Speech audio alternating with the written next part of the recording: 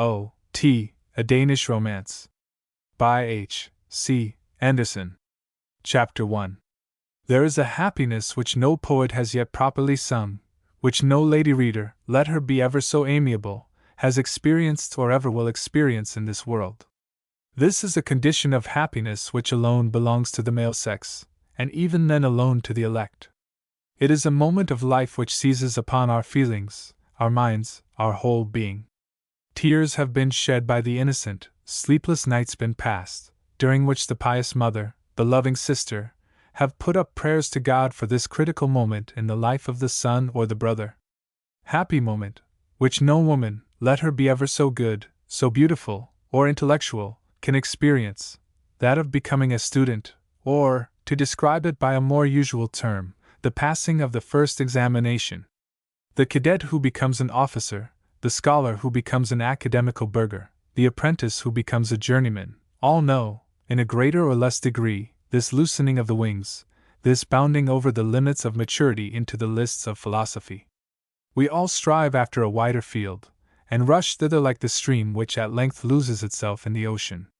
Then for the first time does the youthful soul rightly feel her freedom, and therefore, feels it doubly. The soul struggles for activity, she comprehends her individuality. It has been proved and not found too light. She is still in possession of the dreams of childhood, which have not yet proved delusive.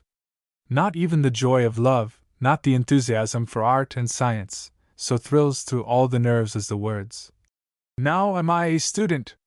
This spring day of life, on which the ice covering of the school is broken, when the tree of hope puts forth its buds and the sun of freedom shines, falls with us, as is well known, in the month of October, just when nature loses her foliage, when the evenings begin to grow darker, and when heavy winter clouds draw together, as though they would say to youth, "Your spring, the birth of the examination, is only a dream. Even now does your life become earnest." But our happy youths think not of these things, either will we be joyous with the gay, and pay a visit to their circle. In such a one our story takes its commencement. Chapter 2. It was in October of the year 1829. Examen artium had been passed through. Several young students were assembled in the evening at the abode of one of their comrades, a young Copenhagener of 18, whose parents were giving him and his new friends a banquet in honor of the examination. The mother and sister had arranged everything in the nicest manner, the father had given excellent wine out of the cellar, and the student himself, here the Rex Convivii, had provided tobacco, genuine Orinoco canaster.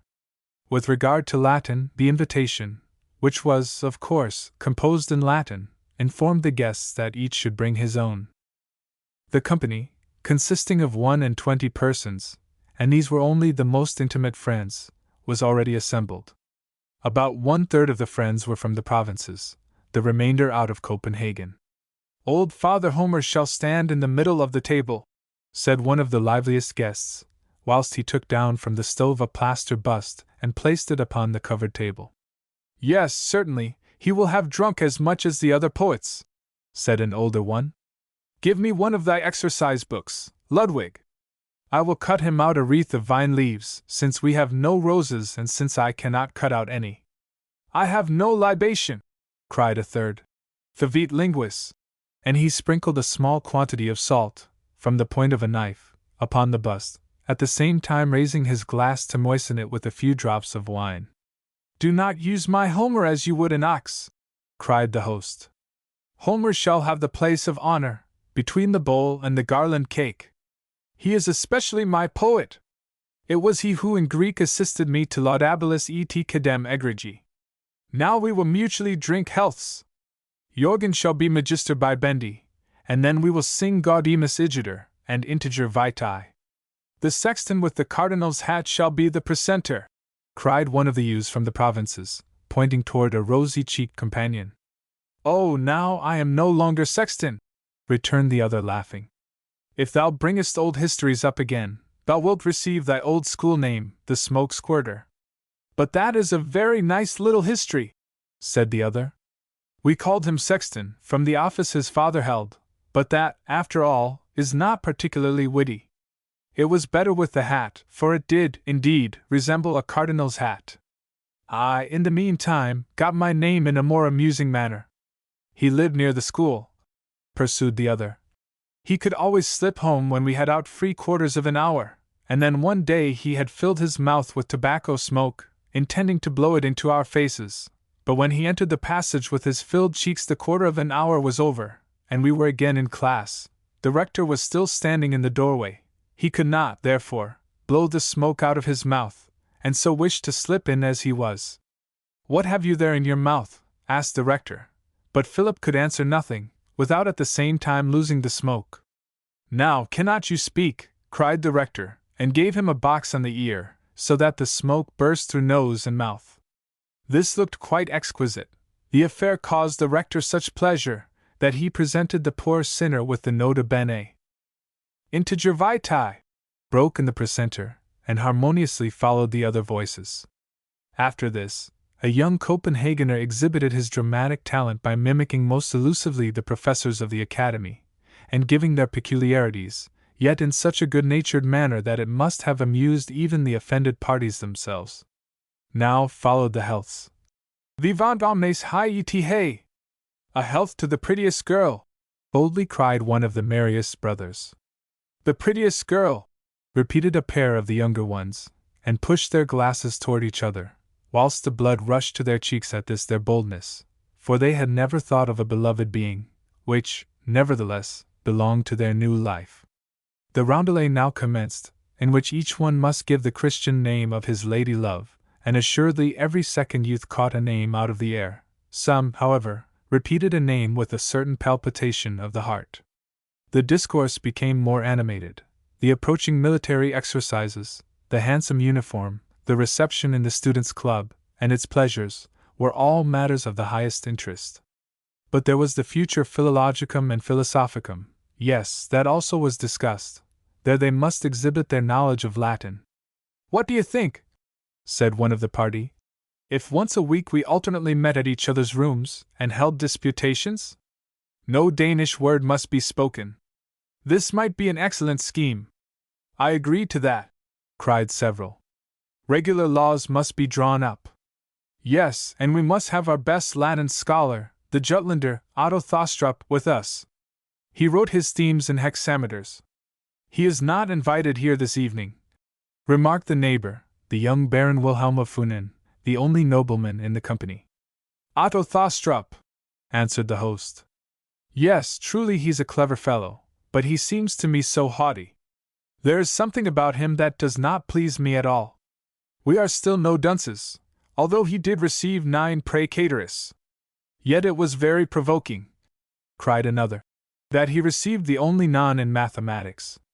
Otherwise he would have been called in. Now he will only have to vex himself about his many brilliant characters." "Yes, and he is well versed in mathematics," added Wilhelm. "There was something incorrect in the writing. The inspector was to blame for that, but how I know not. Thostrup is terribly vehement, and can set all respect at defiance." He became angry, and went out. There was only a piece of unwritten paper presented from him, and this brought him a cipher, which the verbal examination could not bring higher than non. "Thostrup is certainly a glorious fellow. We have made a tour together in the steamboat from Helsingør to Copenhagen, and in the written examination we sat beside each other until the day when we had mathematics, and then I sat below him. I like him very much, his pride excepted, and of that we must break him." "Herr Baron," said his neighbor, "I am of your opinion. Shall not we drink the thou brotherhood?" "Tonight we will all of us drink the thou," said the host. "It is nothing if comrades and good friends call each other you. Evo Bacchus!" they joyously shouted. The glasses were filled, one arm was thrown round that of the neighbor, and the glasses were emptied, whilst several commenced singing, "Dulce cum sodalibus." "Tell me what thou art called," demanded one of the younger guests of his new thou brother. "What am I called?" replied he. "With the exception of one letter, the same as the Baron." "The Baron!" cried a third. "Yes, where is he?" "There he stands talking at the door. Take your glasses. Now have all of us drank the thou brotherhood." The glasses were again raised.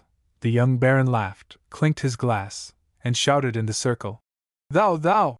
But in his whole bearing there lay something constrained, which, however, none of the young men remarked, far less allowed themselves to imagine that his sudden retreat, during the first drinking, perhaps occurred from the sole object of avoiding it.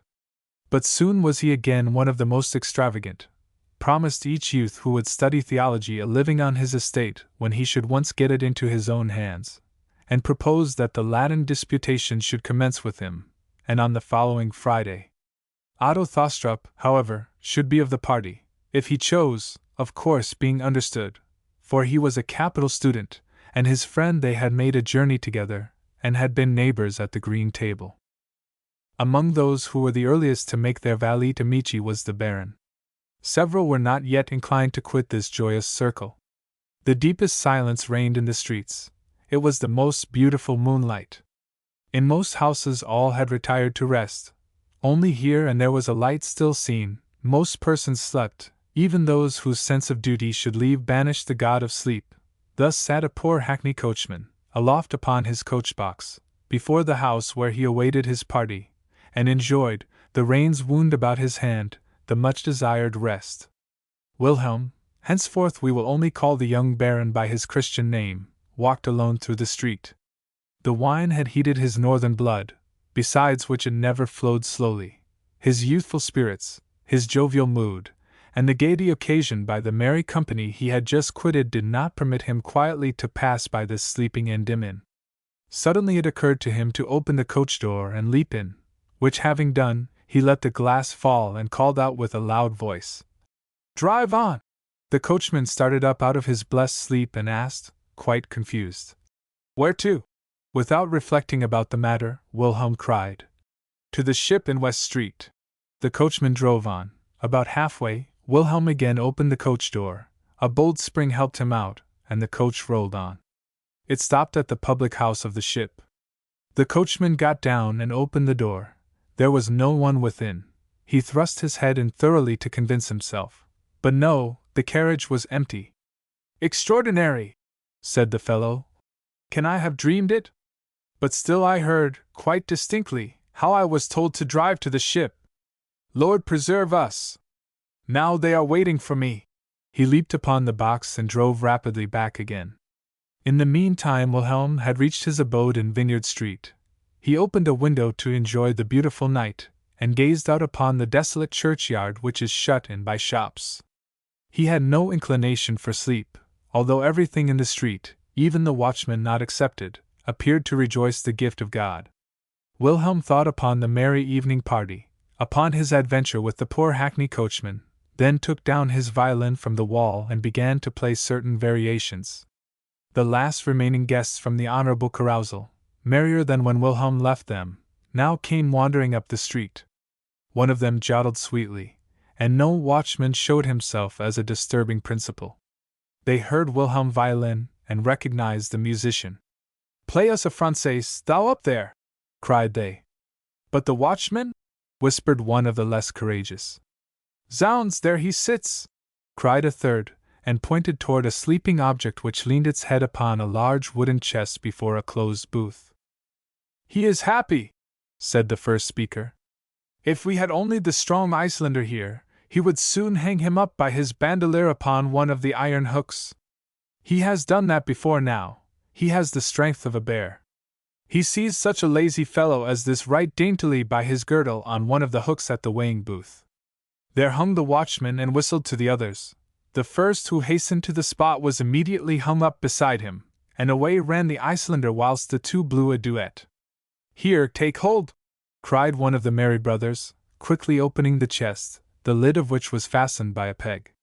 "Let us put the watchman into the chest. He sleeps indeed like a horse." In a moment, the four had seized the sleeper, who certainly awoke during the operation, but he already lay in the chest. The lid flew down, and 2 or 3 of the friends sprang upon it whilst the peg was stuck in again. The watchman immediately seized his whistle and drew the most heart-rending tones from it. Quickly the tormenting spirits withdrew themselves, yet not so far but that they could still hear the whistle and observe what would take place. The watchman now came up.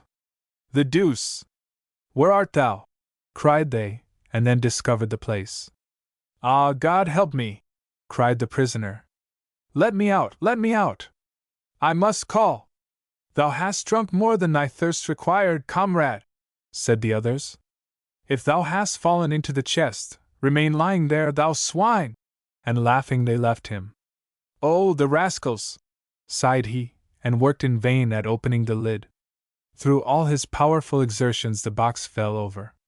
The young men now stepped forth, and, as though they were highly astonished at the whole history which he related to them, they let themselves be prevailed upon to open the box, but only upon condition that he should keep street free from the interference of the other watchmen, whilst they danced a Française to Wilhelm's violin. The poor man was delivered from his captivity, and must obligingly play the sentinel whilst they arranged them for the dance. Wilhelm was called upon to play, and the dance commenced. A partner, however, was wanting. Just then a quiet citizen passed by. The gentleman who had no partner approached the citizen with comic respect, and besought him to take part in the amusement. "I never dance," said the man, laughing, and wished to pursue his way. "Yes," replied the cavalier, "yet you must still do me this pleasure, or else I shall have no dance." Saying this, he took hold of him by the waist, and the dance commenced, whether the good man would or no. "The watchman should receive a present from every one," said they, when the Française was at an end. "He is an excellent man who thus keeps order in the street, so that one can enjoy a little dance. These are honest people's children," said the watchman to himself, whilst he with much pleasure thrust the money into his leathern purse. All was again quiet in the street. The violin was also silent. Chapter 3. In the former chapter we heard mention made of a young student, Otto Thostrup, a clever fellow, with 9 praecatorus, as his comrades said, but also of a proud spirit, of which he must be broken. Not at the disputations, which have been already mentioned, will we make his acquaintance, although there we must be filled with respect for the good lad and scholar, not in large companies, where his handsome exterior and his speaking, melancholy glance must make him interesting, as little in the pit of the opera, although his few yet striking observations there would show him to be a very intellectual young man. But we will seek him out for the first time at the house of his friend, the young Baron Wilhelm. It is the beginning of November. We find them both with their pipes in their mouths. Upon the table lie Tibullus and Anacreon, which they are reading together for the approaching Philologicum. In the room stands a pianoforte, with a number of music books. Upon the walls hang the portraits of Weyse and Beethoven, for our young Baron is musical, nay a composer himself. "See, here we have again this lovely, clinging mist," said Wilhelm. "Out of doors one can fairly taste it. At home it would be a real plague to me. Here it only Londonizes the city." "I like it," said Otto. "To me it is like an old acquaintance from Vestervovov. It is as though the mist brought me greetings from the sea and sand hills. I should like to see the North Sea, but the devil might live there. What town lies nearest to your grandfather's estate?" "Lernvik," answered Otto. "If anyone wished to see the North Sea properly, they ought to go up as far as this Stead and Joring. I have traveled there, have visited the family in Borglum Closter, and besides this, have made other small journeys. Never shall I forget one evening. Yes, it was a storm of which people in the interior of the country can form no conception. I was then a mere boy, and a very wild lad, with one of our men. When the storm commenced we found ourselves among the sand hills. Ah! That you should have seen! The sand forms along the strand high banks, which serve as dikes against the sea. These are overgrown with seagrass, but if the storm bursts a single hole, the whole is carried away. This spectacle we chanced to witness. It is a true Arabian sandstorm, and the North Sea bellowed so that it might be heard at the distance of many miles. The salt foam flew together with the sand into our faces." "That must have been splendid!" exclaimed Wilhelm, and his eyes sparkled. "Jutland is certainly the most romantic part of Denmark. Since I read Steenblicher's novels I have felt a real interest for that country. It seems to me that it must greatly resemble the lowlands of Scotland. And gypsies are also found there, are they not?" "Vagabonds, we call them," said Otto, with an involuntary motion of the mouth. "They correspond to the name. The fishermen, also, on the coast are not much better. Do they still from the pulpit pray for wrecks? Do they still slay shipwrecked mariners? I have heard our preacher, who is an old man, relate how, in the first years after he had obtained his office and dignity, he was obliged to pray in the church that, if ships stranded, they might strand in his district. But this I have never heard myself. But with regard to what is related of murdering, why, the fishermen, sea geese, as they are called, are by no means a tender-hearted people, but it is not as bad as that in our days. A peasant died in the neighborhood, of whom it was certainly related that in bad weather he had bound a lantern under his horse's belly and let it wander up and down the beach, so that the strange mariner who was sailing in those seas might imagine it some cruising ship, and thus fancy himself still a considerable way from land. By this means many a ship is said to have been destroyed. But observe, these are stories out of the district of this stead, and of an elder age, before my power of observation had developed itself. This was that golden age when in tumble-down fishers' huts, after one of these good shipwrecks, valuable shawls, but little damaged by the sea, might be found employed as bed-hangings. Boots and shoes were smeared with the finest pomatum. If such things now reach their hands, they know better how to turn them into money.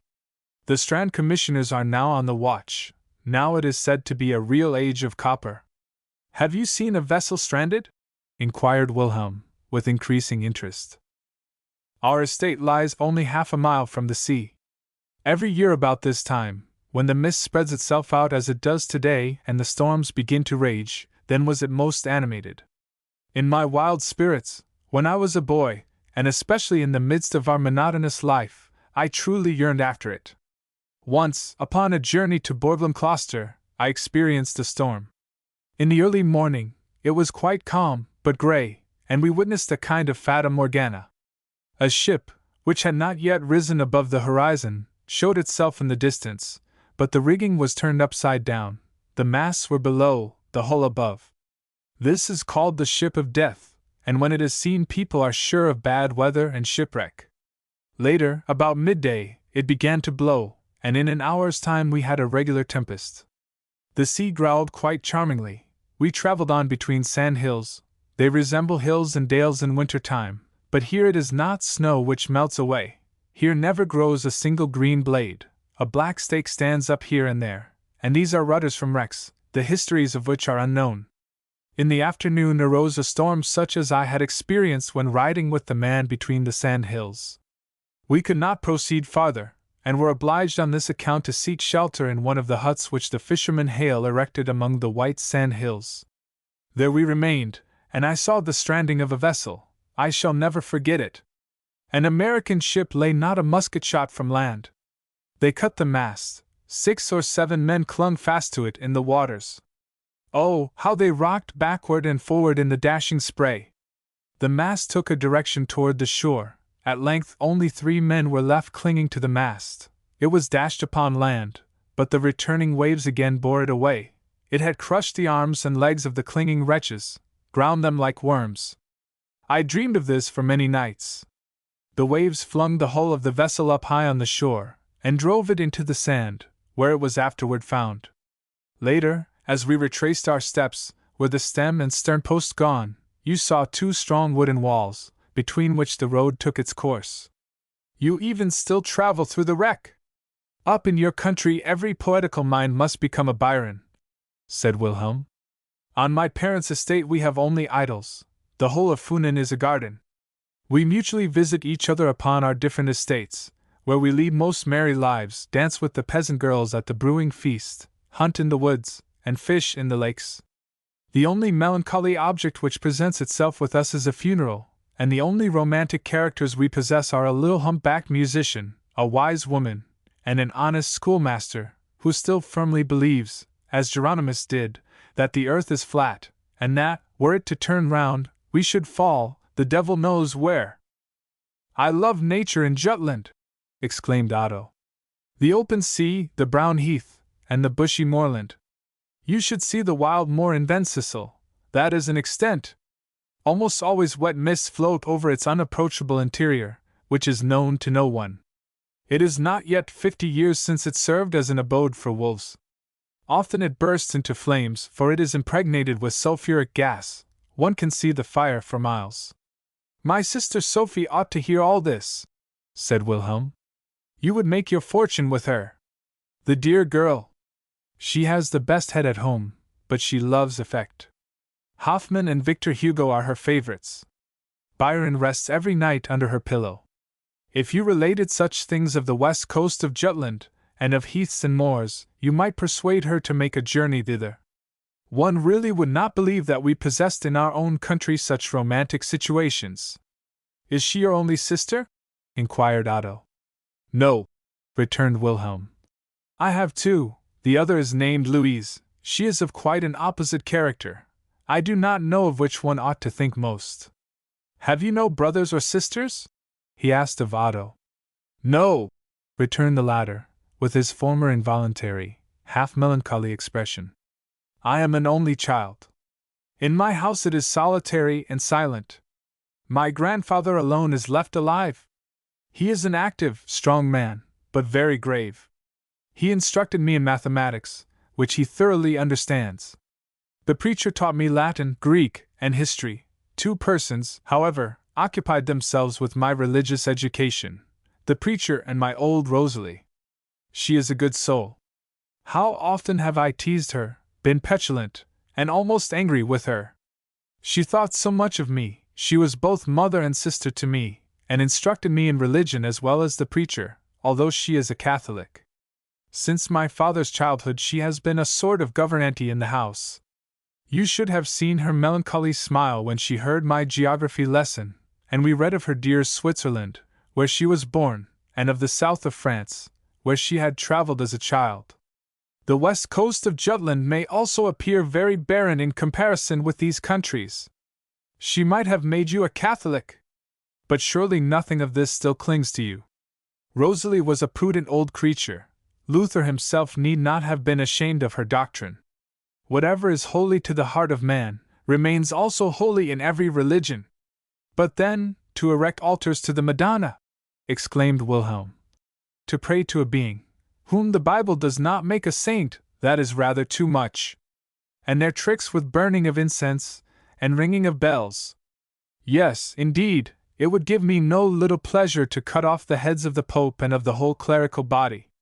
To purchase indulgence, those must, indeed, be curious people who can place thorough faith in such things. I will never once take off my hat before the Madonna. But that will I do, and in my heart bow myself before her, answered Otto, gravely. Did I not think so? She has made you a Catholic. No such thing. I am as good a Protestant as you yourself, but wherefore should we not respect the Mother of Christ? With regard to the ceremonials of Catholicism, indulgence, and all these additions of the priesthood, I agree with you in wishing to strike off the heads of all who, in such a manner, degrade God and the human understanding. But in many respects we are unjust. We so easily forget the first and greatest commandment, love thy neighbor as thyself. We are not tolerant. Among our festivals we have still one for the three kings. It is yet celebrated by the common people. But what have these three kings done? They knelt before the manger in which Christ lay, and on this account we honor them. On the contrary, the Mother of God has no festival day, nay, the multitude even smile at her name. If you will only quietly listen to my simple argument, we shall soon agree. You will take off your hat and bow before the Madonna. Only two things are to be considered: either Christ was entirely human, or he was, as the Bible teaches us, a divine being. I will now admit the latter. He is God himself, who in some inexplicable manner is born to us of the Virgin Mary. She must therefore be the purest, the most perfect feminine being, since God found her worthy to bring into the world the Son, the only one. Through this she becomes as holy as any human being can, and lo, we must bow ourselves before the pure, the exalted one. Take it for granted that Christ was human, like ourselves, otherwise he cannot, according to my belief, call upon us to imitate him. Either would it be great, as God, to meet a corporeal death, from which he could remove each pain. Were he only a man, born of Mary, we must doubly admire him. We must bow in the dust before his mighty spirit, his enlightening and consoling doctrine. But can we then forget how much the mother must have influenced the child, how sublime and profound the soul must have been which spoke to his heart? We must reverence and honor her. Everywhere in the scriptures where she appears we see an example of care and love. With her whole soul she adheres to her son. Think how uneasy she became, and sought for him in the temple. Think of her gentle reproaches. The words of the son always sounded harsh in my ears. Those are the powerful expressions of the East, said my old preacher. The Savior was severe, severe as he must be. Already there seemed to me severity in his words. She was completely the mother, she was it then, even as when she wept at Golgotha. Honor and reverence she deserves from us. These she also receives, returned Wilhelm, and striking him upon the shoulder he added, with a smile, you are, according to the Roman Catholic manner, near exalting the mother above the son. Old Rosalie has made a proselyte. After all, you are half a Catholic. That am I not, answered Otto. And that will I not be. Resounded below in the court. The sweet Neapolitan song reached the ears of the friends. They stepped into the adjoining room and opened the window. 3 poor boys stood below in the wind and rain, and commenced the song. The tallest was, perhaps, 14 or 15 years old. His deep, rough voice seemed to have attained its strength and depth more through rain and bad weather than through age. The dirty, wet clothes hung in rags about his body. The shoes upon the wet feet, and the hat held together with white threads, were articles of luxury. The other 2 boys had neither hat nor shoes, but their clothes were whole and clean. The youngest appeared 6 or 7 years old. His silvery white hair formed a contrast with his brown face, his dark eyes and long brown eyelashes. His voice sounded like the voice of a little girl, as fine and soft, beside the voices of the others, as the breeze of an autumnal evening beside that of rude November weather. That is a handsome boy, exclaimed the 2 friends at the same time. And a lovely melody, added Otto. Yes, but they sing falsely, answered Wilhelm. One sings half a tone too low, the other half a tone too high. Now, thank God that I cannot hear that, said Otto. It sounds sweetly, and the little one might become a singer. Poor child, added he gravely. Bare feet, wet to the very skin, and then the elder one will certainly lead him to brandy drinking. Within a month, perhaps, the voice will be gone. Then is the nightingale dead.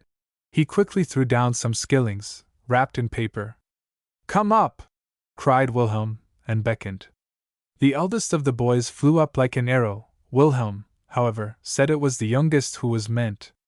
The others remained standing before the door. The youngest stepped in. Whose son art thou? asked Wilhelm. The boy was silent, and cast down his eyes in an embarrassed manner. Now, don't be bashful. Thou art of a good family, that one can see from thy appearance. Art not thou thy mother's son?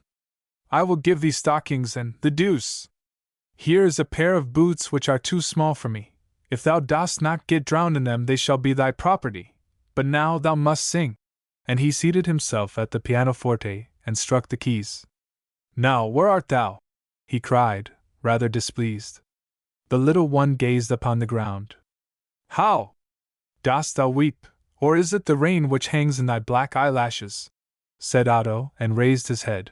We only wished to do thee a kindness. There, thou hast another skilling from me. The little ones still remained somewhat laconic. All that they learned was that he was named Jonas, and that his grandmother thought so much of him. Here thou hast the stockings, said Wilhelm. And see here. A coat with a velvet collar, a much to be prized keepsake. The boots. Thou canst certainly stick both legs into one boot. See. That is as good as having 2 pairs to change about with. Let us see. The boy's eyes sparkled with joy. The boots he drew on, the stockings went into his pocket, and the bundle he took under his arm. But thou must sing us a little song, said Wilhelm, and the little one commenced the old song out of the woman-hater, Cupid never can be trusted. The lively expression in the dark eyes, the boy himself in his wet, wretched clothes and big boots, with the bundle under his arm. Nay, the whole had something so characteristic in it, that had it been painted, and had the painter called the picture Cupid on his wanderings, every one would have found the little god strikingly excellent, although he were not blind. Something might be made of the boy and of his voice, said Wilhelm, when little Jonas, in a joyous mood, had left the house with the other lads. "The poor child!" sighed Otto. "I have fairly lost my good spirits through all this. It seizes upon me so strangely when I see misery and genius mated. Once there came to our estate in Jutland a man who played the pandean pipes, and at the same time beat the drum and cymbals. Near him stood a little girl, and struck the triangle. I was forced to weep over this spectacle. Without understanding how it was, I felt the misery of the poor child. I was myself yet a mere boy. He looked so comic in the big boots that I became quite merry, and not grave," said Wilhelm. "Nevertheless, what a pity it is that such gentle blood, which at the first glance one perceives he is, that such a pretty child should become a rude fellow, and his beautiful voice change into a howl, like that with which the other tall Laban saluted us. Who knows whether little Jonas might not become the first singer on the Danish stage? Yes, if he received education of mind and voice, who knows? I could really have pleasure in attempting it, and help every one on in the world, before I myself am rightly in the way. If he is born to a beggar's estate," said Otto, "let him as beggar live and die, and learn nothing higher. That is better, that is more to be desired." Wilhelm seated himself at the pianoforte, and played some of his own compositions. "That is difficult," said he. "Every one cannot play that." "The simpler the sweeter," replied Otto. "You must not speak about music," returned the friend. "Upon that you know not how to pass judgment. Light Italian operas are not difficult to write." In the evening the friends separated. Whilst Otto took his hat, there was a lone knock at the door. Wilhelm opened it. Without stood a poor old woman, with pale sharp features. By the hand she led a little boy. It was Jonas. Thus then it was a visit from him and his grandmother. The other boys had sold the boots and shoes which had been given him. They ought to have a share, they maintained. This atrocious injustice had induced the old grandmother to go immediately with little Jonas to the two good gentlemen, and relate how little the poor lad had received of flint which they had assigned to him alone. Wilhelm spoke of the boy's sweet voice, and thought that by might make his fortune at the theatre, but then he ought not now to be left running about with bare feet in the wind and rain. "But by this means he brings a skilling home," said the old woman. "That's what his father and mother look to, and the skilling they can always employ." Nevertheless, she had herself already thought of bringing him out at the theatre, but that was to have been in dancing, for they got shoes and stockings to dance in, and with these they might also run home, and that would be an advantage. "I will teach the boy music," said Wilhelm. "He can come to me sometimes. And then he will, perhaps, get a little cast-off clothing, good sir," said the grandmother. "A shirt or a waistcoat, just as it happens. Become a tailor or shoemaker," said Otto, gravely, and laid his hand upon the boy's head. "He shall be a genius," said Wilhelm. Chapter 4. We again let several weeks pass by. It was Christmas Eve, which brings us the beautiful Christmas festival. We find the two friends taking a walk.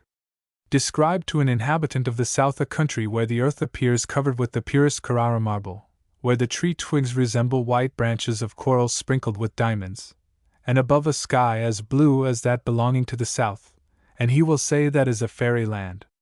Couldst thou suddenly remove him from his dark cypresses and olive trees to the north, where the fresh snow lies upon the earth, where the white hoarfrost has powdered the trees over, and the sun shines down from the blue heaven, then would he recognize the description and call the north a fairy land. This was the splendor which the friends admired. The large trees upon the fortification walls appeared crystallized when seen against the blue sky. The Sound was not yet frozen over. Vessels, illuminated by the red evening sun, glided past with spread sails. The Swedish coast seemed to have approached nearer. One might see individual houses in Landskrona. It was lovely, and on this account there were many promenaders upon the walls and the Langelini. "Sweden seems so near that one might swim over to it," said Wilhelm. "The distance would be too far," answered Otto. "But I should love to plunge among the deep blue waters yonder. How refreshing it is," said Wilhelm, "when the water plays about one's cheeks. Whilst I was at home, I always swam in the Great Belt." "Yes, you are certainly half a fish when you come into the water." "Aye," repeated Otto, and was silent, but immediately added, with a kind of embarrassment which was at other times quite foreign to him, and from which one might infer how unpleasant confessing any imperfection was to him. I do not swim. That must be learned in summer, said Wilhelm. There is so much to learn, answered Otto. Swimming will certainly be the last thing. He now suddenly turned toward the fortress, and stood still. Only see how melancholy and quiet, said he, and led the conversation again to the surrounding scenery. The sentinel before the prison paces so quietly up and down, the sun shines upon his bayonet. How this reminds me of a sweet little poem of Heine's. It is just as though he described this fortress and this soldier, but in the warmth of summer. One sees the picture livingly before one, as here. The weapon glances in the sun, and the part ends so touchingly, Ich Walt, Schaus Michigan Tot, it is here so romantically beautiful. On the right the animated promenade, and the view over the Sund, on the left, the desolate square, where the military criminals are shot, and close upon it the prison with its beam fence. The sun scarcely shines through those windows. Yet, without doubt, the prisoner can see us walking here upon the wall. And envy our golden freedom, said Wilhelm. Perhaps he derides it, answered Otto. He is confined to his chamber and the small courts behind the beam lattice. We are confined to the coast. We cannot fly forth with the ships into the mighty, glorious world.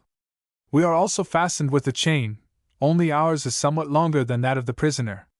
But we will not think of this. Let us go down to where the beautiful ladies are walking. To see and to be seen, cried Wilhelm. Spectatum venient spectentur ut ipsi, as Ovid says. The friends quitted the wall. There comes my scholar, little Jonas, cried Wilhelm. The boy was better dressed than at his last appearance. Quickly he pulled his little cap off and stood still. A young girl in a wretched garb held him by the hand. Good day, my clever lad, said Wilhelm, and his glance rested on the girl. She was of a singularly elegant form. Had she only carried herself better she would have been a perfect beauty. It was Psyche herself who stood beside Cupid. She smiled in a friendly manner. The little lad had certainly told her who the gentlemen were, but she became crimson, and cast down her eyes when Wilhelm looked back after her. He beckoned to Jonas, who immediately came to him. The girl was his sister, he said, and was called Eva. Wilhelm nodded to her, and the friends went on. That was a beautiful girl, said Wilhelm, and looked back once more. A rosebud that one could kiss until it became a full-blown rose. During the experiment the rosebud might easily be broken, answered Otto. At least such is the case with the real flower. But do not look back again, that is a sin. Sin? Repeated Wilhelm. No, then it is a very innocent sin. Believe me, it flatters the little creature that we should admire her beauty. I can well imagine how enchanting a loving look from a rich young gentleman may be for a weak, feminine mind. The sweet words which one can say are as poison which enters the blood. I have still a clear conscience. Not one innocent soul have I poisoned. And yet you are rich and young enough to do so, returned Otto, not without bitterness. Our friends precede us with a good example. Here come some of our own age. They are acquainted with the roses. Good evening, thou good fellow, was the greeting Wilhelm received from 3 or 4 of the young men. Are you on now terms with all these? Inquired Otto. Yes, answered Wilhelm. We became so at a carouse. There all drank the thou brotherhood. I could not draw myself back. At other times I do not willingly give my thou to any but my nearest friends. Thou hast something to my mind affectionate and holy. Many people fling it to the first person with whom they drink a glass. At the carouse I could not say no. And wherefore not? Returned Otto. That would never have troubled me. The friends now wandered on, arm in arm. Later in the evening we again meet with them together, and that at the house of a noble family, whose name and rank are to be found in the Danish court calendar. On which account it would be wanting in delicacy to mention the same, even in a story the events of which lie so near our hearts. Large companies are most wearisome. In these there are 2 kinds of rank. Either you are riveted to a card table, or placed against the wall where you must stand with your hat in your hand, or, later in the evening, with it at your feet, nay, even must stand during supper. But this house was one of the most intellectual. Thou who dost recognize the house wilt also recognize that it is not to be reckoned with those. This evening we do not become acquainted with the family, but only with their beautiful Christmas festival. The company was assembled in a large apartment. The shaded lamp burned dimly, but this was with the intention of increasing the effect when the drawing-room doors should open and the children joyfully press in together. Wilhelm now stepped to the pianoforte. A few chords produced stillness and attention. To the sounds of low music there stepped forth from the side doors 3 maidens arrayed in white. Each wore a long veil depending from the back of her head, one blue, the other red, and the third white. Each carried in her arms an urn, and thus they represented fortune-tellers from the east. They brought good or ill luck, which each related in a little verse. People were to draw a number, and according to this would he receive his gift from the Christmas tree. One of the maidens brought blanks, but which of them? Now it was proved whether you were a child of fortune. All, even the children, drew their uncertain numbers. Exception was only made with the family physician and a few elderly ladies of the family. These had a particular number stuck into their hands. Their presents had been settled beforehand. "Who brings me good luck?" inquired Otto, as the 3 pretty young girls approached him. The one with a white veil was Wilhelm's eldest sister, Miss Sophie, who was this winter paying a visit to the family. She resembled her brother. The white drapery about her head increased the expression of her countenance. She rested her gaze firmly upon Otto, and perhaps, because he was the friend of her brother, she raised her finger. Did she wish to warn or to challenge him? Otto regarded it as a challenge, thrust his hand into the urn, and drew out number 33. All were now provided. The girls disappeared, and the folding doors of the drawing-room were opened. A dazzling light streamed toward the guests. A splendid fir tree, covered with burning tapers, and hung over with tinsel gold, gilt eggs and apples, almonds and grapes, dazzled the eye. On either side of the tree were grottos of fir trees and moss, hung with red and blue paper lamps. In each grotto was an altar. Upon one stood John of Bologna's floating Mercury, upon the other, a reduced cast in plaster of Thorvaldsen's shepherd boy. The steps were covered with presents, to which were attached the different numbers. "Superby! Lovely!" resounded from all sides, and the happy children shouted for joy. People arranged themselves in a half-circle, one row behind the other. One of the cousins of the family now stepped forth, a young poet, who, if we mistake not, has since then appeared among the anonymous in the New Year's gift of Danish poets. He was apparelled this evening as one of the Magi, and recited a little poem which declared that, as each one had himself drawn out of the urn of fate, no one could be angry, let him have procured for himself honor or derision, fate, and not merit, being here the ruler. 2 little boys, with huge butterfly wings and in flowing garments, bore the presents to the guests.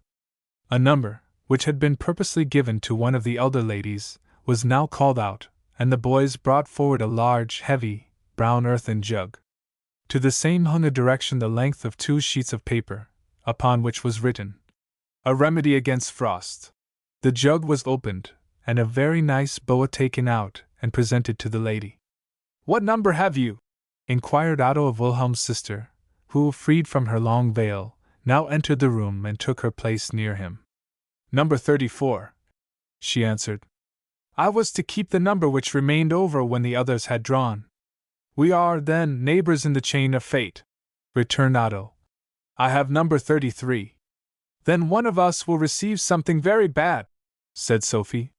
"For, as much as I know, only every other number is good." At this moment their numbers were called out. The accompanying poem declared that only a poetical, noble mind deserved this gift. It consisted of an illuminated French print, the subject a simple but touching idea. You saw a frozen lake, nothing but one expanse of ice as far as the horizon. The ice was broken, and near to the opening lay a hat with a red lining, and beside it sat a dog with grave eyes, still and expectant. Around the broken opening in the ice were seen traces of the dog having scratched into the hard crust of ice. "I'll attend to yours," was the simple motto. "That is glorious!" exclaimed Otto. "An affecting thought! His master has sunk in the depth, and the faithful log yet awaits him. Had that picture only fallen to my lot! It is lovely, said Sophie, and a melancholy glance made the young girl still more beautiful. Soon after Wilhelm's turn came. Ran the verse. He opened the packet, and found within a small mirror. Yes, that was intended for a lady, said he. In that case it would have spoken the truth. In my hands it makes a fool of me. For me nothing certainly remains but my number, said Otto to his neighbor, as all the gifts appeared to be distributed. The last is number 33, said the cousin, and drew forth a roll of paper, which had been hidden among the moss. It was unrolled. It was an old pedigree of an extinct race. Quite at the bottom lay the knight with shield and armor, and out of his breast grew the many-branched tree with its shields and names. Probably it had been bought, with other rubbish, at some auction, and now at Christmas, when every hole and corner was rummaged for whatever could be converted into fun or earnest, it had been brought out for the Christmas tree. The cousin read the following verse. I congratulate you, said Wilhelm, laughing. Now you will have to pay the nobility tax. Several of the ladies who stood near him, smiling, also offered a kind of congratulation. Sophie alone remained silent, and examined the present of another lady, a pretty pincushion in the form of a gay butterfly. The first row now rose to examine more nearly how beautifully the Christmas tree was adorned. Sophie drew one of the ladies away with her. Let us look at the beautiful statues, said she. The shepherd boy and the Mercury. That is not proper, whispered the lady. But look there at the splendid large raisins on the tree. Sophie stepped before Tervulson's shepherd boy. The lady whispered to a friend. It looks so odd that she should examine the figures. Ah, replied the other. She is a lover of the fine arts, as you well know. Only think! At the last exhibition she went with her brother into the great hall where all the plaster casts stand, and looked at them, the Hercules, as well as the other indecent figures. They were excellent, she said. That is being so natural, otherwise she is a nice girl. It is a pity she is a little awry. Sophie approached them. Both ladies made room for her, and invited her most lovingly to sit clown beside them. Thou sweet girl! They flatteringly exclaimed. Chapter 5. We will not follow the principal characters of our story step for step, but merely present the prominent moments of their lives to our readers, be these great or small. We seize on them, if they in any way contribute to make the whole picture more worthy of contemplation. The winter was over, the birds of passage had long since returned, the woods and fields shone in the freshest green, and what to the friends was equally interesting, they had happily passed through their examen philologicum.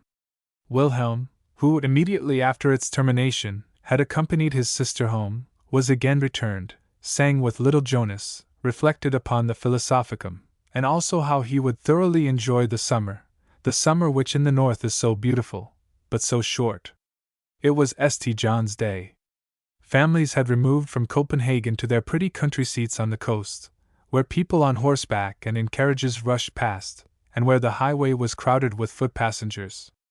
The whole road presented a picture of life upon the Paris boulevard.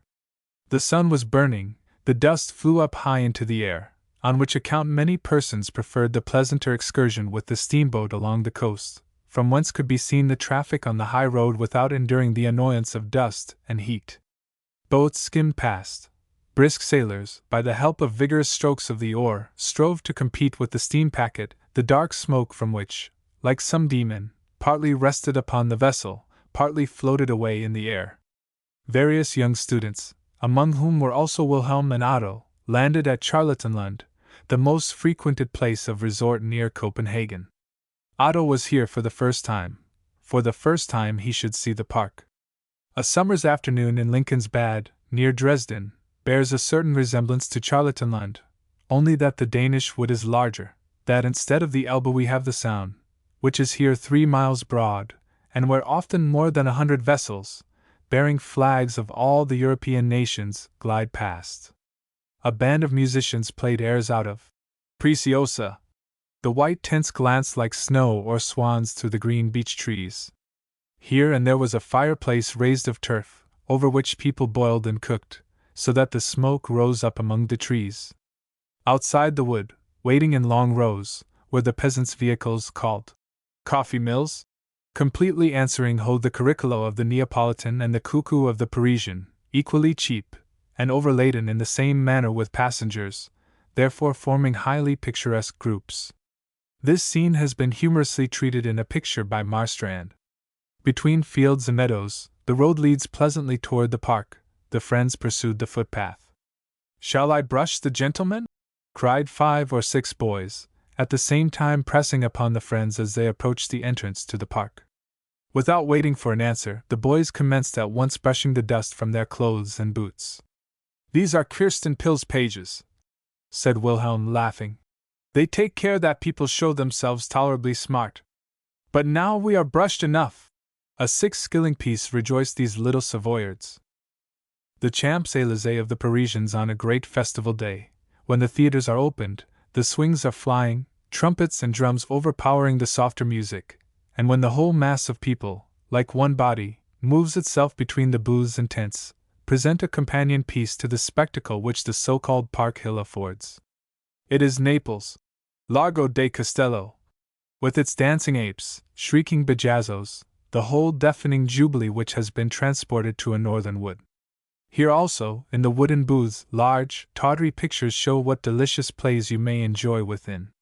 The beautiful female horse rider stands upon the wooden balcony and cracks with her whip, whilst Harlequin blows the trumpet.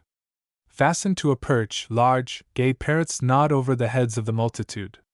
Here stands a miner in his black costume, and exhibits the interior of a mine. He turns his box, and during the music dolls ascend and descend. Another shows the splendid fortress of Frederikstein.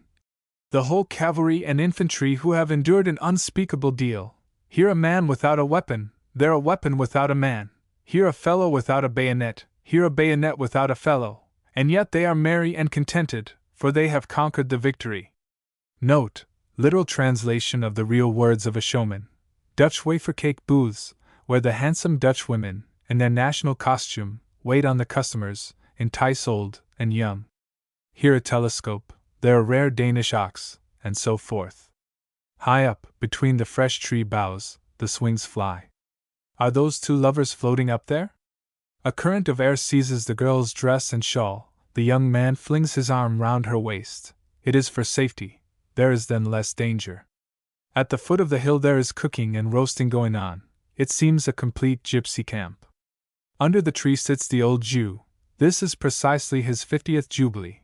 Through a whole half-century has he sung here his comical doctor's song.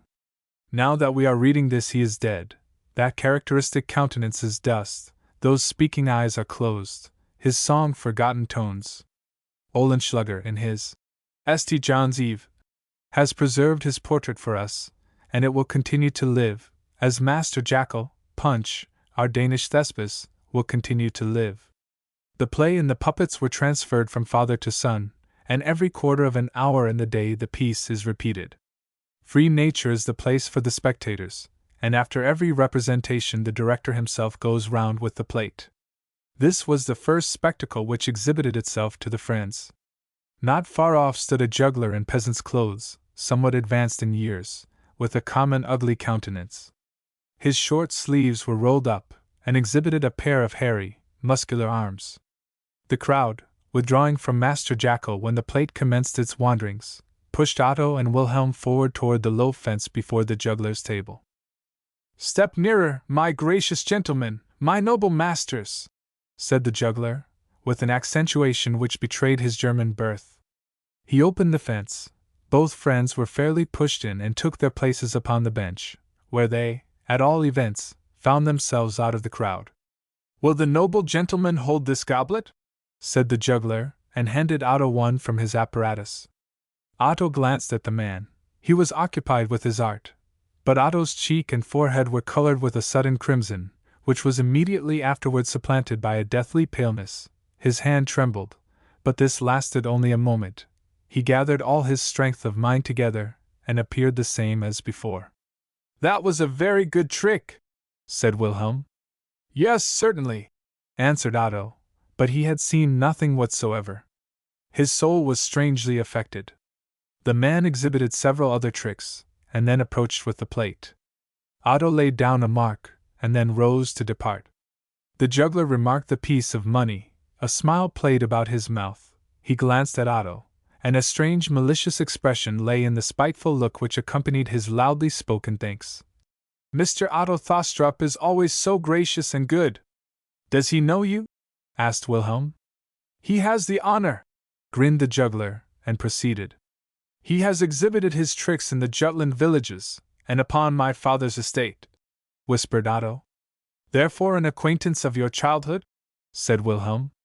"Of my childhood," repeated Otto, and they made themselves a way through the tumult. They met with several young noblemen, relatives of Wilhelm, with the cousin who had written the verses for the Christmas tree, also several friends from the carouse, and the company increased. They intended, like many others, to pass the night in the wood, and at midnight drink out of Kirsten Pill's well. "Only with the increasing darkness will it become thoroughly merry here," thought they, but Otto had appointed to be in the city again toward evening. "Nothing will come out of that," said the poet. "If you wish to escape, we shall bind you fast to one of us." "Then I carry him away with me on my back," replied Otto, "and still run toward the city. What shall I do here at night in the wood?" "Be merry," answered Wilhelm. "Come, give us no follies, or I shall grow restive." Hand organs, drums, and trumpets roared against each other. Bajazzo growled. A couple of hoarse girls sang and twanged upon the guitar. It was comic or affecting, just as one was disposed. The evening approached, and now the crowd became greater, the joy more noisy. "But where is Otto?" inquired Wilhelm. Otto had vanished in the crowd. Search after him would help nothing, chance must bring them together again. Had he designedly withdrawn himself? No one knew wherefore, no one could dream what had passed within his soul. It became evening. The highway and the footpath before the park resembled two moving gay ribbons. In the park itself the crowd perceptibly diminished. It was now the high road which was become the park hill. The carriages dashed by each other as at a race. The people shouted and sung, if not as melodiously as the barcarolle of the fishermen below Lido, still with the thorough carnival joy of the South. The steamboat moved along the coasts. From the gardens surrounding the pretty country houses arose rockets into the blue sky, the mockery of the north above the carnival of the park. Wilhelm remained with his young friends in the wood, and there they intended, with the stroke of 12, to drink out of Kirsten's well. Men and women, girls and boys of the lower class, and jovial young men meet, after this manner, to enjoy St. John's Eve. Still sounded the music, the swings were in motion, lamps hung out, whilst the new moon shone through the thick tree boughs. Toward midnight the noise died away. Only a blind peasant still scratched upon the 3 strings which were left on his violin. Some servant girls wandered, arm in arm, with their sweethearts, and sang. At 12 o'clock all assembled about the well, and drank the clear, ice-cold water. From no great distance resounded, through the still night, a chorus of 4 manly voices. It was as if the wood gods sang in praise of the nymph of the well. Upon the hill all was now deserted and quiet. Bajazzo and Il Padrone slept behind the thin linen partition, under a coverlid. The moon set, but the night was clear, no clear, frosty winter night has a snore beautiful starry heaven to exhibit. Wilhelm's party was merry, quickly flew the hours away, singing in chorus, the party wandered through the wood, and down toward the strand.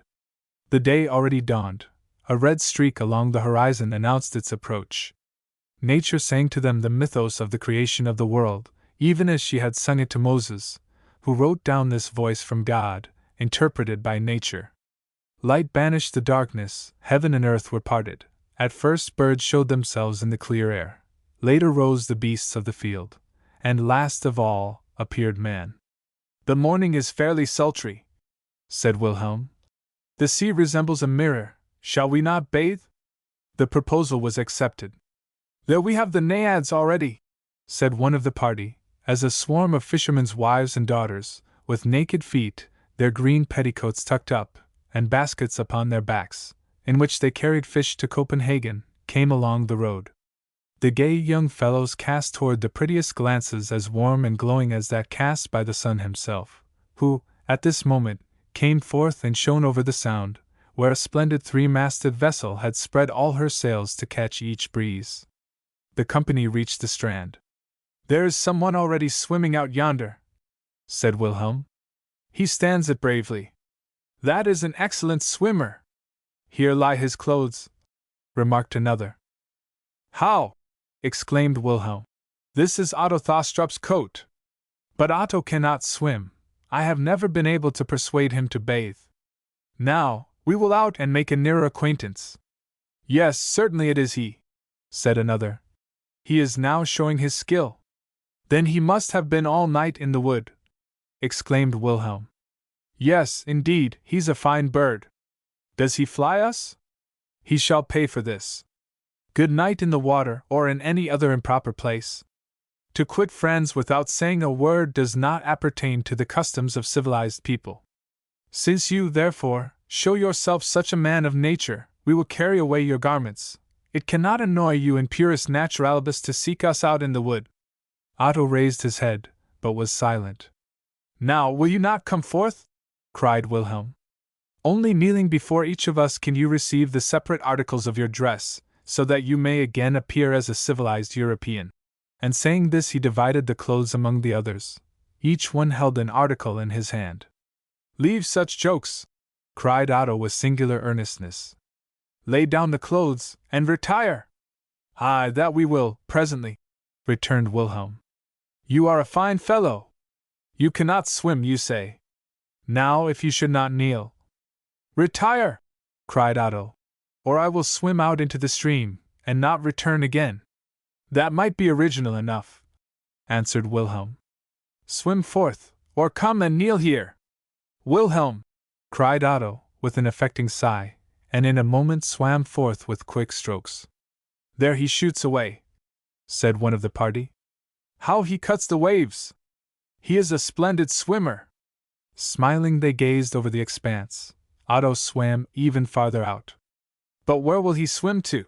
exclaimed, somewhat gravely, one of the spectators. "He will certainly lose his strength before he returns the same distance." They unmoored the boat. Otto swam far out at sea. With quick strokes of the oars they rowed after him. "Where is he now?" cried Wilhelm shortly afterwards. "I see him no longer." "Yes, there he comes up again," said another. "But his strength is leaving him." "On! On!" cried Wilhelm. "He will be drowned if we do not come to his help. Only see, he sinks." Otto had lost all power. His head disappeared beneath the water. The friends had nearly reached him. Wilhelm and several of the best swimmers flung from themselves boots and coats, sprang into the sea, and dived under the water. A short and noiseless moment passed. One of the swimmers appeared above water. "He is dead," were the first words heard. Wilhelm and the three others now appeared with Otto. The boat was near oversetting as they brought him into it. Deathly pale lay he there, a beautifully formed marble statue, the picture of a young gladiator fallen in the arena. The friends busied themselves about him, rubbing his breast and hands, whilst two others rowed toward the land. "He breathes," said Wilhelm. Otto opened his eyes, his lips moved, his gaze became firmer, a deep crimson spread itself over his breast and countenance. He raised himself and Wilhelm supported him. Suddenly a deep sigh burst from his breast. He thrust Wilhelm from him, and like a madman, seized an article of dress to cover himself with. Then, with a convulsive trembling of the lips, he said to Wilhelm, who held his hand, "I hate you!" Chapter 6. Not half an hour after this adventure a carriage rolled toward the city, a large carriage, containing 3 seats, but beside the coachman, there was only one person within. This was Otto. His lips were pale. Death, it is true, had touched them. Alone he dashed forward. His last words to Wilhelm had been his only ones. "He has lost his wits," said one of the friends. "It is a fit of madness," answered another, "such as he was seized with at the examination, when he only sent in a scrap of white paper for the mathematical examination, because he felt himself offended by the inspector." I could quite vex myself about my stupid joke, said Wilhelm. I ought to have known him better. He is of a strange, unhappy character. Give me your hands! We will mention to no one what has occurred. It would only give occasion to a deal of gossip, and wound him deeply, and he is an excellent, glorious fellow. They gave their hands upon it, and drove toward the city. The same day, toward evening, we again seek Otto. We find him in his chamber. Silent, with crossed arms, he stands before a print, a copy of Horace Vernet's representation of Mazeppa, who, naked and bound upon a wild horse, rushes through the forest. Wolves thrust forth their heads and exhibit their sharp teeth. My own life! Sighed Otto. I also am bound to this careering wild horse. And no friend, not a single one. Wilhelm, I could kill thee. I could see you all lying in your blood. Oh, Almighty God! He pressed his hands before his face and threw himself into a seat. His eyes, however, again directed themselves toward the picture. It exhibited a moment similar to the condition of his own mind. The door now opened, and Wilhelm stood before him. How do you find yourself, Thostrup? He inquired. We are still friends as before? And he wished to give his hand. Otto drew back his. I have done nothing which could so much offend you, said Wilhelm. The whole was merely a joke. Give me your hand, and we will speak no more of the affair. To the man whom I hate, I never reach my hand, replied Otto, and his lips were white like his cheeks. A second time today you speak these words to me, said Wilhelm, and the blood rushed to his face. We were friends, wherefore cannot we be so still? Have people slandered me to you? Have they told lies about me? Only tell me faithfully, and I shall be able to defend myself. You must fight with me, said Otto, and his glance became more gloomy. Wilhelm was silent. There reigned a momentary stillness. Otto suppressed a deep sigh. At length Wilhelm broke silence, and said, with a grave and agitated voice, I am so thoughtless, I joke so often, and regard everything from the ridiculous side. But for all that I have both heart and feeling. You must have known how much dearer you were to me than most other people. You are so still, although you offend me. At this moment your blood is in a fever, not now, but after a few days you yourself will best see which of us is the offended party.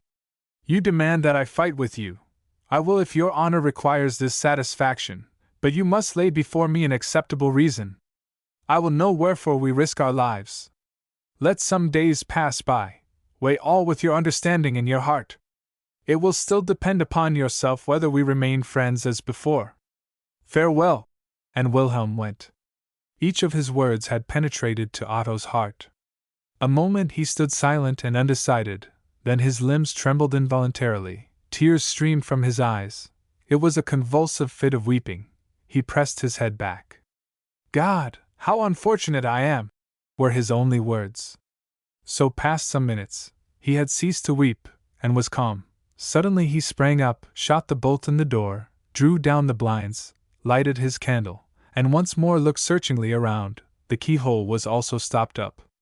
He then flung his coat away from him and uncovered the upper part of his body. Chapter 7. Early the following morning, whilst Wilhelm still slept and dreamed of his beloved sisters, well-known footsteps sounded on the stairs, the door opened, and Otto stepped into the sleeping room. Wilhelm opened his eyes. Otto was pale. A sleepless night and sorrow of heart had breathed upon his brow and eyes. Thostrup! Cried Wilhelm, with joyous surprise, and stretched forth his hand toward him, but it again sank. Otto seized it, and pressed it firmly in his own, adding at the same time, with gravity, You have humbled me. Is that sufficient satisfaction for you? We are then friends, said Wilhelm. Friends must be very indulgent toward each other. Yesterday you were a little strange, tomorrow I may be so, that is the way in which one retaliates. Otto pressed his hand. We will never speak again of the occurrence of yesterday. Never, repeated Wilhelm, affected by the strange gravity of his friend. You are a noble, a good creature, said Otto, and bent over him. His lips touched Wilhelm's forehead. Wilhelm seized his hand, and gazed frankly into his eye. You are not happy, exclaimed he. If I cannot assist you, I can, at least, dear Otto, honestly share the grief of a friend. Even on that very point we may never speak, replied Otto. Farewell. I have determined on traveling home. We have only vacation for a few weeks, and I have not been in Jutland since I became a student. Even a month's sojourn there cannot throw me back. I am well prepared for the Philosophicum. And when will you set out? Asked Wilhelm. Tomorrow, with the steamboat. It is hot and sultry here in the city, my blood becomes heated. It will, also, soon be a year since I saw my family. Thostrup! Exclaimed Wilhelm, through whom a thought suddenly flashed. I should also like to see my family. They have written to me to come. Listen, make your journey through Funen, and only remain 3 or 4 days with us. My mother's carriage shall convey you then to Middelfart. Say yes, and we will set out this evening. That cannot be done, replied Otto. But half an hour later, as both sat together over the tea-table, and Wilhelm repeated his wish, Otto consented, but certainly more through a feeling of obligation than through any pleasure of his own. Toward evening, therefore, they set out in the beautiful summer night to travel through Zealand. Smartly dressed families wandered pleasantly through the city gate toward the summer theatre and Fredericksburg. The evening sun shone upon the column of Liberty, the beautiful obelisk, around which stand Wiedewelt statues, one of which still weeps. Where were closed the eyes of the artist? Was it the remembrance which here clouded Otto's glance, as his eye rested upon the statues as they drove past, or did his own soul, perhaps, mirror itself in his eyes? Here it is gay and animated, said Wilhelm, wishing to commence a conversation. Vesterbro is certainly your most brilliant suburb. It forms a city by itself, a little state. There upon the hill lies the king's castle, and there on the left, between the willows, the poet's dwelling, where old Rabeck lived with his comma. Castle and poet's dwelling, repeated Otto. The time will be when they will inspire equal interest. That old place will soon be pulled down, said Wilhelm. In such a beautiful situation, so near the city, a splendid villa will be raised, and nothing more remind one of Philemon and Bossy's. The old trees in the park will be spared, said Otto. In the garden the flowers will scent the air, and remind one of Kama's flowers. Rabeck was no great poet, but he possessed a true poet's soul, labored faithfully in the great vineyard, and loved flowers as Kama loved them. The friends Hale left Fredericksburg behind them. The white walls of the castle glanced through the green boughs. Behind Sondermark, the large, wealthy village stretched itself out. The sun had set before they reached the dam house, where the wild swans, coming from the ocean, build in the fresh water fake. This is the last point of beauty. Nothing but lonely fields, with here and there a cairn, extend to the horizon. The clear summer's night attracted their gaze upward. The postilion blew his horn, and the carriage rolled toward the town of Roskilde, the St. Denis of Denmark, where kings turn to dust, where Roar's spring still flows, and its waters mingle with those of Isefjord's. They drove to a public house to change horses. A young girl conducted the friends into the public room. She lighted the way for them. Her slender figure and her floating gait drew Wilhelm's attention toward her. His hand touched her shoulder. She sprang aside and fixed her beautiful grave eyes upon him. But their expression became milder. She smiled and colored at the same time. "You are the sister of Lil Jonas," cried Wilhelm, recognizing the young girl he had seen with him at Christmas. "I must also thank you," said she, "for your kindness toward the poor boy." She quickly placed the lights on the table, and left the room with a gentle glance. "She is beautiful, very beautiful," exclaimed Wilhelm. "That was really quite a pleasant meeting." "Is it then you, her Baron, who honor me thus?" cried the host, stepping in, an elderly man with a jovial countenance. "Yes, the Baron will doubtless visit his dear relations in Hunch? It is now some little time since you were there." "This is our host," said Wilhelm to Otto. "He and his wife were born upon my parents' estate." "Yes," said the host. "In my youth I have shot many a snipe and wild duck with the Herr Baron's father. But Eva should spread the table. The gentleman will certainly take supper, and a glass of good punch the Herr Baron will certainly not despise, if he is like his blessed father." The young girl spread the cloth in an adjoining room. "She is pretty," Wilhelm whispered to the old man. "And just as pious and innocent as she is pretty," returned he. "And that is saying much, as she is a poor girl, and from Copenhagen. She is of good service to us, and my wife says Eva shall not leave us until she is well married." Wilhelm invited the host to join them at a glass. The old man became more animated, and now confided to him, half mysteriously, what made Eva so honorable in the eyes of his wife, and what was, indeed, really very nice of her. "My old woman," said he, "was in Copenhagen, in search of a waiting girl. Yes, there are enough to be had, and they are fine girls, but mother has her own thoughts and opinions. She has good eyes, that she has.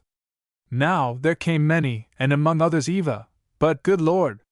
She was very poorly clad, and she looked feeble and weak, and what service could one get out of her? But she had a good countenance, and the poor girl wept and besought mother to take her, for she was not comfortable at home, and would not remain at Copenhagen. Now mother knows how to make use of her words. It is unfortunate that she is not at home tonight. How pleased she would have been to see the Herr Baron. Yes, what I would say is, she so twisted her words about, that Eva confessed to her why she wished to leave home. You see, the girl is petty, and the young gallant gentleman of Copenhagen had remarked her smooth face, and not alone the young, but the old ones also. So an old gentleman, I could easily name him, but that has nothing to do with the affair, a very distinguished man in the city, who has, besides, a wife and children, had said all sorts of things to her parents, and, as $800 is a deal of money to poor people, one can excuse them, but Eva wept, and said she would rather spring into the castle ditch. They represented all sorts of things to the poor girl. She heard of the service out here with us. She wept, kissed my old woman's hand, and thus came to us, and since then we have had a deal of service from Eva, and joy also." Some minutes after Eva stepped in, Otto's eye rested with a melancholy expression upon the beautiful form. Never had he before so gazed upon a woman. Her countenance was extraordinarily fine, her nose and forehead nobly formed, the eyebrows dark, and in the dark blue eyes lay something pensive, yet happy, one might employ the Homeric expression. Smiling through tears, to describe this look. She announced that the carriage was ready. A keen observer would soon have remarked what a change the host's relation had worked in the two friends. Wilhelm was no longer so free toward poor Eva. Otto, on the contrary, approached her more, and at their leave-taking they offered her a greater present than they would otherwise have given. She stood with Otto at the door, and assisted him on with his traveling cloak. "Preserve your heart pure," said he, gravely. "That is more than beauty." The young girl blushed, and gazed at him with astonishment. In such a manner had no one of his age ever before spoken to her. "The poor girl," said Otto. "But I think she has come to good people." "She has a strange glance," said Wilhelm. "Do you know that there is really a certain affinity between you and her? It was to me quite striking." "That is a compliment which I cannot accept," returned Otto, smiling. "Yet, perhaps, I might resemble her." It was not yet 3 o'clock when the friends reached Ringsted. "I have never before been so far in Zealand," said Otto. "Shall I be your guide?" returned Wilhelm. "Ringsted has a street and an inn, and one is very badly served there, as you will soon both see and experience yourself. Meanwhile, one can think of Hagbarth and Signa, not far from here, at Sigersted." He hung his mantle on the oak, and Sinalil's abode stood in flames. Now only remained fields and meadows, a cairn, and the old popular song. Then we rush past the friendly Sorrow, that mirrors itself with the wood and the lake, which forms itself into so many bays, but we do not see much of it. We have here another romantic spot, an old castle converted into a church, high up on the hill near the lake, and close to it the dismal place of execution. We then reach Slagelse, an animated little town, with the Antvorskov convent, the poet Frankenau's grave, and a Latin school, celebrated on account of its poets. It was there Baggesen and Ingemann learned their Latin. When I once questioned the hostess regarding the lions of the town, she would only acknowledge Basholm's library, and the English fire engine. The curtain in the theatre represents an alley with a fountain, the jets of which are painted as if spouting out of the prompter's box? Or is this, perhaps, the English fire engine? I know not. The scene decoration for towns represents the marketplace of Slegels itself, so that the pieces thus acquire a home feeling. This is the modern history of the little town, and with regard to its older and romantic history, learn that the holy Anders was preacher here. Yes, indeed, that was a man. He has been also sung of by our first poets. We end with Corsoer, where Baggesen was born and Berkner lies buried. In the more modern history of this town, King Solomon and Jorgen the Hatter play a considerable role. Besides this, I know that the town is said once to have possessed a private theatre, but this soon was done for, and the decorations were sold. A miller bought them, and patched his windmill sails with them. Upon one sail was a piece of a wood, upon another a shred of a room, or a street, and so they rush round one after the other. Perhaps this is mere slander, for I have my information from Slegels, and neighboring towns never speak well of each other. In this manner Wilhelm gossiped on, and the friends travelled over the way he had described. Slegels, and the peasant village of Landsgrav, they had already behind them, when Wilhelm ordered the coachman to diverge from the high road toward the right. "Where will you take us to?" asked Otto. "I will give you a pleasure," returned Wilhelm. "We shall reach the weariful Corsoer early enough. The steamboat leaves at 10, and it is not yet 7. You shall be surprised. I know well that you are half a Catholic. I will conduct you where you may believe yourself carried back several centuries, and may imagine yourself in a Catholic country. That is right pleasant, is it not?" Otto smiled. The friends alighted from the coach and walked over a cornfield.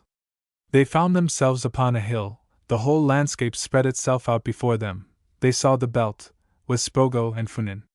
The surrounding country was certainly flat, but the variety of greens, the near meadow, the dark stretch of wood in the neighborhood of Corsoer, the bay itself, and all this seen in a warm morning light, produced effect. The friends diverged to the right, and before them, upon a hill, stood a large wooden cross, with the figure of the crucified one. Above the cross was built a small roof to carry off the rain, such as one may yet find in Bavaria. The figure of the Redeemer was of wood, painted with strong, tawdry colors. A withered garland of cornflowers still hung around his bowed head. "It is extraordinary," said Otto, "to find in our time, in the year 1830, such a Catholic symbol in Lutheran Denmark. And yet, yes, you will laugh at me, but I find it lovely, it affects me, moves me to worship." "That tawdry, tasteless figure!" cried Wilhelm. "Only see how coarse! The hair is covered with tar to keep off the rain. The peasants here have their peculiar superstition. If they allowed the cross to fall, they have no luck with their lands." It was upon this hill that the holy Anders, the celebrated preacher of Slegels, awoke. He visited the sepulchre of Christ, but through praying there too long the ship sailed without him, and he was forced to stay behind. Then came a man and took him upon his horse, and they would ride to Joppa. The holy Anders fell asleep, but when he awoke he lay here, and heard the bells ringing in Slegels. Upon a foal, only 1 night old, he rode round the extensive city lands, whilst King Waldemar lay in his bath.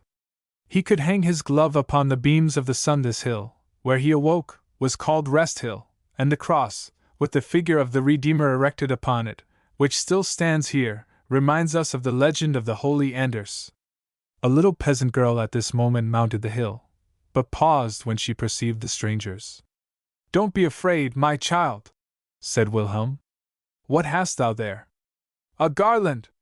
"Shall it hang here upon the cross?" "Only come, we will help thee." "It should hang over our Lord," said the little one, holding, in an embarrassed manner, the garland of pretty blue cornflowers in her hand. Otto took the garland, and hung it up in place of the faded one.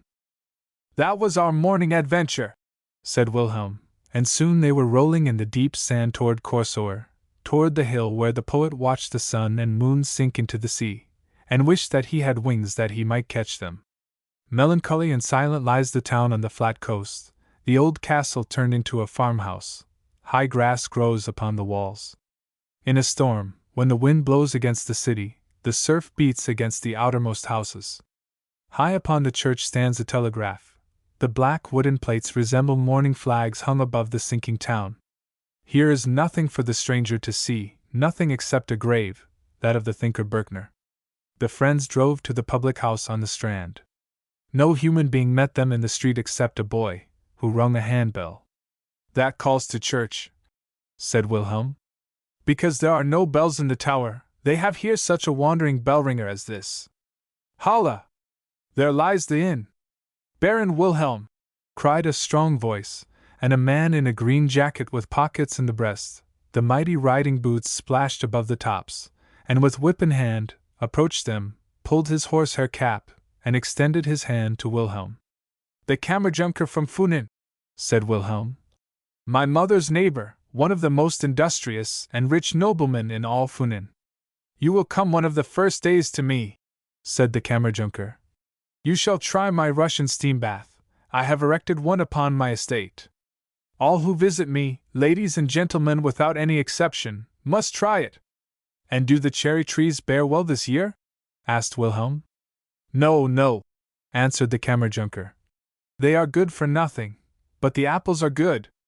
All the old trees in the hill garden stand in full splendor. I've brought them into condition. 2 years ago there was not, on all the trees together, a bushel of fruit. But I had all the horses which had to be blood led under the trees, and had the warm blood sprinkled upon the roots. This happened several times, and it has been a real inoculation for life. The wind is certainly favorable, said Otto, whom this conversation began to weary. No, just the contrary, said the Kammerjunker. The vane upon the little house yonder lies. It points always to Nyborg, always shows a good wind for us when we want to leave. In Nyborg is also a vane, which stands even as firmly as this, and prates to the folk there of good wind. I regard both vanes as a kind of guidepost, which merely says, there goes the way. No, if we had had a wind I should have gone with the boat, and not with the little splashing thing, as the seamen call the steamboat. The carriage is doubtless awaiting the young gentleman in Nyborg, pursued he. I will join company with you. My brown horse waits for me at Schalberg.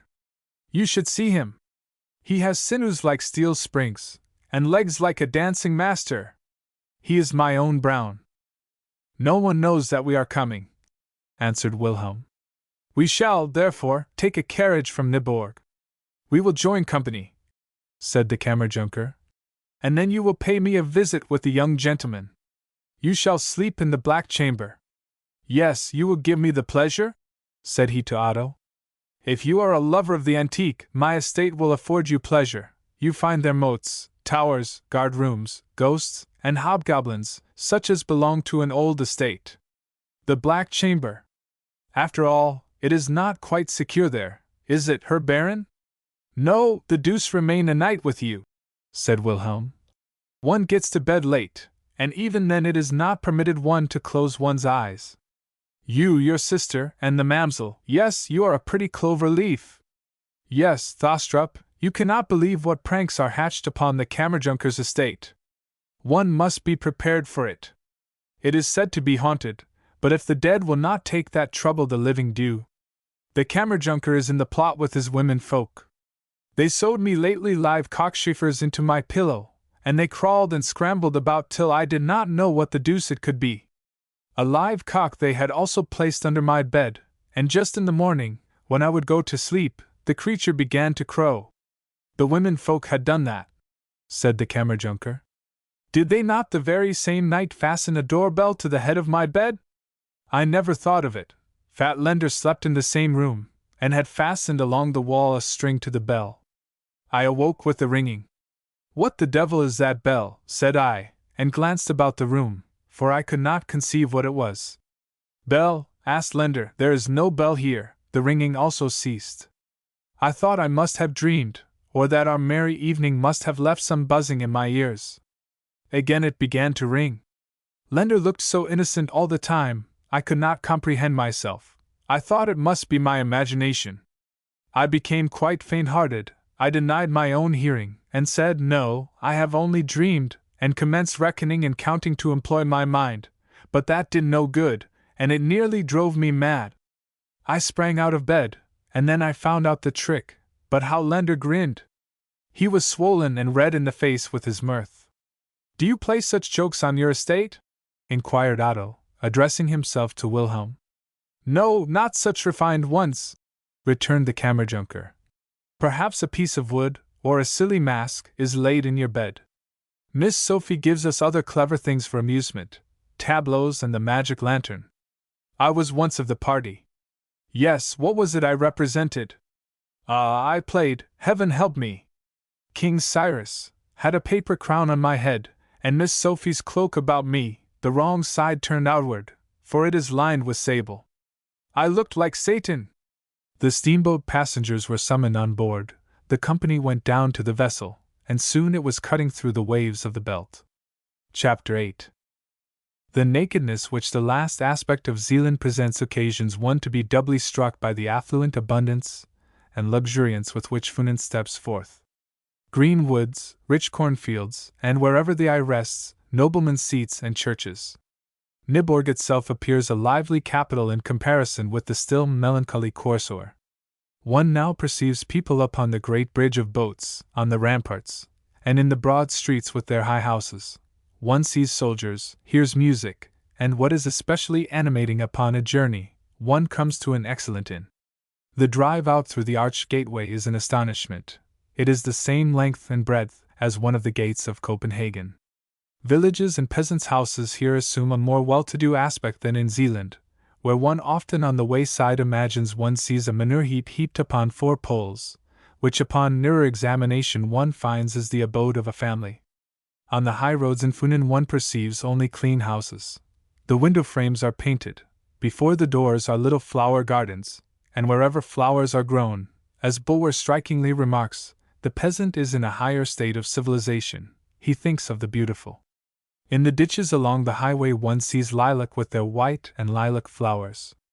Nature herself has here adorned the country with a multitude of wild poppies, which for splendor of color might vie with the most admired and beautiful in a botanic garden. Especially in the neighborhood of Nyborg do they grow in exceeding abundance. "What a dazzling color!" exclaimed Otto, as the friends rolled past these beautiful red flowers. "That is a proud color," said the Kammerjunker, who rode near them upon his brown steed. "A proud color! But they are manured with the blood of Andalusian horses. It was just here where the battle between these beasts took place. You know that the year 1808 the Spaniards lay in Funen. The English ships were cruising about in the Belt, and Romana fled with his whole army on board, but they could not take their horses with them. These were the most splendid Andalusian creatures that eyes ever saw. The Spaniards took off their bridles, and left them here to scamper about the fields like wild horses. The horses of Nyborg chanced also to graze here, and as soon as the Andalusian steeds became aware of ours they arranged themselves in a row, and fell upon the Danish horses. That was a combat. At length they fell upon each other, and fought until they fell bleeding to earth. Whilst still a boy I saw little skull of one of these beasts. This is the last adventure left us from the visit of the Spaniards to Denmark. In the village through which we shall now pass are some outer remembrances. Remark the young lads and lasses, they are of a darker complexion than the inhabitants of other Funen valleys. That is Spanish blood, it is said. It was in this village that the story took its rise of the preacher's servant girl, who wept and was so inconsolable at the departure of the Spaniards. But not on account of her bridegroom did she weep, not over her own condition. The preacher consoled her, and then she said she only wept to think that if the innocent child resembled its father it certainly would speak Spanish, and then not a soul would understand it. Yes, such histories as this have we in Funen, said he laughingly to Otto. With similar relations, and some agricultural observations, according as they were called forth by surrounding objects, did our excellent landed proprietor amuse our young gentlemen. They were already distant several miles from Nyborg, when he suddenly broke off in the midst of a very interesting discourse upon a characteristic of a true inhabitant of Funen, which is, that whenever he passes a field of buckwheat he moves his mouth as if chewing, and made Wilhelm observe a Viennese carriage, which approached them by a neighboring road. To judge from the coachman and the horses, it must be the family from the hall. This was the case. They returned from paying a visit. Where the roads crossed they met each other. Otto immediately recognized Miss Sophie, and near to her sat an elderly lady, with a gentle, good-humored countenance. This was the mother. Now there was surprise and joy. Sophie blushed. This blush could not have reference to the brother. Was it then the Kammerjunker? No, that appeared impossible. Therefore, it must concern Otto. The mother extended her hand to him with a welcome, whilst at the same time she invited the Kammerjunker to spend the afternoon with them. There lay, in the manner with which she proposed this, so much attention and consideration that Otto felt the man was here held in greater esteem, and was otherwise regarded than he, during their short acquaintance, had imagined possible. Sophie added, smiling, "You must stay," to which the Kammerjunker replied with an apology for his traveling dress. "We are not strangers," said the mother. "It is only a family meal. You see the usual circle. You, Mr. Thostrup," added she, with a most obliging manner, "I know so well from Wilhelm's letters that we are no strangers. The gentlemen are acquainted with each other." "I accept the invitation," said the Kammerjunker, "and I will now show you into what a gallop I can put my steed. It is Karl Ries, translator's note, name of one of the heroes in Waldemar the Conqueror, a romance by Ingemann. As you see, young lady, you called him so yourself." "Yes, ride forward," said Sophie, smiling. "By that means you will oblige my sister. She might otherwise be quite frightened, did she see such a mighty caravan approach the house, did she had not properly prepared the dinner table." "As my gracious young lady commands," said the rider, and sprang forward. The country became more woody. The road passed various small lakes, almost overgrown with water lilies and shaded by old trees. The old-fashioned, indented gable ends of the hall now peeped forth. They drove through an avenue of wild chestnut trees. The stone pavement here threatened to smash the carriage axles. On the right lay the forge, through the open door of which flew the sparks. A little girl, with bare feet, opened a gate, and they now found themselves in a large open space before the red-painted outbuildings. The ground was covered with straw, and all the cows of the farm were collected here for milking. Here they were obliged to drive, step by step, until by the gateway they reached the larger courtyard, which was enclosed by the barns and the principal building itself. This was surrounded by broad ditches, almost grown over with reeds. Over a solid bridge, resting upon pillars of masonry, and through a principal wing which bore the armorial bearings and initials of the old possessor, they arrived in the innermost court, which was shut in by 3 wings, the antique one already mentioned, and 2 others. The 4th side was enclosed by a low trellis work which adjoined the garden, where the canals lost themselves in a small lake. "That is an interesting old court," exclaimed Otto. "Oh, that is not to be compared with the Kammerjunker's," returned Wilhelm. "You should first see his." "Yes, you must come over some of these days," said the Kammerjunker. "Silence, Fingal! Silence, Valdine!" cried he to the barking dogs. A couple of turkey-cocks spread their feathers out, and gobbled with all their might. Men and women servants stood at the door. That was their reception. "Thostrup will have the red room, will he not?" said Wilhelm, and the friends ascended the stairs together. A pale young girl, not free from freckles, but with eyes full of soul, hastened toward them. This was Wilhelm's youngest sister. She pressed her brother to her breast, and took Otto's hand with kindness. "She is not beautiful," was the first impression she made upon him. His chamber was vaulted, and the walls painted in the style of Gobelin tapestry. They represented the whole of Olympus. On the left was an old fireplace, with decorations and a gilt inscription. On the right stood an antiquated canopy bed, with red damask hangings. The view was confined to the moat and the interior court. But a few minutes and Otto and Wilhelm were summoned to table. A long gallery through 2 wings of the hall, on one side windows, on the other entrances to the rooms, led to the dining room. The whole long passage was a picture gallery. Portraits the size of life, representing noble knights and ladies shining forth in red powdered periwigs, children adorned like their elders, with tulips in their hands, and great hounds by their sides, together with some historical pieces, decorated the walls. "Have we no garland on the table?" asked Sophie, as she entered the dining room with the others. "Only a weak attempt to imitate my sister," said Louise, smiling. But there is not a single flower in the garland. What economy! And yet it is sweet! How tasteful! Exclaimed Otto, examining the garland which Louise had laid. All kinds of green leaves, with their innumerable shades, a few yellow linden leaves, and some from the copper beech, formed, through their varied forms and colors, a tasteful garland upon the white tablecloth. You receive a thistle and a withered leaf, whispered Wilhelm, as Otto seated himself. But yet the most beautiful, answered he. The copper beech contrasts so sweetly with the whitish green thistle and the yellow leaf. My sister Sophie, said Louise, lays us each day a different garland. It is such a pretty decoration. If she is not here we get none.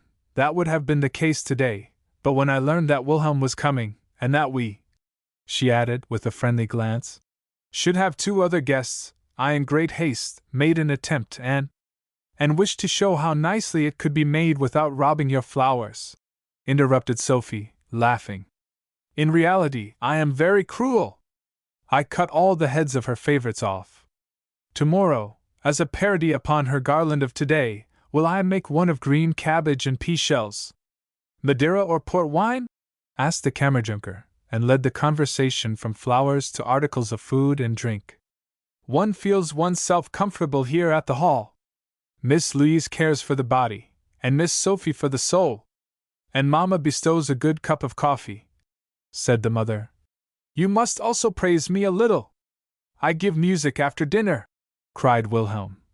And thus the whole family will have shown their activity. But no voluntaries, said the Kammerjunker. No voluntaries, dear friend. No, a brisk song, so that one can hear what it is. But none of your artificial things. A right proper blow on the shoulders was intended to soften his expression. Chapter 9. A quiet, busy house fairy was Louise. The beautiful, fragrant flowers were her favorites. Good-humoredly she smiled at the raillery of her sister, quietly listened to each thoughtless jest. But if any one, in joke, touched upon what was holy to her soul, she was aroused from her calmness and attained a certain eloquence. We will now become more nearly acquainted with the sisters, and on this account pass over to one of the following days. An abode together of a week, at a country seat, will often bring about a greater intimacy than if, throughout a whole winter, people had met in large companies in cities. Otto soon felt himself at home. He was treated as a near relative. Wilhelm related all he knew of the beautiful Eva, and Sophie discovered that she was a romantic character. Mamma pitied the poor child, and Louise wished she had her on the estate. An inn was, after all, no proper place for a respectable girl. They then spoke of the winter enjoyments in Copenhagen, of art, and the theatre. Louise could not speak much with them upon these subjects, although she had seen one play. Divik. The amiable nature of the actress had spoken deeply to her heart. Several days had passed. The sky was gray. The young people assembled round the table. They were at no loss for a subject of conversation. All those who have brothers or sons who study well have remarked how much they are especially fascinated by the lectures on natural philosophy and astronomy. The world, as it were, expands itself before the intellectual eye. We know that the friends, during the past summer, had participated in these lectures, and, like the greater number, were full of these subjects, from the contemplation of a drop of water, with its innumerable animalculae, to the distance and magnitude of stars and planets. To most of us these are well-known doctrines. To the ladies, also, this was nothing entirely new, nevertheless it interested them, perhaps partly owing to Otto's beautiful eloquence. The gray, rainy weather led the conversation to the physical explanation of the origin of our globe, as the friends, from Orsted's lectures, conceived it to have been. The northern and Grecian myths agree also with it, said Otto. We must imagine that in infinite space there floated an eternal, unending mist, in which lay a power of attraction. The mist condensed itself now to one drop. Our globe was one enormous egg-shaped drop. Light and warmth operated upon this huge world egg, and hatched, not alone one creature, but millions. These must die and give way to new ones, but their corpses fell as dust to the center. This grew, the water itself condensed, and soon arose a point above the expanse of ocean. The warmth of the sun developed moss and plants. fresh islands presented themselves. For centuries did a more powerful development and improvement show themselves, until the perfection was attained which we now perceive. But the Bible does not teach us thus, said Lise. Moses invented his account of the creation, answered Otto. We keep to nature, who has greater revelations than man. But the Bible is to you a holy book? Asked Louise, and colored. A venerable book, returned Otto. It contains the profoundest doctrines, the most interesting histories, but also much which belongs not at all to a holy book. How can you say such things? Exclaimed Louise. Do not touch upon religion in her presence, said Sophie. She is a pious soul, and believes, without desiring to know wherefore. Yes, said Wilhelm. This winter she became quite angry, and, as I believe, for the first time angry with me, because I maintained that Christ was a man. Wilhelm, interrupted the young girl, do not speak of that. I feel myself unhappy at this thought. I can and will not see the holy brought down to my level, and to that of everyday life. It lies in my nature that I commit a sin if I think otherwise than I have learned and than my heart allows me. It is profane, and if you speak longer of religion in this strain I shall leave the room. At this moment the mother entered. The festival has commenced, said she. I have been forced to give my bride a silver skilling. Does Mr. Thostrup know the old custom which is observed here in the country, when beer is brewed for the mowing feast? A piercing cry, as from a horde of savages, at this moment reached the ears of the party. The friends descended. In the middle of the brewhouse stood a tub, around which danced all the female servants of the estate, from the dairymaids down to the girl who tended the swine. Their iron-bound wooden shoes dashed against the uneven flagstones. The greater number of the dancers were without their jackets, but with their long chemise sleeves and narrow bodices. Some screamed, others laughed, the whole was blended together in a howl, whilst they danced hand in hand around the tub in which the beer should be brewed. The brewing maid now flung into it the silver skilling, upon which the girls, like wild maenads, tore off each other's caps, and with bacchanalian wildness whirled round the tub. By this means should the beer become stronger, and work more intoxicatingly at the approaching mowing feast. Among the girls, one especially distinguished herself by her strong frame of body, and her long black hair, which, now that her cap was torn off, hung in disorder over her red face. The dark eyebrows were grown together. All seemed to rage most violently within her, and in truth she assumed something wild, nay, almost brutal. Both arms she raised high in the air, and with outstretched fingers she whirled around. That is disgusting, whispered Otto. They all look like crazy people. Wilhelm laughed at it. The wild merriment was lost in a joyous burst of laughter.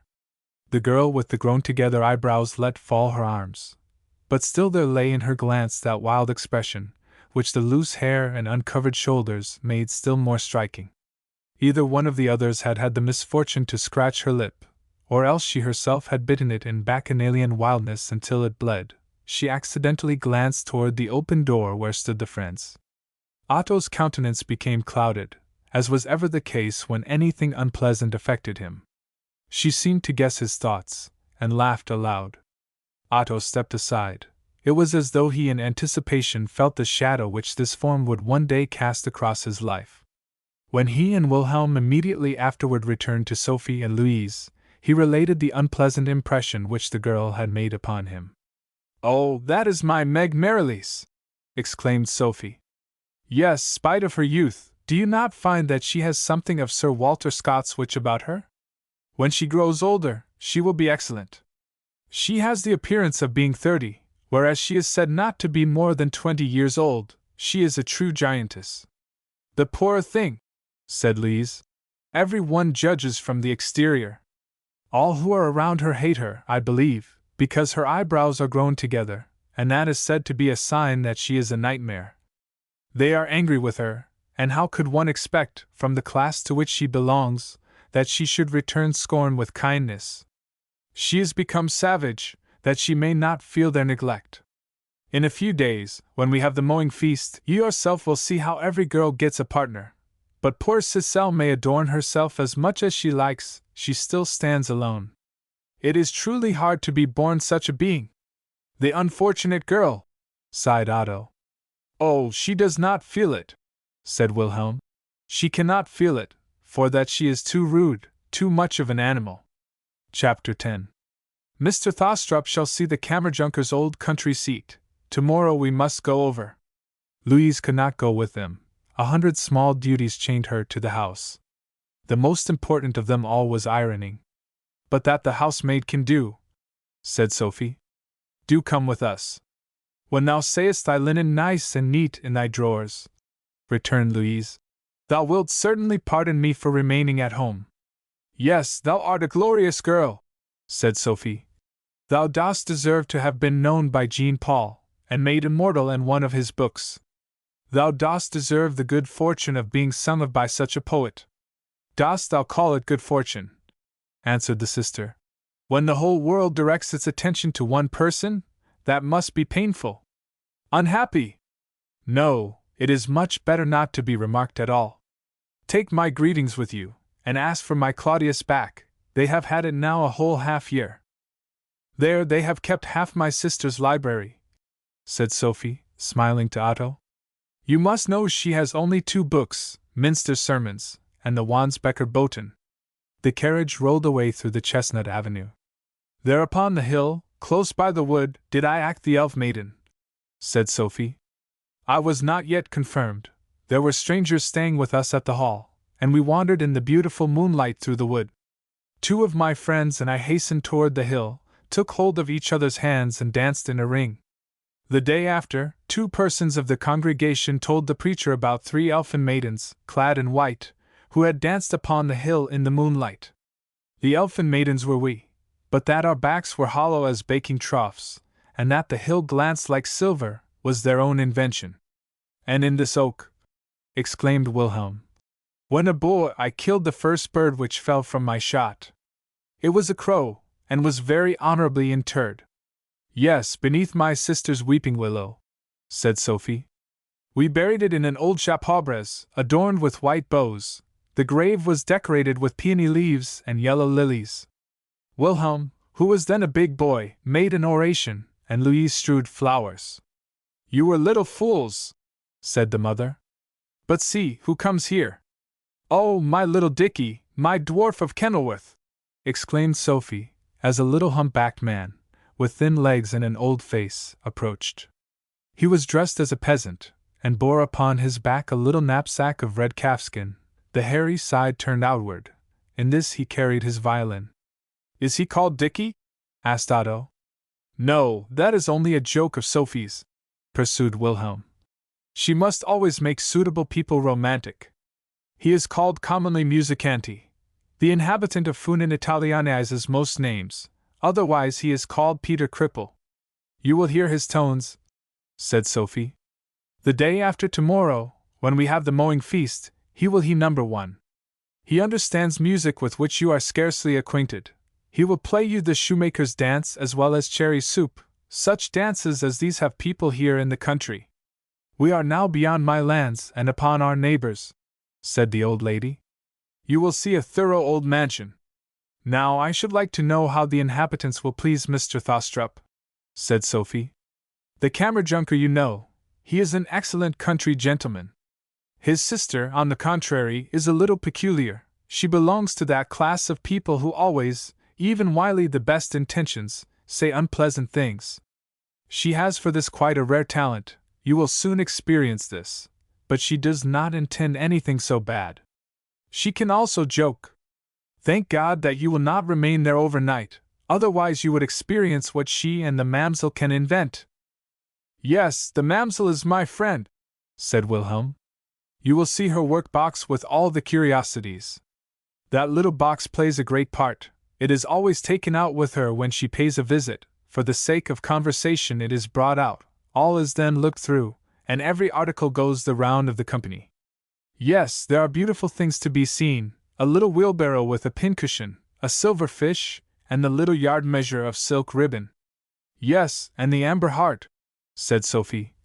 The little Napoleon of cast iron, and the officer who is pasted fast to the bottom of the box. That is a good friend in Odense, she lately told to me in confidence. See what beautiful stone fences the Kammerjunker has made, said the mother. And how beautifully the cherry trees grow.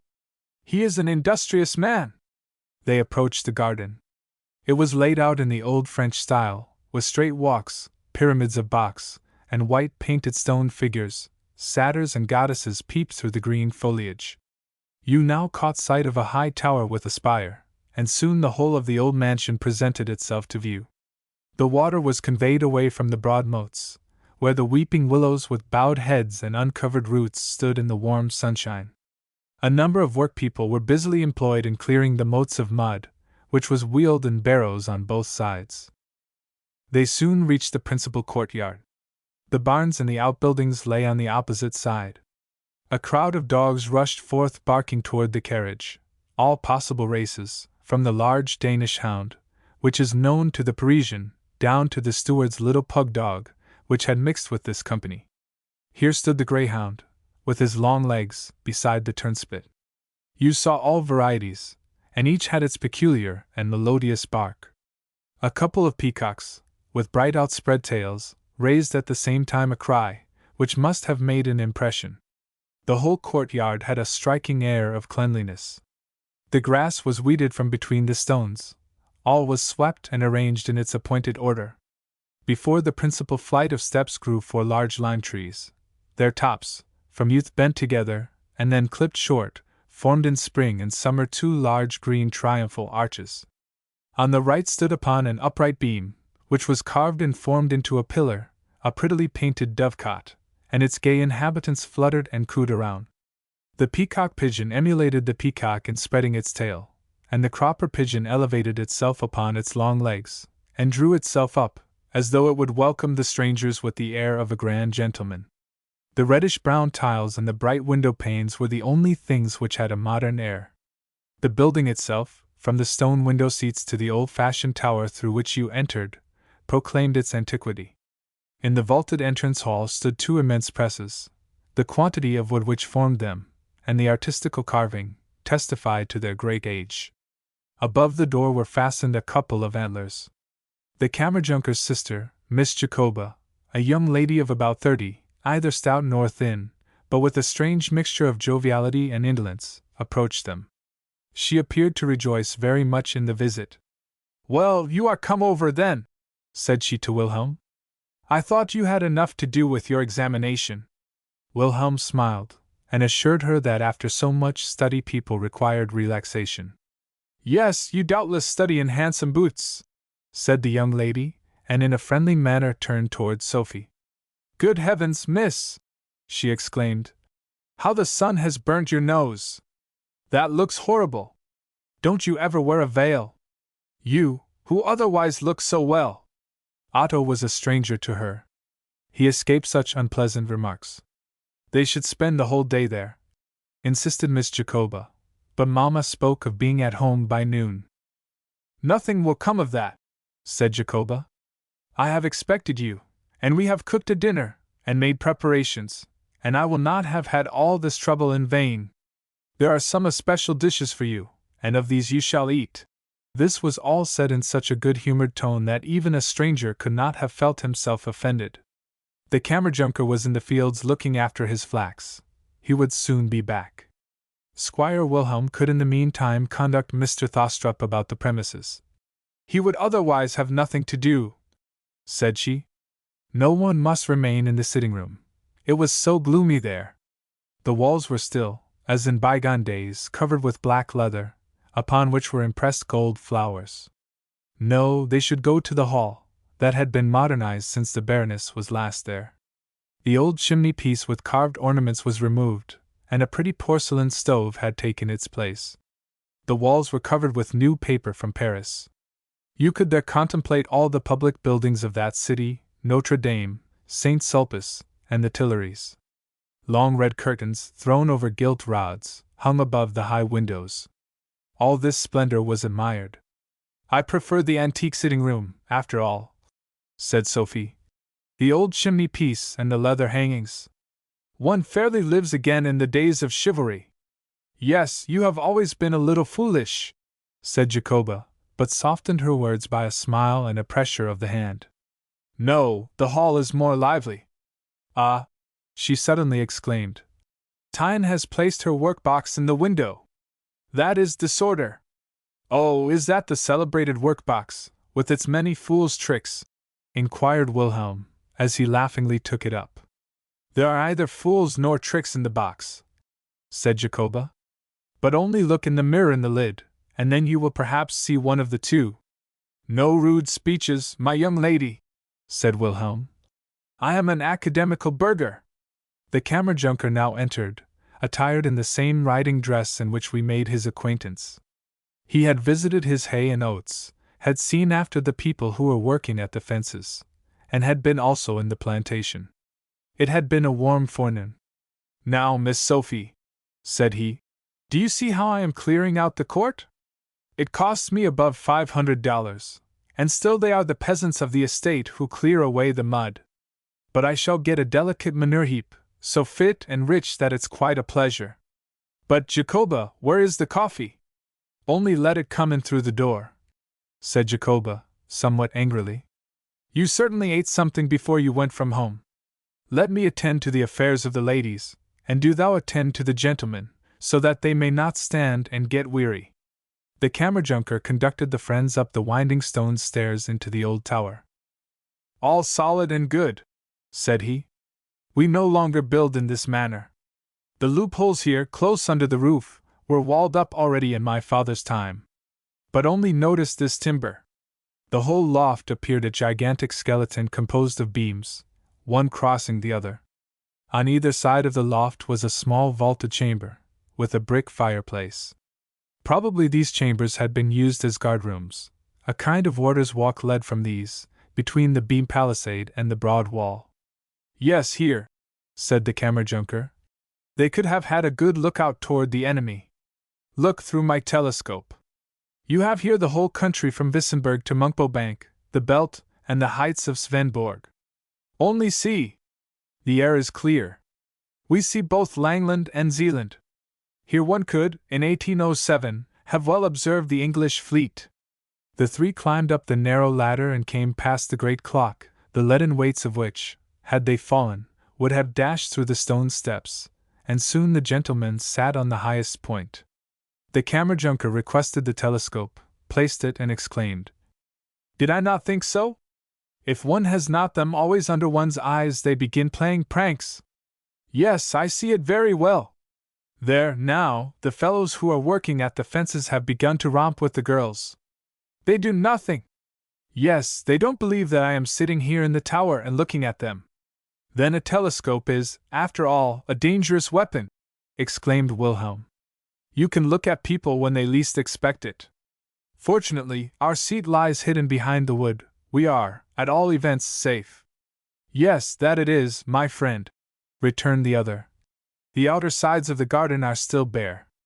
Did I not, last autumn, see Miss Sophie quite distinctly, when she was gathering service berries in her little basket? And then, what tricks did she not play? She certainly did not think that I sat here and watched her pretty gambols.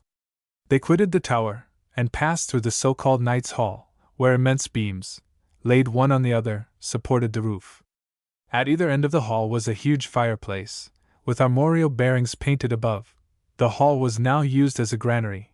They were obliged to step over a heap of corn before reaching the family pew in the little chapel, which was no longer used for divine service.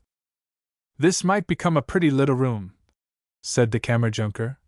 But we have enough, and therefore we let this, for curiosity's sake, remain in its old state. The moon is worth its money! And he pointed toward the vaulted ceiling, where the moon was represented as a white disk, in which the painter, with much naivete, had introduced a man bearing a load of coals upon his back, in faithful representation of the popular belief regarding the black spot in the moon, which supposes this to be a man whom the Lord has sent up there because he stole his neighbor's coal. That great picture on the right there, pursued he, is Mrs. Ellen Marsvian. I purchased it at an auction. One of the peasants put up for it. I asked him what he would do with this big piece of furniture. He could never get it in through his door. But do you know what a speculation he had? It was not such a bad one, after all. See! The rain runs so beautifully off the painted canvas, he would have a pair of breeches made out of it, to wear in rainy weather behind the plough. They would keep the rain off. I thought, however, I ought to prevent the portrait of the highly honorable Mrs. Ellen Marsvian being so profaned. I bought it, now she hangs there, and looks tolerably well pleased. The peasant got a knight instead, perhaps one of my own ancestors, who was now cut up into breeches. See, that is what one gets by being painted. But the cupboard in the pillar there? Inquired Otto. There, certainly, were Bibles and prayer books kept. Now I have in it what I call sweetmeats for the Chancery Councillor Thompson, old knives of sacrifice, coins and rings, which I have found in the horse pond and up yonder in the cairns. Not a quarter of a yard below the turf we found one pot upon another, round each a little enclosure of stones, a flat stone as covering, and underneath stood the pot, with burnt giant's bones, and a little button or the blade of a knife. The best things are already gone away to Copenhagen, and should the councillor come, he will, God help me, carry away the rest. That may be, then, willingly, for I cannot use the stuff, after all. After coffee, the guests wandered through the old garden. The clearing away of the mud was more closely observed, the dairy and pigsty visited, the new threshing machine inspected. But now the Russian bath should be also essayed. It was heated, but the end of the affair was, that only the Kammerjunker himself made use of it. The dinner table was prepared, and then he returned. But here something is wanting, exclaimed he, left the room, and returned immediately with 2 large bouquets, which he stuck into an ale-glass which he placed upon the table. Where Miss Sophie dines, the table must be ornamented with flowers. Certainly we cannot lay garlands, as you do. He seated himself at the end of the table, and wished, as he himself said, to represent the President Lars. They had had the Wansbecker Boten half a year in the house, and it would certainly please Miss Sophie if they betrayed some acquaintance with books. This Lars and the flowers, here, meant quite as much as in the south a serenade under the windows of the fair one. When, toward evening, the carriage for their return drew up before the door, Otto still stood contemplating some old inscriptions which were built into the tower wall. That you can look at another time, said Jacoba. Now you must be of use a little. And she reached him the ladies' cloaks. Amidst promises of a return visit and the parting yelping of the dogs, the carriage rolled away. I have fairly fallen in love with the old place, said Sophie. The Kammerjunker gains much upon nearer acquaintance, said Otto. They had now reached the furthest extremity of the garden. A flower rain showered itself over them and the carriage. The Kammerjunker, Jacoba, and the Mamsell had taken a shorter way, and now waved an adieu to the travelers, whilst at the same time they scattered hyacinths and stocks over them. With a practiced hand Jacoba threw, as a mark of friendship, a great pink straight into Otto's face. Farewell, farewell, sounded from both sides, and accompanied by the sound of the evening bell from the near village, for it was sunset, the carriage rolled away. Chapter 11. On the following day should the much-talked-of mowing festival take place. It was the hay harvest which occasioned all this merriment. Author's note: it is true that serfdom is abolished, but the peasant is still not quite free, either can he be so. For his house and land he must pay a tribute, and this consists in labor. His own work must give way to that of his lord. His wagon, which he has had prepared to bring home his own harvest, must, if such be commanded, go to the nobleman's land, and there render service. This is, therefore, a kind of tax which he pays, and for the faithful payment of which he is rewarded by a harvest and mowing feast. At the latter he receives a certain quantity of brandy, and as much ale as he can drink. The dance generally takes place in the middle of the courtyard, and the dancers themselves must pay their musicians. During 3 afternoons in succession, in the inner court and under free heaven, should a ball be held. Along the walls, rough planks, laid upon logs of wood, formed a row of benches. At both ends of the court lay 2 barrels of the newly brewed ale, which had received more malt than usual, and which, besides, through the silver skilling, and the magic dance of the maidens round the tub, had acquired extraordinary strength. A large wooden tankard, containing several measures of brandy, stood upon a table, The man who watched the bleaching ground was placed as a kind of butler to preside at this sideboard. A breadwoman, with new white bread from Nyborg upon her barrow, wheeled into the court, and there established her stall for everyone, for it was only liquors the guests received gratis. The guests now entered the court by pairs, the men, part in jackets, part in long coats which hung down to their ankles. Out of the waistcoat pocket protruded a little nosegay of sweet williams and musk. The girls carried their posies, as they called them, in their neatly folded pocket handkerchiefs. Two musicians, one quite a young blade, in a lace coat with a stiff cravat, mid the other the well-known Peter Cripple, musicante, as he was called, led the procession. They both played one and the same piece, but each according to his own manner. It was both good and old. They now began to draw lots, who should dance before the door of the family, and who before that of the steward, after which the two parties drew lots for the musicians. The girls seated themselves in a row upon the bench, from whence they were chosen. The gallantry accorded with the ballroom, the hard stone pavement. Not even had the grass been pulled up, but that would be all right after dancing there the first day. "Nay, why art thou sitting there?" spoken with a kind of morose friendliness, was the invitation to dance, and this served for 7 dances. "Only don't be melancholy," resounded from the company, and now the greater portion moved phlegmatically along, as if in sleep or in a forced dance, the girl with her eyes staring at her own feet, her partner with his head bent toward one side, and his eyes in a direct line with the girl's headdress. A few of the most active exhibited, it is true, a kind of animation, by stamping so lustily upon the stone pavement that the dust whirled up around them. That was a joy which had occupied them many weeks, but as yet the joy had not reached its height. "But that will soon come," said Wilhelm, who, with his sister and Otto, had taken his place at an open window. The old people meanwhile kept to the ale barrels and the brandy. The latter was offered to the girls, and they were obliged, at least, to sip. Wilhelm soon discovered the prettiest, and threw them roses. The girls immediately sprang to the spot to collect the flowers, but the cavaliers also wished to have them, and they were the stronger. They, therefore, boldly pushed the ladies aside, so that some seated themselves on the stone pavement and got no roses. That was a merry bit of fun. "Thou art a foolish thing! It fell upon my shoulder and thou couldst not catch it," said the first lover to his lady, and stuck the rose into his waistcoat pocket. All got partners, all the girls, even the children, they leaped about to their own singing out upon the bridge. Only one stood forlorn, Cicely, with the grown-together eyebrows. She smiled, laughed aloud. No one would become her partner. Peter Cripple handed his violin to one of the young men and asked him to play, for he himself wished to stretch his legs a little. The girls drew back and talked with each other, but Peter Cripple stepped quietly forward towards Cicely, flung his arms around her, and they danced a whirling dance. Sophie laughed aloud at it, but Cicely directed her extraordinary glance maliciously and piercingly toward her. Otto saw it, and the girl was doubly revolting and frightful in his eyes.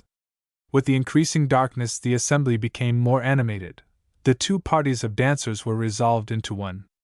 At length, when it was grown quite dark, the ale barrels become empty, the tankard again filled and once more emptied, the company withdrew in pairs, singing.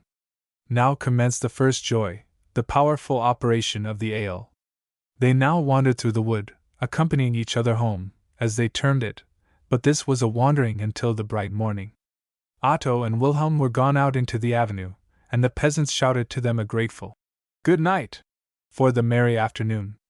"Now works the witchcraft," said Wilhelm. "The magical power of the ale. Now begins the bacchant. Give your hand to the prettiest girl, and she will immediately give you her heart." "Pity," answered Otto, "that the Maenads of the north possess only that which is brutal in common with those of the south. See, there goes the smith's pretty daughter, to whom I threw the best rose," cried Wilhelm. "She has got 2 lovers, one under either arm." "Yes, there she goes," simpered a female voice close to them. It was Cicely, who sat upon the steps of a stile almost concealed in the darkness, which the trees and the hedge increased still more. "Has Cicely no lover?" asked Wilhelm.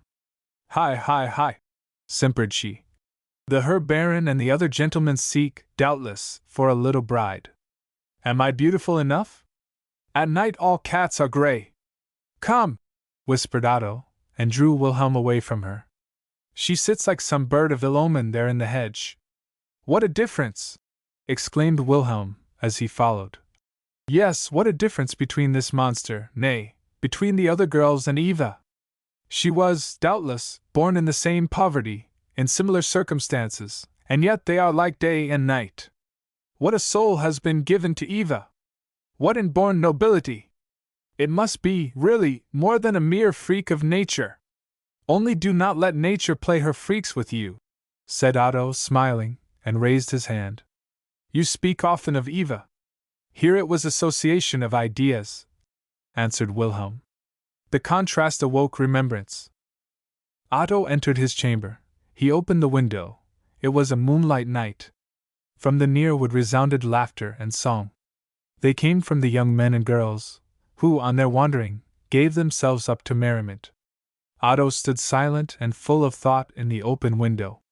Perhaps it was the moon which lent her paleness to his countenance. On what did he reflect? Upon his departure, perhaps? Only one more day would he remain here, where he felt himself so much at home. But then the journey was toward his own house, to his grandfather, to Rosalie, and the old preacher, who all thought so much of him. Otto stood listening and silent. The wind bore the song more distinctly over from the wood. That is their joy, their happiness, said he. It might have been my joy also, my happiness, lay in the sigh which he heaved. His lips did not move, his thoughts alone spoke their silent language. I might have stood on a level with these, my soul might have been chained to the dust, and yet it would have been the same which I now possess, with which I long to compass all worlds. The same, endowed with this sentiment of pride, which drives me on to active exertion. My fate wavered whether I should become one such as these or whether I should rise into that circle which the world calls the higher. The misformed did not sink down into the mire, but rose above into the high refreshing air. And am I become happy through this? His eye stared upon the bright disk of the moon. 2 large tears rolled over his pale cheeks. Infinite omnipotence! I acknowledge thy existence. Thou dost direct all, upon thee will I depend. A melancholy smile passed over his lips. He stepped back into the chamber, folded his hands, prayed, and felt rest and peace. Chapter 12. The following day, the last before Otto's departure, whilst he and Wilhelm were walking in the garden, Sophie approached them with a garland made of oak leaves. This was intended for Otto. They were now really to lose him. Sophie will scarcely be up so early tomorrow morning, said Lise. She is, therefore, obliged to present her garland today. I am never missing at the breakfast table, as you well know, and I shall then bring my bouquet. I shall preserve both until we meet again, returned Otto. They are vignettes to my beautiful summer dream. When I again sit in Copenhagen, when the rain patters and the winter approaches with cold and a joyless sky, I shall still see before me Funen with its green woods, flowers, and sunshine. It will appear to me that it must still be so there, and that the garland and bouquet are only withered because they are with me in the winter cold. In Copenhagen we shall meet again, said Sophie. And I shall see you again with the swallows, said Lise. When my flowers spring up again, when we have again warm summer days.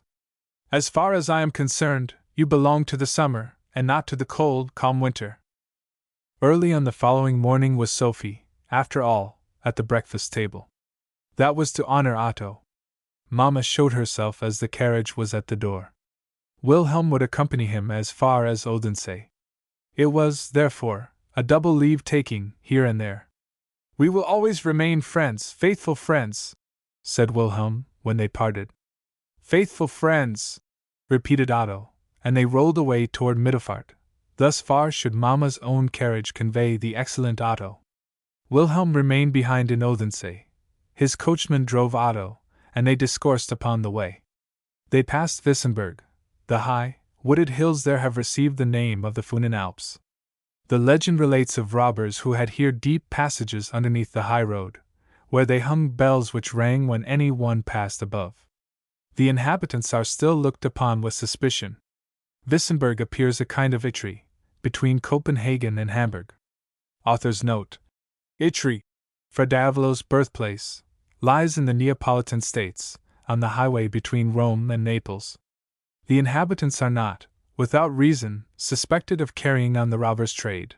Near the church there formerly lay a stone, on which Nud the saint is said to have rested himself when flying from the rebellious Jutlanders. In the stone remained the impression of where he had sat. The hard stone had been softer than the hearts of the rebellious people. This, and similar legends, the coachman knew how to relate. He was born in this neighborhood, but not in Wissenberg itself, where they make the false notes. Author's note: A number of years ago a band of men were seized in Wissenberg who had forged banknotes. Every legend gains in interest when one hears it in the place with which it is connected. Funen is especially rich in such relations. That cairn elevates itself at Christmas upon 4 red posts, and one can then see the dance and merriment of the goblins within. Through that peasant's farm there drives every night a glowing coach, drawn by 4 coal-black horses. Where we now see a pond overgrown with reeds and roots there once stood a church, but it sank as the godless desecrated it. At midnight we still hear their sighs, and hymns of repentance.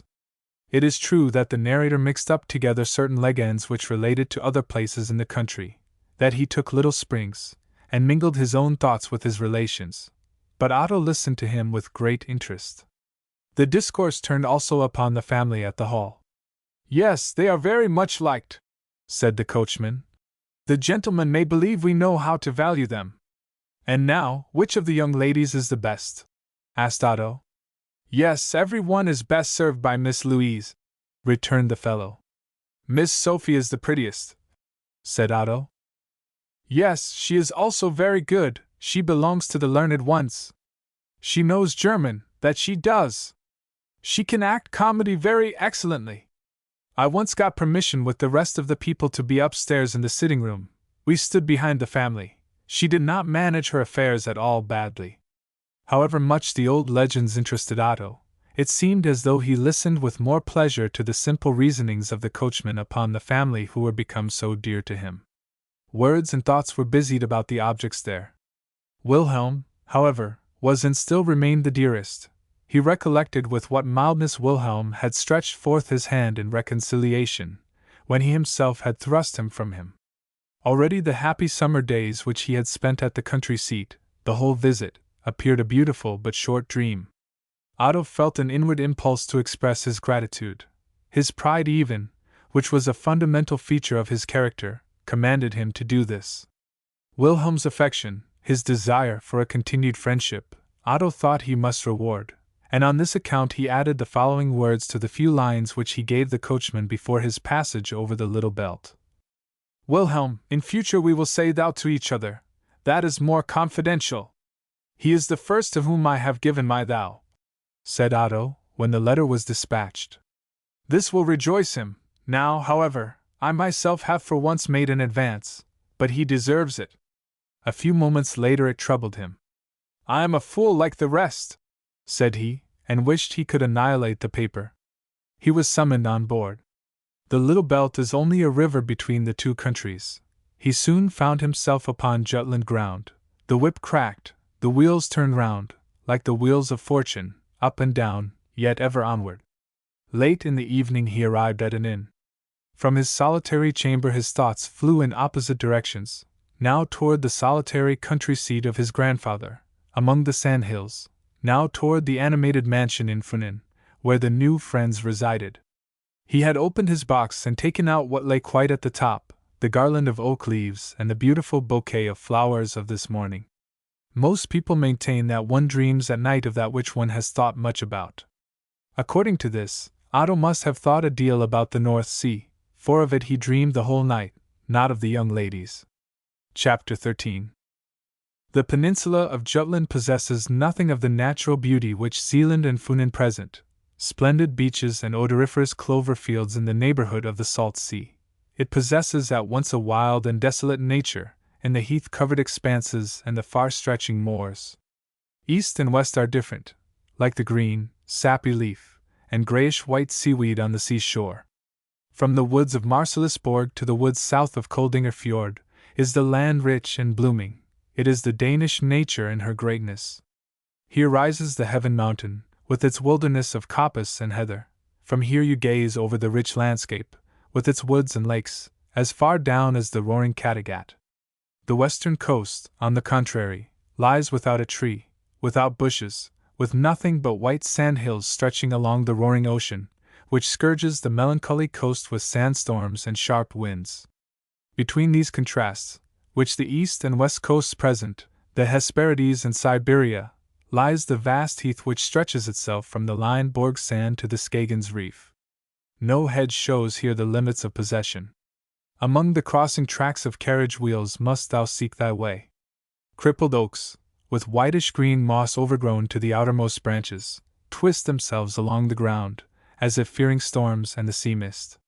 Here, like a nomadic people, but without flocks, do the so-called Tartar bands wander up and down, with their peculiar language and peculiar ceremonies. Suddenly there shows itself in the interior of the heath a wilderness, a colony, another, a strange people, German emigrants, who through industry compelled the meager country to fruitfulness. From Vale, Otto wished to take the road through Viborg, as the most direct and the shortest to his grandfather's estate, which lay between Nissum-Fjord and Lemvig. The first heath bushes accosted him as dear friends of his childhood. The beautiful beech woods lay behind him, the expanse of heath began, but the heath was dear to him. It was this landscape which formed the basis of many dear recollections. The country became ever higher with brown heights, beyond which nothing was visible. Houses and farms became more rare, the cherry orchards transformed themselves into cabbage gardens. Only single spots were free from heather, and here grew grass, but short, and like moss or duckweed which grows upon ponds. Here birds congregated by hundreds, and fluttered twittering into the air as the carriage drove past. You know where to find the green spot in the heath, and how to become happy through it, sighed Otto. Could I only follow your example? At a greater distance rose bare hills, without ling or ploughed land. The prickly heath looked brown and yellow on the sharp declivities. A little boy and girl herded sheep by the wayside. The boy played the pandine pipe, the little girl sang a psalm. It was the best song which she knew how to sing to the traveler, in order to win a little present from him. The day was warm and beautiful, but the evening brought the cold mist from the sea, which, however, in the interior of the country loses something of its power. That is a kiss of welcome from my home, said Otto. The death kiss of the mermaid. In Funen they call it the elf maiden.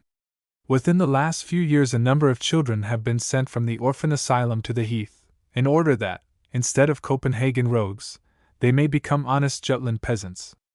Otto had a boy of this description for his coachman. The lad was very contented, and yet Otto became low-spirited from his relation. Recollections from his own life stirred within his breast. Return thanks to God, said he, and gave the lad a considerable present. On the heath thou hast shelter and a home. In Copenhagen, perhaps, the sandy beach would have been thy nightly resting place, hunger and cold the gifts which the day would bring thee. The nearer he approached the west, the more serious became his frame of mind. It was as if the desolate scenery and cold sea mist entered his soul. The pictures of the gay country seat at Funen were supplanted by recollections of his home with his grandfather. He became more and more low-spirited. It was only when a single mile separated him from his home that the thought of surprising his dear friends conquered his melancholy. He caught sight of the red roof of the house, saw the willow plantations, and heard the bark of the yard dog. Upon the hillock before the gate stood a group of children. Otto could no longer endure the slow driving through the deep ruts. He sprang out of the carriage, and ran more than he walked. The children on the hillock became aware of him, and all looked toward the side from whence he came.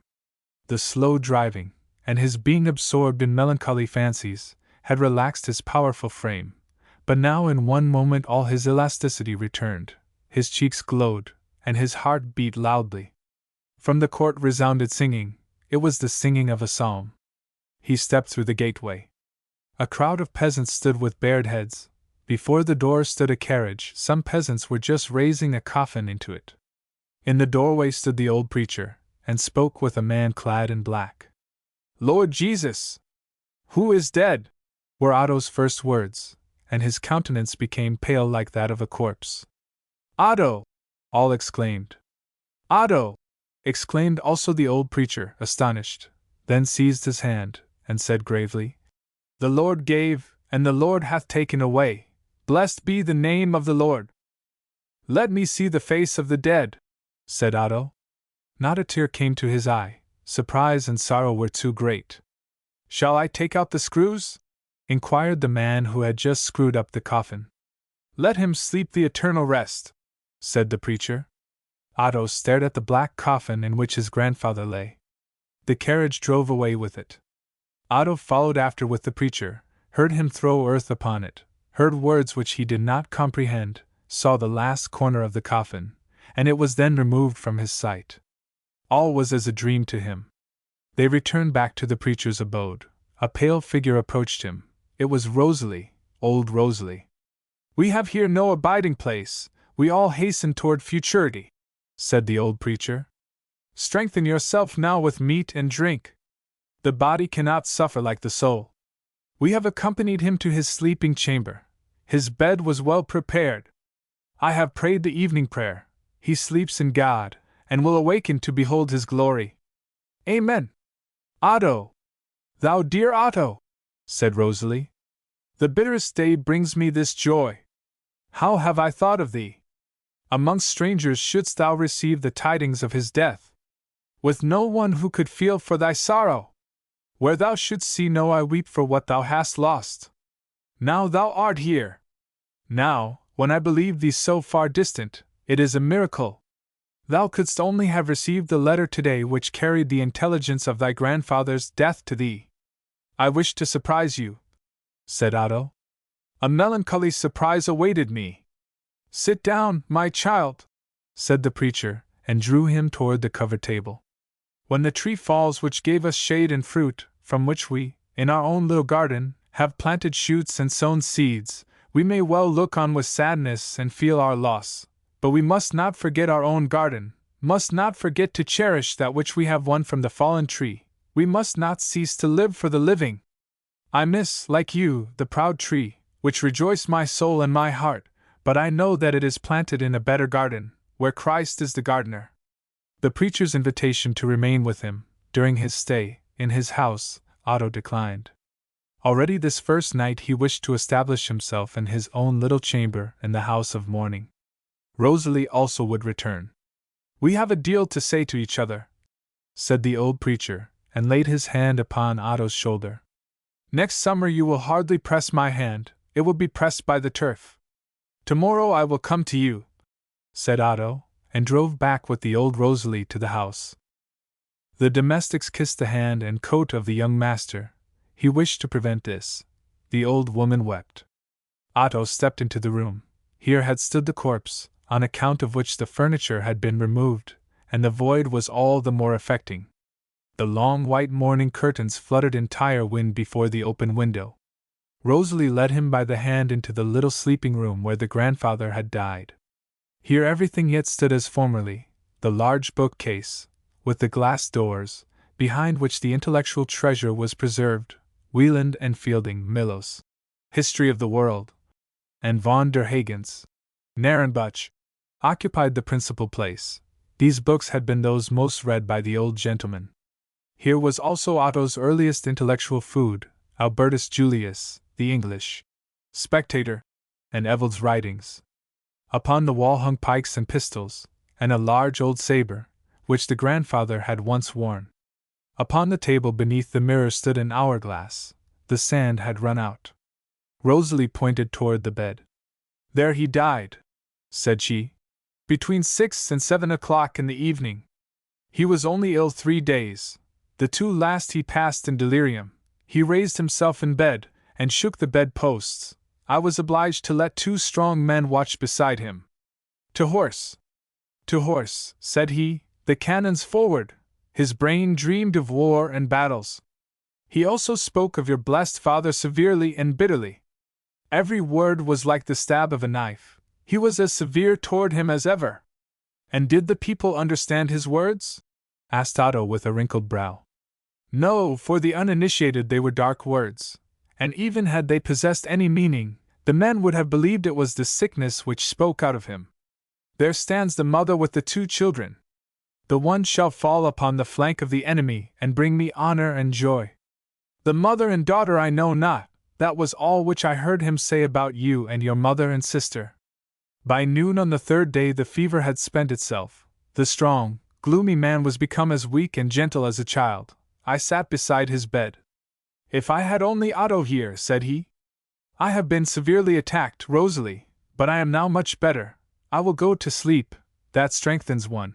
Smilingly he closed his eyes and lay quite still. I read my prayers, withdrew gently so as not to wake him.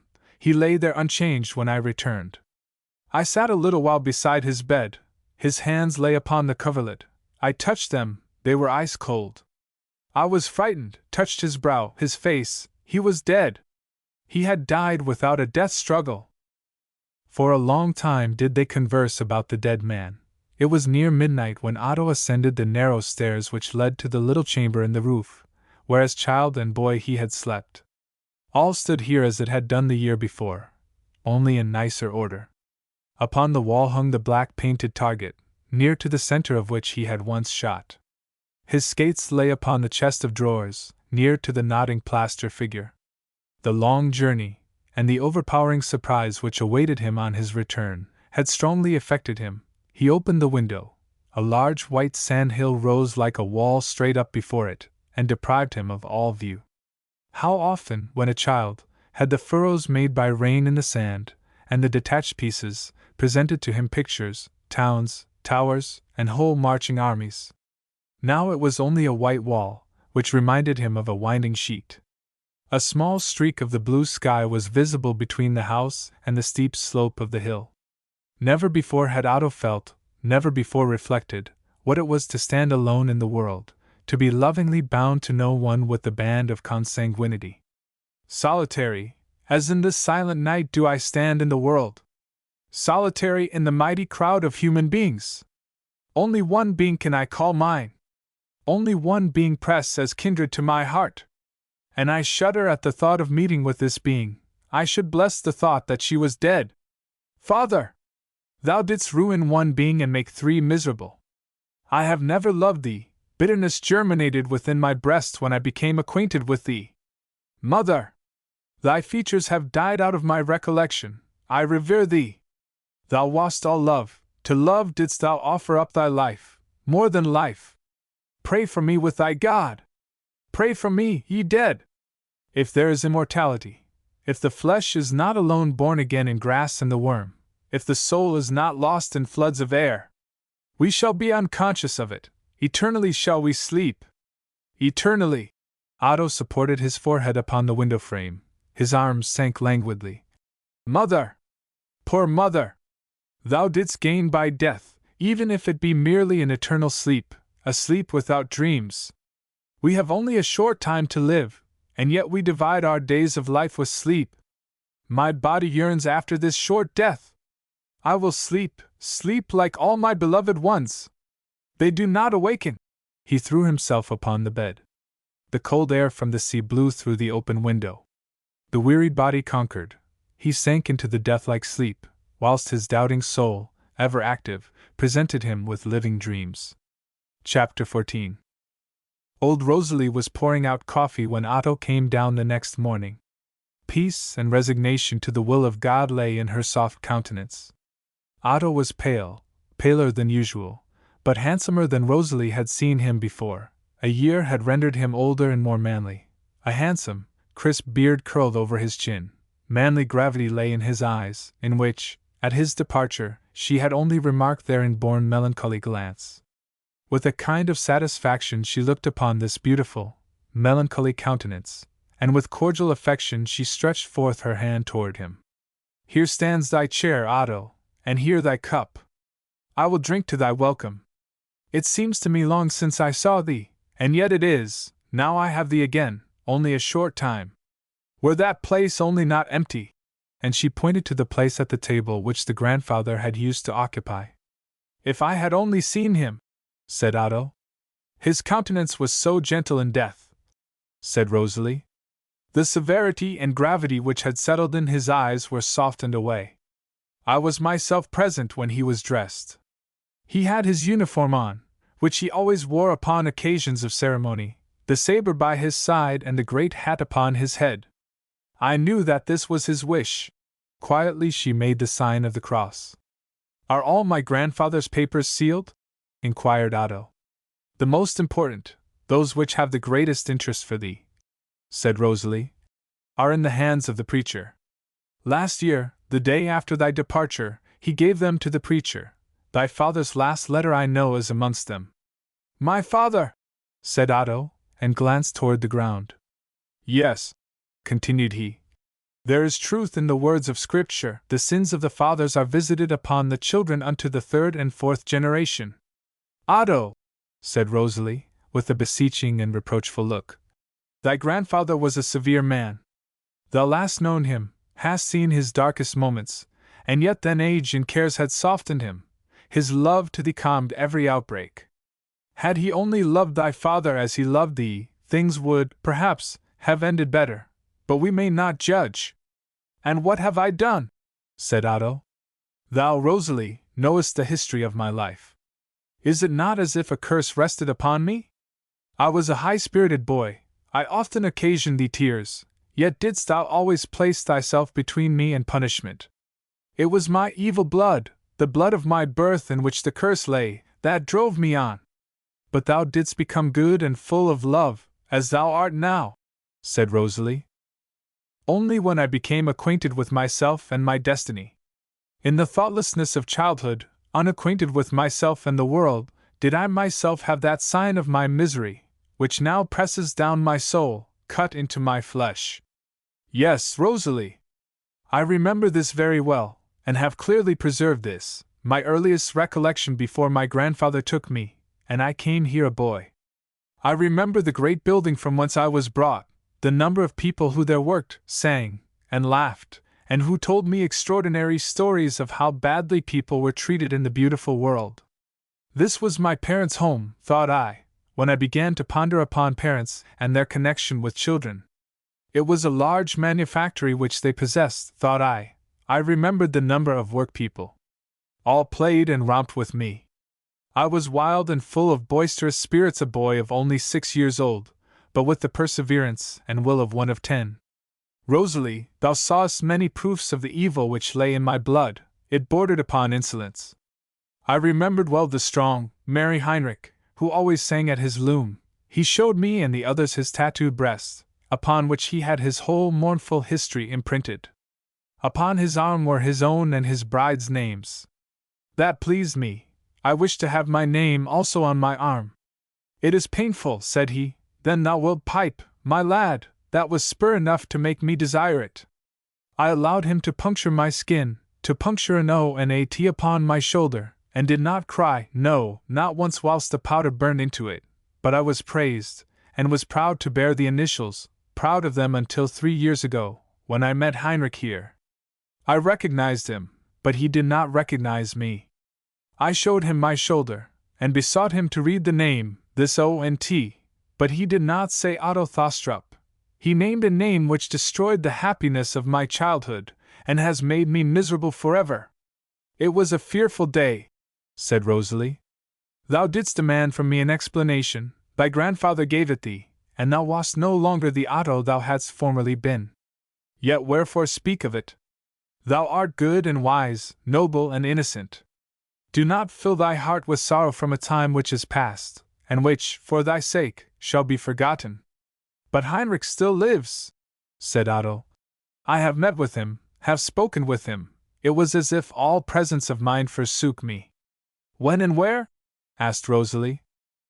Otto related of his walk with Wilhelm in the park, and of the juggler, in whom he had recognized Heinrich. "I tore myself from my friends, I wandered the whole night alone in the wood. Oh, Rosalie, I thought of death. I thought of death as no Christian ought to do. A beautiful morning followed. I wandered beside the sea which I love, and in which I have so often dived. Since that explanation of the initials on my shoulder was suggested, that explanation which reminded me of my unhappy birth, I have never uncovered them before anyone.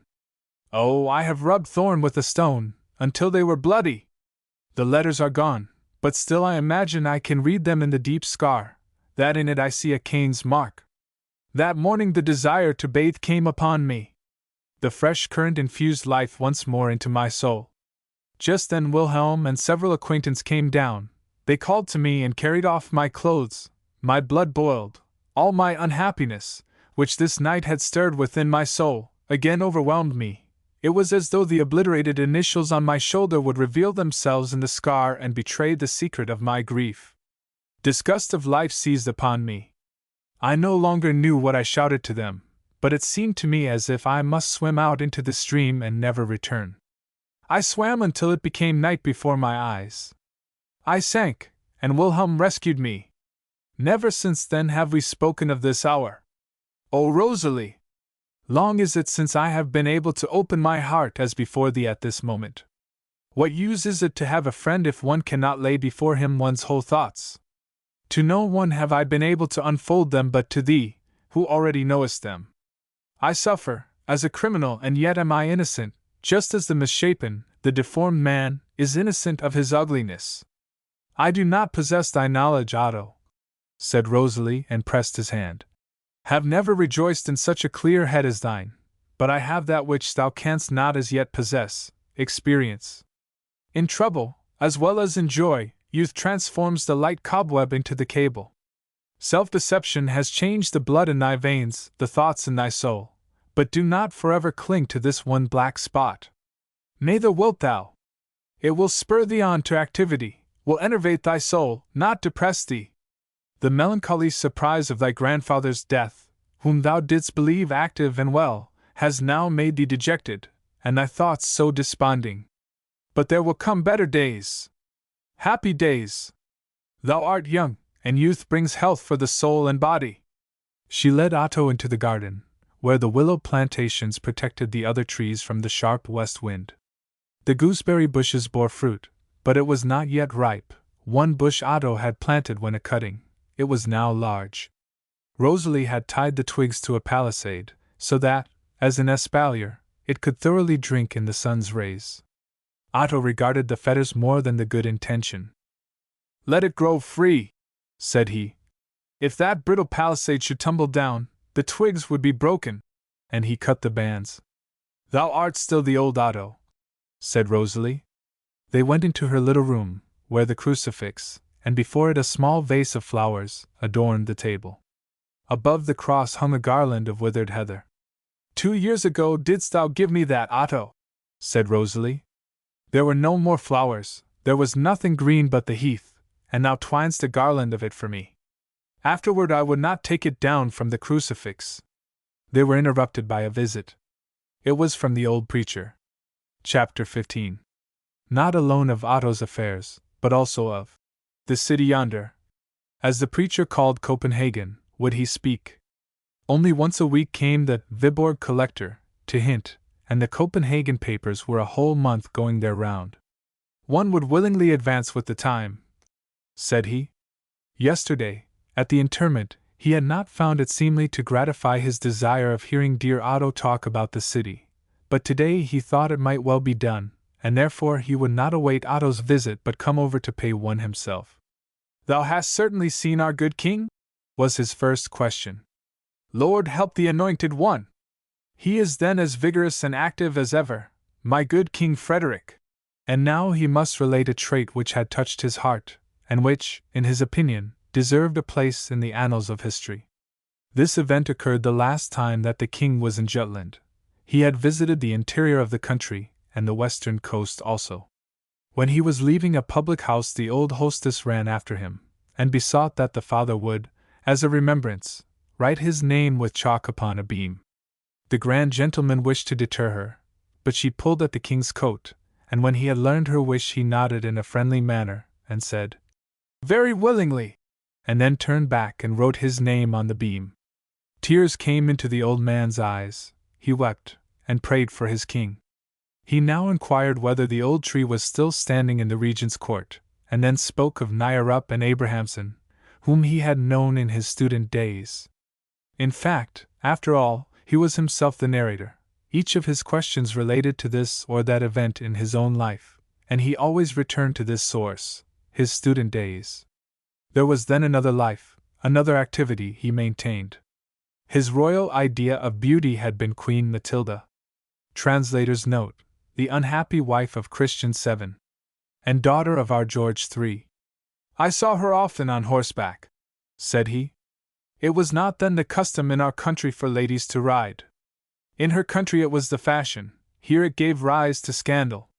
God gave her beauty, a king's crown, and a heart full of love. The world gave her, what it can give, a grave near to the bare heath. Whilst he so perpetually returned to his own recollections, his share of news was truly not new, but he was satisfied. Copenhagen appeared to him a whole world, a royal city, but Sodom and Gomorrah had more than one street there. Otto smiled at the earnestness with which he said this.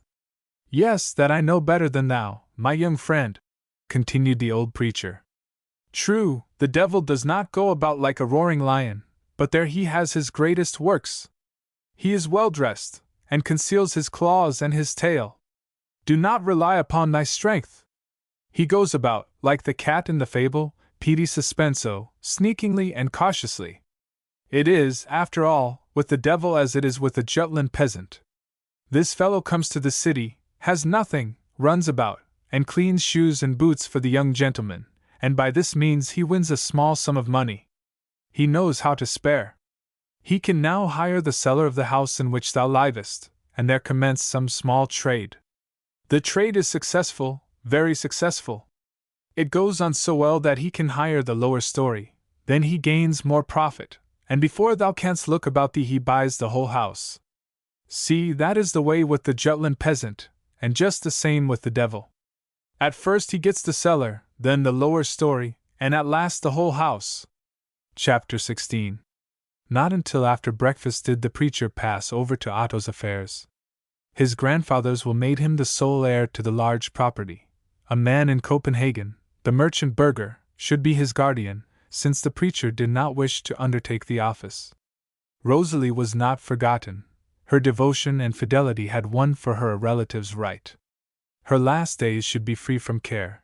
She had truly striven to remove all care from the dead whilst yet he lived. An old age free from care awaited her, but Otto wished that she should also have a happy old age. He imparted his plan to the preacher, but the latter shook his head, thought it was not practicable, and regarded it as a mere fancy, a whim. But such it was not. Some days passed by. One afternoon Rosalie sat upon a small wooden bench under the cherry trees, and was making mourning for the winter. "This is the last summer that we shall sit here," said she. "The last summer that this is our home. Now I am become equally rooted to this spot, it grieves me that I must leave it." "Thou wast forced to leave thy dear Switzerland," said Otto. "That was still harder." "I was then young," answered she. "The young tree may be easily transplanted, but the old one has shot forth deeper roots. Denmark is a good land, a beautiful land." "But not the west coast of Jutland!" exclaimed Otto. "For thy green pasture hast thou here heath, for thy mountains, low sand hills." "Upon the Jura mountains there is also heath," said Rosalie. "The heath here often reminds me of my home on the Jura. There also is it cold, and snow can fall already in August. The fir trees then stand as if powdered over." "I love Switzerland, which I have never seen," pursued Otto. "Thy relation has given me a conception of the picturesque magnificence of this mountain land. I have a plan, Rosalie. I know that in the heart of a mountaineer homesickness never dies. I remember well how thy eyes sparkled when thou toldest of the walk toward Le Locle and Neuchâtel. Even as a boy I felt at thy words the light mountain air. I rode with thee upon the dizzy height, where the woods lay below us like potato fields. What below arose, like the smoke from a charcoal burner's kiln, was a cloud in the air. I saw the Alpine chain, like floating cloud mountains, below mist, above dark shapes with glancing glaciers." "Yes, Otto," said Rosalie, and her eyes sparkled with youthful fire. "So looks the Alpine chain when one goes from Le Locle to Neuchâtel.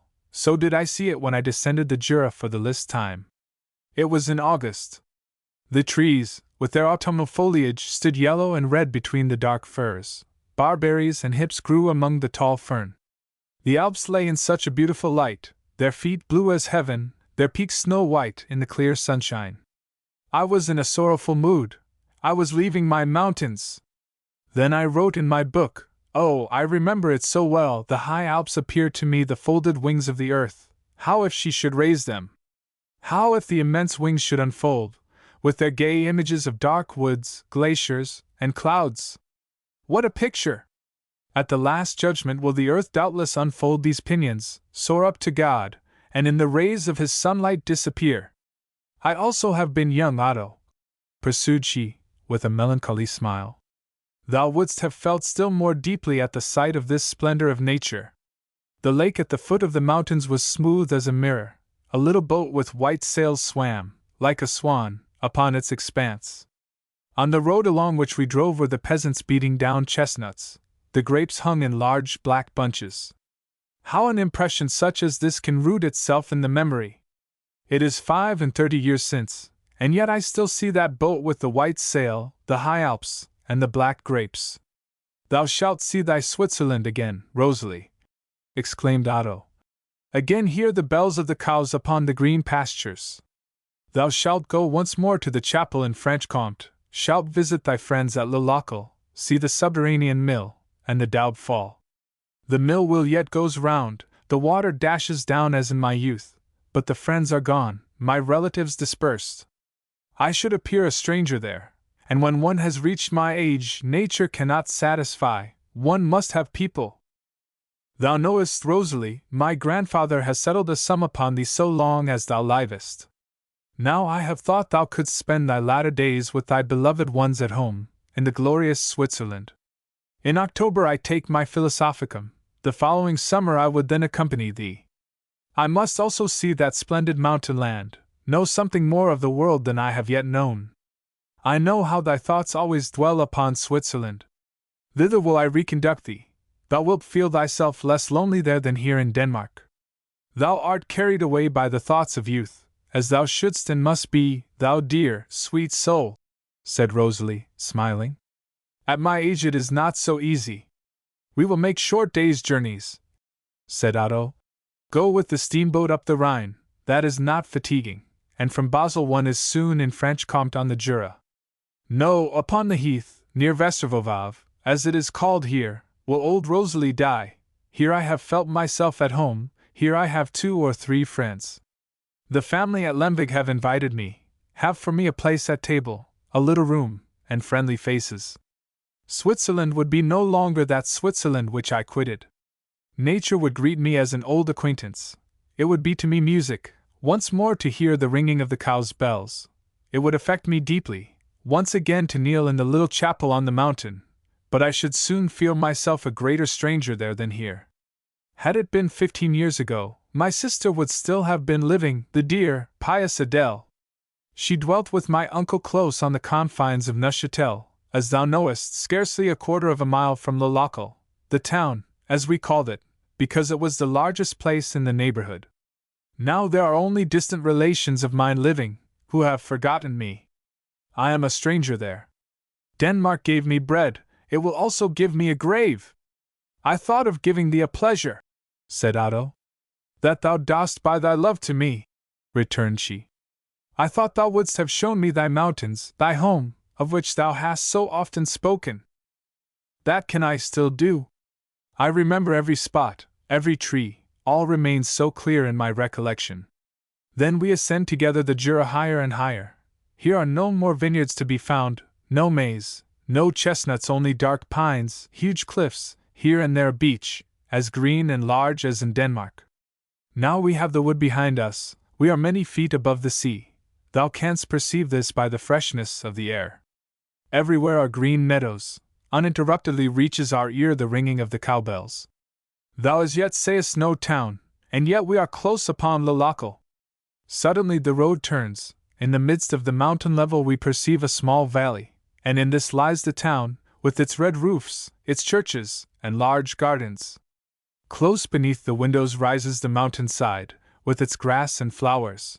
It looks as though the cattle must be precipitated upon the houses. We go through the long street, past the church. The inhabitants are Protestants. It is a complete town of watchmakers. My uncle and Adele also sat the whole day, and worked at wheels and chains. That was for Monsieur Huriot, in Le Locle. His daughters I know, one is called Rosalie, like myself. Rosalie and Lydia, they will certainly have forgotten me. But it is true that we are upon our own journey. Now, thou sayest, at the end of the town we do not follow the broad road that leads to Besançon. We remain in the lesser one, here in the valley where the town lies. The beautiful valley! The green mountainsides we keep to our right, on it are scattered houses, with large stones upon their steep wooden roofs, and with little gardens tilled with plum trees. Steep cliff walls shut in the valley. There stands up a crag. If thou climbest it thou canst look straight into France. One sees a plain, flat like the Danish plains. In the valley where we are, close under the rock, lies a little house. Oh, I see it distinctly! Whitewashed, and with blue painted window frames. At the gate a great chained dog. I hear him bark. We step into that quiet, friendly little house. The children are playing about on the ground. Oh, my little Henry knew Robert! Ah, it is true that now he is older and taller than thou. We descend the steps toward the cellar. Here stand sacks and chests of flour. Under the floor one hears a strange roaring. Still a few steps lower, and we must light the lamp, for here it is dark. We find ourselves in a great watermill, a subterranean mill. Deep below in the earth rushes a river. Above no one dreams of it. The water dashes down several fathoms over the rushing wheel, which threatens to seize our clothes and whirl us away into the circle. The steps on which we stand are slippery. The stone walls drip with water, and only a step beyond the depth appears bottomless. Oh, thou wilt love this mill as I love it! Again, having reached the light of day, and under free heaven, one only perceives the quiet, friendly little house. Dost thou know, Otto, often as thou hast sat quiet and dreaming, silent as a statue, have I thought of my mill, and the repose which it presented? And yet how wildly the stream roared in its bosom, how the wheels rushed round, and how gloomy it was in the depth. We will leave the mill, said Otto, and sought to lead her from her reflections back to her own relation. We find ourselves in the wood, where the ringing of the evening bell reaches our ear from the little chapel in Franche-Comté.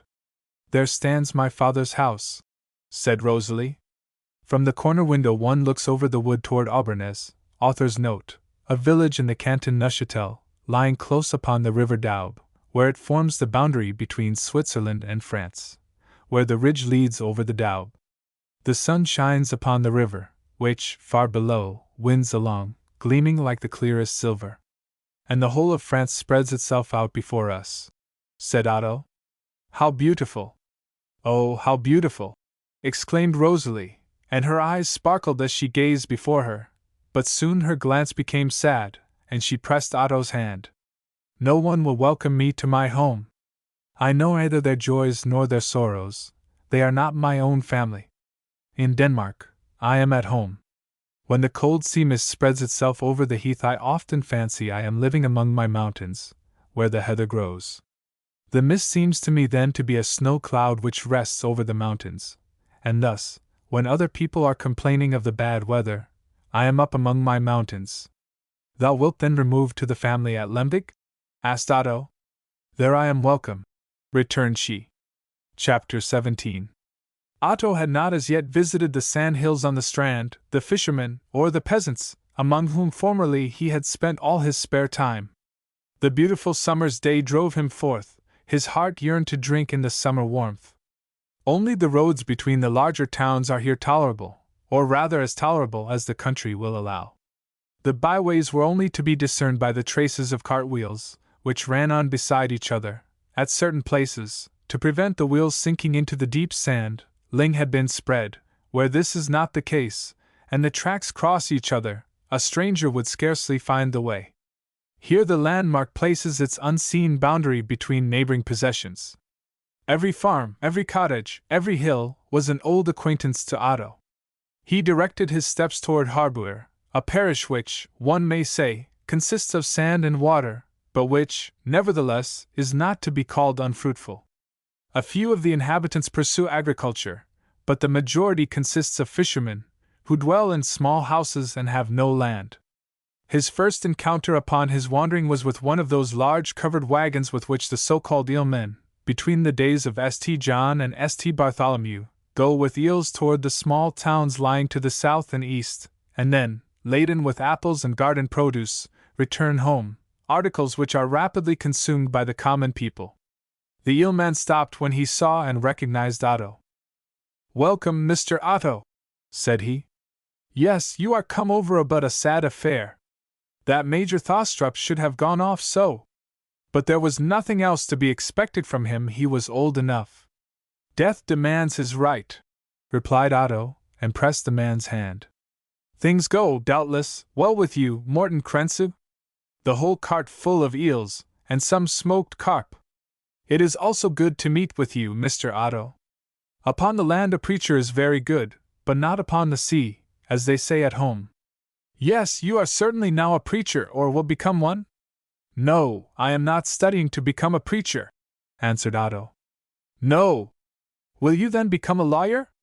It strikes me you are clever enough, you have no need to study any more. You will just go and say a few words to them at home?" "The grandmother sits and spins yarn for eel nets. She has now the cataract on the other eye, but her mouth is as well as ever. She does not let herself grow dumb, although she does sit in the dark. Mother provides the baits, she has also enough to do with the hooks." "But Maria, the lively little Maria?" said Otto. "The girl? She has gone this year with the other fisher girls to Ringkjøbing, to be hired for the hay and corn harvest. We thought we could do without her at home. But now, God willing, I must travel on." Cordially he shook Otto's hand, and pursued his slow journey. The brothers of the eelman were active fishermen, as their father had been before them, and although they were all married they lived together. The swarm of children was not insignificant. Young and old formed one family, in which the old grandmother had the first voice. Otto approached the dwelling. Before it lay a little plot of land, planted with potatoes and carrots, and also beds of onions and thyme. Two large bulldogs, with sharp teeth and wicked eyes, rushed toward Otto. "Tyv! Grumsling!" shrieked a voice, and the dogs let fall their tails and drew back, with a low growl, toward the house. Here at the threshold sat an old woman in a red woolen jacket, with a handkerchief of the same material and same color about her neck, and upon her head a man's black felt hat. She spun. Otto immediately recognized the old blind grandmother. "God's peace be in the house," said he.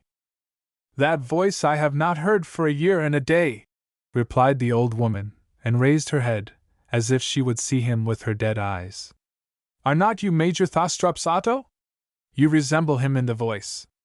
I thought, truly, that if you came here you would pay us a visit. I shall leave the baits and put on the kettle, that you may have a cup of coffee. Formerly you did not use to despise our entertainment. You have not grown proud with your journey, have you? The coffee vetch, author's note, Astragalus bioticus is used as a substitute for coffee, and is principally grown upon the sand hills west of Holmsland. It is first freed from the husk, and then dried and roasted a little. Is good, it is from Holmsland, and tastes better than the merchant's beans." The dogs still growled at Otto. "Cannot you stupid beasts, who have still eyes in your heads to see with, recognize that this is the Major's Otto?" cried she wrathfully, and gave them several good blows with her hand.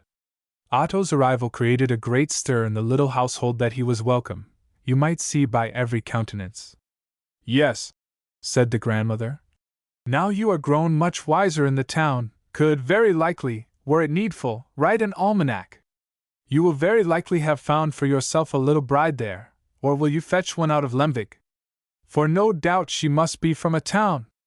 Yes, I have known him ever since he was a little fellow. Yonder, on the wall, he made, out of herrings' heads, the living devil, just as he lives and breathes. He thrust our sucking pig into the eel cart, between the casks. We sought a whole day after the sucking pig without finding him, and he was forced to make the journey with them to Holstebro. Yes, he was a wild fellow. Later, when he was obliged to learn so much, he became sad. Yes, within the last years his books have overdone him. Yes, many a time has he put out to sea with my husband, pursued one of the daughters-in-law. One night he remained out with him. How anxious the French mamsel at the hall was about him! He was never haughty, said the grandmother. He nibbled his dried fish with the fresh fish, and drank a little cup of water, although he was used to better things at home. But today we have white bread, fresh and good. It came yesterday from Lemvig. The brandy glass, with its wooden, red-painted foot, was placed before Otto. Under the bed there was an anchor of brandy. A little stock, as all stranded goods are here called. Otto inquired after the married sons. They were with their men on the shore, ready to embark on their fishing expedition. The grandmother would accompany him thither. They were not yet departed. She should first take them provisions. The old woman took her stick, the dogs sprang forward, and now commenced their wandering among the sand hills, where their huts or booths, built with rafters and smeared with earth, stood. Around lay the refuse of fish, heads and entrails, thrown about. The men were just then busied in carrying the trough and fishing tackle. Author's note: a baki consists of 3 lines, each of 200 Danish ells, or about 135 yards, and of 200 fishing hooks. The stretched baki is thus about 200 yards, with 600 hooks. These are attached to the line with strings half an ell long and as thick as fine twine. To each baki belongs a square trough, on which it is carried on board. To a larger fishing boat are reckoned 6 lots of hooks. Each lot has 8 to 9 bakis on board. The open sea lay before them, almost as bright as a mirror, for the wind was easterly. Near to them paused a horseman. He was partly dressed like a peasant, with riding breeches on, which were buttoned down at the sides. "Have you heard the news?" he cried to Otto. "I come from Rinköping. At Merchant Cohen's I have read the German paper. There is a revolution in France. Charles X. is fled with the whole royal family. Yes, in Paris, there is fine work. The French are a wild people," said the grandmother. "A king and a queen they have beheaded in my time, now they will do the same with these. Will our dear Lord suffer that such things be done to his anointed? There will be war again," said one of the fishermen. "Then more horses will go out of the country," said the stranger, pressed Otto's hand, and vanished behind the sandhills. "Was not that the horse dealer from Vard?" inquired Otto. "Yes, he understands languages," said the fisherman, "and thus he is acquainted with foreign affairs sooner than we. Then they are now fighting in France.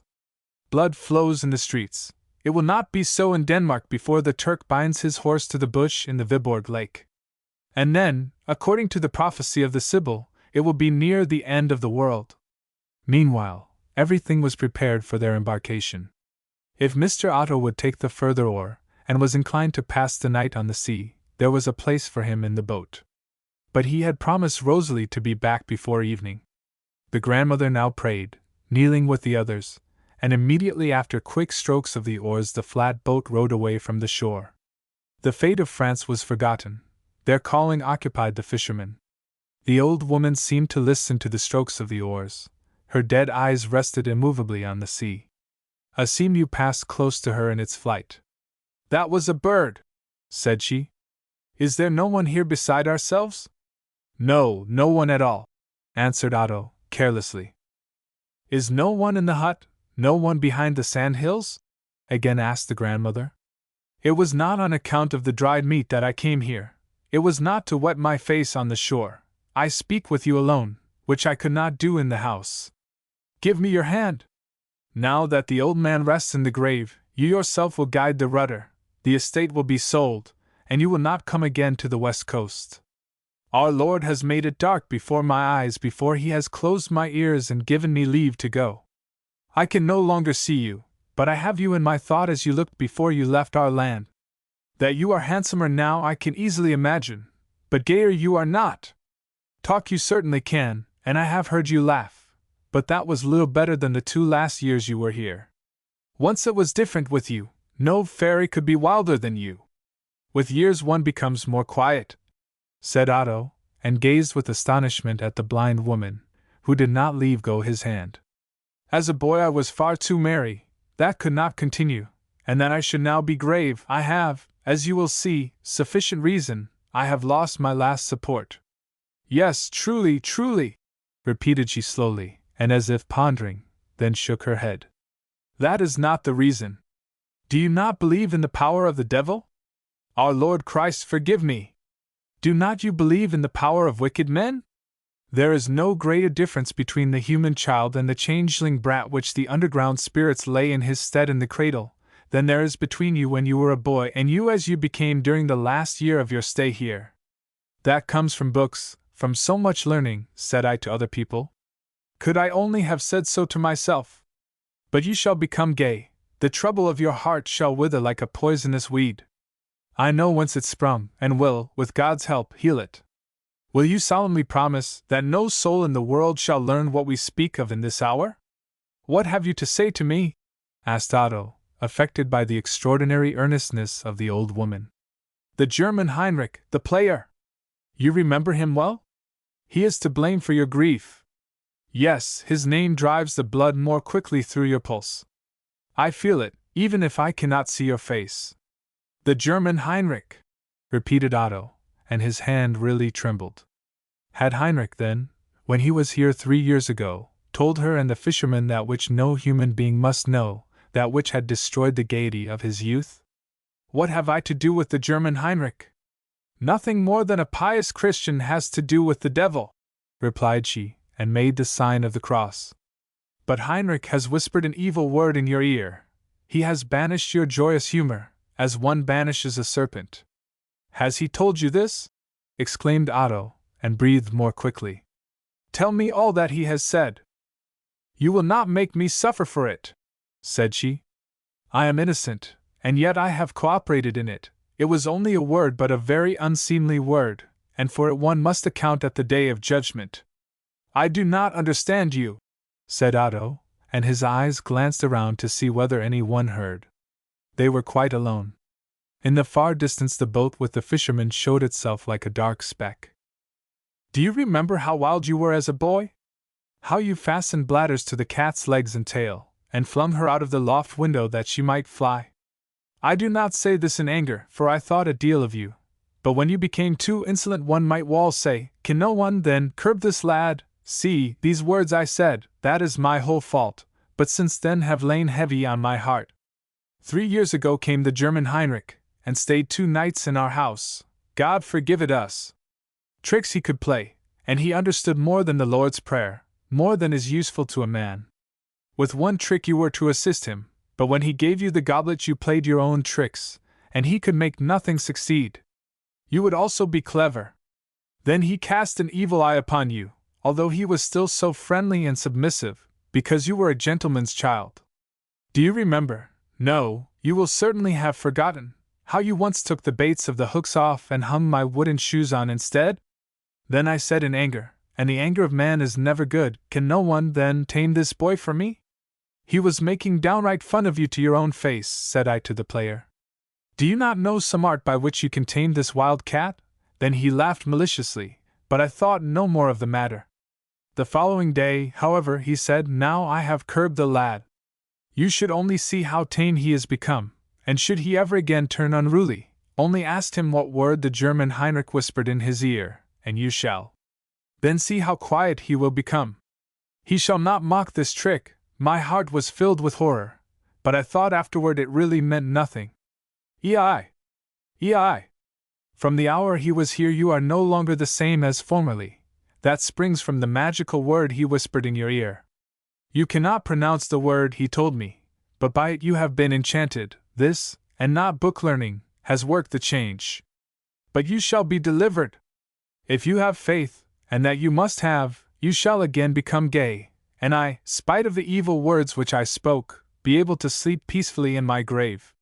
If you will only lay this upon your heart, now that the moon is in its wane, the trouble will vanish out of your heart as the disk of the moon decreases.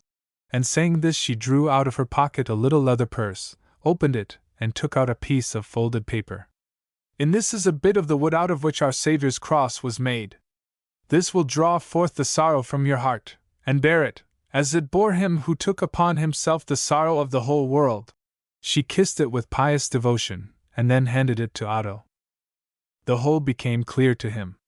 He recollected how in his boyish wantonness he had caused Heinrich's tricks to miscarry, which occasioned much pleasure to the spectators, but in Heinrich's displeasure, they soon again became friends, and Otto recognized in him the merry weaver of the manufactory, as he called his former abode. They were alone. Otto asked whether he did not remember his name. Heinrich shook his head. Then Otto uncovered his shoulder, bade him read the branded letters, and heard the unhappy interpretation which gave the death blow to his gaiety. Heinrich must have seen what an impression his words made upon the boy. He gained through them an opportunity of avenging himself, and at the same time of bringing himself again into repute, as a sorcerer. He had tamed him, whispered he to the old woman, he had tamed the boy with a single word. At any future wantonness of Otto's, gravity and terror would immediately return should any one ask him, "What word did the German Heinrich whisper into thy ear?" Only asked him, had Heinrich said? In a perfectly natural manner there lay, truly, enchantment in Heinrich's words, even although it were not that enchantment which the superstition of the old woman would have signified. A revelation of the connection of affairs would have removed her doubts, but here an explanation was impossible to Otto. He pressed her hand, besought her to be calm. No sorrow lay heavy on his heart, except the loss of his dear grandfather. "Every evening have I named your name at my prayers," said the old grandmother. "Each time when the harbingers of bad weather showed themselves, and my sons were on the sea, so that we hung out flags or lighted beacons as signals, did I think of the words which had escaped my lips, and which the wicked Heinrich had caught up. I feared lest our Lord might cause my children to suffer for my injustice." "Be calm, my dear old woman," said Otto. "Keep for yourself the holy cross, on the virtue of which you rely. May it remove each sorrow from your own heart." "No, I am guilty of my own sorrow. Yours has a stranger laid upon your heart. Only the sorrow of the guiltless will the cross bear." The beautiful sentiment which, unconsciously to her, lay in these words, affected Otto. He accepted the present, preserved it, sought to calm the old woman, and once more at parting glanced toward the splendid sea expanse which formed its own boundary. It was almost evening before he reached the house where Rosalie awaited him. His last scene with the blind fisherwoman had again thrown him into his gloomy mood. "After all, she really knows nothing," said he to himself. "This Heinrich is my evil angel. Might he only die soon!" It was in Otto's soul as if he could shoot a ball through Heinrich's heart. "Did he only lie buried under the heather, and with him my secret! I will have blood. Yes, there's something devilish in man. Were Heinrich only dead! But others live who know my birth, my sister. My poor, neglected sister, she who had the same right to intellectual development as myself. How I fear this meeting! It will be bitter. I must away. I will hence. Here will my life germ be stifled. I have indeed fortune. I will travel. This animated France will drive away these whims, and I am away, far removed from my home. In the coming spring I shall be a stranger among strangers." And his thoughts melted into a quiet melancholy. In this manner he reached the hall. Chapter 18. "In France there is revolution," was the first piece of information which Otto related. "Charles X. has flown with his family. This, they say, is in the German papers." "Revolution?" repeated Rosalie, and folded her hands. "Unhappy France! Blood has flowed there, and it again flows. There I lost my father and my brother. I became a refugee, must seek for myself a new fatherland." She wiped away a tear from her cheek, and sunk into deep meditation. She knew the horrors of a revolution, and only saw in this new one a repetition of those scenes of terror which she had experienced, and which had driven her out into the world, up into the north, where she struggled on, until at length she found a home with Otto's grandfather, a resting abode. Everything great and beautiful powerfully affected Otto's soul. Only in one direction had he shown no interest, in the political direction, and it was precisely politics which had most occupied the grandfather in his seclusion. But Otto's soul was too vivacious, too easily moved, too easily carried away by what lay nearest him. "One must first thoroughly enter into life, before the affairs of the world can seize upon us," said he. With the greater number of those who in their early youth occupy themselves with politics, it is merely affectation. It is with them like the boy who forces himself to smoke tobacco so as to appear older than he really is. Beyond his own country, France was the only land which really interested Otto. Here Napoleon had ruled, and Napoleon's name had reached his heart. He had grown up whilst this name passed from mouth to mouth. The name and the deeds of the hero sounded to him, yet a boy, like a great world adventure.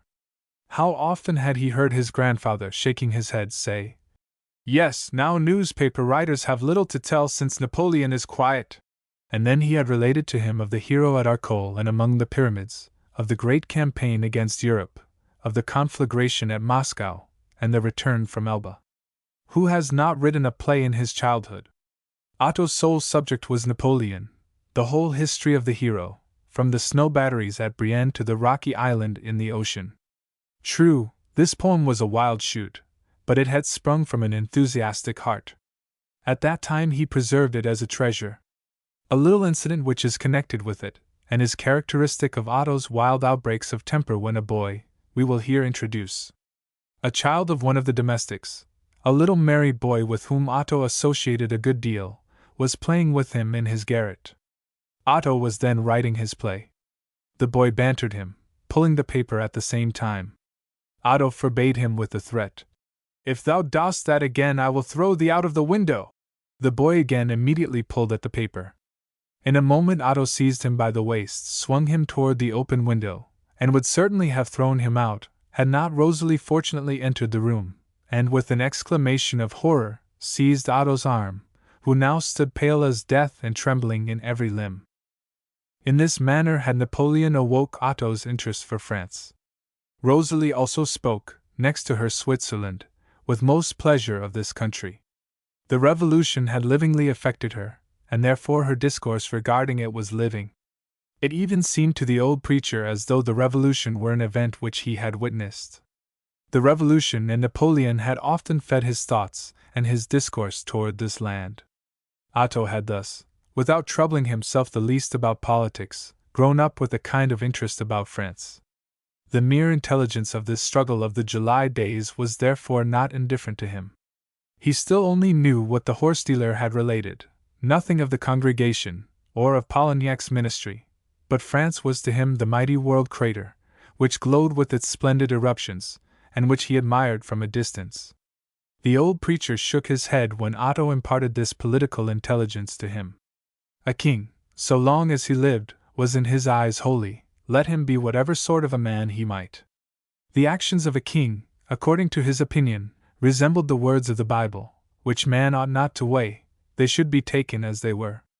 "All authority is from God," said he. "The Anointed One is holy, God gives to him wisdom, he is a light to whom we must all look up." "He is a man like ourselves," answered Otto. "He is the first magistrate of the land, and as such we owe him the highest reverence and obedience.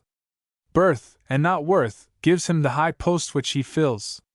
He ought only to will that which is good, to exercise justice. His duties are equally great with those of his subjects."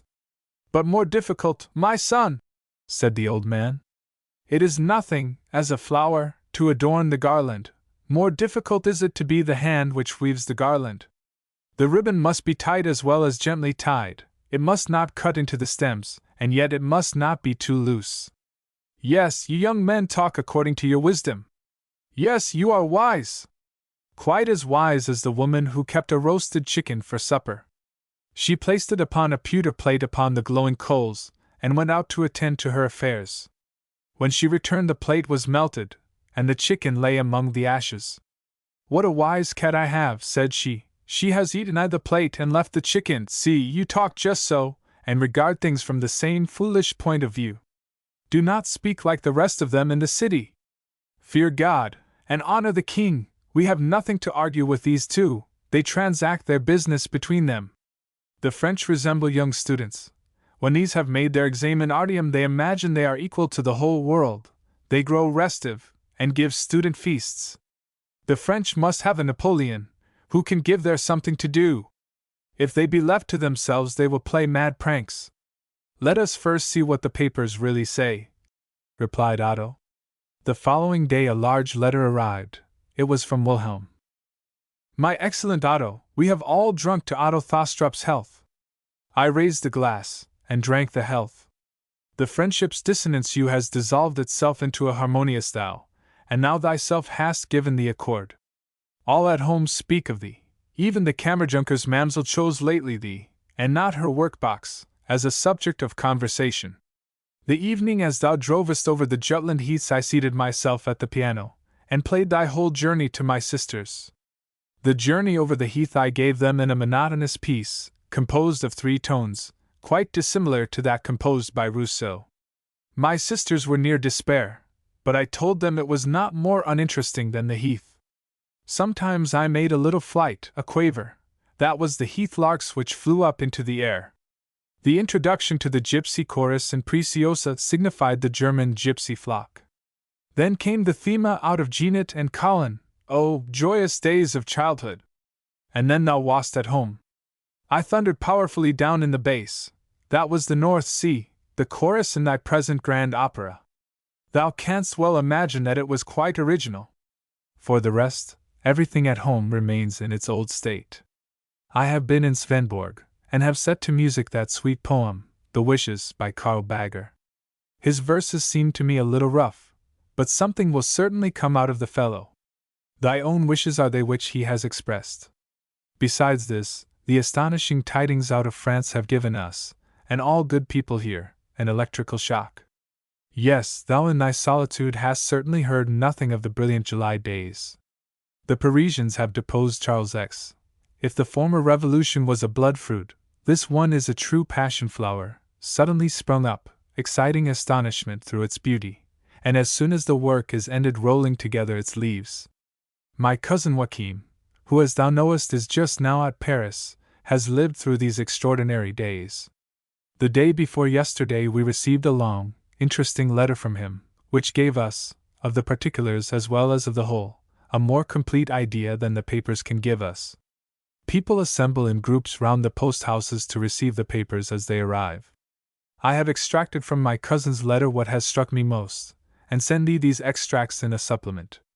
Thou canst thus in thy retirement still live in the world. 1,000 greetings from all here. Thou hast a place in Mamma's heart, but not less so in mine. P.S. It is true. My sister Sophie begs thee to bring her a stone from the North Sea. Perhaps thou wilt bring for me a bucket of water, but it must not incommode thee. This hearty letter transported Otto into the midst of the friendly circle in Funen. The corner of the paper where Wilhelm's name stood he pressed to his lips. His heart was full of noble friendship. The extract which Wilhelm had made from his cousin's letter was short and descriptive. It might be compared with a beautiful poem translated into good prose. In the theatre we interest ourselves for struggling innocence, but we are still more affected when the destiny of a whole nation is to be decided. It is on this account that Wilhelm Tell possesses so much interest. Not of the single individual is here the question, but of all. Here is flesh of our flesh, and bone of our bone. Greater than the play created by the poet was the effect which this description of the July days produced upon Otto. This was the reality itself in which he lived. His heart was filled with admiration for France, who fought for liberty the holy fight, and who, with the language of the sword, had pronounced the anathema of the age on the enemies of enlightenment and improvement. The old preacher folded his hands as he heard it, his eyes sparkled, but soon he shook his head. May men so judge the anointed ones of God? He who taketh the sword shall perish by the sword. The king is for the people, said Otto. Not the people for the king. Louis Svitha's unhappy daughter, sighed Rosalie.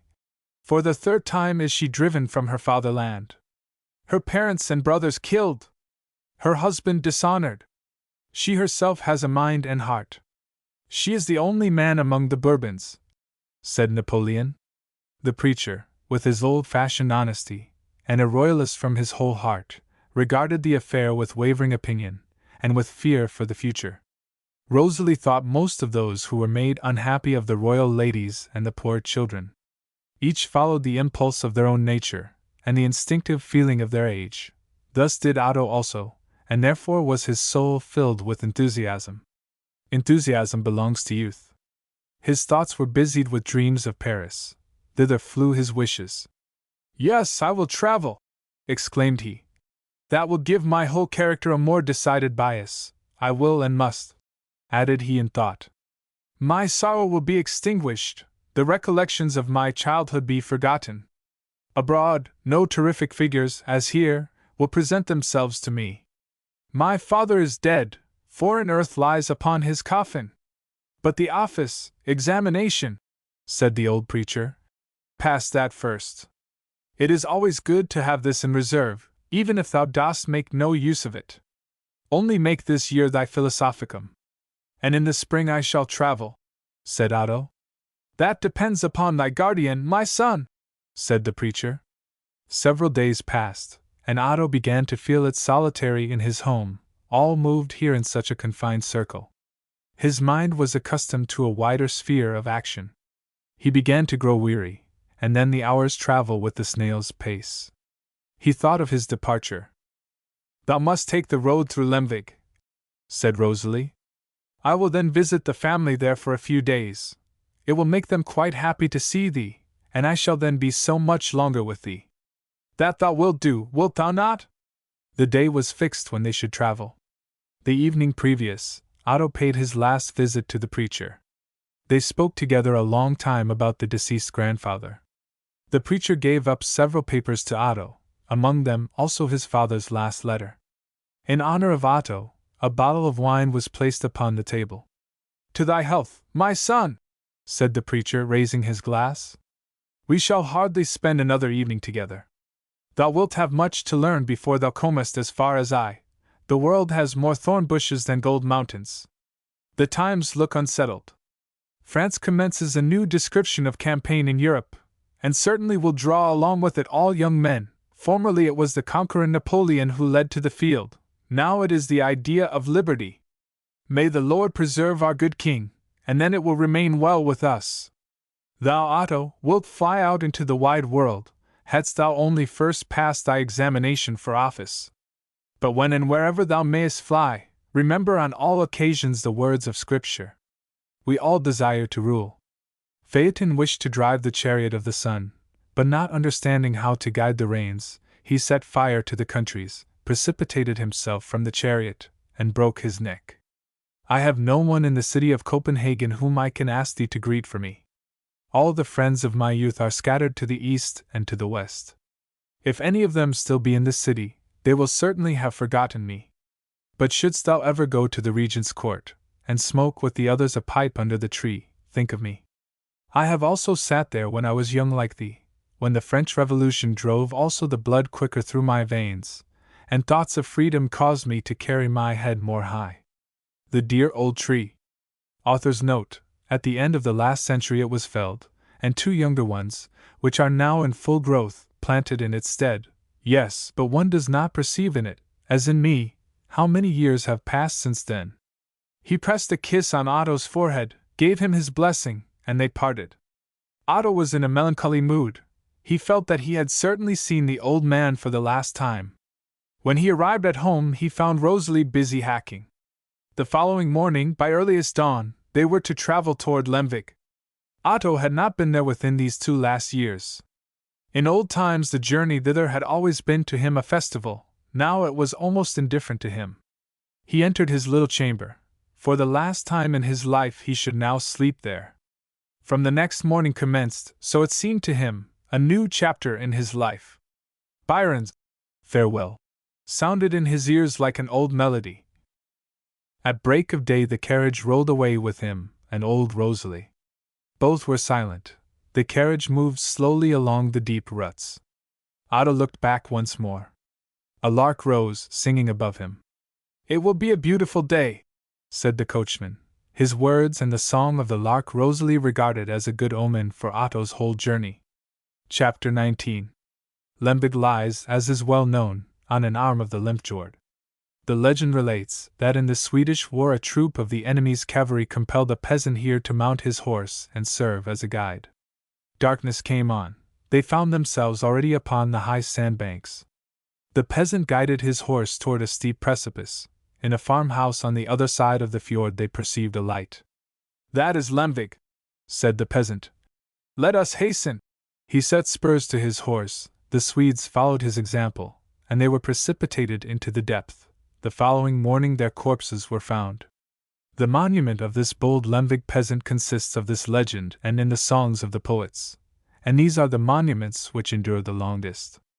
Through this legend the bare precipice receives an intellectual beauty, which may truly compare itself with the naturally beautiful view over the city and the bay. Rosalie and Otto drove into the town. It was 2 years since he had been here. Everything seemed to him, during this time, to have shrunk together. Wherever he looked everything was narrow and small. In his recollection, Lemvig was very much larger. They now drew up before the merchant's house. The entrance was through the shop, which was decorated with wooden shoes, woolen gloves, and ironware. Close within the door stood 2 large casks of tea. Over the counter hung an extraordinary stuffed fish, and a whole bunch of felt hats, for the use of both sexes. It was a business en gros and en detail, which the son of the house managed. The father himself was number 1 in Lemvig. He had ships at sea, and kept open house, as they call it, in the neighborhood. The sitting-room door opened, and the wife herself, a stout, square woman, with an honest, contented countenance, stepped out and received the guests with kisses and embraces. Alas! Her good Jutland pronunciation cannot be given in writing. "Oh, how glorious that the mamselle comes and brings Mr. Thostrop with her! How handsome he is become! And how grown! Yes, we have his mark still on the door." She drew Otto along with her. "He has shot up more than 1/4 of a yard." He looked at the objects which surrounded him. "Yes," said she, "that instrument we have had since you were last here. It is a present to Maren from her brother. She will now sing you something. It is astonishing what a voice she has. Last Whitsuntide she sang in the church with the musical people. She sang louder than the organ." Otto approached the sofa, over which a large piece of needlework hung, in a splendid gold frame. "That is Maren's name sampler," said the mistress of the house. "It is very pretty. See! There stand all our names. Can Mr. Thostrop guess who this is? Here are all the figures worked in open stitch. That ship, there, is the Marianne, which was called after me. There you see the Lemvig Arms, a tower which stands on the waves, and here in the corner, in regular and irregular stitches, is her name, Maren, October the 24th, 1828. Yes, that is now 2 years since. She has now worked a cushion for the sofa, with a Turk upon it. It went the round of the city, every one wished to see it. It is astonishing how Maren can use her hands." Rosalie inquired after the excellent girl. "She is preparing the table," said the lady. "Some good friends are coming to us this evening. The secretary will also come. He will then play with Maren. You will doubtless, in Copenhagen, have heard much more beautiful music. Ours is quite simple, but they sing from notes, and I think, most likely the secretary will bring his musical box with him." "That is splendid! Only lately he sang a little song to the box, that was much better than to the larger instrument, for I must say he has not the strong chest which Maren has." The whole family assembled themselves for the first time at the dinner table. The 2 persons who took the lowest places at table appeared the most original. These were the shopman and the aunt.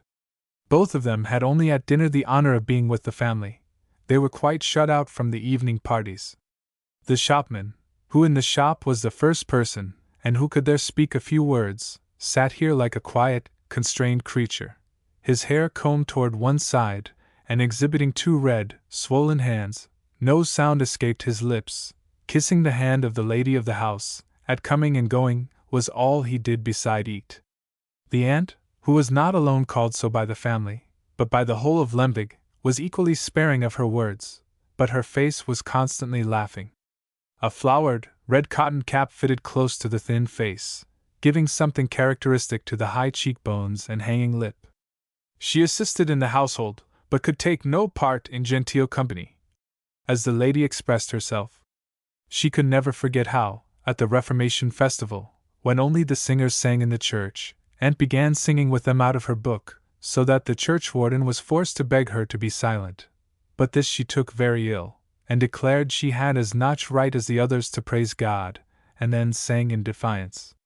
Had she not been Aunt, and not belonged to the family to which she did, she would certainly have been turned out. She was now the last person who entered and took her place at table. Half an hour had she been sought after before she was found. She had stood at the end of the garden, before the wooden trellis. Grass had been mown in the field behind the garden, and made into a rick.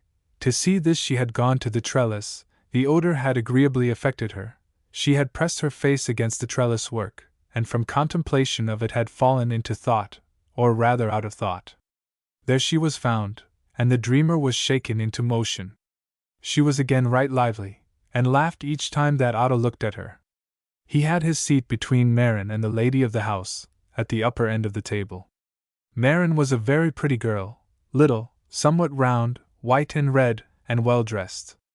A vast number of bows, and a great variety of colors, were her weak side. She was reading at this time Cabal and Love. "Thou art reading it in German," said the mother. "Yes, it must be a beautiful piece. I speak German very well, but when I wish to read it I get on too slowly with it. I like to get to the end of a book." The husband had his place at the head of the table. A little black cap sat smoothly on his gray hair, and a pair of clever eyes sparkled in his countenance. With folded hands he prayed a silent prayer, and then bowed his head, before he allowed the dinner to be served. Rosalie sat beside him. Her neighbor on the right seemed very talkative.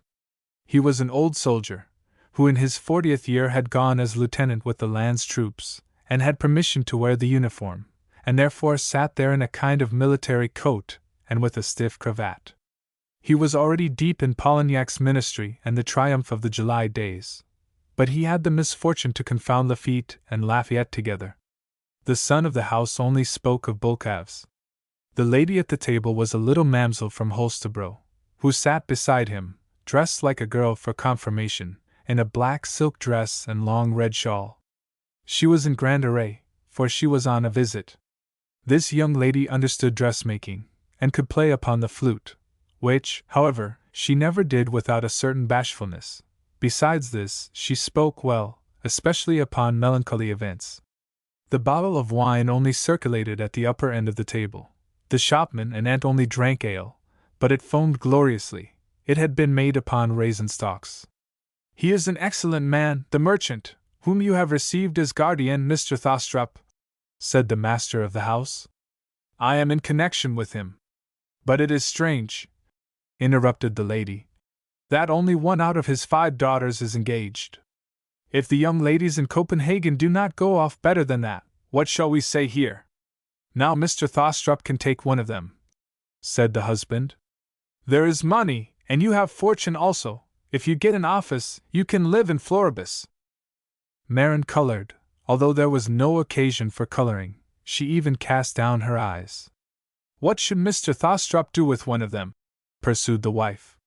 "He shall have a Jutland maiden. There are pretty young ladies enough here in the country seats," added she, and laid the best piece of meat upon his plate. "Do the Royal Company give pretty operas?"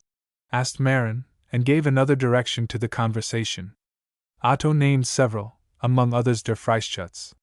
"That must be horrible," said the lieutenant.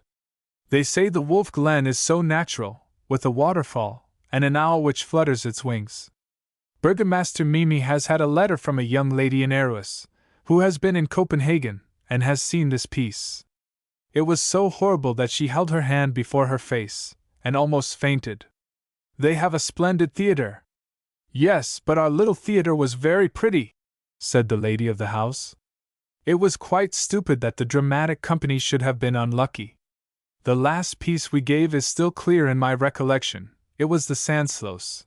I was then ill, but because I wished so much to see it, the whole company was so obliging as to act it once more, and that, too, in our sitting room, where I lay on the sofa and could look on. That was an extraordinary mark of attention from them. Only think, the burgomaster himself acted with them." In honor of the strangers, coffee was taken after dinner in the garden, where, under the plum trees, a swing was fixed. Somewhat later, a sailing party was arranged. A small yacht belonging to the merchant lay, just unladen, near the bridge of boats. Otto found Marin and the young lady from Holstebro sitting in the arbor. Somewhat startled, they concealed something at his entrance. "The ladies have secrets. May one not be initiated?" "No, not at all," replied Marin. "You have manuscript poems in the little book," said Otto, and boldly approached. "Perhaps of your own composition?" "Oh, it is only a memorandum book," said Marin, blushing. "When I read anything pretty I copy it, for we cannot keep the books." "Then I may see it," said Otto. His eye fell upon the written sheet. He read, "That is very pretty. Der Verloren Schwimmer, the poem is called, is it not?" "Yes, I have copied it out of the secretary's memorandum book. He has so many pretty pieces." "The secretary has many splendid things," said Otto, smiling. "Memorandum book, musical snuff-box. And a collection of seals," added the young lady from Holstebro. "I must read more," said Otto, but the ladies fled with glowing cheeks. "Are you already at your tricks, Mr. Thostrup?" said the mother, who now entered the garden. "Yes, you do not know how Marin has thought of you, how much she has spoken of you. You never wrote to us, we never heard anything of you, except when Miss Rosalie related us something out of your letters. That was not nice of you. You and Marin were always called bride and bridegroom. You were a pair of pretty children, and your growth has not been disadvantageous to either of you." At 4 o'clock the evening party assembled, a whole swarm of young ladies, a few old ones, and the secretary, who distinguished himself by a collection of seals hanging to a long watch chain, and everlastingly knocking against his body, a white shirt frill, stiff collar, and a coxcomb, in which each hair seemed to take an affected position. They all walked down to the bay. Otto had some business, and came somewhat later. Whilst he was crossing, alone, the courtyard, he heard, proceeding from the back of the house, a fearful, wild cry, which ended in violent sobbing. Terrified, he went nearer, and perceived the aunt sitting in the middle of a large heap of turf. The priestess at Delphi could not have looked more agitated. Her close cap she had torn from her head, her long, grey hair floated over her shoulders, and with her feet she stamped upon the turf, like a wilful child, until the pieces flew in various directions. When she perceived Otto she became calm in a moment, but soon she pressed her thin hands before her face and sobbed aloud. To learn from her what was the matter was not to be thought of. "Oh, she is only quarrelsome," said the girl, to whom Otto had turned for an explanation. "Aunt is angry because she was not invited to sail with the company.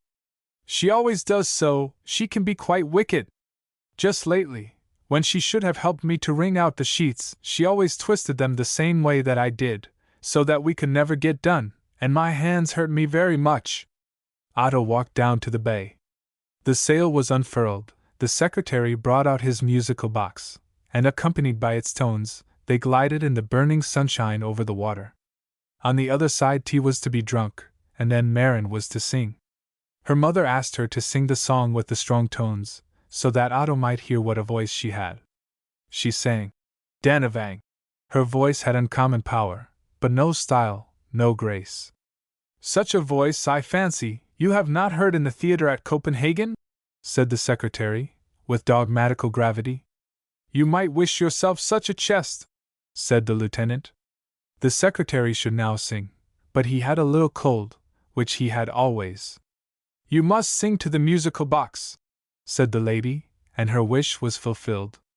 If Marin had only commenced, one might have believed it a trial of skill between Boreas and Zephyr. They now walked about, drank tea, and after this they were to return to the house, there to partake of fish and roast meat, a piece of boxed ham, and other good things. Otto could by no means be permitted to think of leaving them the following morning. He must remain a few days, and gather strength, so that in Copenhagen he might apply himself well to work. But only one day would he enjoy all the good things which they heaped upon him. He yearned for other people, for a more intellectual circle. 2 years before he had agreed splendidly with them all, had found them interesting and intellectual.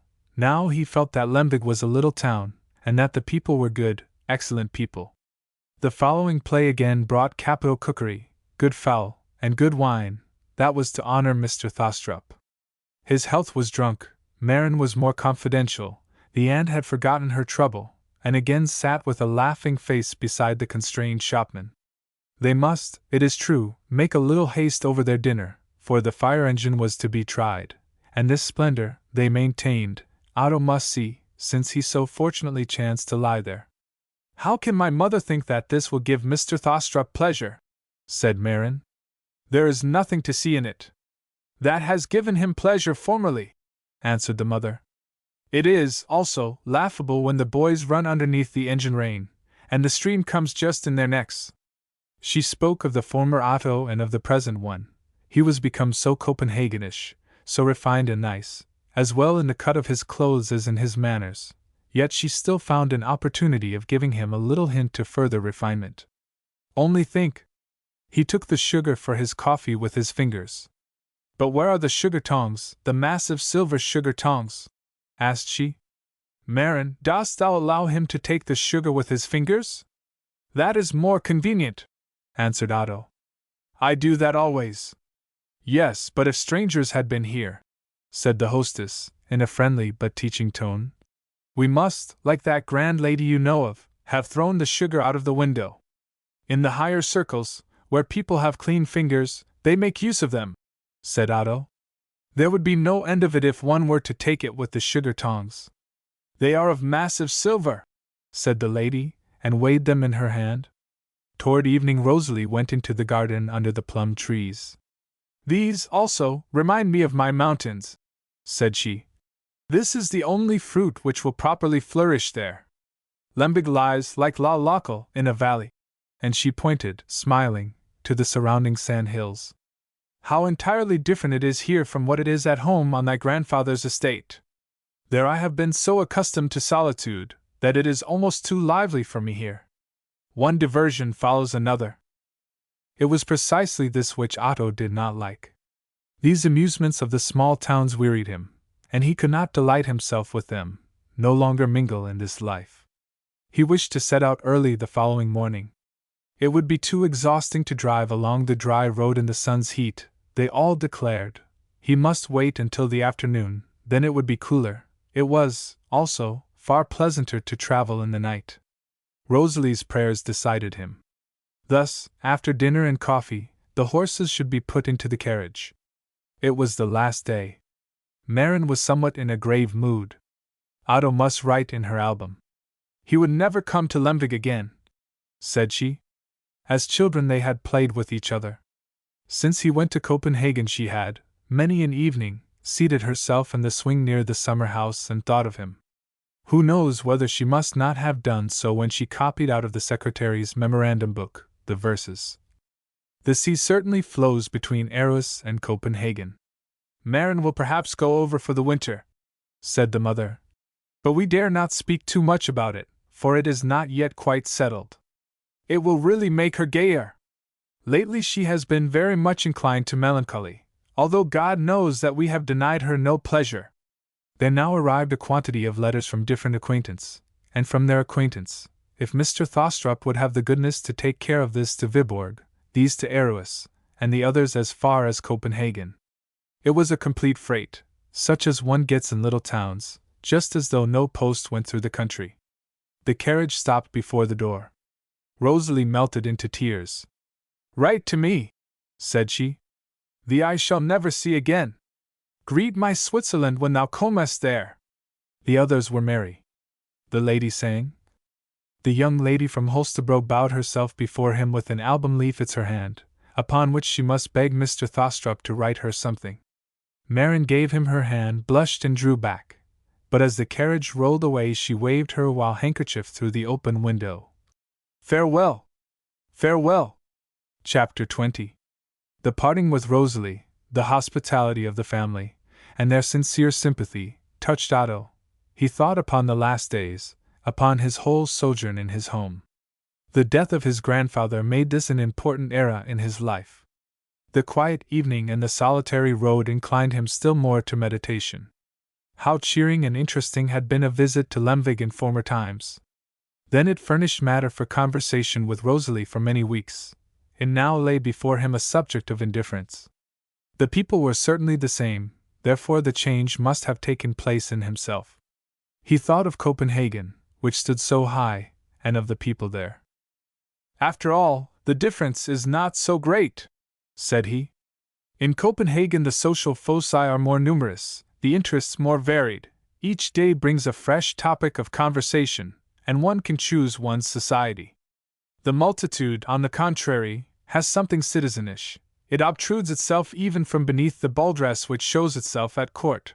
It is seen in the rich saloon of the wholesale merchant, as well as in the house of the brandy distiller, whose possessions give to him and his 2 brewers the right of election. It is the same food which is presented to us.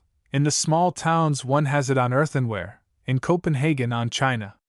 If one had only the courage, in the so-called higher classes, to break through the gloss which life in a greater circle, which participation in the customs of the world has called forth, one should soon find in many a lady of rank, in many a nobleman who sits not alone in the theatre, on the first bench, merely that empty common earthenware, and that, as with the merchant's wife in Lemvig, a déjeuner or a soirée, like some public event, will occupy the mind before and after its occurrence. A court ball, at which either the son or daughter has figured, resembles the most brilliant success in an examination for office. We laugh at the authorities of Lemvig, and yet with us the crowd runs after nothing but authorities and newspapers. This is a certain state of innocence. How many a poor officer or student must play the subordinate part of the shopman at the table of the rich, and gratefully kiss the hand of the lady of the house because she has the right of demanding gratitude. And in the theatre, with the multitude, what does not an astonishing chest do? A strength of voice which can penetrate right through the leather of the mind gains stormy applause, whilst taste and execution can only be appreciated by the few. The actor can be certain of applause if he only thunder forth his parting reply. The comedian is sure of a shout of bravo if he puts forth an insipidity, and rubs his legs together, as if replying with spirit and humor. The massive plate in the house gives many a lady the boldness to teach that in which she herself might perhaps have been instructed. Many a lady, like the mamsel from Holstebro, dresses always in silk and a long shawl, and if one asks after her profession one finds it consists at most in dressmaking. Perhaps she does not even possess the little accompanying talent of playing the flute. How many people do not copy, like Marin, out of other people's memorandum books, and do not excel musical boxes? Still one hears a deal of musical snuff-box music, and is waited upon by voices which are equally as insignificant as the secretary's. These were pretty much Otto's reflections, and certainly it was a good feeling which lay at the bottom of them. Let us remember in our judgment that he was so young, and that he had only known Copenhagen 1 year, otherwise he would most certainly have thought quite differently. Night spread itself over the heath, the heavens were clear. Slowly the carriage wound along through the deep sand. The monotonous sound, the unchanging motion, all rendered Otto sleepy. A falling star shot like a fire column across the sky. This woke him for a moment. He soon again bowed his head and slept, fast and deep. It was an hour past midnight, when he was awoke by a loud cry. He started up, the fire burnt before them, and between it and the horse stood 2 figures, who had taken hold of the leather reins. Close beside them was a cart, under which was placed a sort of bed, on which slept a woman and some children.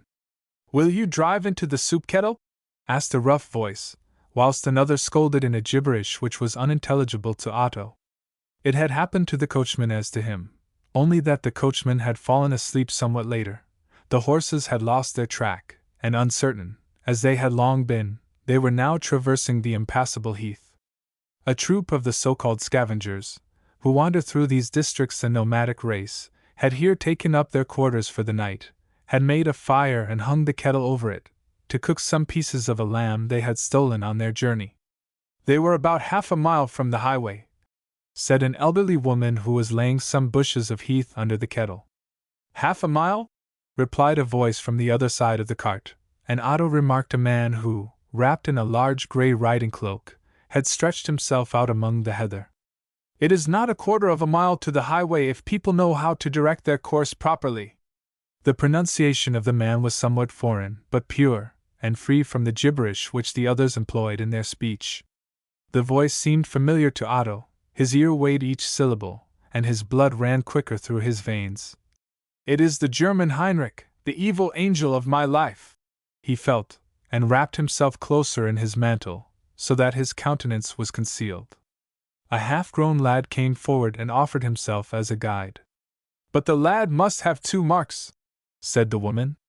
Otto nodded assent, and glanced once more toward the man in whom he believed he recognized the German Heinrich. The man had again carelessly stretched himself among the heath, and did not seem inclined to enter into farther discourse. The woman desired the payment in advance, and received it. The boy led the horses toward one side. At the moment the fire flared up between the turf sods, a great dog, with a loose cord about his neck, sprang forward and ran barking after the carriage, which now traveled on over the heath in the gloomy night. Chapter 21. We again find ourselves in Copenhagen, where we meet with Otto, and may every day expect Wilhelm, Miss Sophie, and the excellent Mamma. They would only stay a few weeks. To learn tidings of their arrival, Otto determined to pay a visit where they were expected. We know the house, we were present at the Christmas festival. It was here that Otto received his noble pedigree. We will now become somewhat better acquainted with the family. The husband had a good head, as people sat, had an excellent wine cellar, and was, as one of the friends maintained, a good Alambre player. But the soul of the house, the animating genius, which drew into this circle all that possessed life and youth, was the wife. Beautiful one could by no means call her, but, enchanted by her natural loveliness, her mind, and her unaffectedness, you forgot this in a few moments. A rare facility in appreciating the comic of everyday life, and a good-humored originality in its representation, always afforded her rich material for conversation. It was as if nature, in a moment of thoughtlessness, had formed an insipid countenance, but immediately afterwards strove to make good her fault by breathing into it a soul, which, even through pale blue eyes, pale cheeks, and ordinary features, could make her beauty felt. When Otto entered the room he heard music. He listened. It must be either Ways or Jerson. "It is the Professor Ways," said the servant, and Otto opened the door softly, without knocking. The astral lamp burnt upon the table. Upon the sofa sat 2 young ladies. The mistress of the house nodded Otto a friendly welcome, but then smiling laid her finger on her lips, as a sign of silence, and pointed to a chair, on which he seated himself, and listened to the soft tones, which, like spirits, floated from the piano at which the musicians Saturday. It was as if the slumbering thoughts and feelings of the soul, which in every breast find a response, even among the most opposite nations, had found a voice and language.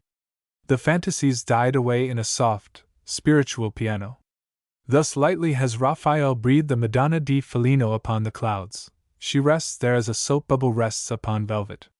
That dying away of the tones resembled the thoughts of the lover when his eye closes, and the living dream of his heart imperceptibly merges and vanishes in sleep. Reality is over. Here also the tone ceased. Commenced the musician once more, with an originality and spirit which influenced the whole company. Far too soon did he again break off, after he had enchanted all ears by his own treasures, as well as by the curiosities of the people's life in the world of sound. Only when he was gone did admiration find words. The fantasy still echoed in every heart. "His name deserves to be known throughout Europe," said the gracious lady. "How few people in the world know Ways and Callot." "That is the misfortune of a musician being born in a small country," said Otto. "His works become only manuscript for friends. His auditory extends only from Skagen to Kiel. There the door is closed. One must console oneself that everything great and good becomes at length known," said the cousin of the family, who is known to us by his verses for the Christmas tree. "The nations will become acquainted with everything splendid in the kingdom of mind, let it bloom in a small or in a large country.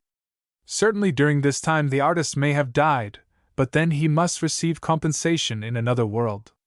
"I truly believe," returned the gracious lady, "that he would wish a little in advance here below, where it is so ordered that the immortal must bow himself before the mortal." "Certainly," replied Otto. The great men of the age are like mountains.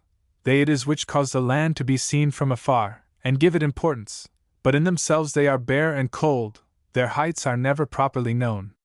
Very beautiful, said the lady. You speak like a Jean Paul. At this moment the door opened, and all were surprised by the entrance of Miss Sophie, Wilhelm, and the dear mamma. They were not expected before the following evening. They had traveled the whole day through Zealand. We should have been here to dinner, said Sophie. But my brother could not get his business finished in Roskilde. Then he had forgotten to order horses, and other little misadventures occurred. 6 whole hours we remained there. Mamma contracted quite a passion there. She fell fairly in love with a young girl, the pretty Eva. Yes, she is a nice creature, said the old lady. Had I not reasoned, Mr. Thostrup? You and my Wilhelm had already made her interesting to me. She has something so noble, so refined, which one so rarely meets with in the lower class. She deserves to come among educated people. Otto, what shall our hearts say? Exclaimed Wilhelm. When my good mother is thus affected? They assembled round the tea-table. Wilhelm addressed Otto with the confidential thou, which Otto himself had requested. We will drink together in tea and renew our brotherhood. Otto smiled, but with such a strangely melancholy air, and spoke not a word. He's thinking about the old grandfather, thought Wilhelm, and laid his hand upon his friend's shoulder.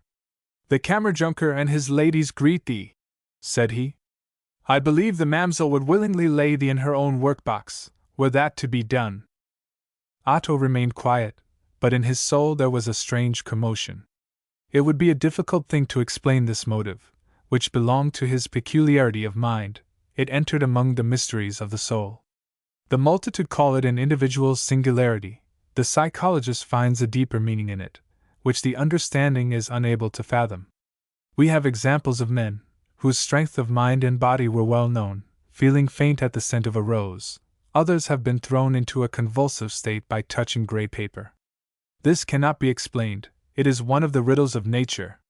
A similar relaxing sensation Otto experienced when he, for the first time, heard himself addressed as thou by Wilhelm. It seemed to him as though the spiritual band which encircled them loosened itself, and Wilhelm became a stranger. It was impossible for Otto to return the thou. Yet, at the same time, he felt the injustice of his behavior and the singularity, and wished to struggle against it. He mastered himself, attained a kind of eloquence, but no thou would pass his lips. To thy health, Otto, said Wilhelm, and pushed his cup against Otto's. Health, said Otto, with a smile. It is true, began the cousin. I promised you the other day to bring my advertisements with me. The first volume is closed. And he drew from his pocket a book in which a collection of the most original Address Gazette advertisements, such as one sees daily, was pasted. I have one for you, said the lady. I found it a little time since. A woman wishes for a little child to bottle. Is not that capital? Here is also a good one, said Wilhelm, who had turned over the leaves of the book. A boy of the Mosaic belief may be apprenticed to a cabinet maker, but he need not apply unless he will eat everything that happens to be in the house. That is truly a hard condition for the poor lad. Almost every day, said the cousin, one may read, for the play of today or tomorrow is a good place to be had in the 3rd story in the Christenbernikov Street. The place is a considerable distance from the theatre. Theatre! Exclaimed the master of the house, who now entered to take his place at the tea-table. One can soon hear who has that word in his mouth. Now is he again at the theatre. The man can speak of nothing else. There ought ready to be a fine imposed, which he should pay each time he pronounces the word theatre. I would only make it a fine of 2 skillings, and yet I dare promise that before a month was over he would be found to pay in fines his whole pocket money, and his coat and boots besides. It is a real mania with the man. I know no one among my young friends, added he, with an ironical smile at Wilhelm. No, not one, who has such a hobby horse as our good cousin. Here thou art unjust to him, interrupted his wife. Do not place a fine upon him, else I will place thee in a vaudeville. Thy life is in politics, our cousin's in theatrical life, Wilhelm's in thoroughbass, and Mr. Thostropson learned subjects. Each of you is thus a little nail in the different world wheels. Whoever despises others shows that he considers his wheel the first, or imagines that the world is a wheelbarrow, which goes upon one wheel. No, it is a more complicated machine. Later in the evening, when the company broke up, Otto and Wilhelm went together.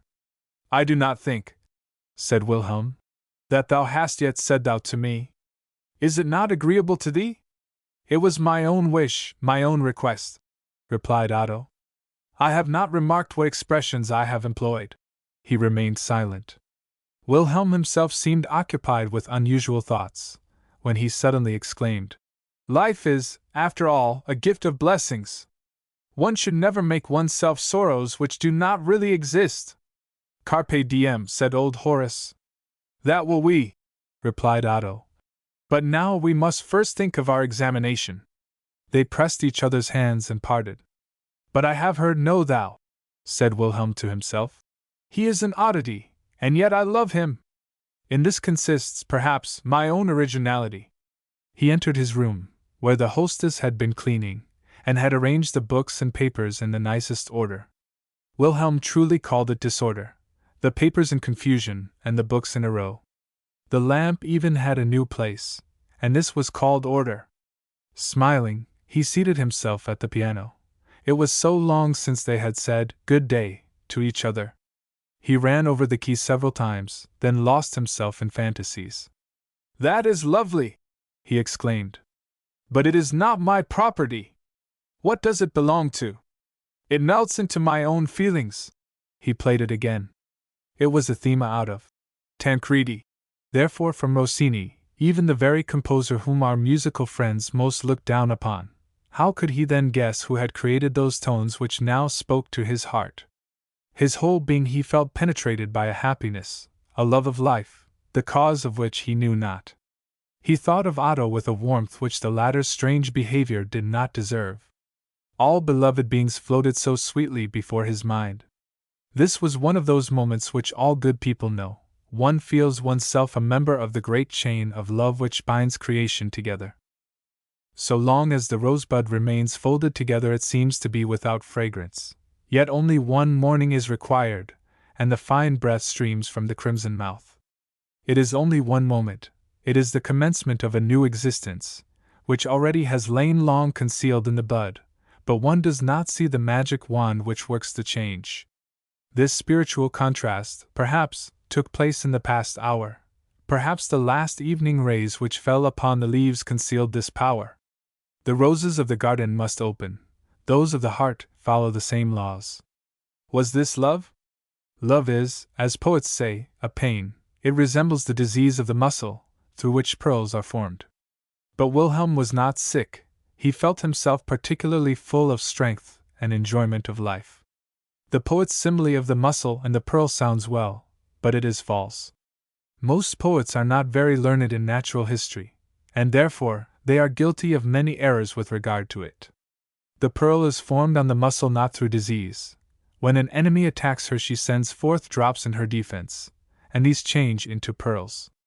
It is thus strength, and not weakness, which creates the beautiful. It would be unjust to call love a pain, a sickness. It is an energy of life which God has planted in the human breast. It fills our whole being like the fragrance which fills each leaf of the rose, and then reveals itself among the struggles of life as a pearl of worth. These were Wilhelm's thoughts, and yet it was not perfectly clear to him that he loved with his whole soul, as one can only love once. The following forenoon he paid a visit to Professor Ways. You are going to Roskilde, are you not? Asked Wilhelm. I have heard you so often play the organ here in Our Lady's Church.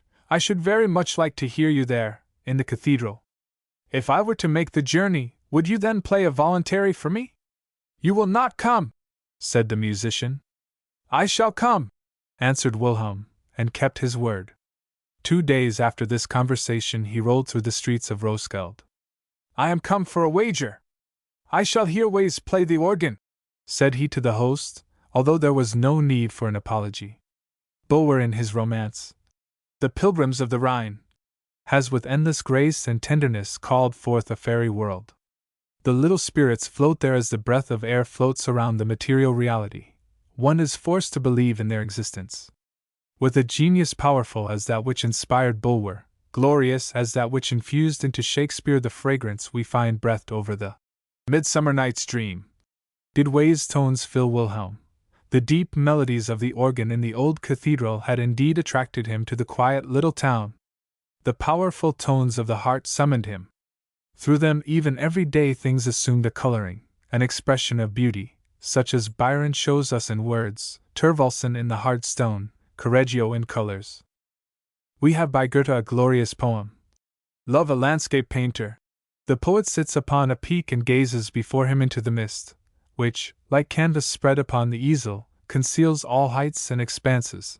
Then comes the god of love and teaches him how to paint a picture on the mist. The little one now sketches with his rosy fingers a picture such as only nature and Goethe give us. Were the poet here, we could offer him no rock on which he might seat himself, but something, through legends and songs, equally beautiful. He would then sing, I seated myself upon the mossy stone above the cairn. The mist resembled outstretched canvas. The god of love commenced on this his sketch. High up he painted a glorious still, whose rays were dazzling. The edges of the clouds he made as of gold, and let the rays penetrate through them. Then painted he the fine light boughs of fresh, fragrant trees, brought forth one hill after the other. Behind these, half concealed, lay a little town, above which rose a mighty church. 2 tall towers with high spires rose into the air, and below the church, far out, where woods formed the horizon, drew he a bay so naturally. It seemed to play with the sunbeams, as if the waves splashed up against the coast. Now appeared flowers. To the fields and meadows he gave the coloring of velvet and precious stones, and on the other side of the bay the dark woods melted away into a bluish mist. I can paint, said the little one, but the most difficult still remains to do. And he drew with his delicate finger, just where the rays of the sun fell most glowingly, a maiden so gentle, so sweet, with dark blue eyes and cheeks as blooming as the rosy fingers which formed the picture. And see! A breeze arose, the leaves of the trees quivered, the expanse of water ruffled itself, the dress of the maiden was gently stirred, the maiden herself approached, the picture itself was a reality. And thus did the old royal city present itself before Wilhelm's eyes, the towers of the cathedral, Chité, the far woods, and Eva. The first love of a pure heart is holy. This holiness may be indicated, but not described. We return to Otto. Chapter 22. We pass on several weeks. It was toward the end of September, the Examen Philosophicum was near. Preparations for this had been Otto's excuse for not yet having visited the family circle of his guardian, the merchant Burger.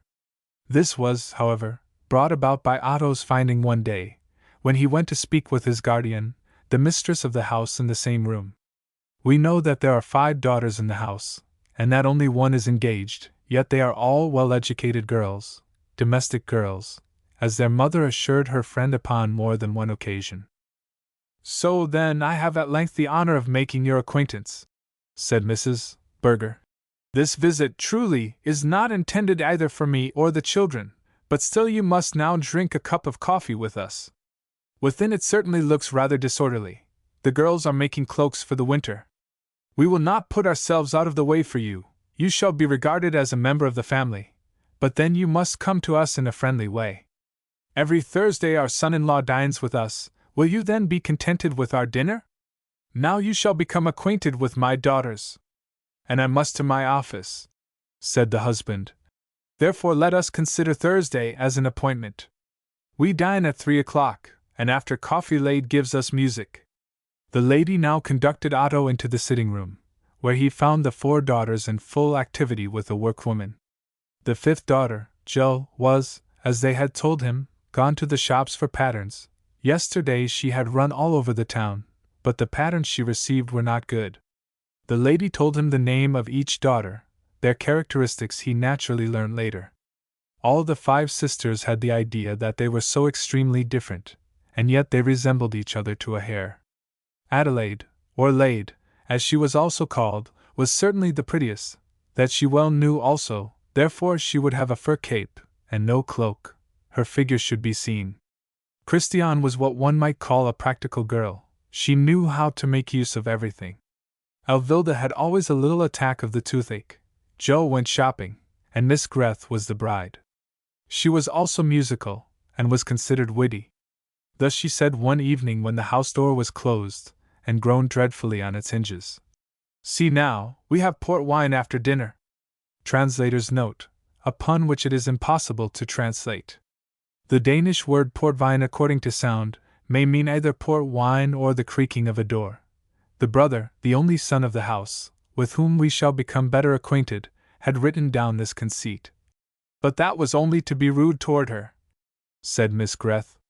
"Such good ideas as this I have every hour of the day.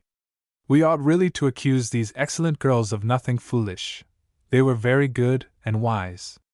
The lover, Mr. Svein, was also a zealous wit. He was so lively, they said. Every one with whom he became a little familiar he called immediately Mr. Peterson, and that was so droll. "Now the father has invited Mr. Thostrup to come on Thursday," said the lady. "I also think if we were to squeeze ourselves a little together, he might find a place with us in the box. The room is, truly, very confined." Otto besought them not to incommode themselves. "Oh, it is a large box," said the lady, but she did not say how many of them were already in it. Only 11 ladies went from the family itself. They were obliged to go to the theater in 3 parties, so that people might not think, if they all went together, there was a mob. One evening, when the box had been occupied by 18 persons, besides several 12-year-old children, who had sat in people's laps, or stood before them, and the whole party had returned home in one procession, and were standing before the house door to go in, people streamed together, imagining there was some alarm, or that someone had fallen into convulsions. "What is the matter?"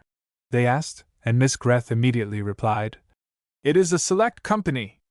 Translator's note: a select or shut-out company.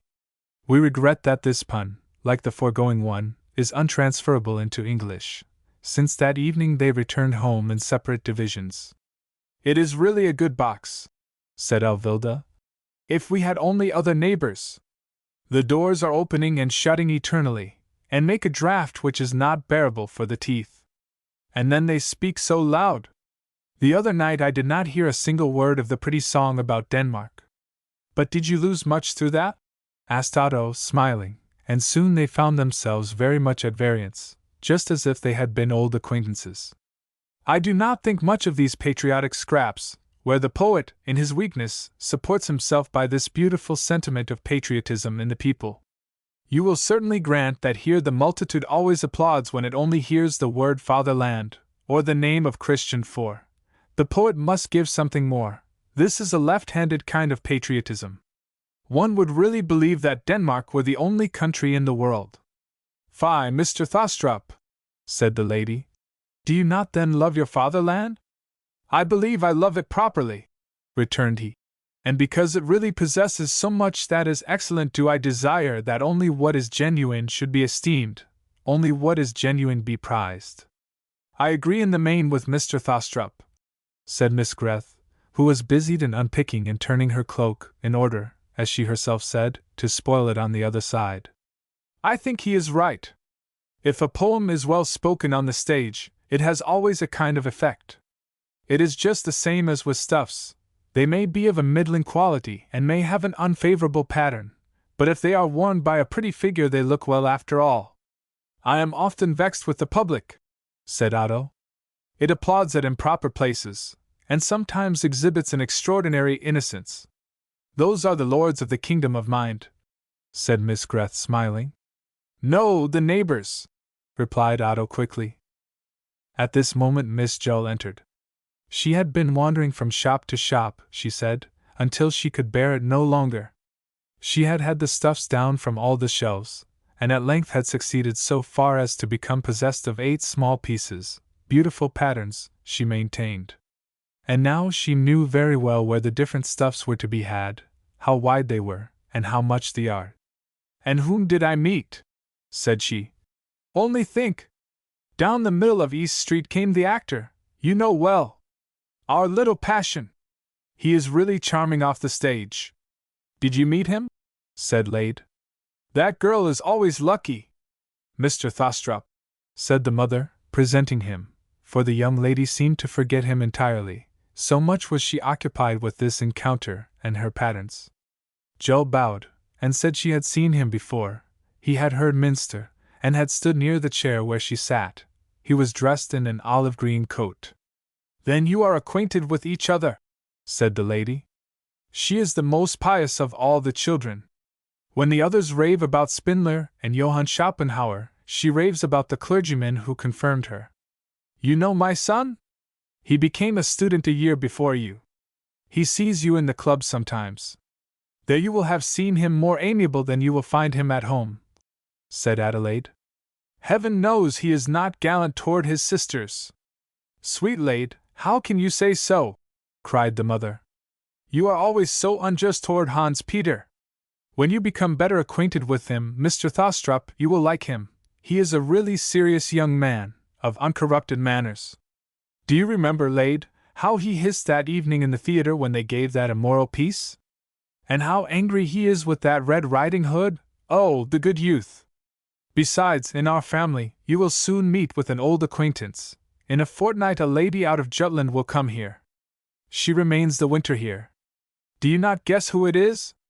A little lady from Lemvig. Marin! Exclaimed Otto. Yes, truly, said the lady. She is said to have such a beautiful voice. Yes, in Lemvig, remarked Adelaide. And what a horrible name she has! We must christen her again, when she comes. She must be called Mara or Massa. We could call her Massa Carrera, said Greth. No, she shall be called Maya, as in the everyday tales, said Christian. I am of Jane's opinion, said the mother. We will christen her again, and call her Maya. Chapter 23. Our tale is no creation of fancy. It is the reality in which we live, bone of our bone, and flesh of our flesh. Our own time and the men of our own age we shall see. But not alone will we occupy ourselves with everyday life, with the moss on the surface, the whole tree, from the roots to the fragrant leaves, will we observe. The heavy earth shall press the roots, the moss and bark of everyday life adhere to the stern, the strong boughs with flowers and leaves spread themselves out, whilst the sun of poetry shall shine among them, and show the colors, odor, and singing birds. But the tree of reality cannot shoot up so soon as that of fancy, like the enchantment in Tieck's Elves. We must seek our type in nature. Often may there be an appearance of cessation, but that is not the case. It is even so with our story. Whilst our characters, by mutual discourse, make themselves worthy of contemplation, there arises, as with the individual branches of the tree, an unseen connection. The branch which shoots high up in the air, as though it would separate itself from the mother stem, only presses forward to form the crown, to lend uniformity to the whole tree.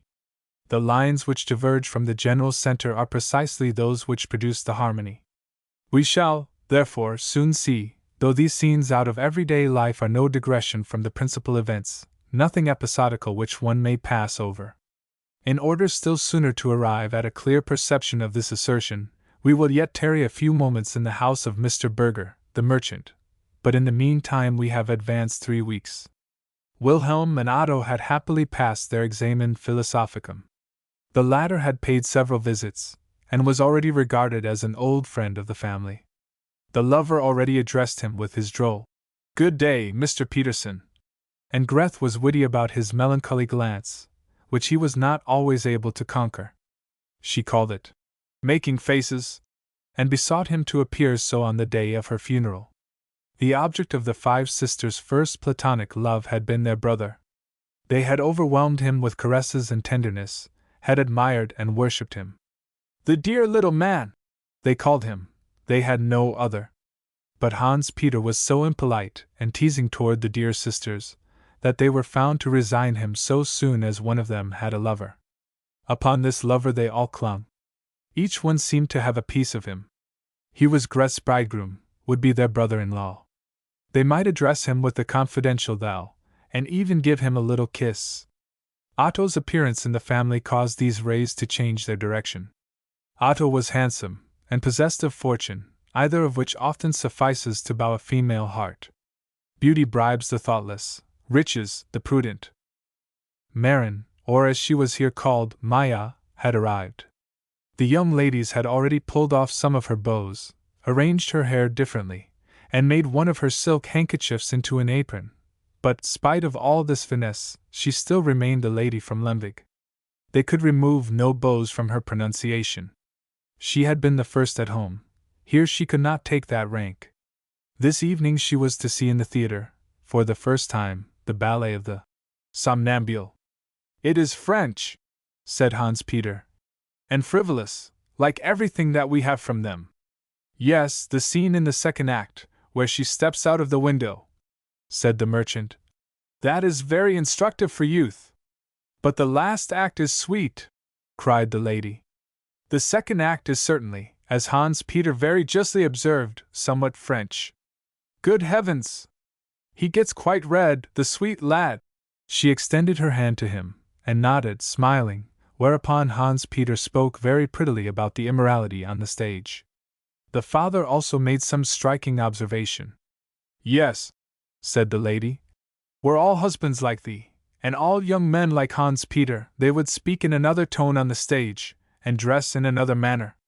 In dancing it is abominable.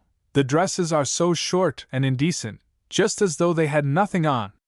Yet, after all, we must say that the Somnambule is beautiful. And really, it is quite innocent." They now entered still deeper into the moral. The conversation lasted till coffee came. Marin's heart beat even quicker, partly in expectation of the play, through hearing of the corruptions of this Copenhagen Sodom. She heard Otto defend this French piece, heard him speak of affectation. Was he then corrupted? How gladly would she have heard him discourse upon propriety, as Hans Peter had done. "Poor Otto!" thought she. "This is having no relations, but being forced to struggle on in the world alone." The merchant now rose. He could not go to the theater. First, he had business to attend to, and then he must go to his club, where he had yesterday changed his hat. "Nay, then, it has happened to thee as to Hans Peter," said the lady. "Yesterday, in the lecture room, he also got a strange hat. But there thou hast his hat," she suddenly exclaimed, as her eye fell upon the hat which her husband held in his hand. "That is Hans Peter's hat. Now, we shall certainly find that he has thine. You have exchanged them here at home. You do not know each other's hats, and therefore you fancy this occurred from home." One of the sisters now brought the hat which Hans Peter had got in mistake. Yes, it was certainly the father's. Thus an exchange in the house, a little intermezzo, which naturally, from its insignificance, was momentarily forgotten by all except the parties concerned, for to them it was an important moment in their lives, and to us also, as we shall see, an event of importance, which has occasioned us to linger thus long in this circle. In an adjoining room will we, unseen spirits, watch the father and son. They are alone, the family is already in the theater. We may, indeed, watch them, they are true moralists. It is only a moral drawn from a hat. But the father's eyes rolled, his cheeks glowed, his words were sword strokes, and must make an impression on any disposition as gentle as his son's. But the son stood quiet, with a firm look and with a smile on his lips, such as the moral bestows. "You were in the adjoining room," said he. "Where it is proper for you to be, there may I also come." "Boy!" cried the father, and named the place, but we know it not, either know we its inhabitants. Victor Hugo includes them in his Children's Prayer, in his beautiful poem, La Prière pour tous. The child prays for all, even for those who sell the sweet name of love. "Let us be silent with each other," said the son. "I am acquainted with many histories. I know another of the pretty Eva." "Eva," repeated the father. "We will hear no more. It is not proper to listen." We see the father and son extend their hands. It appeared a scene of reconciliation. They parted. The father goes to his business, and Hans Peter to the theater, to anger himself over the immorality in the second act of the Somnambule. Chapter 24. "Be candid, Otto," said Wilhelm, as he one day visited his friend. "You cannot make up your mind to say thou to me, therefore let it be. We are, after all, good friends. It is only a form, although you must grant that in this respect you are really a great fool. Otto now explained what an extraordinary aversion he had felt, what a painful feeling had seized upon him, and made it impossible to him. There you were playing the martyr, said Wilhelm, laughing. Could you not immediately tell me how you were constituted? So are most men. When they have no trouble, they generally hatch one themselves.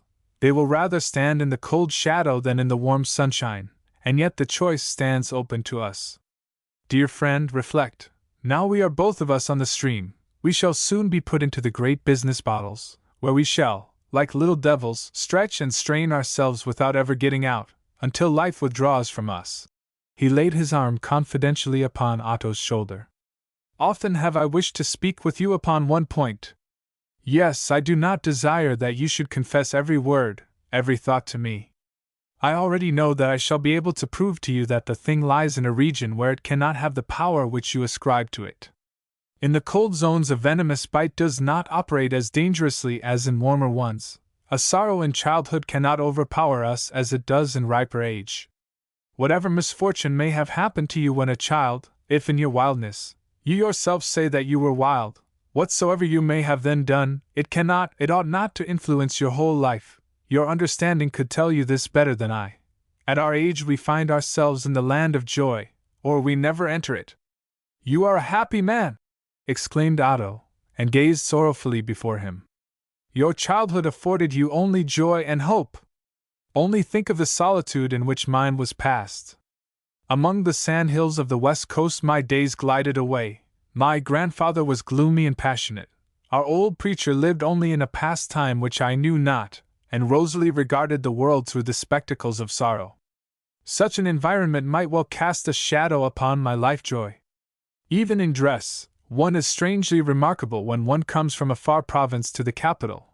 First this receives another cut, and one gradually becomes like those around one.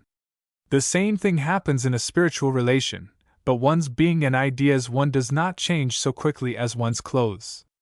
I have only been a short time among strangers, and who knows, added he, with a melancholy smile, perhaps I shall come into equilibrium when some really great misfortune happens to me and very much overpowers me, and then I may show the same carelessness, the same phlegm as the multitude. A really great misfortune, repeated Wilhelm. You do, indeed, say something. That would be a very original means of cure, but you are an original being. Perhaps this means you might really be healed. Make no cable out of cobweb, said a celebrated poet whose name does not occur to me at this moment. But the thought is good, you should have it embroidered upon your waistcoat, so that you might have it before your eyes when you droop your head. Do not look so grave, we are friends, are we not? Among all my young acquaintance you are the dearest to me, although there are moments when I know not how it stands with us. I could confide every secret to you, but I am not sure that you would be equally open with me. Do not be angry, my dear friend. There are secrets of so delicate a nature, that one may not confide them even to the dearest friend. So long as we preserve our secret it is our prisoner, it is quite the contrary, however, so soon as we have let it escape us. And yet, Otto, you are so dear to me, that I believe in you as in my own heart. This, even now, bears a secret which penetrates me with joy and love of life. I must speak cut. But you must enter into my joy, partake in it, or say nothing about it, you have then heard nothing, nothing. Otto, I love. Therefore am I happy, therefore is there sunshine in my heart, life joy in my veins. I love Eva, the beautiful lovely Eva. Otto pressed his hand, but preserved silence. No, not so, cried Wilhelm. Only speak a word. Do you I'm in a conception of the world which has opened before me? Eva is beautiful. Very beautiful, said Otto, slowly. She is innocent and good. What can one wish for more?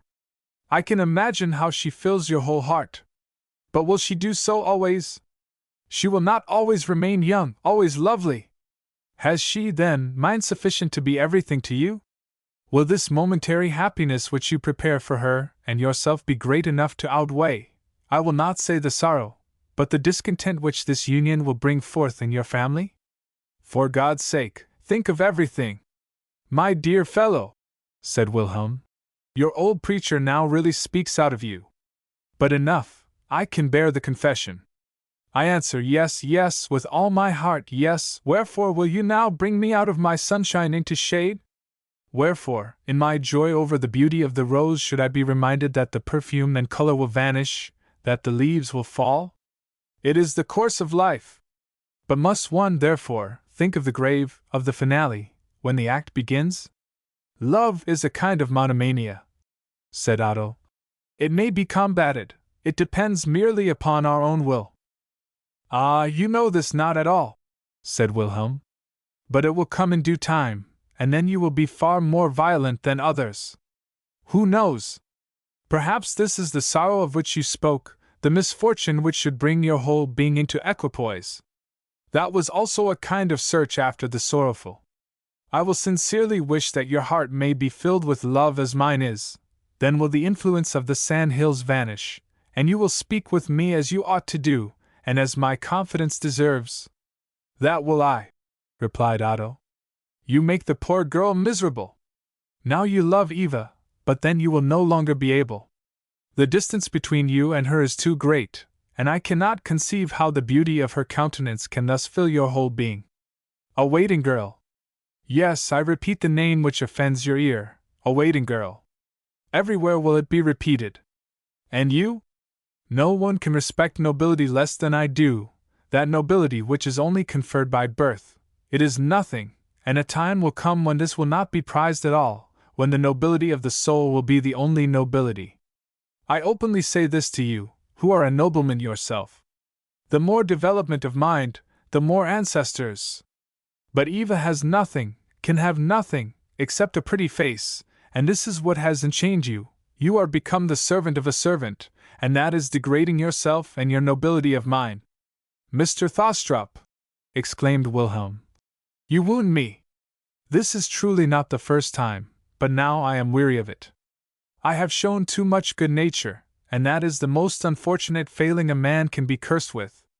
He seated himself at the piano, and hammered away.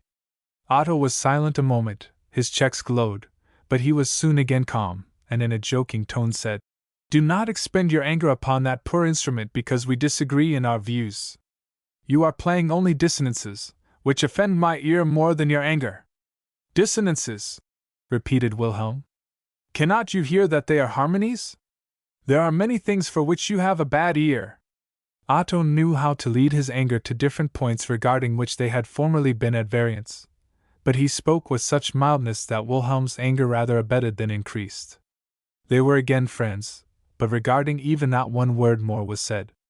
I should not be an honest and true friend to him, were I to let him be swallowed up by this whirlpool, said Otto to himself, when he was alone. At present he is innocent and good, but at his age, with his gay disposition, I must warn Eva. Soon, soon. The snow which has once been trodden is no longer pure. Wilhelm will scarcely forgive me. But I must. On the morrow it was impossible for him to travel to Roskilde, but the following day he really would and must hasten thither. Still, in the early morning hour, Eva occupied his thoughts. She busied Wilhelm's also, but in a different way, but they agreed in the purity of their intentions. There was still a third, whose blood was put in motion at the mention of her name, who said, The pretty Eva is a servant there. One must speak with her. The family can make an excursion there. You sweet children, said the merchant's wife. The autumn is charming, far pleasanter than the whole summer. The father, should the weather remain good, will make an excursion with us to Letherborg the day after tomorrow. We will then walk in the beautiful valley of the Hertha, and pass the night at Roskilde. Those will be 2 delightful days. What an excellent father you have! But shall we not invite Mr. Thostrup to go with us? We are so many ladies, and it looks well to have a few young gentlemen with us. Greth, thou must write an invitation. Thou canst write thy father's name underneath. Chapter 25. The evening before Otto was to travel with the merchant's family to Roskilde, he called upon the family where Miss Sophie was staying. Her dear mamma had left 3 days before. Wilhelm had wished to accompany him to Roskilde, but the mother did not desire it. "We have had a pleasure today," said Sophie. "A pleasure from which we shall long have enjoyment. Have you seen the new book, The Letters of a Wandering Ghost? It is Baggison himself in his most perfect beauty, a music which I never believed could have been given in words. This is a poet. He has made July days in the poetry of Denmark. Natural thoughts are so strikingly, and yet so simply expressed. One has the idea that one could write such verses oneself, they fall so lightly." "They are like prose," said the lady, "and yet the most beautifully perfect verse I know. You must read the book, Mr. Thostrup." "Perhaps you will read to us this evening?" said Sophie. "I should very much like to hear it again. In a second reading one shall enter better into the individual beauties," said the lady of the house. "I will remain and listen," said the host. "This must be a masterpiece," exclaimed Otto. "A true masterpiece, since all are so delighted with it. It is Baggison himself, and truly as he must sing in that world where everything mortal is ennobled."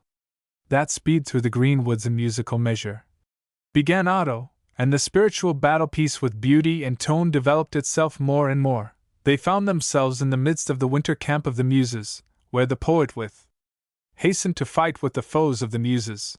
Otto's gloomy look won during the perusal a more animated expression. "Excellent!" exclaimed he. "This is what I myself have thought and felt, but alas! have been unable to express." "I am a strange girl," said Sophie. "Whenever I read a new poet of distinguished talent, I considered that he is the greatest. It was so with Byron and Victor Hugo. Cain overwhelmed me, Notre Dame carried me away with it. Once I could imagine no greater poet than Walter Scott, and yet I forget him over Oehlenschläger. Yes, I remember a time when Heiberg's vaudevilles took almost the first place among my chosen favorites. Thus I know myself and my changeable disposition, and yet I firmly believe that I shall make an exception with this work. Other poets showed me the objects of the outer world, this one shows me my own mind, my own thoughts, my own being he presents before me, and therefore I shall always take the same interest in the ghost's letters. They are true food for the mind," said Otto. "They are as words in season. There must be movement in the lake, otherwise it will become a bog. The author is severe toward those whom he has introduced," said the lady. "But he carries, so to say, a sweet knife.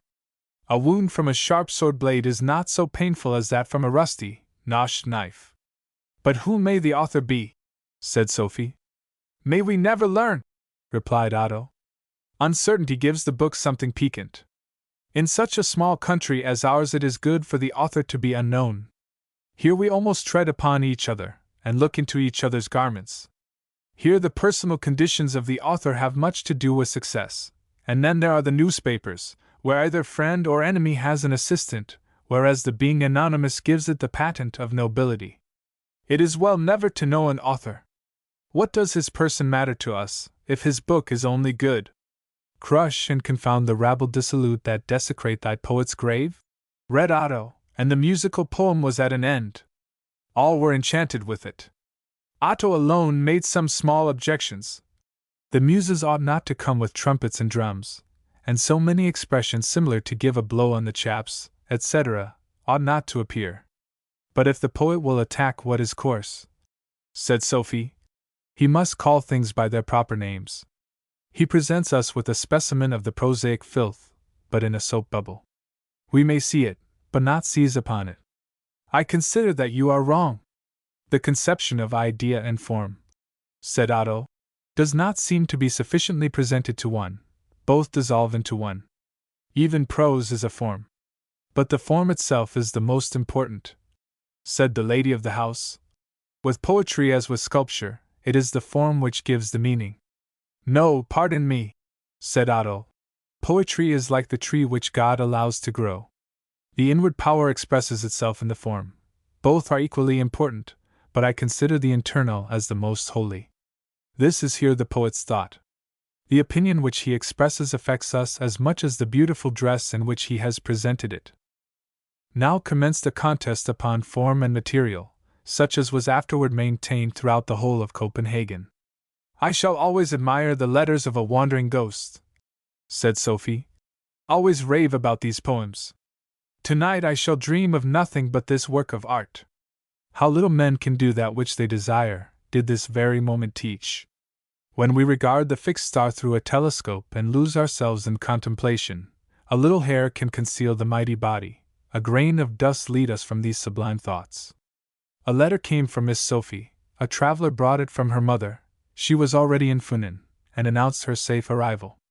And the news? Said the hostess. Mamma has hired a new maid, or rather, she has taken to be with her an amiable young girl, the pretty Eva in Roskilde. Mr. Thostrup and Wilhelm related to us this summer several things about her which make her interesting. We saw her on our journey hither, when Mamma was prepossessed by her well-bred appearance. Upon her return, the young girl has quite won her heart. It really were a pity if such a pretty, respectable girl remained in a public house. She is very pretty, is she not, Mr. Thostrup? Very pretty, answered Otto, becoming crimson, for Sophie said this with an emphasis which was not without meaning. The following day, at an early hour, Otto found himself at the merchant's. Spite of the changeable weather of our climate, all the ladies were in their best dresses. 3 persons must sit upon each seat. Hans, Peter, and the lover had their place beside the coachman. It was a long time before the cold meat, the provision for several days, was packed up, and the whole company were seated.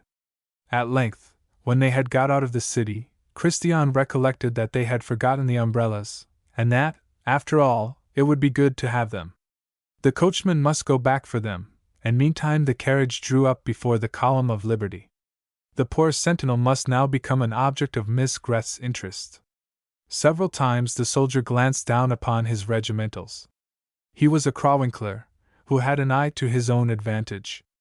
A man who rode past upon a load of straw occupied a high position. That was very interesting. Otto endeavored to give the conversation another direction.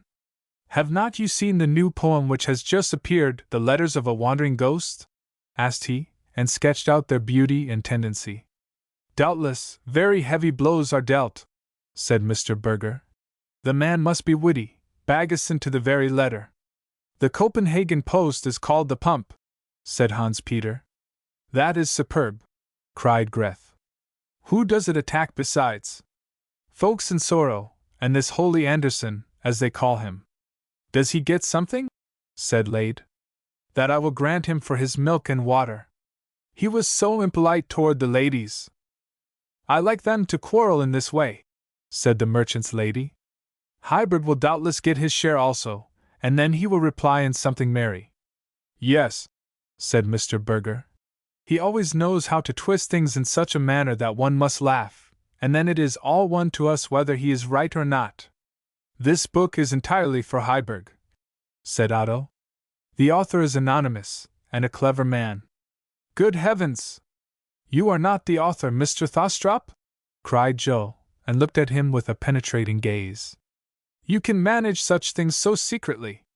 You think so highly of Heiberg. I remember well all the beautiful things you said of his Walter the Potter and his Psyche. Otto assured her that he could not confess to this honor. They reached Roskilde in the forenoon, but Eva did not receive them. The excursion to Letherborg was arranged. Toward evening they should again return to the inn, and then Eva would certainly appear. The company walked in the garden at Letherborg. The prospect from the terrace was beautiful. They looked through the windows of the castle, and at length came to the conclusion that it would be best to go in.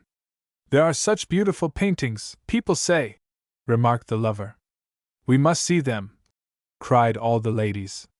Do you often visit the picture gallery of the Christiansborg? Inquired Otto. I cannot say that we do, returned Mrs. Berger. You well know that what is near one seldom sees, unless one makes a downright earnest attempt, and that we have not yet done.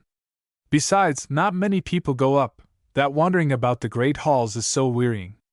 There are splendid pieces by Rusdel, said Otto. Salvator Rosa's Glorious Jonas is well worth looking at. Yes, we really must go at once, whilst our little Maya is here. It does not cost more than the exhibition, and we were there 3 times last year. The view from the castle windows toward the canal, as well as toward the ramparts, is so beautiful, they say. The company now viewed the interior of Letherborg, and then wandered through the garden and in the wood. The trees had their autumnal coloring, but the whole presented a variety of tints far richer than one finds in summer.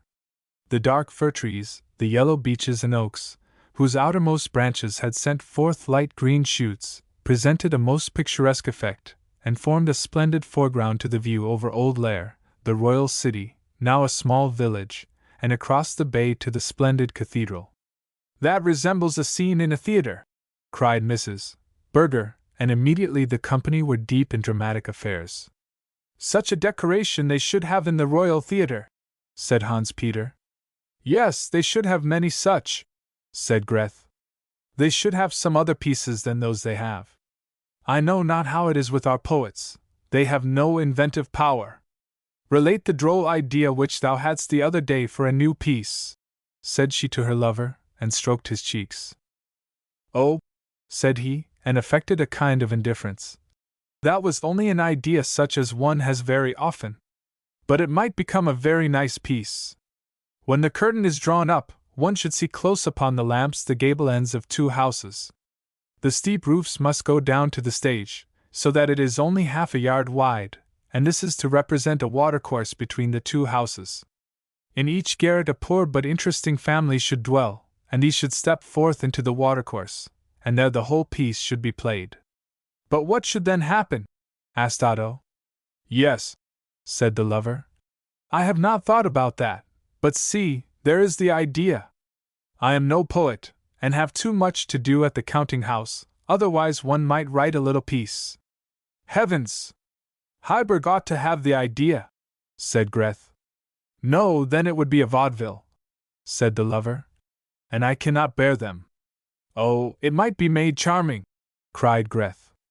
"I see the whole piece. How they clamber about the roofs!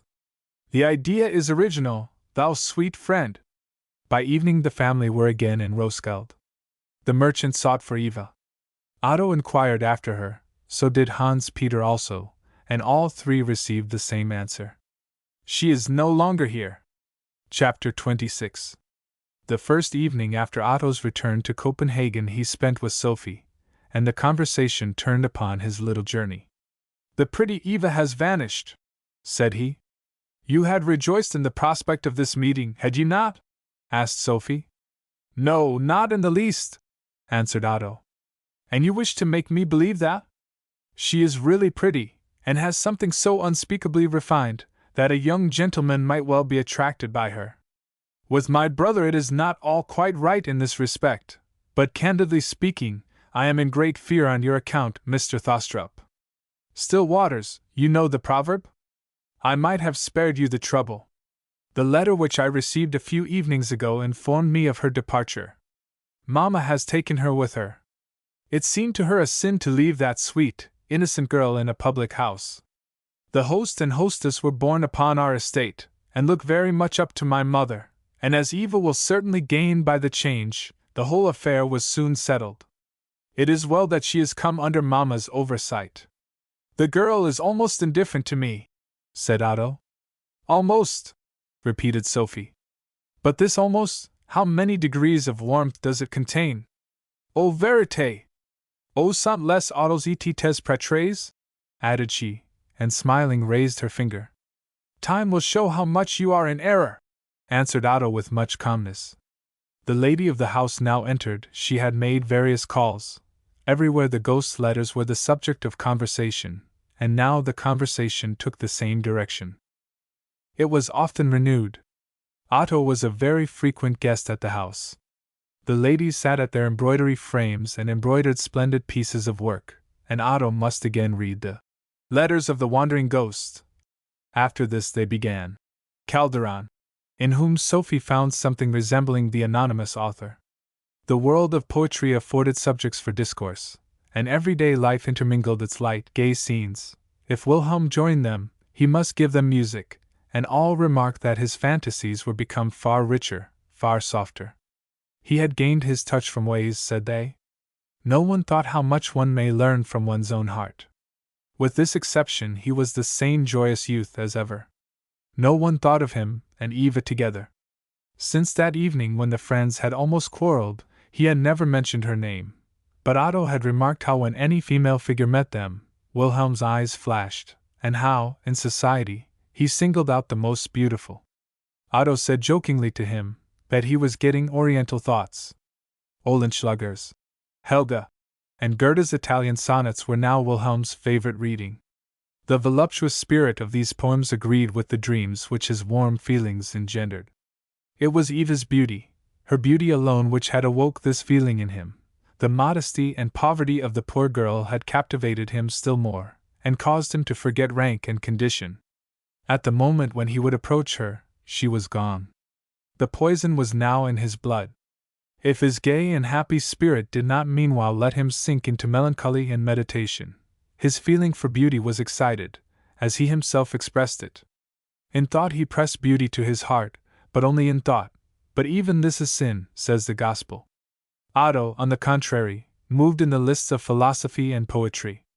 Here his soul conceived beauty, inspired, he expressed it, and Sophie's eyes flashed, and rested with pleasure on him. This flattered him, and increased his inspirations. For many years no winter had been to him so pleasant, had passed away so rich in change as this. He caught at the fluttering joy, and yet there were moments when the though pressed upon him. Life is hastening away, and I do not enjoy it. In the midst of his greatest happiness, he experienced a strange yearning after the changing life of travel. Paris glanced before his eyes like a star of fortune.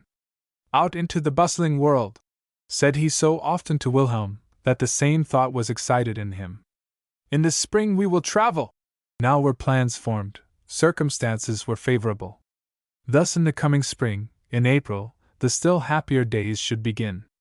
We will fly to Paris, said Wilhelm. To joy and pleasure.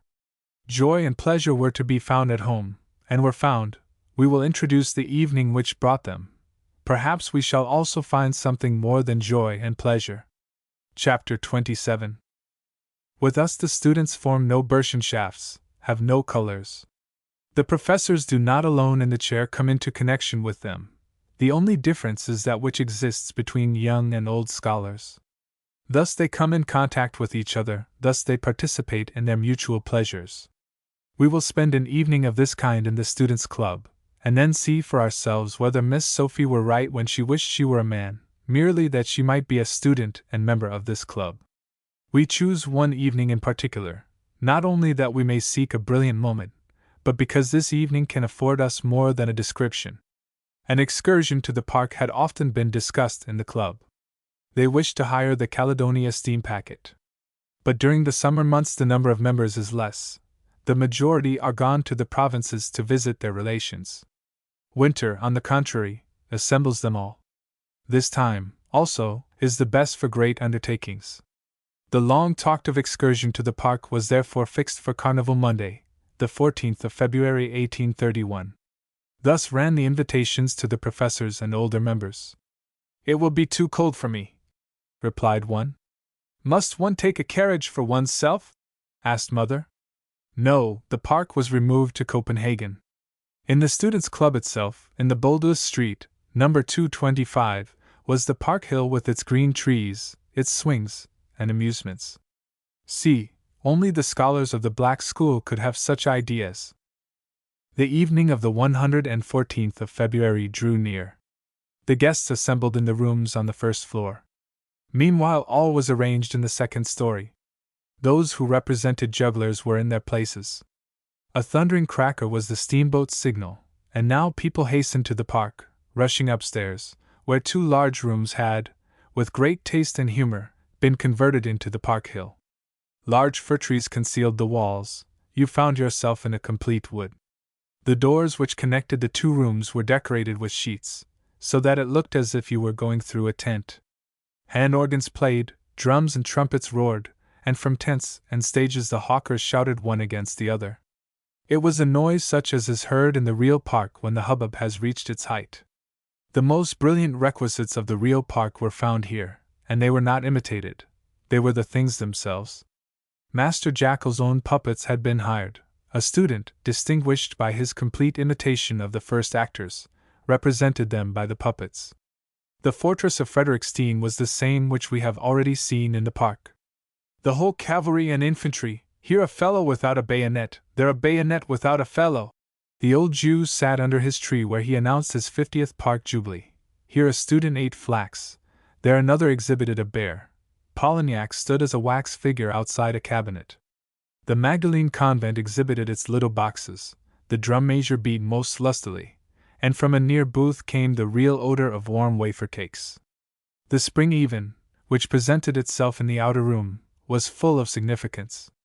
Certainly it was only represented by a tearn concealed between moss and stones, but the water was real water, brought from the well in Christiansborg.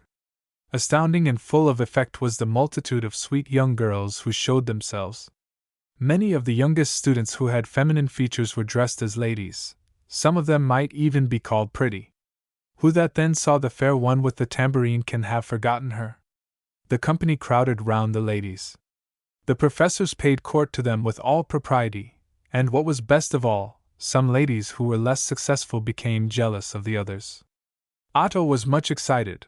The noise, the bustle, the variety of people, were almost strikingly given. Then came the master of the fire engines, with his wife and little granddaughter, then 3 pretty peasant girls, then the whole botanical society, with their real professor at their head. Otto seated himself in a swing. An itinerant flute player and a drummer deafened him with dissonances. A young lady, one of the beauties, in a white dress, and with a thin handkerchief over her shoulders, approached and threw herself into his arms. It was Wilhelm. But Otto found his likeness to Sophie stronger than he had ever before noticed it to be, and therefore the blood rushed to his cheeks when the fair one threw her arms around him, and laid her cheek upon his. He perceived more of Sophie than of Wilhelm in this form. Certainly Wilhelm's features were coarser, his whole figure larger than Sophie's. But still Otto fancied he saw Sophie, and therefore these marked gestures, this reeling about with the other students, offended his eyes. When Wilhelm seated himself on his knee, and pressed his cheek to his, Otto felt his heart beat as in fever. It sent a stream of fire through his blood. He thrust him away, but the fair one continued to overwhelm him with caresses. There now commenced, in a so-called Krawinkel theater, the comedy, in which were given the then popular witticisms of Kellerman. The lady clung fast to Otto, and flew dancing with him through the crowd. The heat, the noise, and above all, the exaggerated lacing, affected Wilhelm. He felt unwell. Otto led him to a bench and would have unfastened his dress, but all the young ladies, true to their part, sprang forward, pushed Otto aside, surrounded their sick companion and concealed her, whilst they tore up the dress behind so that she might have air. But, God forbid! No gentleman might see it. Toward evening a song was commenced, a shot was heard, and the last verse announced. And now all rushed with the speed of a steamboat downstairs, and soon sat in gay rows around the covered tables. Wilhelm was Otto's lady, the Baron was called the Baroness, the glasses resounded, and the song commenced. And that patriotic song! It concluded with, "In joy one must embrace everything joyful," and that they did. Here was the joy of youth in youthful hearts. So ran the concluding verse of the following song, which ended with the toast. It was then that Wilhelm seemed to glow with inward fire. He struck his glass so violently against Otto's that it broke, and the wine was spilt. "A health to the ladies!" cried one of the seniors. "A health to the ladies!" resounded from the different rooms, which were all converted into the banquet hall. The ladies rose, stood upon their chairs, some even upon the table, bowed, and returned thanks for the toast. "No, no," whispered Otto to Wilhelm, at the same time pulling him down. "In this dress you resemble your sister so much, that it is quite horrible to me to see you act a part so opposed to her character." "And your eyes," said Wilhelm, smiling, "resemble 2 eyes which have touched my heart." "A health to first love!" cried he, and struck his glass against Otto's so that the half of his wine was again lost. "A health to the one whose eyes mine resemble!" whispered Otto, carried along with the merriment. "That health we have already drunk," answered Wilhelm. "But we cannot do a good thing too often." "Then you still think of Eva?" "She was beautiful. Sweet. Who knows what might have happened had she remained here? Her fate has fallen into Mamma's hands, and she and the other exalted nemesis must now conduct the affair. I wash my hands of it. Are you recovered? Asked Otto. But when you see Eve again in the summer? I hope that I shall not fall sick, replied Wilhelm. I have a strong constitution. But we must now hasten up to the dance. All rushed from the tables, and upstairs, where the park was arranged. There was now only the greenwood to be seen. Theatres and booths had been removed. Gay paper lamps hung among the branches, a large orchestra played, and a half-bacchanalian wood-ball commenced. Wilhelm was Otto's partner, but after the first dance the lady sought out for herself a more lively cavalier. Otto drew back toward the wall where the windows were concealed by the boughs of fir tree. His eye followed Wilhelm, whose great resemblance to Sophie made him melancholy. His hand accidentally glided through the branches and touched the window seat. There lay a little bird. It was dead. To increase the illusion they had bought a number of birds, which should fly about during the park scene, but the poor little creatures had died from fright at the wild uproar. In the windows and corners they lay dead. It was one of these birds that Otto found. It is dead, said he to Wilhelm, who approached him. Now, that is capital, returned the friend. Here you have something over which you may be sentimental. Otto would not reply. Shall we dance a Scotch waltz? Asked Wilhelm, laughing, and the wine in his youthful blood glowed in his cheeks. I wish you would put on your own dress, said Otto. You resemble, as I said before, your sister. And I am my sister, interrupted Wilhelm, in his wantonness. And as a reward for your charming readings aloud, for your excellent conversation, and the whole of your piquant amiability, you shall now be paid with a little kiss. He pressed his lips to Otto's forehead. Otto thrust him back and left the company. Several hours passed before he could sleep. At length he was forced to laugh over his anger. What mattered it if Wilhelm resembled his sister? The following morning Otto paid her a visit. All listened with lively interest to his description of the merry St. John's Day in February. He also related how much Wilhelm had resembled his sister, and how unpleasant this had been to him, and they laughed. During the relation, however, Otto could not forbear drawing a comparison. How great a difference did he now find! Sophie's beauty was of quite another kind. Never before had he regarded her in this light. Of the kisses which Wilhelm had given him, of course, they did not speak, but Otto thought of them quite differently to what he had done before, and the ways of Cupid are strange. We will now see how affairs stand after advancing 14 days. Chapter 28. Wilhelm's cousin Joachim had arrived from Paris. We remember the young officer, out of whose letters Wilhelm had sent Otto a description of the struggle of the July days. As an inspired hero of liberty had he returned. Struggling Poland had excited his lively interest, and he would willingly have combated in Warsaw's ranks.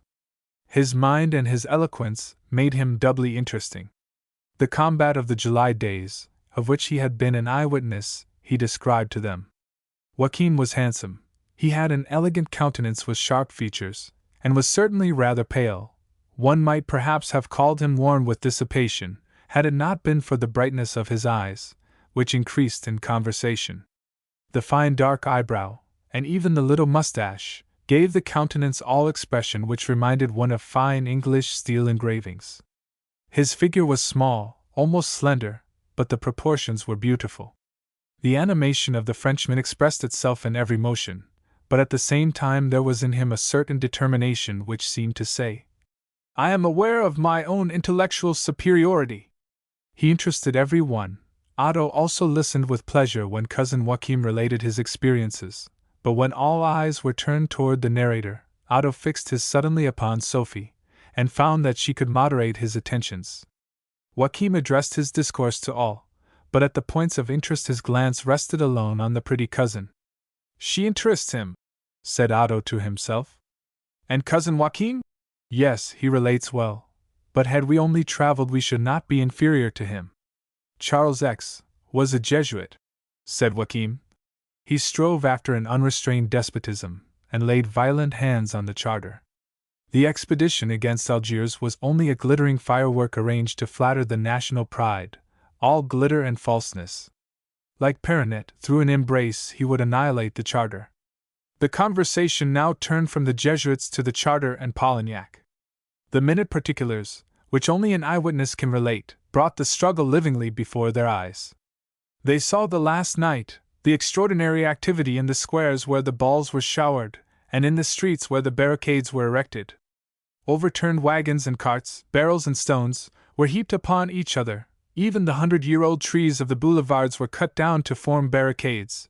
The struggle began. Frenchmen fought against Frenchmen. For liberty and country they sacrificed their life. And he described the victory and Louis Philippe, whom he admired and loved. That was a world event, said the man of business. It electrified both king and people. They still feel the movement. Last year was an extraordinary year. For the Copenhageners also, said Otto. There were 3 colors. These things occupied the multitude with equal interest: the July Revolution, the letters of a wandering ghost, and Kellermann's Berlin wit. Now you are bitter, Mr. Thostrup, said the lady of the house. The really educated did not occupy themselves with these Berlin Eckensteher which the multitude have rendered national. But they hit the right mark, said Otto. They met with a reception from the citizens and people in office. That I can easily believe, remarked Joachim. That is like the people here. That is like the people abroad, said the hostess. In Paris they pass over still more easily from a revolution, in which they themselves have taken part, to a review by Jules Janin, or to a new step of Taglione's, and from that to un histoire scandaleuse. No, my gracious lady, of the last no one takes any notice. It belongs to the order of the day. That I can easily believe, said Miss Sophie. The man of business now inquired after the chamber. The cousin's answer was quite satisfactory. The lady of the house wished to hear of the flower markets, and of the sweet little enclosed gardens in the places. Sophie wished to hear of Victor Hugo. She received a description of him, of his abode in the Place Royale, and of the whole Europe littéraire beside. Cousin Joachim was extremely interesting. Otto did not pay another visit for 2 days. Where have you been for so long? Asked Sophie, when he came again. With my books, replied he. There lay a gloomy expression in his eyes. Oh, you should have come half an hour earlier. Our cousin was here. He was describing to me the Jardin des Plantes in Paris. Oh, quite excellently. He is an interesting young man, said Otto. The glorious garden, pursued Sophie, without remarking the emphasis with which Otto had replied. Do you not remember, Mr. Thostrup, how Bartholini has spoken of it? O taudam, que rêve à son pays absent, retrouves parfaits et son air cares sant. In it there is a whole avenue with cages, in which are wild beasts, lions and tigers. In small courtyards, elephants and buffaloes wander about at liberty. Giraffes nibble the branches of high trees. In the middle of the garden are the courts for bears, only there is a sort of well in which the bears walk about. It is surrounded by no palisades, and you stand upon the precipitous edge. There our cousin stood. But he did not precipitate himself down, said Otto, with indifference. What is the matter? Asked Sophie. Are you in your elegiac mood? You look as I imagine Victor Hugo when he has not made up his mind about the management of his tragic catastrophe. That is my innate singularity, replied Otto. I should have pleasure in springing down among the bears of which you relate. And in dying? Asked Sophie. No, you must live. C'est le bonheur de vivre que fait la gloire de mourir. You speak a deal of French today, said Otto, with a friendliness of manner intended to soften the bitterness of the tone. Perhaps your conversation with the lieutenant was in that language? French interests me the most, replied she. I will ask our cousin to speak it often with me. His accent is excellent, and he is himself a very interesting man. No doubt of it, answered Otto. You will remain and dine with us? Said the lady of the house, who now entered. Otto did not feel well. These are only whims, said Sophie. The ladies made merry, and Otto remained. Cousin Joachim came and was interesting, very interesting, said all. He related of Paris, spoke also of Copenhagen, and drew comparisons. The quietness of home had made an especial impression on him. People here, said he, go about as if they bore some heavy grief, or some joy, which they might not express if one goes into a coffee house. It is just as if one entered a house of mourning. Each one seats himself, a newspaper in his hand, in a corner. That strikes one when one comes from Paris. One naturally has the thought, can these few degrees further north bring so much cold into the blood? There is the same quiet in our theatre. Now I love this active life. The only boldness the public permits itself is hissing a poor author, but a wretched singer, who has neither tone nor manner, a miserable actress, will be endured, nay, applauded by good friends, an act of compassion. She is so fearful. She is so good. In Paris people hiss. The decoration master, the manager, every one there receives his share of applause or blame. Even the directors are there hissed, if they manage badly. You are preaching a complete revolution in our theatrical kingdom, said the lady of the house. The Copenhageners cannot ever become Parisians, and neither should they. The theatre is here, as well as there, the most powerful organ of the people's life. It has the greatest influence, and ours stands high, very high, when one reflects in what different directions it must extend its influence. Our only theatre must accommodate itself, and represent, at the same time, the Théâtre Français, the Grand Opera, the Vaudeville, and Saint Martin. It must comprehend all kinds of theatrical entertainments. The same actors who today appear in tragedy must tomorrow show themselves in a comedy or vaudeville. We have actors who might compare themselves with the best in Paris. Only one is above all ours, but also above all whom I have seen in Europe, and this one is Mademoiselle Mars. You will, doubtless, consider the reason extraordinary which gives this one, in my opinion, the first place. This is her age, which she so completely compels you to forget. She is still pretty, round, without being called fat. It is not through rouge, false hair, or false teeth, that she procures herself youth. It lies in her soul, and from thence it flows into every limb. Every motion becomes charming. She fills you with astonishment. Her eyes are full of expression, and her voice is the most sonorous which I know. It is indeed music. How can one think of age when one is affected by an immortal soul? I rave about Leontine Fay, but the old Mars has my heart. There is also a third who stands high with the Parisians, Jenny Vertper, at the Gymnase Dramatique, but she would be soon eclipsed were the Parisians to see our Demoiselle Pages. She possesses talent which will shine in every scene. Vertper has her loveliness, her whims, but not her protus genius, her nobility. I saw Vertper in La Reine de Ces Ans, a piece which we have not yet, but she was only a saucy soubrette in royal splendor, a Pernille of Holberg's, as represented by a Parisian. We have Madame Wexchall, and we have Fry Dendel. Were Denmark only a larger country, these names would sound throughout Europe. He now described the decorations in the Sylphide, in Natalia, and in various other ballets, the whole splendor, the whole magnificence. But our orchestra is excellent, said Miss Sophie. It certainly contains several distinguished men, answered Joachim. But must one speak of the whole? Yes, you know I am not musical, and cannot therefore express myself in an artistical manner about music, but certain it is that something lay in my ear, in my feeling, which, in Paris, whispered to me, that is excellent. Here, on the contrary, it cries, with moderation. With moderation, the voice is the first, she is the lady. The instruments, on the contrary, are the cavaliers who shall conduct the former before the public. Gently they should take her by the hand, she must stand quite foremost. But here the instruments thrust her aside, and it is to me as if each instrument would have the first place, and constantly shouted, "Here am I! Here am I!"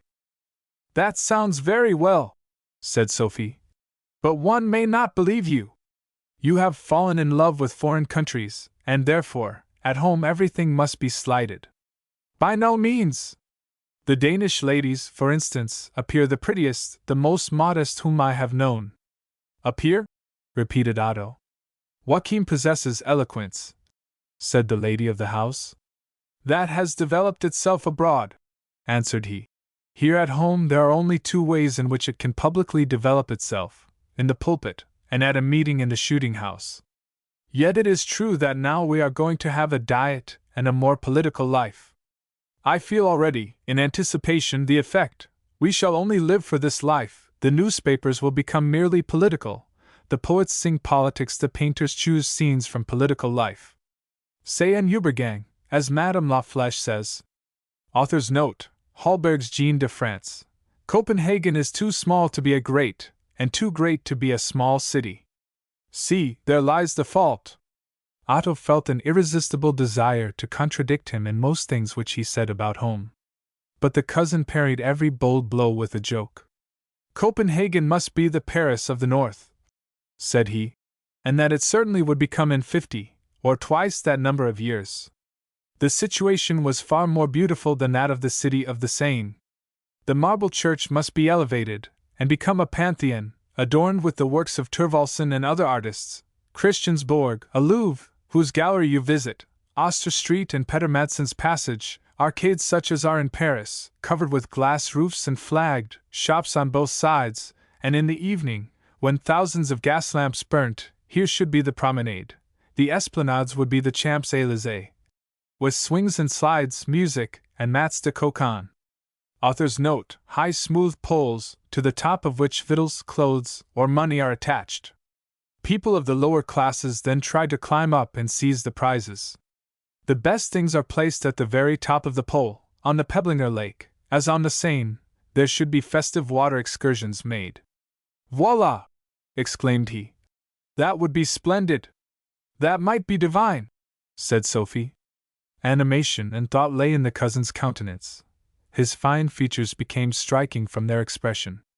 Thus did his image stamp itself in Otto's soul, thus did it place itself beside Sophie's image as she stood there, with her large brown eyes, round which played thought and smiles, whilst they rested on the cousin. The beautifully formed white hand, with its taper fingers, played with the curls which fell over her cheeks. Otto would not think of it. Chapter 29. Latterly Otto had been but seldom at Mr. Berger's. He had no interest about the merchant's home. The family showed him every politeness and mark of confidence, but his visits became every week more rare. Business matters, however, led him one day there. Chance or fate, as we call it, if the shadow of a consequence shows itself, caused Maren to pass through the anteroom when Otto was about taking his departure. She was the only one of the ladies at home. In 3 weeks she would return to Lemvig. She said that she could not boast of having enjoyed Mr. Thostrop's society too often. Your old friends interest you no longer, added she, somewhat gravely. With this exception she had amused herself very well in the city, had seen everything but the stuffed birds, and these she should see tomorrow. She had been 7 times in the theatre, and had seen the Somnambule twice. However, she had not seen Der Frieschütz, and she had an especial desire to see this on account of the Wolf Glen.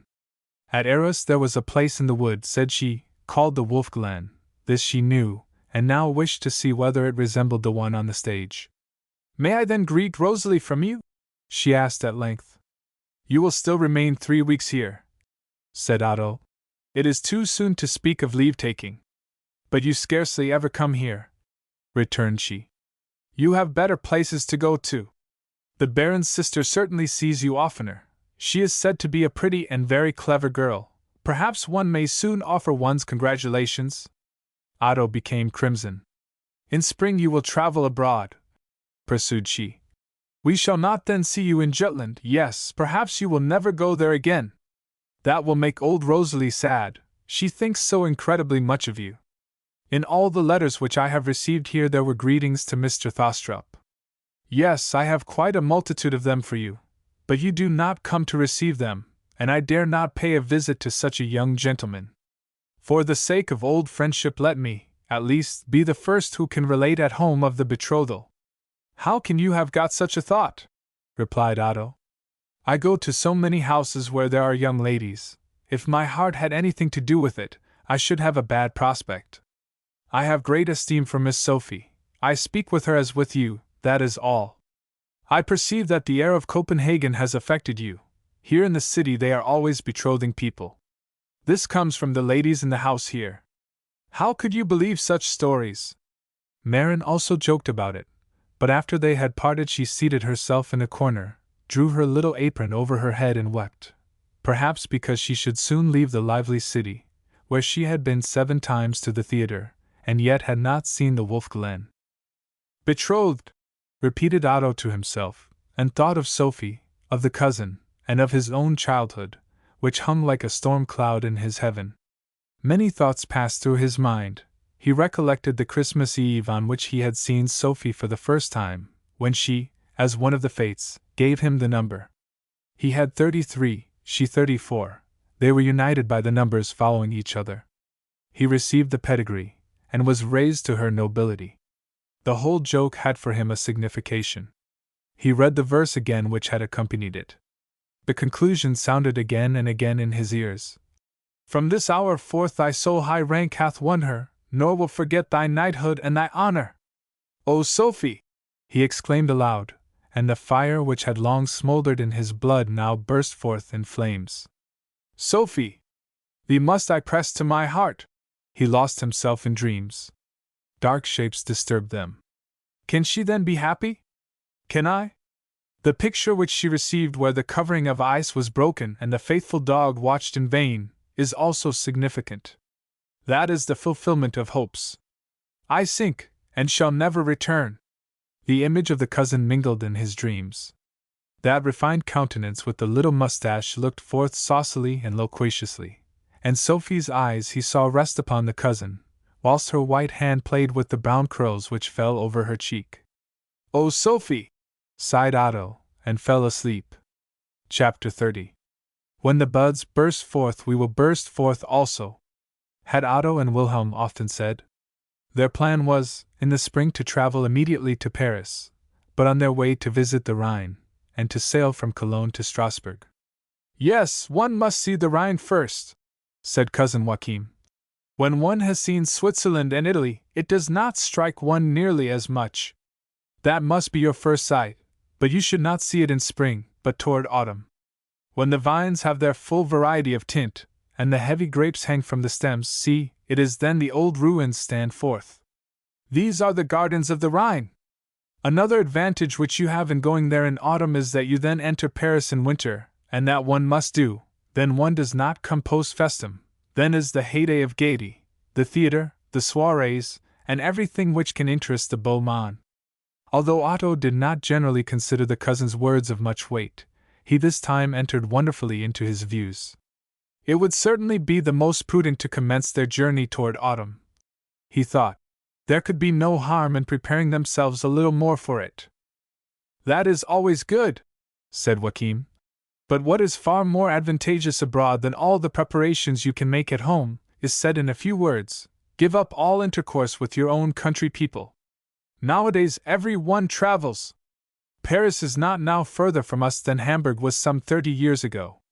When I was in Paris I found there 16 or 17 of my countrymen. Oh, how they kept together! 11 of them dwelt in the same hotel, they drank coffee together, walked out together, went to the restaurateurs together, and took together half a bench in the theatre. That is the most foolish thing a person can do. I consider traveling useful for everyone, from the prince to the traveling journeyman. But we allow too many people to travel. We are not rich, therefore restrictions should be made. The creative artist, the poet, the engineer, and the physician must travel, but God knows why theologians should go forth. They can become mad enough at home.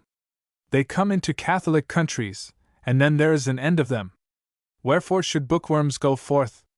They shut themselves up in the diligence, and in their chambers, rummage a little in the libraries, but not so much as a pinch of snuff do they do us any good when they return. Those who cost the most generally are of the least use, and bring the country the least honor. I, thank God, paid for my journey myself, and am therefore free to speak my opinion. We will now hear what Miss Sophie said, and therefore advance a few days.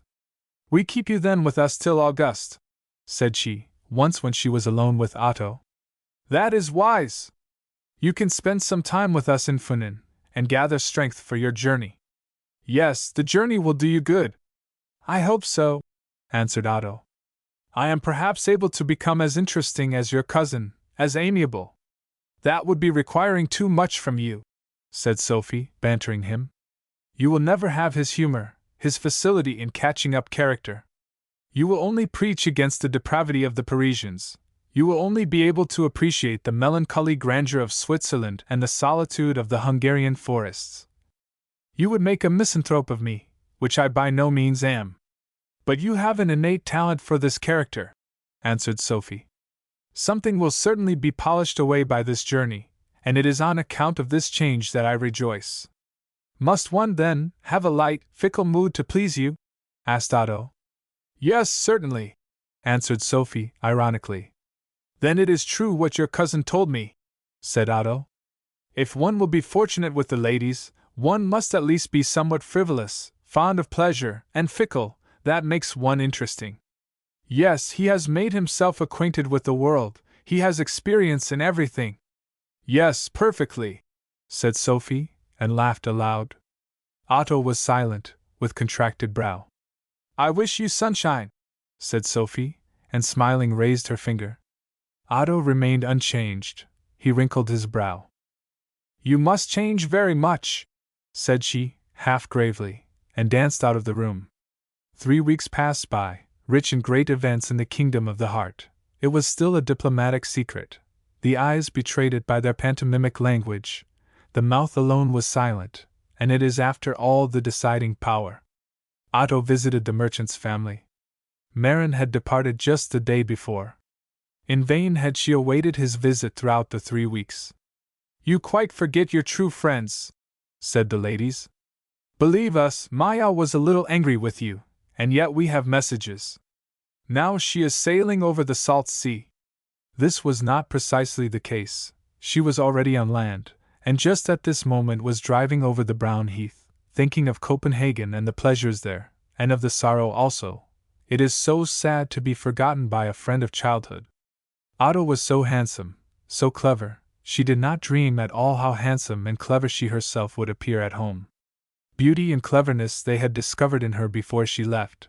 Now she had been in the capital, and that gives relief. The little birds fluttered round the carriage. Perhaps they sang to her what should happen in 2 years. Thou wilt be a bride, the secretary's lovely little bride. Thou shalt have both him and the musical box. Thou wilt be the grandest lady in the town, and yet the most excellent mother. Thy first daughter shall be called Maya. That is a pretty name, and reminds thee of past days. Chapter 31. It was spring, fresh, life-bearing spring. Only 1 day and 1 night, and the birds of passage were back again. The woods made themselves once more young with green, odorous leaves. The Sound had its swimming Venice of richly laden vessels. Only 1 day and 1 night, and Sophie was removed from Otto. They were divided by the salt sea. But it was spring in his heart. From it flew his thoughts, like birds of passage, to the island of Funen, and there sang of summer. Hope gave him more gold and green woods than the ships bear through the Sound, more than Zealand's bays can show. Sophie at parting pressed his hand. In her eyes lay what his heart might hope and dream. He forgot that hope and dreams were the opposites of reality. Cousin Joachim had gone to Stockholm, and would not return either in the spring or summer to Funen. On the contrary, Otto intended to spend a few weeks at the country seat. Not before August would he and Wilhelm travel. There would at least be one happy moment, and many perhaps almost as happy. In his room stood a rosebush. The first buds formed themselves, and opened their red lips. As pure and tender as these leaves was Sophie's cheek. He bent over the flower, smiled, and read there sweet thoughts which were related to his love. A rosebud is a sweet mystery. The day came on which Otto, after he had comfortably terminated his visits of leave-taking, at midday, in the company of 3 young students traveled away through Zealand. They had taken a carriage together as far as Slegels, where, like Abraham's and Lot's shepherds, they should separate to the right and left. Otto remained alone, in order to travel post that night to Nyborg. It was only 4 o'clock in the afternoon. Otto had no acquaintance here, therefore it was but to take a walk. There still exists remains of the old Antvorskov convent. Author's note: the convent was founded by Waldemar I. 1177. Do there not? Asked he. Yes, but very little, answered the host. The convent became a castle, the castle a private house, and now within the last few years, on account of the stones, it has been still more pulled down. You will find nothing old remaining, except here and there in the garden a piece of a red wall standing out. But the situation is beautiful. If you will only take the road toward the large village called Landsgrave, you are on the way to Corsoer, and close to the cross of the Holy Anders. It is a right pleasant excursion. Convent ruins and the Holy Cross, said Otto. That sounds quite romantic. And he commenced his wanderings. A few scholars from the Latin school, with their books held together by a straight, and then a square-built lancer, who greeted in military style an elderly young lady, who was seated behind a barricade of geraniums and wallflowers, were the only individuals he met with on his way. Yet Otto remarked that the windows were opened as he passed. People wanted to see who the stranger might be who was going up the street. A long avenue led from the town to the castle. On either side the way lay detached houses, with little gardens. Otto soon reached the remains of old Antvorskov. The way was red from the stones which were flung about, and were now ground to dust. Huge pieces of wall, where the mortar and stone were united in one piece, lay almost concealed among the high nettles. Rather more distant stood a solitary house of 2 stories. It was narrow and whitewashed. A thick pilaster, such as one sees in churches, supported the strong wall. This was half of the last wing of the castle, a mingling of the ancient and incident, of ruin and dwelling house. Otto went into the garden, which was laid out upon the hill itself, and its terraces. Here were only young trees, but the walks were everywhere overgrown. The view stretched itself far over the plain, toward the Belt and Funen. He descended from the terrace down to the lowest wall. In this there yet remained a piece of an old tombstone, of the age of the convent, on which you perceived the trace of a female form, and near to this the figure of a skeleton, round which was twined a snake. Otto stood sunk in contemplation, when an old man, with 2 water buckets suspended from a yoke on his shoulders, approached a near well. The old man was very ready to commence a conversation. He told of excavations, and of an underground passage which had not been discovered, but which, according to his opinion, was certainly in existence.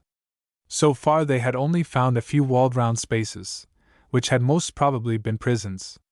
In one of these was an iron chain fastened into the wall. But with regard to the underground passage, they had only not yet discovered the right place, for it must exist. It led from here, deep under the lake and forest, toward Sorrow. There were large iron gates below. At Christmas one could hear how they were swung to and fro. Whoever should have that which is concealed there, said the old man, would be a made man, and need not neither slip nor slide. Otto looked at the solitary wing which rose up over the terrace. How splendid it had been here in former times!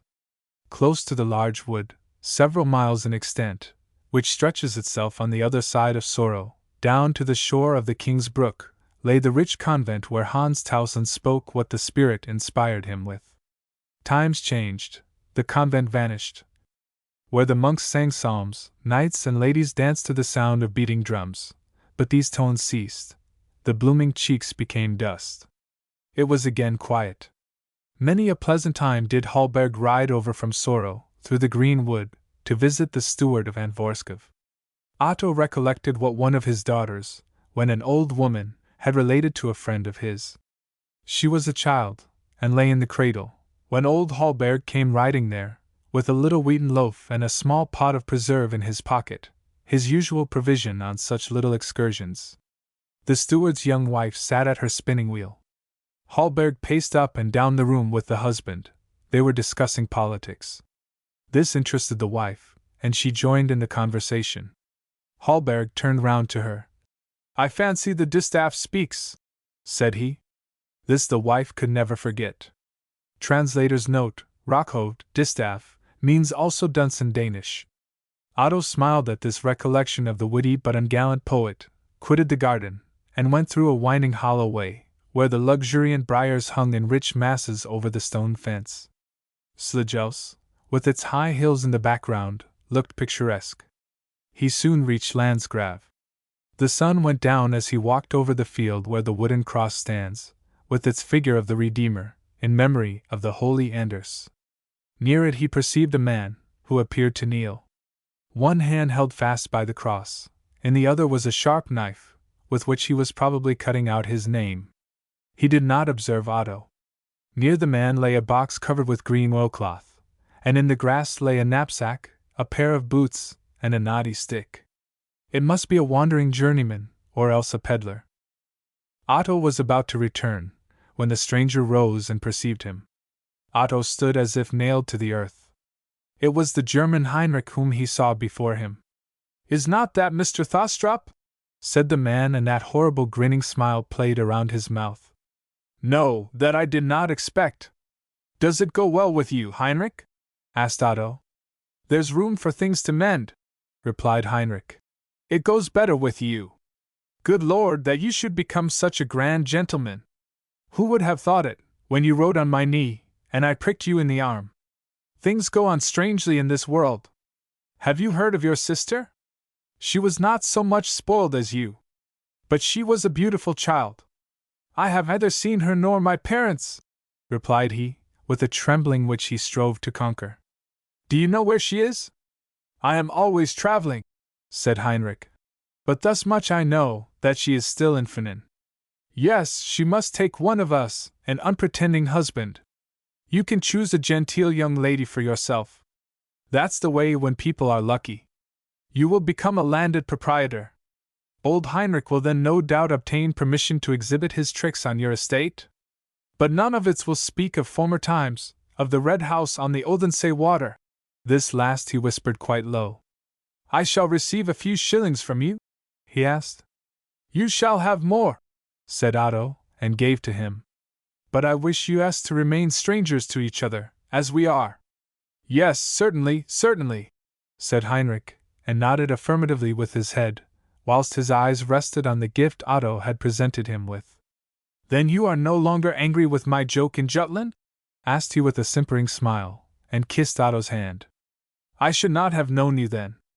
Had you not shown me your shoulder, on which I saw the letters O and T which I myself had etched, it would never have occurred to me that we knew each other. But a light suddenly flashed across me. I should have said Otto Thostrup, but I said Odense Tughthus. Note, Odense House of Correction. That was not handsome of me, seeing you are such a good gentleman." "Yes, now adieu," said Otto, and extended to him unwillingly his hand. "There, our Saviour looks down upon us," said the German Heinrich, and fixed his eyes upon the figure on the cross. "As certainly as he lives, may you rely upon the silence of my mouth. He is my Redeemer, who hangs there on the cross, just as he is etched upon my skin, and as he stands along the high roads in my fatherland. Here is the only place in the whole country where the sign of the cross stands under the free heaven.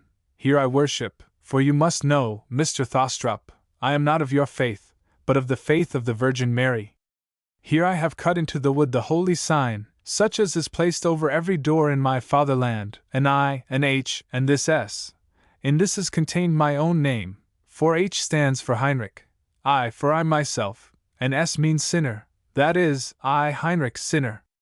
Now I have completed my worship, and you have given me a handsome skilling. I shall now go to my bed at the public house, and if the girl is pretty, and lets one flatter her, I am still young enough, and shall fancy that I am Mr. Thostrup, and have won that most glorious, elegant young lady. Hurrah! It is a player's life which we lead." Otto left him, but heard how Heinrich sang. As, suddenly on a clear sunny day, a cloud can appear, extinguish the warm sunshine, conceal the green coast, and change everything into grey mist forms, so was it now with Otto, who had but just before felt himself so happy and full of youthful joy. "You can sleep quietly," said the host, when Otto returned to Slagelse. "You shall be wakened early enough to leave with the mail." But his rest was like a delirium. The post horn sounded in the empty street. They rolled away. It was at daybreak. "Is that a gallows?" inquired one of the travelers, and pointed toward the hill, where at this distance the cross looked like a stake. "That is the cross of the holy Anders," replied Otto, and livingly stood before him the recollections of the evening before. Does that really exist? Said the stranger. I have read of it in the letters of a wandering ghost. This was a beautiful morning, the sun shone warmly, the sea was smooth as a mirror, and so much the faster did the steamboat glide away. The vessel with the mail, which had set sail 2 hours earlier, still lay not far from land. The sails hung down loosely, not a breeze stirred them. The steamboat glided close past her. The passengers in the mail vessel, the greater portion coachmen, traveling journeymen, and peasants, stood on the deck to see it. They waved greetings. One of the foremost leaned on his knotty stick, pulled off his hat, and shouted, "Good morning, my noble gentlefolk!" It was the German Heinrich. He then was going to Funen. Otto's heart beat faster. He gazed down among the rushing waves which foamed round the paddle, where the sunbeams painted a glorious rainbow. "That is lovely," said one of the strangers close to him. "Very lovely," returned Otto, and stilled the sigh which would burst forth from his breast. Scarcely 2 hours were fled, the cables were flung upon the Nyborg bridge of boats, and the steamboat made fast to the island of Funen. Chapter 32. Otto immediately hired a carriage, and reached the hall just about dinner time. In the interior courtyard stood 2 calashes and an Holstein carriage. 2 strange coachmen, with lace round their hats, stood in animated discourse when Otto drove in through the gate. The postilion blew his horn. "Be quiet there!" cried Otto. "There are strangers at the hall," said the postilion. "I will only let them know that another is coming." Otto gazed at the garden, glanced up toward the windows, where mine of the ladies showed themselves only out of a side building. A female head was stretched out, whose hair was put back underneath a cap. Otto recognized the grown-together eyebrows. "Is she the first person I am to see here?" sighed he, and the carriage rolled into the inner court. The dogs barked, the turkey-cocks gobbled, but not Wilhelm showed himself. The Kammerjunker came, the excellent neighbor, and immediately afterwards Sophie. Both exclaimed with smiles, "Welcome! See, here we have our man," said the Kammerjunker. "We can make use of him in the play." "It is glorious you are come!" cried Sophie. "We shall immediately put you under arrest." She extended her hand to him. He pressed it to his lips. "We will have tableaux vivants this evening," said she. "The pastor has never seen any. We have no service from Wilhelm. He is in Svendborg, and will not return for 2 days. You must be the officer. The Kammerjunker will represent the somnambulist, who comes with her light through the window. Will you?" "Everything you desire," said Otto. "Do not speak of it," returned Sophie, and laid her finger on her lips. The mother descended the steps. "Dear Thostrup," said she, and pressed, with warm cordiality, both his hands. "I have really quite yearned after you. Now Wilhelm is away, you must for 2 whole days put up with us alone." Otto went through the long passage where hung the old portraits. It was as if these also wished welcome. It only seemed a night full of many dreams which had passed since he was here. A year in the lapse of time is also not so long as a winter's night in the life of man. Here it was so agreeable, so homelike. No one could have seen by the trees that since then they had stood stripped of leaves and covered with snow. Luxuriantly green they waved themselves in the sun's warmth, just as when Otto last gazed out of this window. He had the red room as before. The dinner bell rang. Louise met him in the passage. "Thostrup!" exclaimed she, with delight, and seized his hand. "Now, it is almost a year and a day since I saw you." "Yes, much has happened in this year," said the Kammerjunker. "Come soon to me, and you shall see what I have had made for pastime, a bowling green. Miss Sophie has tried her skill upon it." The Kammerjunker took the mother to dinner. Otto approached Sophie. "Will you not take the Kammerjunker's sister?" whispered she. Mechanically Otto made his bow before Miss Jacoba. "Take one of the young ladies," said she. "You would rather do that?" Otto bowed, cast a glance towards Sophie. She had the old pastor. Otto smiled, and conducted Jacoba to table.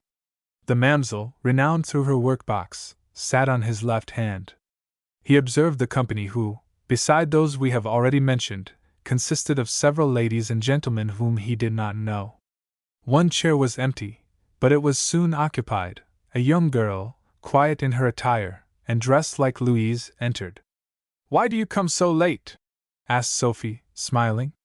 "That is only known to Eva and me," said Louise, and smiled at the young girl. Eva seated herself. It was, perhaps, the complete resemblance of their dress which induced Otto to observe both her and Louise so closely, and even against his own will to draw comparisons. Both wore a simple dark brown dress, a small sea-green handkerchief round the neck. Louise seemed to him enchanting. Pretty one could not call her. Eva, on the contrary, was ideal. There lay something in her appearance which made him think of the pale pink hyacinth. Every human being has his invisible angel, says the mythos. Both are different, and yet resemble each other. Eva was the angel, Louise, on the contrary, the human being in all its purity. Otto's eyes encountered those of Sophie. They were both directed to the same point. "What power! What beauty!" thought he. "Her mind is far above that of Louise, and in beauty she is a gorgeous flower, and not, like Eva, a fine, delicate hyacinth." He drew eloquence from these eyes, and became interesting like the cousin, although he had not been in Paris. The Kammerjunker spoke of sucking pigs, but that also was interesting. Perhaps he drew his inspiration out of the same source as Otto. He spoke of the power of green buckwheat, and how the swine which eat it become mad. From this doubtless originated the legend of the devil entering into the swine. It is only coal-black pigs which can digest green buckwheat. If they have a single white speck upon them, they become ill at eating. "This is extraordinary!" exclaimed he. In his enthusiasm his discourse became almost a cry, which caused Miss Jacoba to say that one might almost think that he himself had eaten green buckwheat. Otto meantime cut out of the green melon peel a man, and made him ride on the edge of his glass. That withdrew Sophie's attention from the Kammerjunker. The whole company found that this little cut-out figure was very pretty, and the mamsell begged that she might have it. It should lie in her work-box. Toward evening all were in preparation for the approaching tableaux. Eva must represent Hero. With a torch in her hand she must kneel on a table, which was to be draped so as to represent a balcony. The poor girl felt quite unhappy at having to appear in this manner. Sophie laughed at her fear, and assured her that she would be admired, and that therefore she must and should.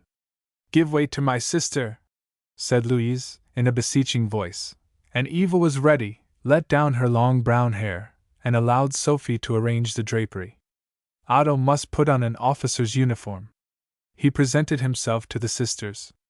"That gold is not sewn fast on the collar," said Sophie, and undertook to rectify it. "He could easily keep the uniform on whilst she did this," said she. Her soft hand touched Otto's cheek. It was like an electric shock to him. His blood burned. How much he longed to press the hand to his lips. They all burst out laughing when the Kammerjunker appeared in a white petticoat which only reached a little below the knee, and in a large white lady's dressing jacket. Miss Sophie must arrange his hair. She did it charmingly. Her hand stroked the hair away from his brow, and glided over his cheeks. He kissed it. She struck him in the face, and begged him not to forget himself. "We are ladies," said he, and rose in his full splendor. They all laughed except Otto. He could not. He felt a desire to beat him. The spectators arranged themselves in a dark room. The folding doors were opened. Eva as Hero, in a white linen robe, her hair hanging down on her shoulders, and a torch in her hand, gazed out over the sea. No painter could have imagined anything more beautiful. The large dark blue eyes expressed tenderness and melancholy. It was Eva's natural glance, but here you saw her quiet. The fine black eyebrows increased the expression. The whole figure was as if breathed into the picture. Now followed a new picture, Faust and Margaret in the arbor. Behind stood Mephistopheles, with his devilish smile. The Kammerjunker's mamsell was Margaret. When the doors were opened she sent forth a loud cry, and ran away. She would not stay, she was so afraid.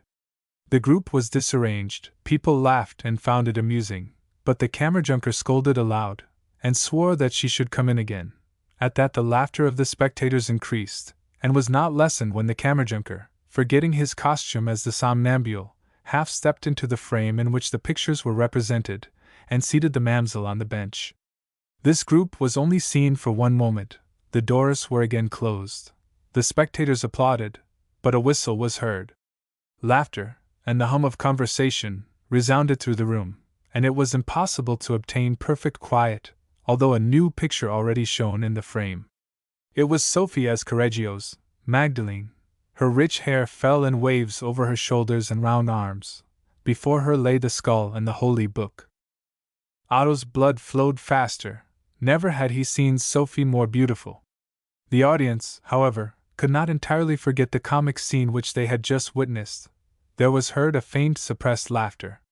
This at length was able to take its free course when the following picture presented itself, where the Kammerjunker, as the somnambule, his hand half concealing the extinguished light, showed himself at the open window. A most stormy burst of applause was awarded to the actors. "Miss Sophie has arranged the whole!" cried the Kammerjunker, and now her name sounded from the lips of all the audience. Not before 2 days did Wilhelm return. He and Otto slept in the same apartment. Otto told of the tableaux, and said how lovely Eva had been as hero. "That I can well believe," replied Wilhelm, but did not enter further into the subject. He laughed about the Kammerjunker and the disarranged group. Otto again named Eva, but Wilhelm lightly passed over this subject in his replies. Otto could not fathom their connection. "Shall we not go to sleep?" said Wilhelm. They wished each other good night, and it was quiet. The old man's sleep, as Tieck has described him, with the box out of which he brings his dream puppets, now commenced his nightly dramatic adventures, which lasted until the sun shone in through the window. Chapter 33. "I shall get to know," thought Otto. "This violent love cannot be evaporated." He paid attention to every little occurrence. Eva was the same quiet, modest creature as formerly, a house fairy who exercised a friendly influence over all. Wilhelm spoke with her, but not with passion, either with affected indifference. However, we cannot entirely rely upon Otto's power of observation. His glance was directed too often toward a dearer object. His attention was really directed to Sophie. They walked in the garden. "Once, as you certainly know," said Otto, "your brother had a fancy for the pretty Eva. Is it not, therefore, somewhat dangerous her living here? Has your mother been prudent?" "For Wilhelm I am quite unconcerned," answered Sophie. "Only take care of yourself. Eva is very amiable, and has very much changed for the better since she came here. My sister Louise quite raves about her, and my mother regards her almost as an adopted daughter. You have certainly remarked that she is not kept in the background. Yet she is weak. She resembles the tender mountain flowers which grow in ice and snow, but which bow their heads in the soft mountain air. When it is warmed by the sun, it really seems to me that she has become weaker since she has enjoyed our care and happy days. When I saw her at Roskilde, she was far more blooming. Perhaps she thinks of your brother, thinks of him with quiet sorrow?" "That I do not think is the case," replied Sophie. "Otherwise Louise would have heard something of it. She possesses Eva's entire confidence. You may make yourself easy, if you are jealous." "What make you conjecture this?" "My thoughts are directed above, and not beneath me," said he, with a kind of pride. "I feel that I could never fall in love with Eva." "Feel love toward her?" "No. Even when I think of it, I feel almost as though I had some prejudice against her. But you joke, you will rally me, as you have so often done. We shall soon part. Only 2 months longer shall I remain in Denmark. 2 long years abroad. How much may occur in that time? Will you think of me, really think of me, Miss Sophie?" He bent and kissed her hand. Sophie became crimson. Both were silent. "Are you here?" said the mother, who came out of a side walk. Otto stooped lower, and broke one of the beautiful stalks which hung over the border. "Are you taking Louise's favorite flowers?" said she, smiling. "This bed is declared to be inviolable." "I was so unfortunate as to break it," said Otto, confused. "He wished to gather the dark red pink from my table garland," said Sophie. "If he took it, my conscience would be clear." And they all three walked along speaking of cherries, gooseberries, of the linen on the bleaching ground, and of the warm summer's day. In the evening Eva and the two sisters sat at their work. Otto and Wilhelm had taken their seats beside them. They spoke of Copenhagen. Sophie knew how to introduce a number of little anecdotes, which she had gathered among the young ladies there. Otto entered into her ideas, and knew cleverly how to support what she said. What in reality interested young ladies was discussed. When a girl is confirmed, all manner of fancies awake, said Otto. She experiences a kind of inclination for the heart of man, but this may not be acknowledged, except for two friends to the clergyman and the physician. For these she has quite a passion, especially for the former. She stands in a kind of spiritual rapport with him. His physical amiability melts into the spiritual. Thus her first loved one may designate clergyman love. That is well said, exclaimed Sophie. He preaches himself so deeply into her heart, pursued Otto. She melts into tears, kisses his hand, and goes to church, but not for the sake of God, but on account of the sweet clergyman. Oh, I know that so well, said Sophie, and laughed. Fie! You do not mean so, said Lise. And I do not know how you can say such a thing, Mr. Thostrup. That is frightful. You do not in the least know a young girl's soul. Do not know the pure feeling with which she inclines herself to the man who has laid open before her the holy things of religion. Do not make sport of the innocent, the pure, which is so far removed from every earthly impression. I assure you, said Otto, smiling, were I a poet, I would make the clergyman love ridiculous in 100 witty epigrams, and were I a teacher, I would protest against it from the chair. That would be scattering poison into a well, said Lise. You, as a man, do not know the pure, the holy sentiment which exists in a young girl's bosom. Eva, thou art certainly of my opinion? Neither is this Mr. Thostrup's opinion, answered she, and looked at him with a mild gravity. Wilhelm laughed aloud. Chapter 34. The following afternoon came visitors, two young ladies from Nyborg, friends of Sophie and Louise. Before dinner they would take a walk through the wood to an enclosure where the flax was in bloom. Otto was to accompany them. I am also of the party, said the Kammerjunker, who just galloped into the courtyard as the ladies, with Otto, were about setting out on their excursion. Thus the whole company consisted of 5 ladies and 2 gentlemen. The cows are not in the field over which we must go, are they? asked Eva. No, my good girl, returned Sophie. You may be quite easy. Besides, we have 2 gentlemen with us. Yes, but they would not be able to protect us from the unruly bullocks, said Lise. But we have nothing to fear. Where we are going the cows do not go until after they are milked. I am no heroine. Besides, it is not long since one bullock nearly gored the cowherd to death. He also gored Cicely a great hole in her arm just lately. You remember the girl with her eyebrows grown together? There is also in the wood a wild sow, with 11 sucking pigs, said Sophie, in ironical gravity. It would not be agreeable to meet with her. She is almost as dangerous as the bullocks, said the Kammerjunker, and laughed at Eva. The conversation took another turn. Shall we not visit Peter Cripple? asked Sophie. The gentleman can then see the smith's pretty daughter. She is really too beautiful to be his wife. Is Peter Cripple married? inquired Otto. No, the wedding will be held on Sunday, replied the Kammerjunker. But the bride is already in the house. The banns were published last Sunday, and they immediately commenced housekeeping together. This often takes place even earlier, when a man cannot do without a wife. She has taken him on account of his full money bags. Yes, with the peasant it is seldom love which brings about the affair, said Lise. Last year there was quite a young girl who married a man who might have been her grandfather. She took him only, she said, because he had such a good set of earthenware. These were very brittle things to marry upon, remarked Otto. Meantime they were nearly come to the edge of the wood. Here stood a little house. Hops hung luxuriantly over the hedge. The cat stood with bent back upon the crumbling edge of the well.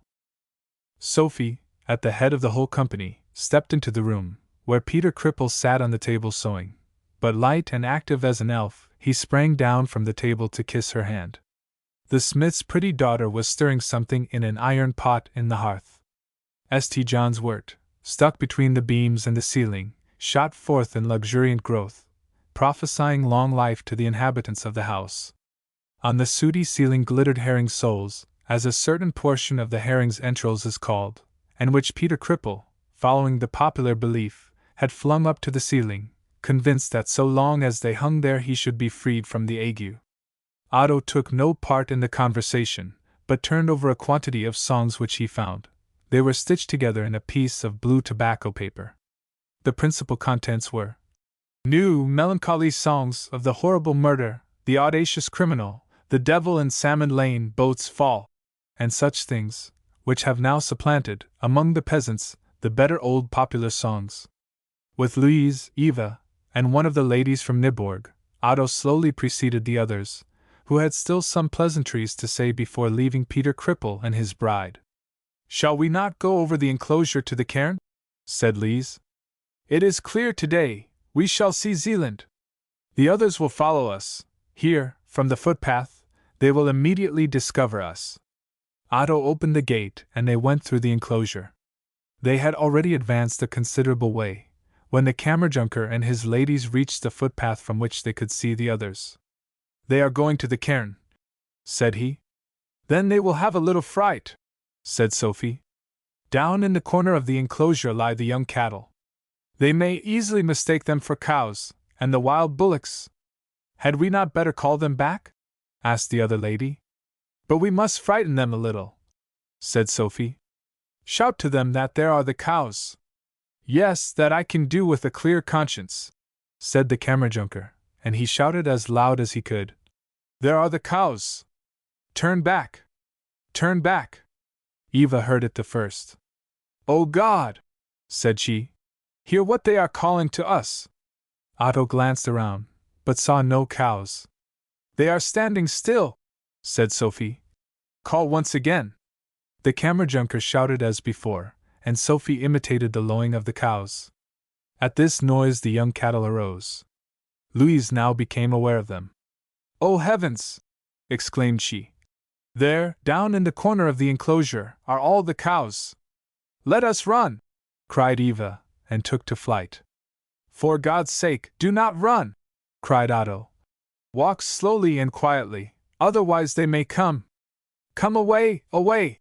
resounded from the wood. "Oh Lord!" shrieked Eva, when she saw the creatures raise their tails in the air as soon as they perceived the fugitives. "Now they are coming!" cried the lady who accompanied them, and sent forth a loud scream.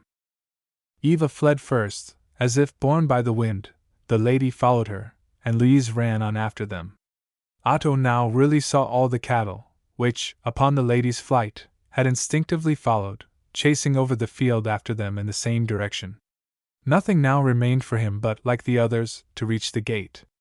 This he opened, and had just closed again, when the cattle were close upon them, but no one had eyes to see whether the cattle were little or big. "Now there is no more danger!"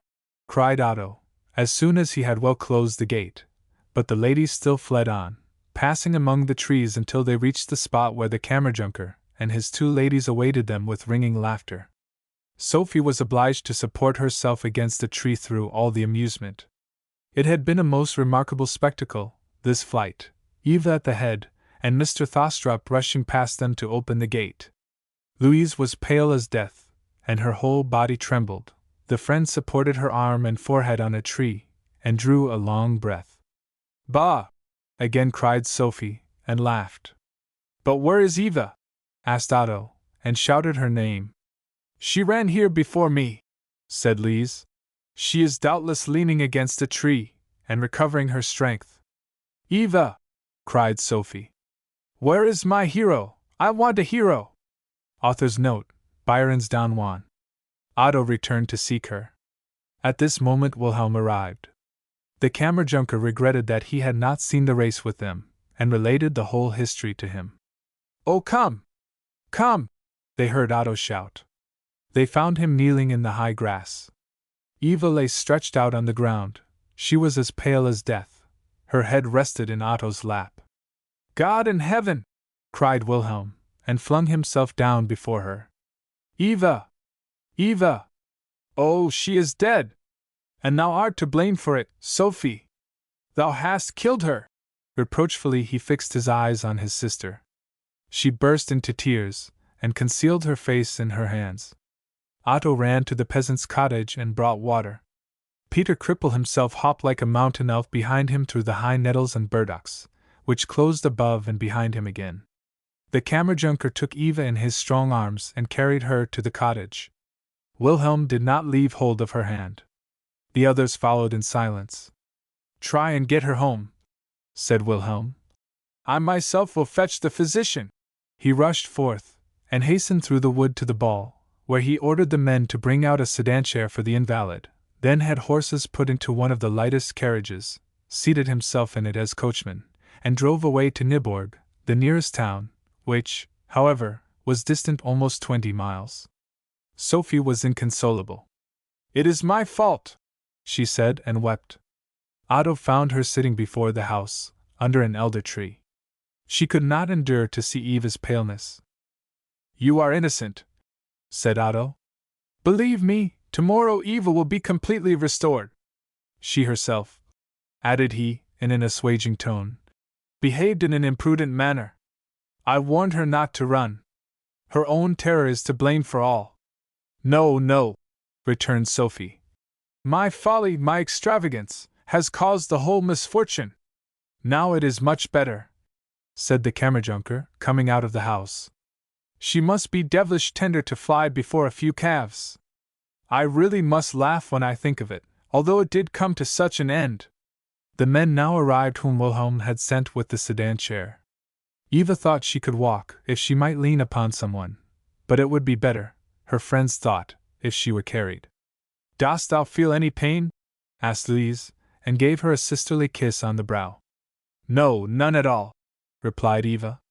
"Do not scold me for having frightened you so. I am so fearful, and the bullock were close behind us." "They were, God help me, only calves," answered the Kammerjunker. "They wished to play, and only ran because you ran." "It was a foolish joke of mine," said Sophie, and seized Eva's hand. "I am very unhappy about it." "Oh no," said Eva, and smiled so pensively, yet happily. "Tomorrow I shall be quite well again." Her eye seemed to seek someone. Otto understood the glance. "The physician is sent for. Wilhelm has himself driven over for him." Toward the middle of the wood the mother herself approached them. She was almost as pale as Eva. All sought to calm her. Eva bowed her head to kiss the good lady's hand. The Kammerjunker told the story to her, and she shook her head. "What an imprudent, foolish joke," said she. "Here you see the consequences." Not before late in the afternoon did Wilhelm return with the physician. He found his patient out of all danger, but prescribed what should still be done. Quiet and the warm summer air would do the most for her. "See," said Otto, when, toward evening, he met Sophie in the garden. "Today Wilhelm did not conceal his feelings." "I fear that you are right," returned Sophie. "He loves Eva, and that is very unfortunate. Tell me what you know about it." "I know almost nothing," said Otto, and told about little Jonas and the first meeting with Eva. "Yes, that he has told us already himself. But do you know nothing more?"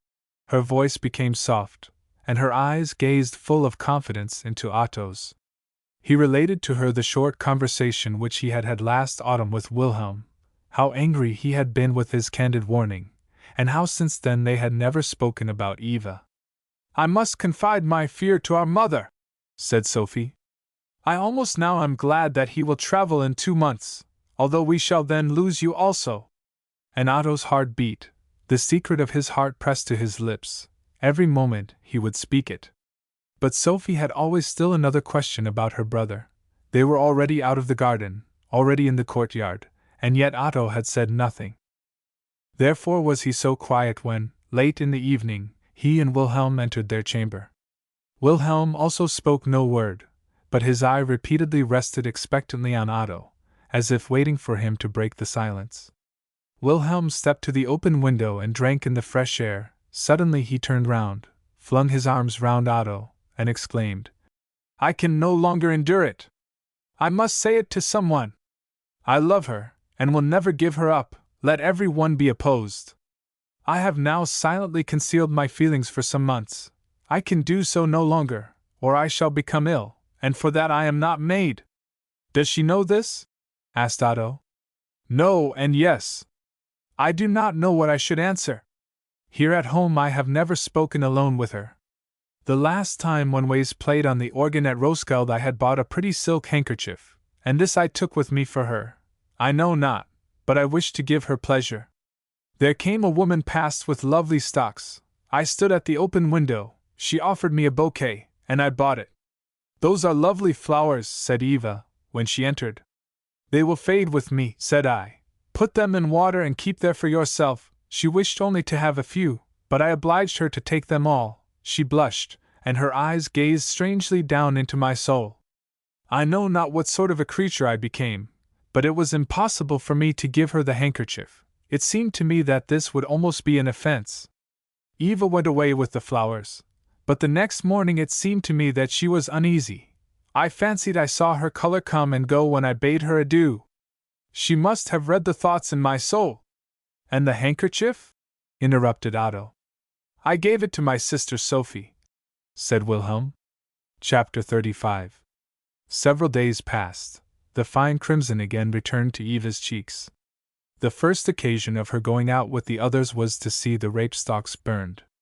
These were piled together in 2 immense stacks. In the morning, at the appointed hour, which had been announced through the neighborhood that no one might mistake it for a conflagration, the stalks were set fire to.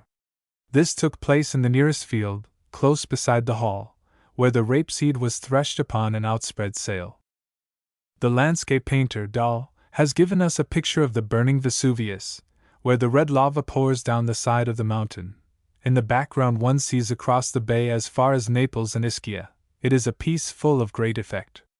Such a splendid landscape is not to be found in flat Denmark, where there are no great natural scenes, and yet this morning presented even there a picture with the same brilliant coloring. We will study it. In the foreground there is a hedge of hazels. The nuts hang in great clusters, and contrast strongly with their bright green against the dark leaves. The blue chicory flower and the blood-red poppy grew on the side of the ditch, upon which are some tall rails, over which the ladies have to climb. The delicate sylph-like figure is Eva. In the field, where nothing remains but the yellow stubble, stand Otto and Wilhelm. 2 magnificent hounds wag their tails beside them.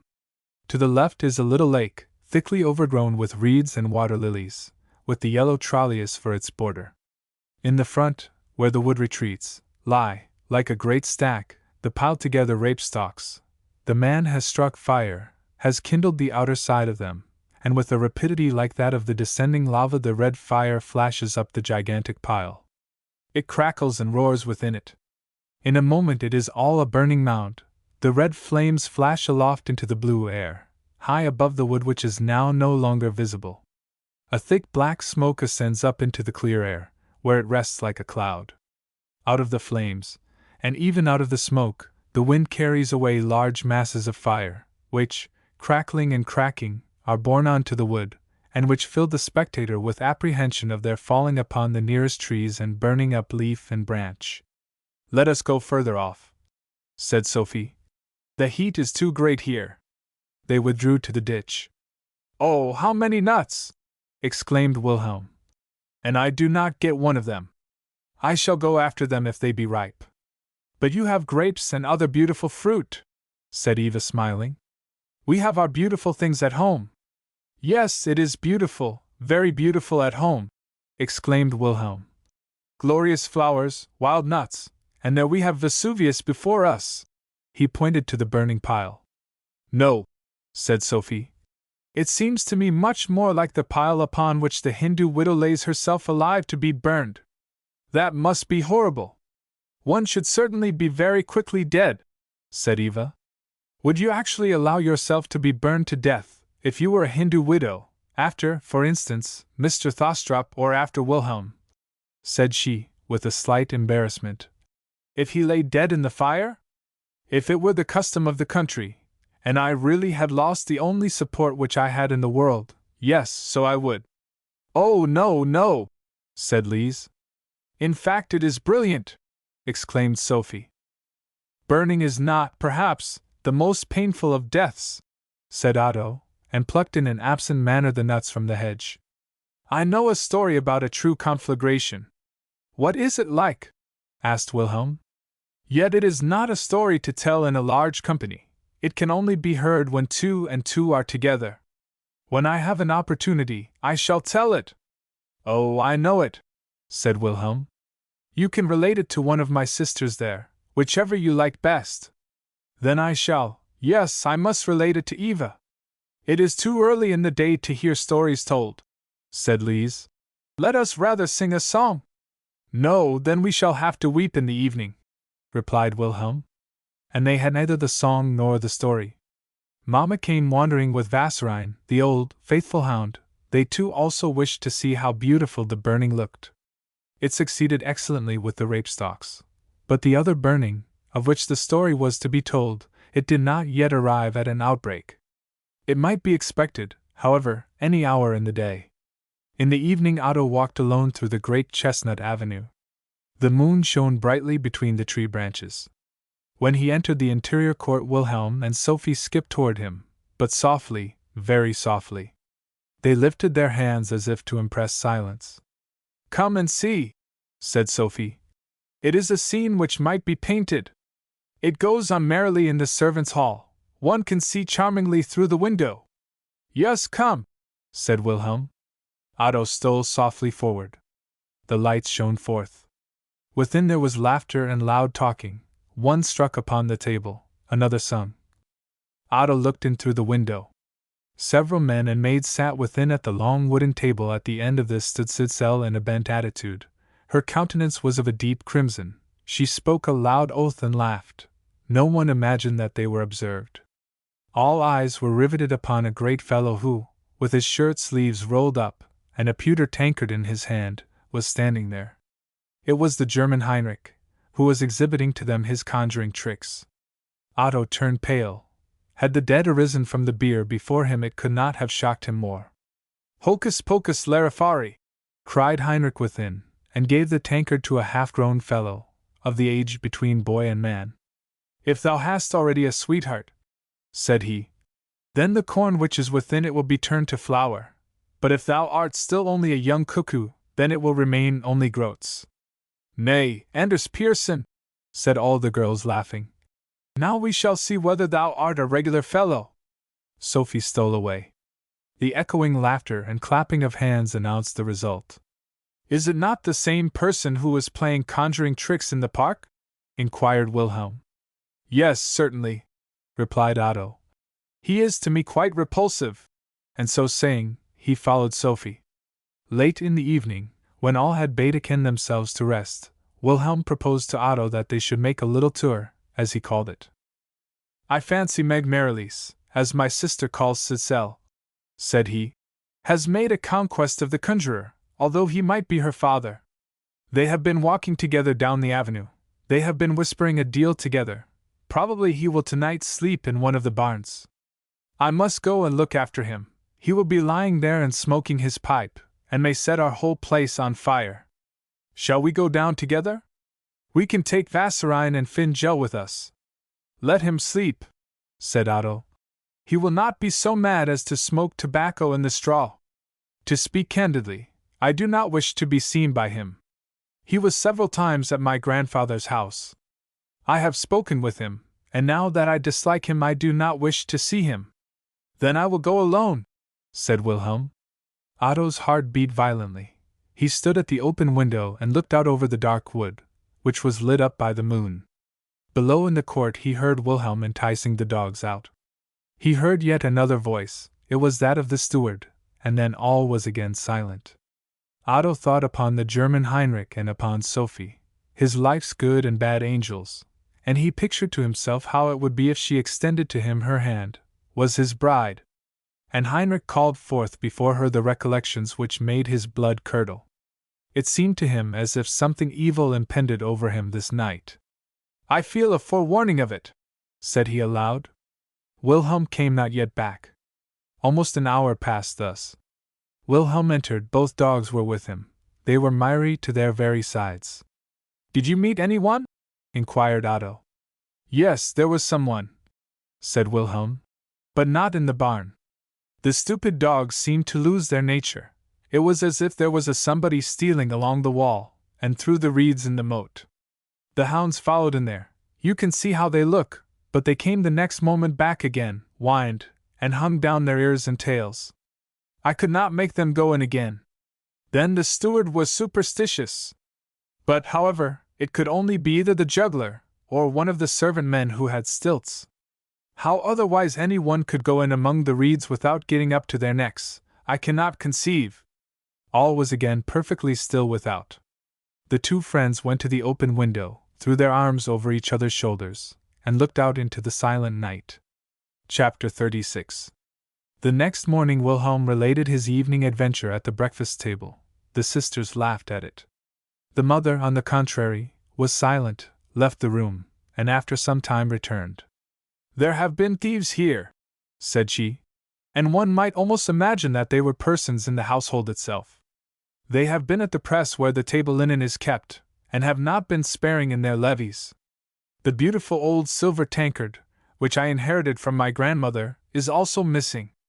I would much sooner have given the value of the silver than have lost that piece. Will not the lady let it be tried by the sieve? Asked the old servant. That is a pretty sure way. That is nothing but superstition, answered she. In that way the innocent may so easily be suspected. As the lady pleases, said the servant, and shook his head. In the meantime a search through the house was instituted. The boxes of the domestics were examined, but nothing was discovered. If you would only let the sieve be tried, said the old servant. In the afternoon Otto went into the garden. He fell into discourse with the gardener, and they spoke of the theft which had occurred. It vexes every one of us, said he, because we think much of the lady, and of the whole family. And someone must, nevertheless, be suspected. We believe that it was Sissel, for she was a good-for-nothing person. We folks tried among ourselves with the sieve, but however, at the mention of her name, if it did not move out of its place. We had set it upon the point of a knife, and mentioned the name of every person about the place, but it stood as if it were nailed quite fast. But there was really something to see, which not one of us would have believed. I'll say no more about it, although we had every one of us our own thoughts. I would have taken my oath of it. Otto pressed him to mention the person who was suspected. Yes, to you perhaps I may mention it, replied he. But you will not say anything about it? As we were standing today, at noon, around the sieve, and it did not move at Sitzel's name, she became angry, because a word had been let fall which could not be agreeable to her if she were innocent. She drew herself up as if in a passion, and said to us, But there are also in the hall a many people besides us, who may slip and slide. There are strangers here, and the fine mamsel, and the farmers. Yes, I suspect no one, but every one ought to be named. And so we did it.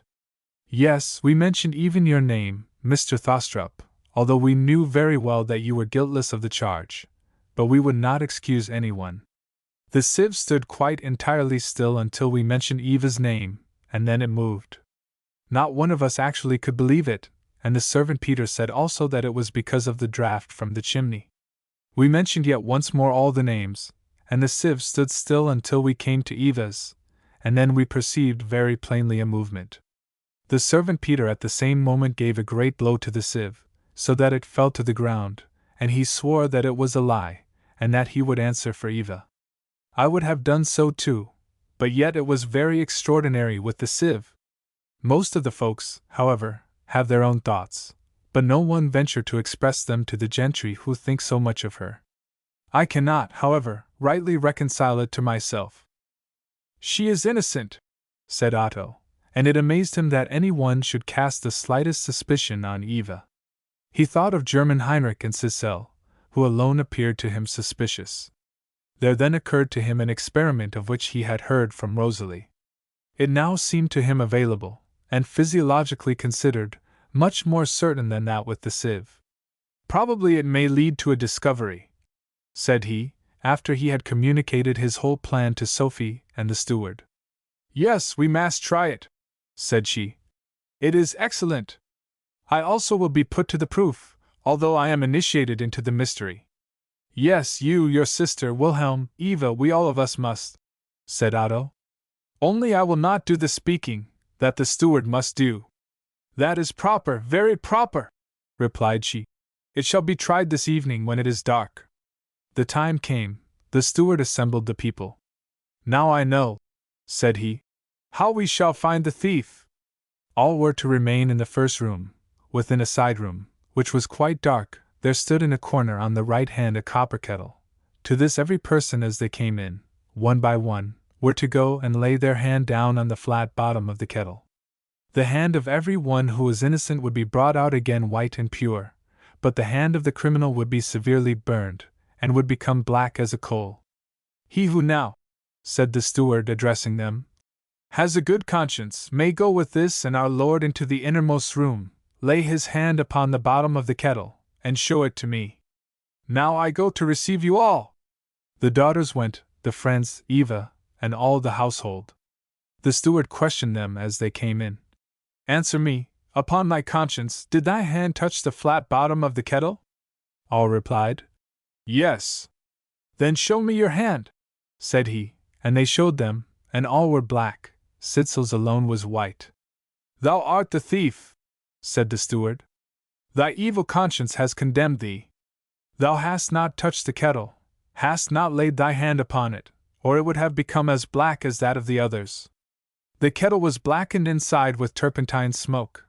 They who came with a good conscience, knowing that their hands would remain pure like their consciences, touched the kettle fearlessly and their hands became black. Thou hast condemned thyself. Confess, or it will go worse with thee. Sitzel uttered a horrible cry and fell down upon her knees. O God, help me, said she, and confessed that she was the thief. A chamber high up in the roof was prepared as a prison. Here the delinquent was secured until the affair, on the following day, should be announced to the magistrate. Thou shalt be sent to Odense, and work upon the treadmill, said Wilhelm. To that thou belongest. The family assembled at the tea-table. Sophie joked about the day's adventure. Poor Sitzel, said Eva. In England she would be hanged, said Wilhelm. That would be a fine thing to see. Horrible, replied Louise. They must die of terror in going to the gallows. Nay, it is very merry, said Wilhelm. Now you shall hear what glorious music has been set to it by Rossini. And he played the march from Gazaladra, where a young girl is led to the gallows. Is it not merry? Asked he. Yes, he is a composer. To me it seems precisely characteristic, answered Otto. They are not the feelings of the girl which the composer wished to express. It is the joy of the rude rabble in witnessing an execution, to them a charming spectacle, which is expressed in these joyous tones. It is a tragic opera, and therefore he chose exactly this character of expression. It is difficult to say anything against that, replied Wilhelm. Yet what you assert I have not heard from any other person. When a soldier is executed they play some lively air, said Otto. The contrast in this case brings forth the strongest effect. The servant now entered, and said with a smile that Peter Cripple, the new married man, as he called him, was without and wished to speak to the Baron Wilhelm. It is about a waltz, said he, which the Baron had promised to him. It is late for him to come into the court, said Sophie. The peasants generally go to bed with the sun. In the lobby stood the announced Peter in his stocking feet, with his hat in one hand and a great stick in the other. He knew, he said, that it was still daytime with the gentlefolks. He was just coming past the hall and thought that he could, perhaps, have that Copenhagen waltz which the Baron had promised him. He should want it tomorrow night to play at a wedding, and therefore, he wished to have it now that he might practice it first of all. Sophie inquired after his young wife, and said something merry. Louise gave him a cup of tea, which he drank in the lobby. Otto looked at him through the open door. He made comical grimaces, and looked almost as if he wished to speak with him. Otto approached him, and Peter thrust a piece of paper into his hand, making at the same time a significant gesture indicative of silence. Otto stepped aside and examined the dirty piece of paper, which was folded together like a powder and sealed with a lump of wax. On the outside stood, in scarcely legible characters. He endeavored, in the first place, to read it in the moonlight, but that was scarcely possible. After considerable labor he made out the meaning of this letter, written, as it was in a half-German, half-Danish gibberish, of the orthography of which we have given a specimen in the direction. The letter was from the German Heinrich. He besought Otto to meet him this evening in the wood near Peter Krippel's house, and he would give to him an explanation which should be worth the trouble of the walk it would occasion, he said, much trouble and much misery to Mr. Thostrup if he did not go. A strange anxiety penetrated Otto. How could he steal away without being missed? And yet go he both must and should. An extraordinary anxiety drove him forth.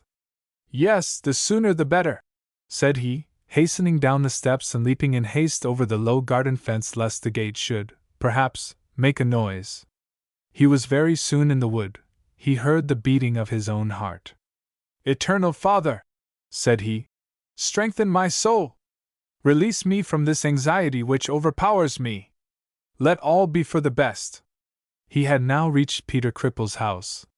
A figure leaned against the wall. Otto paused, measured it with his eye to ascertain who it was, and recognized German Heinrich. What do you want with me? Inquired Otto. Heinrich raised his hand in token of silence, beckoned him forward, and opened a little gate which led to the back of the house. Otto mechanically followed him. It goes on badly at the hall, said Heinrich. Sissel is really put in prison, and will be taken tomorrow to Odense, to the Red House by the river. It is what she has deserved, said Otto. I did not bring it about. Oh no, answered Heinrich. In a certain way we bring nothing about, but you can put in a good word for her. You must see that this punishment does not befall her. But the punishment is merited, replied Otto. And how can I mix myself up in the affair? What is it that you have to say to me? Yet, the good gentleman must not get angry, began Heinrich again. But I am grieved about the girl. I can very well believe that he does not know her, and therefore it gives him no trouble. But if I were now to whisper a little word in his ear, she is your own sister, Mr. Thostrup. All grew dark before Otto's eyes. A chill as of death went through his blood. His hands held firmly by the cold wall, or he must have sunk to the earth. Not a sound escaped his lips. German Heinrich laid his hand in a confidential manner upon his shoulder, and continued in a jeering, agitated tone. Yes, it is hard for you to hear. I also struggled a long time with myself before I could make up my mind to tell you. But a little trouble is preferable to a great one. I had some talk with her yesterday, but I did not mention you, although it seemed queer to me at my heart that the brother should sit at the first table with the young ladies, and the sister be farm swine maiden. Now they have put her in prison. I am very sorry for her and you too, Mr. Thostrup, for it is disagreeable. If the magistrate come tomorrow morning, and she fall into the claws of the Red Angel, it will not be so easy to set her at liberty again. But yet you could, perhaps, help her, as, for instance, tonight. I could make an opportunity. I would be in the great avenue beyond the hall. If she could get thus far she would be safe. I would then conduct her out of this part of the country. I may as well tell you that we were yesterday half betrothed. She goes with me, and you can persuade the gracious lady at the hall to let the bird fly. But how can I? How can I? Exclaimed Otto. She is, however, always your sister, said Heinrich, and they both remained silent for a moment. Then I will, said Heinrich. If all be still at the hall, wait in the avenue as the bell goes 12. I must, exclaimed Otto. I must. God help me. Jesu, Maria, help, said Heinrich, and Otto left him. She is my sister. She, the most horrible of all, sighed he. His knees trembled, and he leaned against a tree for support. His countenance was like that of the dead. Cold sweat drops stood upon his brow. All around him lay the dark night like wood. Only to the left glimmered, between the bushes, the moonlight reflected from the lake.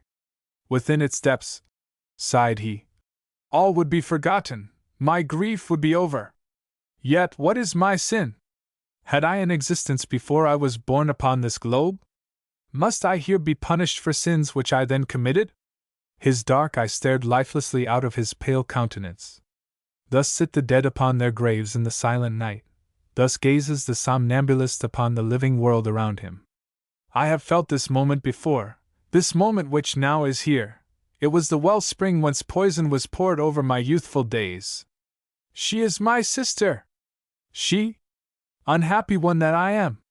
Tears streamed from his eyes. It was a convulsive weeping. He cried aloud. It was impossible to him to suppress his voice. He sank half down by the tree and wept, for it was night in his soul. Silent, bitter tears flowed, as the blood flows when the heart is transpierced. Who could breathe to him consolation? There lay no balsam in the gentle airs of the clear summer night, in the fragrance of the wood, in the holy, silent spirit of nature. Poor Otto! Chapter 37. The physician from Nyborg, who had been on a visit to a sick person in the neighborhood, took this opportunity of calling on the family and inquiring after Eva's health. They had prayed him to stay over the night there, and rather to drive home in the early morning than so late in the evening. He allowed himself to be persuaded. Otto, on his return, found him and the family in deep conversation. They were talking of the letters of a wandering ghost. "Where have you been?" asked Sophie, as Otto entered. "You look so pale," said Lise. "Are you ill?" "I do not feel well," replied Otto. "I went therefore down into the garden a little. Now I am perfectly recovered." And he took part in the conversation. The overwhelming sorrow had dissolved itself in tears. His mind had raised itself up again from its stupefaction, and sought for a point of light on which to attach itself. They were talking of the immense caves of Maastricht, how they stretch themselves out into deep passages and vast squares, in which sound is lost, and where the light, which cannot reach the nearest object, only glimmers like a point of fire. In order to comprehend this vacuity and this darkness, the travelers let the guide extinguish his torch, and all is night. They are penetrated, as it were, with darkness. The hand feels after a wall, in order to have some restraint, some thought on which to repose itself. The eye sees nothing, the ear hears nothing. Horror seizes on the strongest mind. The same darkness, the same desolate emotion, had Heinrich's words breathed into Otto's soul. Therefore he sank like the traveler to the earth. But as the traveler's whole soul rivets itself by the eye upon the first spark which glimmers, to kindle again the torch which is to lead him forth from this grave, so did Otto attach himself to the first awakening thought of help. Wilhelm? His soul is noble and good, him will I initiate into my painful secret, which chance had once almost revealed to him. But this was again extinguished, as the first spark is extinguished which the steel gives birth to. He could not confide himself to Wilhelm. The understanding which this very confidence would give birth to between them must separate them from each other. It was humiliating, it was annihilating. But for Sophie? No, how could he, after that, declare the love of his heart? How far below her should he be placed, as the child of poverty and shame?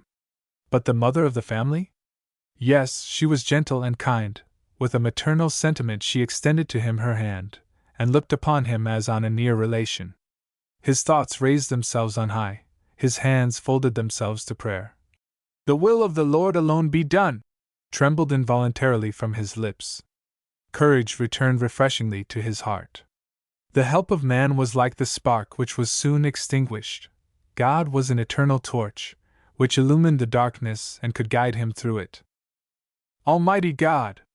Thou alone canst and willest," said he. "To Thou who knowest the heart, do Thou alone help and lead me." This determination was firmly taken. To no human being would he confide himself. Alone would he release the prisoner, and give her up to Heinrich. He thought upon the future, and yet darker and heavier than hitherto it stood before him. But he who confides in God can never despair. The only thing that was now to be done was to obtain the key of the chamber where Cicely was confined, and then when all in the house were asleep he would dare that which must be done. Courage and tranquility return into every powerful soul when it once sees the possibility of accomplishing its work. With a constrained vivacity Otto mingled in the conversation, no one imagining what a struggle his soul had passed through. The disputation continued. Wilhelm was in one of his eloquent moods. The doctor regarded the letters of the wandering ghost, as one of the most perfect books in the Danish literature. Once Sophie had been of the same opinion, now she preferred Cooper's novels to this and all other books. People so easily forget the good for the new, said Wilhelm. If the new is only somewhat astonishing, the many regard the author as the first of writers. The nation is, aesthetically considered, now in its period of development. Every really cultivated person, who stands among the best spirits of his age, obtains, whilst he observes his own advance in the intellectual kingdom, clearness with regard to the development of his nation. This has, like himself, its distinct periods, in him some important event in life, in it some agitating world convulsion, may advance them suddenly a great leap forward. The public favor is unsteady. Today it strews palm branches, tomorrow it cries, "Crucify him," but I regard that as a moment of development. You will permit me to make use of an image to elucidate my idea. The botanist goes wandering through field and wood, he collects flowers and plants. Every one of these had, while he gathered it, his entire interest, his whole thought, but the impression which it made faded before that of its successor, nor is it till after a longer time that he is able to enjoy the whole of his treasures, and arrange them according to their worth and their rareness. The public seizes alike upon flowers and herbs. We hear its assiduous occupation with the object of the moment, but it is not yet come into possession of the whole. At one time, that which was sentimental was the foremost in favor, and that poet was called the greatest who best knew how to touch this string. Then it passed over to the peppered style of writing, and nothing pleased but histories of knights and robbers. Now people find pleasure in prosaic life, and Schroeder and Iffland are the acknowledged idols. For us the strength of the North opened heroes and gods, a new and significant scene. Then tragedy stood uppermost with us. Latterly we have begun to feel that this is not the flesh and blood of the present times. Then the fluttering little bird, the vaudeville, came out to us from the dark wood, and enticed us into our own chambers, where all is warm and comfortable, where one has leave to laugh, and to laugh is now a necessity for the Danes.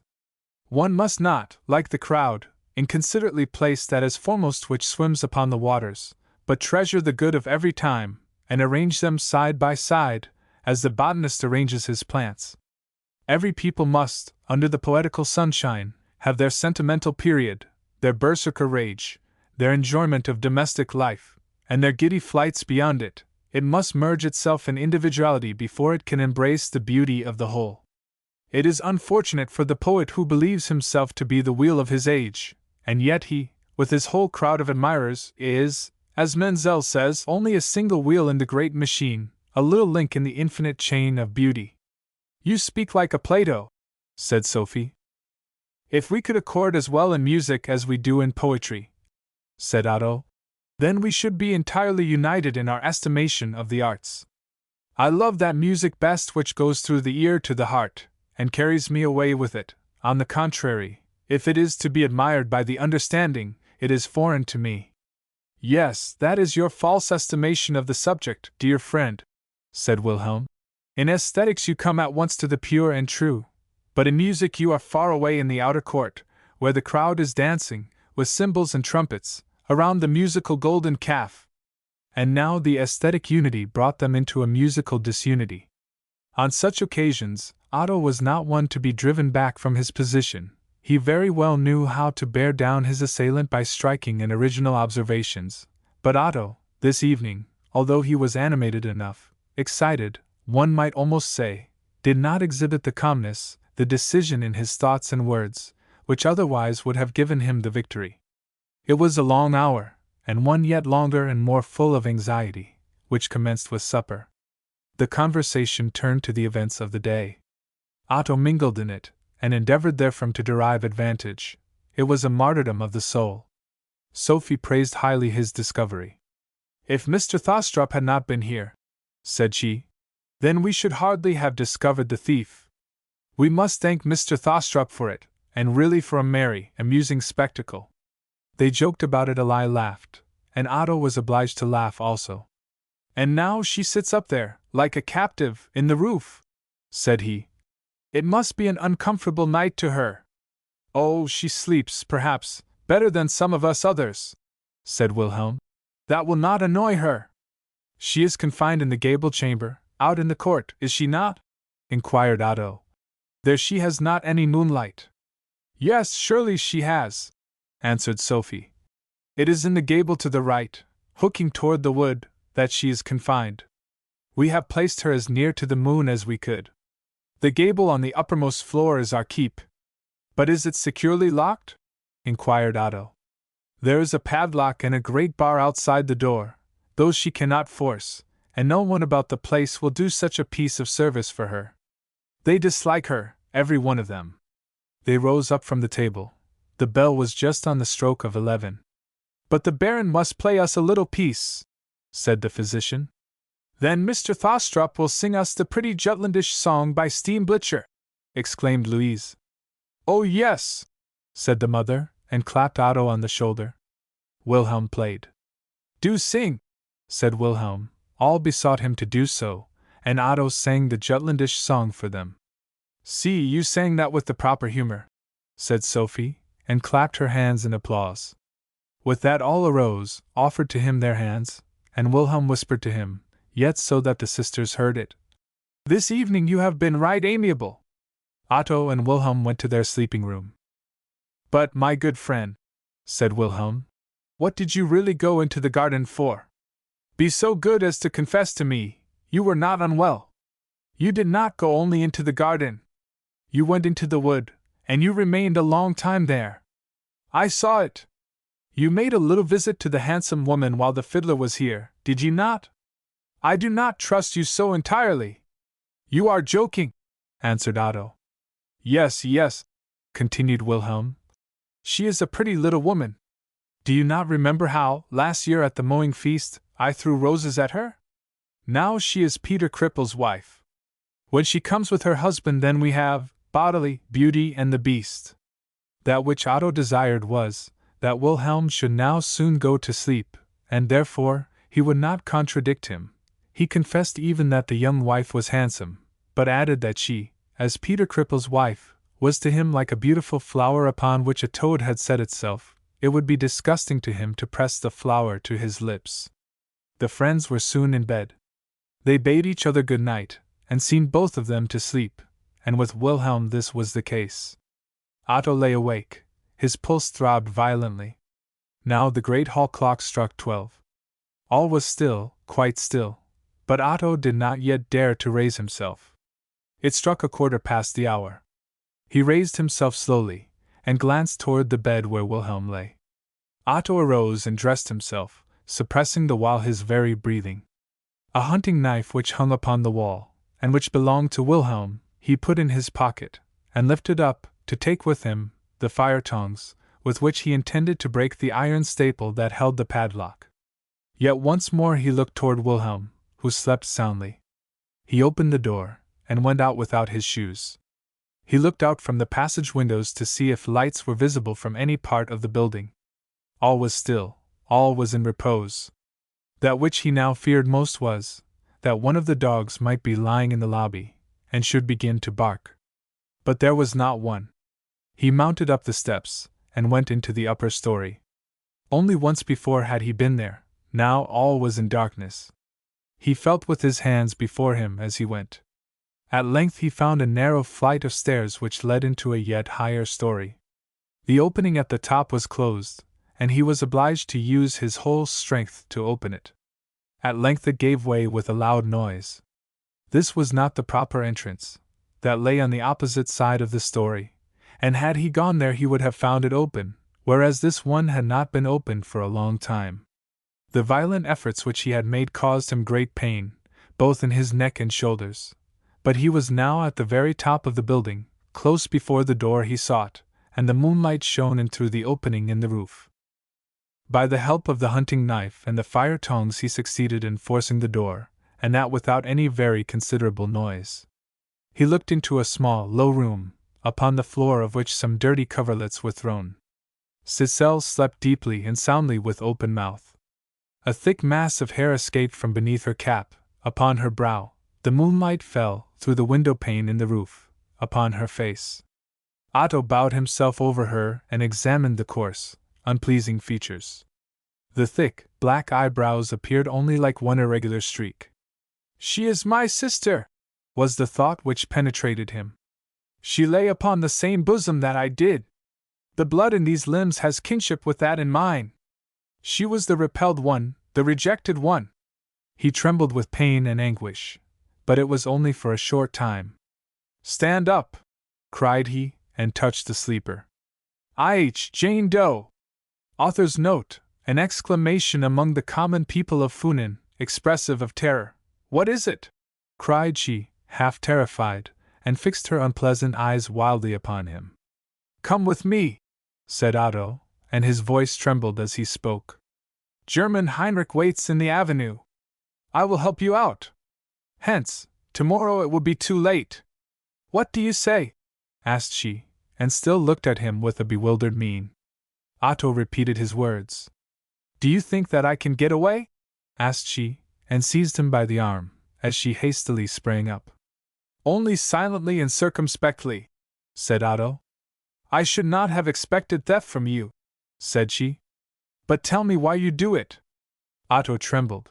It was impossible for him to tell her his reasons, or to express the word, "Thou art my sister." His lips were silent. "To many a fellow," said she, "have I been kinder than I ought to have been, but see whether any of them think about Cicely. And you do it! You who are so fine and so genteel!" Otto pressed together his eyelids. He heard her speak. An animal coarseness mingled itself with the sort of confidential manner which was annihilating to him. "She is my sister!"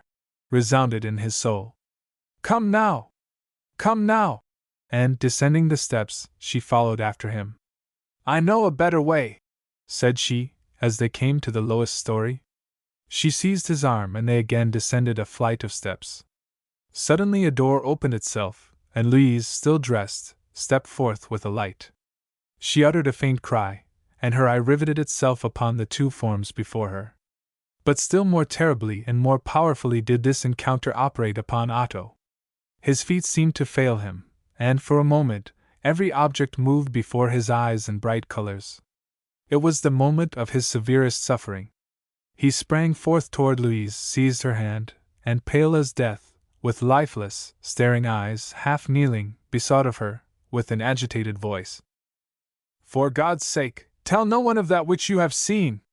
I am compelled to serve her, she is my sister. If you betray my secret I am lost to this world, I must die. It was not until this evening that I knew this to be the case. I will tell you all, but do not betray me.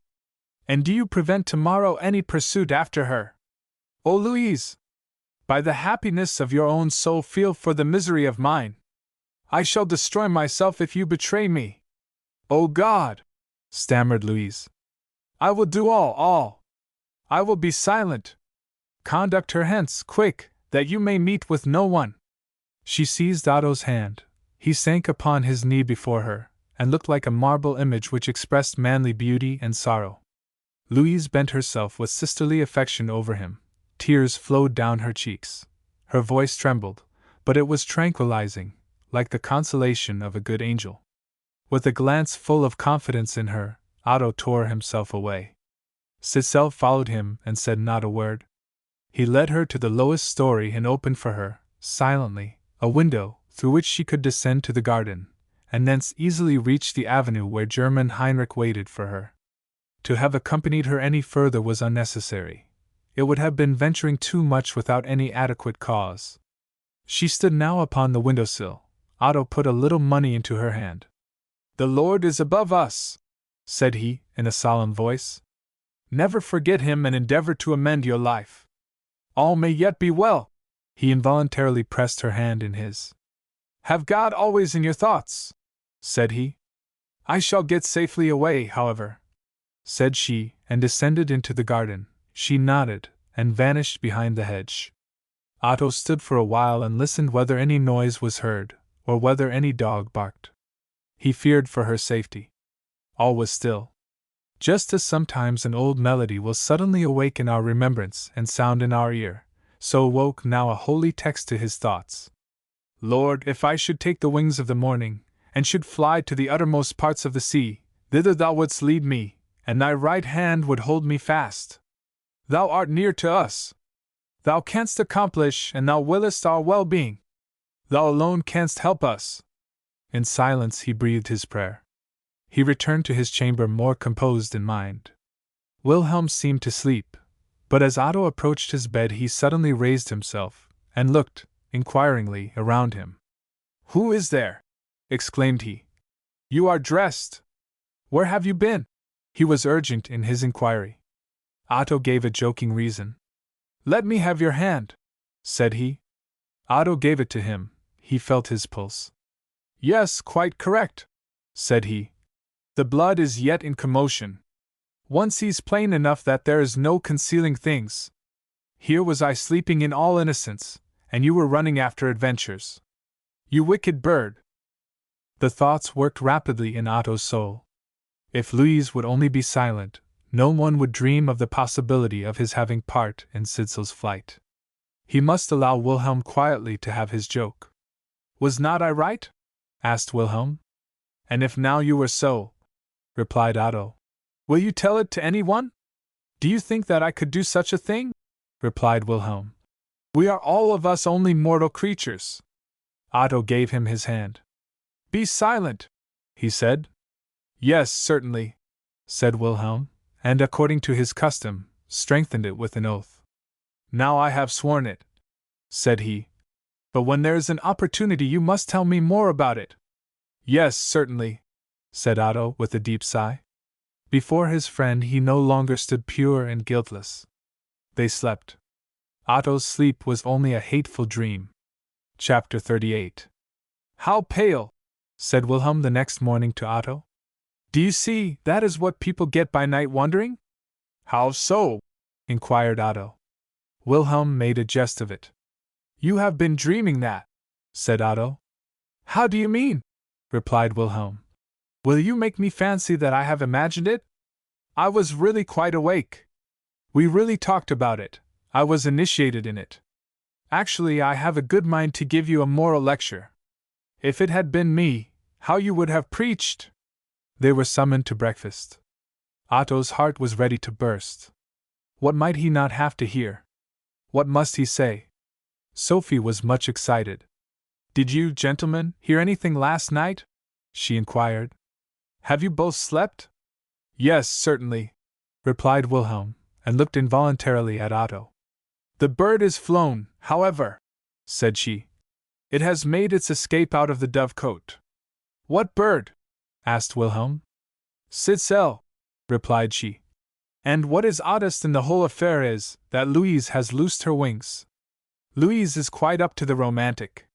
Think only! She went up in the night to the topmost story, unlocked the prison tower, gave a moral lecture to Sitzel, and after that let her go. Then in the morning comes Louise to Mamma, relates the whole affair, and says a many affecting things.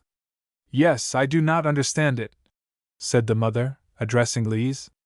"How you could have had the courage to go up so late at night, and go up to her. But it was very beautiful of you. Let her escape. It is, as you say, best that she should. We should all of us have thought of that last evening. I was so sorry for her," said Louise.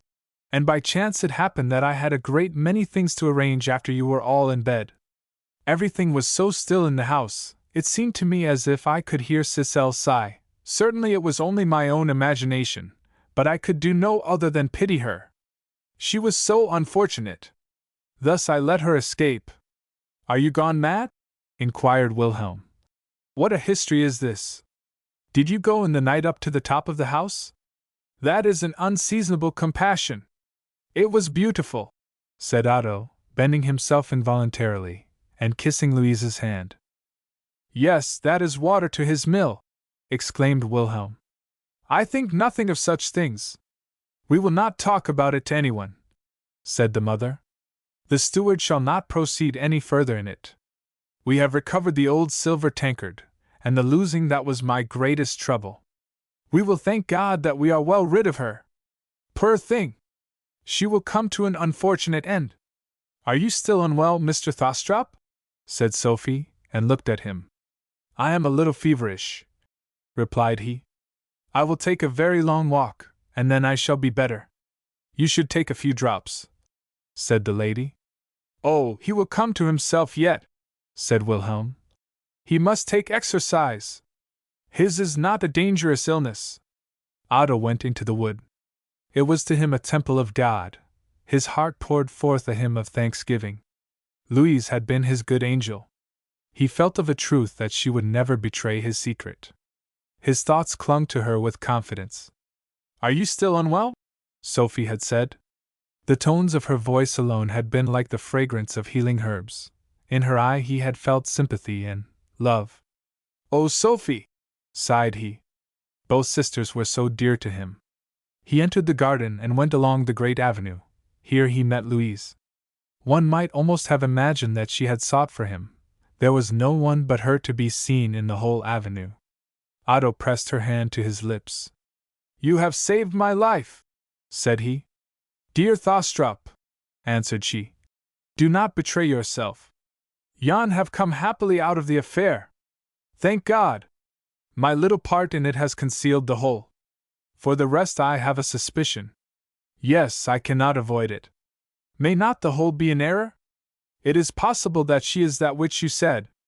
Tell me all that you can let me know. From this seat we can see everybody who comes into the avenue. No one can hear us. Yes, to you alone I can confide it, said Otto. To you will I tell it. He now related that which we know about the manufactory, which he called the house, in which German Heinrich had first seen him, and had tattooed his initials upon his shoulder, their later meeting in the park, and afterwards by St. Anders' cross. Louise trembled. Her glance rested sympathizingly upon Otto's pale and handsome countenance. He showed her the letter which had been brought to him the last evening, and related to her what Heinrich had told him. It may be so, said Louise, but yet I have not been able to lose the idea all the morning that you have been deceived. Not one of her features resembles yours. Can brother and sister be so different as you and she? Yet, be the truth as it may, promise me not to think too much about it. There is a good ruler above who can turn all things for the best. These horrible circumstances, said Otto, have robbed me of the cheerfulness of my youth. They thrust themselves disturbingly into my whole future. Not to Wilhelm, no, not to any one have I been able to confide them. You know all. God knows that you were compelled to learn them. I leave myself entirely in your hands. He pressed her hand silently, and with the earnest glance of confidence and truth they looked at each other. I shall speedily leave my native country, said Otto. It may be forever. I should return with sorrow to a home where no happiness awaited me. I stand so entirely alone in the world. But you have friends, said Louise. Sincere friends. You must think with pleasure of returning home to Denmark. My mother loves you as if she were your own mother. Wilhelm and Sophie, yes, we will consider you as a brother. And Sophie? Exclaimed Otto. Yes, can you doubt it? Inquired Louise. She knows me not as you know me, and if she did? He pressed his hands before his eyes and burst into tears. You know all, you know more than I could tell her, sighed he. I am more unfortunate than you can believe. Never can I forget her, never. For heaven's sake compose yourself, said Louise rising. Someone might come, and you would not be able to conceal your emotion. All may yet be well. Confide only in God and heaven. Do not tell your sister that which I have told you. Do not tell anyone. I have revealed to you every secret which my soul contains. I will be to you a good sister, said Louise, and pressed his hand. They silently walked down the avenue. The sisters slept in the same room. At night, after Sophie had been an hour in bed, Louise entered the chamber. Thou art become a spirit of the night, said Sophie. Where hast thou been? Thou art not going up into the loft again tonight, thou strange girl. Had it been Wilhelm, Thostrup, or myself who had undertaken such a thing, it would have been quite natural, but thou. Am I, then, so very different to you all? Inquired Louise. I should resemble my sister less than even Mr. Thostrup resembles her. You two are so very different. In our views, in our impulses, we very much resemble each other, said Sophie. He is certainly not happy, exclaimed Louise. We can read it in his eyes. Yes, but it is precisely that which makes him interesting, said Sophie. He is thus a handsome shadow-piece in everyday life. Thou speakest about it so calmly, said Louise, and bent over her sister. I would almost believe that it was love. Love! Exclaimed Sophie, raising herself up in bed, for now Louise's words had become interesting to her. Whom dost thou think that he loves? Thyself, replied Louise, and seized her sister's hand. Perhaps, returned Sophie. I also made fun of him. It certainly went on better when our cousin was here. Poor Thostrup. And thou, Sophie, inquired Louise, dost thou return his love? It is a regular confession that thou desirest, replied she. He is in love, that all young men are. Our cousin, I can tell thee, said many pretty things to me. Even the Kammerjunker flatters as well as he can, the good soul. I have now resolved with myself to be a reasonable girl. Believe me, however, Thostrup is in an ill humor. If the Kammerjunker were to pay his addresses to you, would you accept him? Asked Lise, and seated herself upon her sister's bed. What can make you think of such a thing? Inquired she. Hast thou heard anything? Thou makest me anxious. Oh, Louise! I joke, I talk a deal, but for all that, believe me, I am not happy. They talked about the Kammerjunker, about Otto, and about the French cousin. It was late in the night. Large tears stood in Sophie's eyes, but she laughed for all that, and ended with a quotation from Jean Paul. Half an hour afterward she slept and dreamed. Her round white arm lay upon the coverlet, and her lips moved with these words. Louise pressed her countenance on the soft pillow, and wept. Chapter 39. A few days passed on. Otto heard nothing of German Heinrich or of his sister. Peter Krippel seemed not to be in their confidence. All that he knew was that the letter which he had conveyed to Otto was to be unknown to any one beside. As regarded German Heinrich, he believed that he was now in another part of Tyre country, but that at St. Nud's Fair, in Odense, he would certainly find him. In Otto's soul there was an extraordinary combating. Louise's words, that he had been deceived, gave birth to hopes, which, insignificant as the grain of mustard seed, shot forth green leaves. May not, thought he, German Heinrich, to further his own plans, have made use of my fear? I must speak with him. He shall swear to me the truth.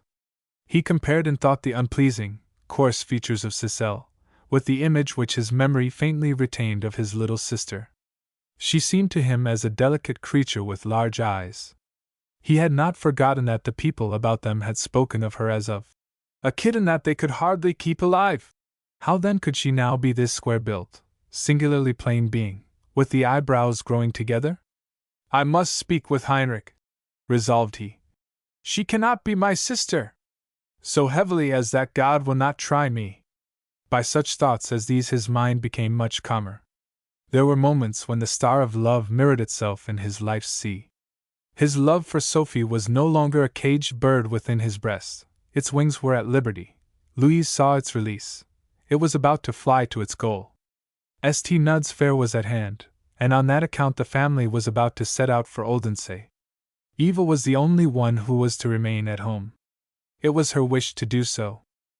Odense is not worth the trouble of thy going to see, said Sophie. But in this way thou wilt never increase thy geographical knowledge. In the meantime, however, I shall bring thee a fairing, a husband of honey cake, ornamented with almonds. Wilhelm thought that she should enjoy the passing pleasure, and go with them, but Eva prayed to stay, and she had her will. There is a deal of pleasure in the world, said Wilhelm, if people will only enjoy it. If one day in Paris is a brilliant flower, a day at Odense Fair is also a flower. It is a merry, charming world that we live in. I am almost ready to say with King Valdemar, that if I might keep, yes, I will say, the earth, then our Lord might willingly for me keep heaven.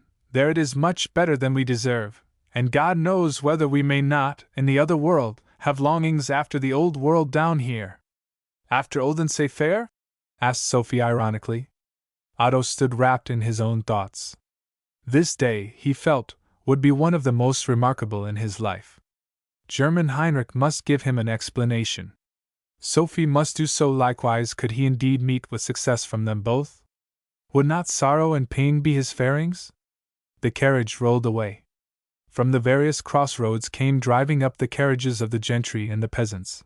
The one drove past the other, and as the French and English Channel collects ships from the Atlantic Ocean, so did the kings rode those who drove in carriages, those who rode on horseback, and those who went on foot. Behind most of the peasant vehicles were tied a few horses, that went trotting on with them. Mamsels from the farms sat with large gloves on their red arms and hands. They held their umbrellas before their faces on account of the dust and the sun.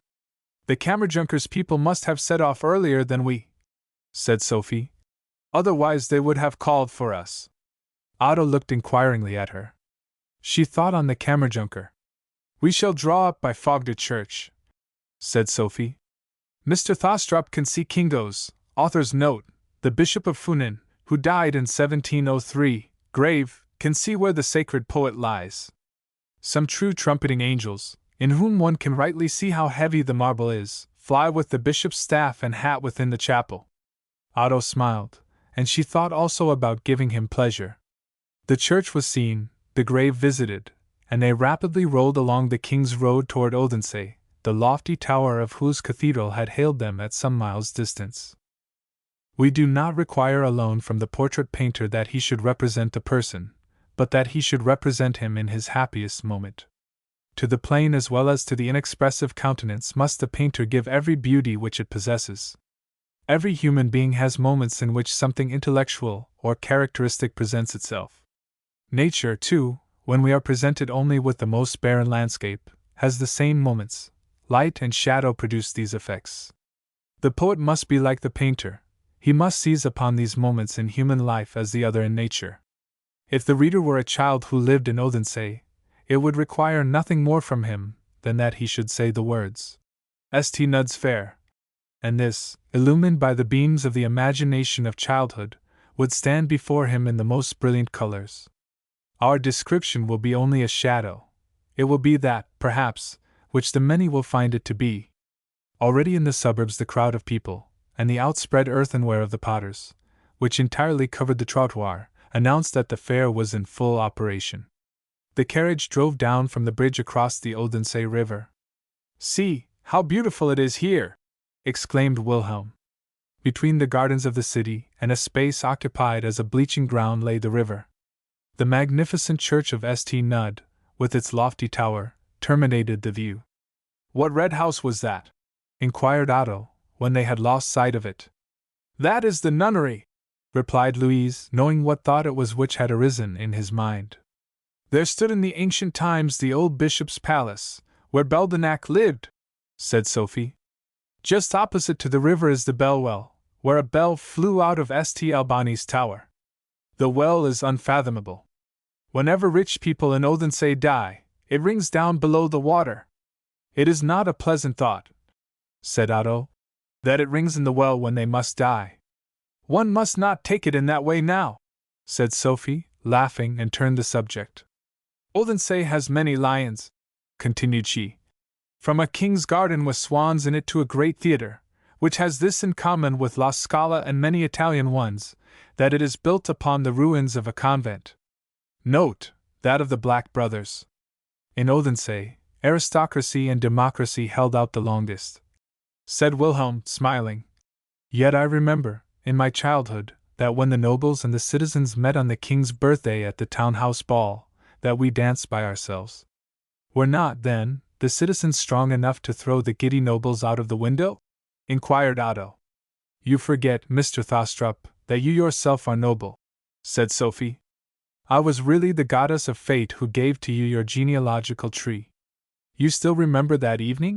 said Otto, with a gentle voice, and the thoughts floated as gaily in his mind as the crowd of people floated up and down in the streets through which they drove. Somewhere about the middle of the city 5 streets met, and this point, which widens itself out into a little square, is called the Cross Street. Here lay the hotel to which the family drove. 2 hours and a quarter too late," said the Kammerjunker, who came out to meet them on the steps. Good weather for the fair, and good horses. I have already been out at the west gate, and have bought 2 magnificent mares. One of them kicked out behind, and had nearly given me a blow on the breast, so that I might have said I had had my fairing. Jacoba is paying visits, drinking chocolate, and eating biscuits. Mamselle is out taking a view of things. Now you know our story. The ladies went to their chamber, the gentlemen remained in the saloon. Yes, here you shall see a city and a fair, Mr. Thostrup, said the Kammerjunker, and slapped Otto on the shoulder. Odense was at one time my principal chief city, said Wilhelm. And still St. Nud's church is the most magnificent I know. God knows whether St. Peter's in Rome would make upon me, now that I am older, the impression which this made upon me as a child. In St. Nud's church lies the mamselle with the cats, said the Kammerjunker. The bishop's lady, you should say, returned Wilhelm. The legend relates that there was a lady of a bishop Mews who loved her cats to that degree that she left orders that they should be laid with her in the grave. Author's note: the remains of the body, as well as the skeletons of the cats, are still to be seen in a chapel on the western aisle of the church. We will afterward go and see them. Yes, both the bishop's lady and the cats, said the Kammerjunker, look like dried fish. Then you must also see the nunnery and the military library. The hospital and the house of correction, added Wilhelm. The beating of a drum in the street drew them to the window. The city crier, in striped linsey-woolsey jacket and breeches, and with a yellow band across his shoulders, stood there, beat upon his drum, and proclaimed aloud from a written paper many wonderful things which were to be seen in the city. He beats a good drum, said the Kammerjunker. It would certainly delight Rossini and Spontini to hear the fellow, said Wilhelm. In fact, Odense would be, at New Year's time, a city for these 2 composers. You must know that at that season drums and fifes are in their glory. They drum the New Year in. 7 or 8 little drummers and fifers go from door to door, attended by children and old women. At that time they beat both the tattoo and the reveille. For this they get a few pence. When the New Year is drummed in the city, they wander out into the country, and drum there for bacon and groats. The New Year's drumming in lasts until about Easter. And then we have new pastimes, said the Kammerjunker. Then come the fishers from Stige, author's note, a fishing village in Odense Fjord, with a complete band, and carrying a boat upon their shoulders ornamented with a variety of flags. After that they lay aboard between 2 boats, and upon this 2 of the youngest and the strongest have a wrestling match, until one of them falls into the water. The last years they both have allowed themselves to tumble in. And this has been done in consequence of one young man who fell, and being so stung by the jeers which his fall had occasioned that he left, that same day, the fishing village, after which no one saw him. But all the fun is gone now. In my boyhood the merriment was quite another thing. It was a fine sight when the corporation paraded with their ensign and harlequin on the top. And at Easter, when the butchers led about a bullock ornamented with ribbons and Easter twigs, on the back of which was seated a little winged boy in a shirt. They had Turkish music, and carried flagons with them. See! All that have I outlived, and yet I am not so old. Baron Wilhelm must have seen the ornamented ox. Now all that is past and gone. People are got so refined. Neither is St. Nud's fair that which it used to be. For all that, I rejoice that it is not so, said Wilhelm. But we will go into the market and visit the Jutlanders, who are sitting there among the heath with their earthenware. You will stand a chance there, Mr. Thostrup, of meeting with an old acquaintance.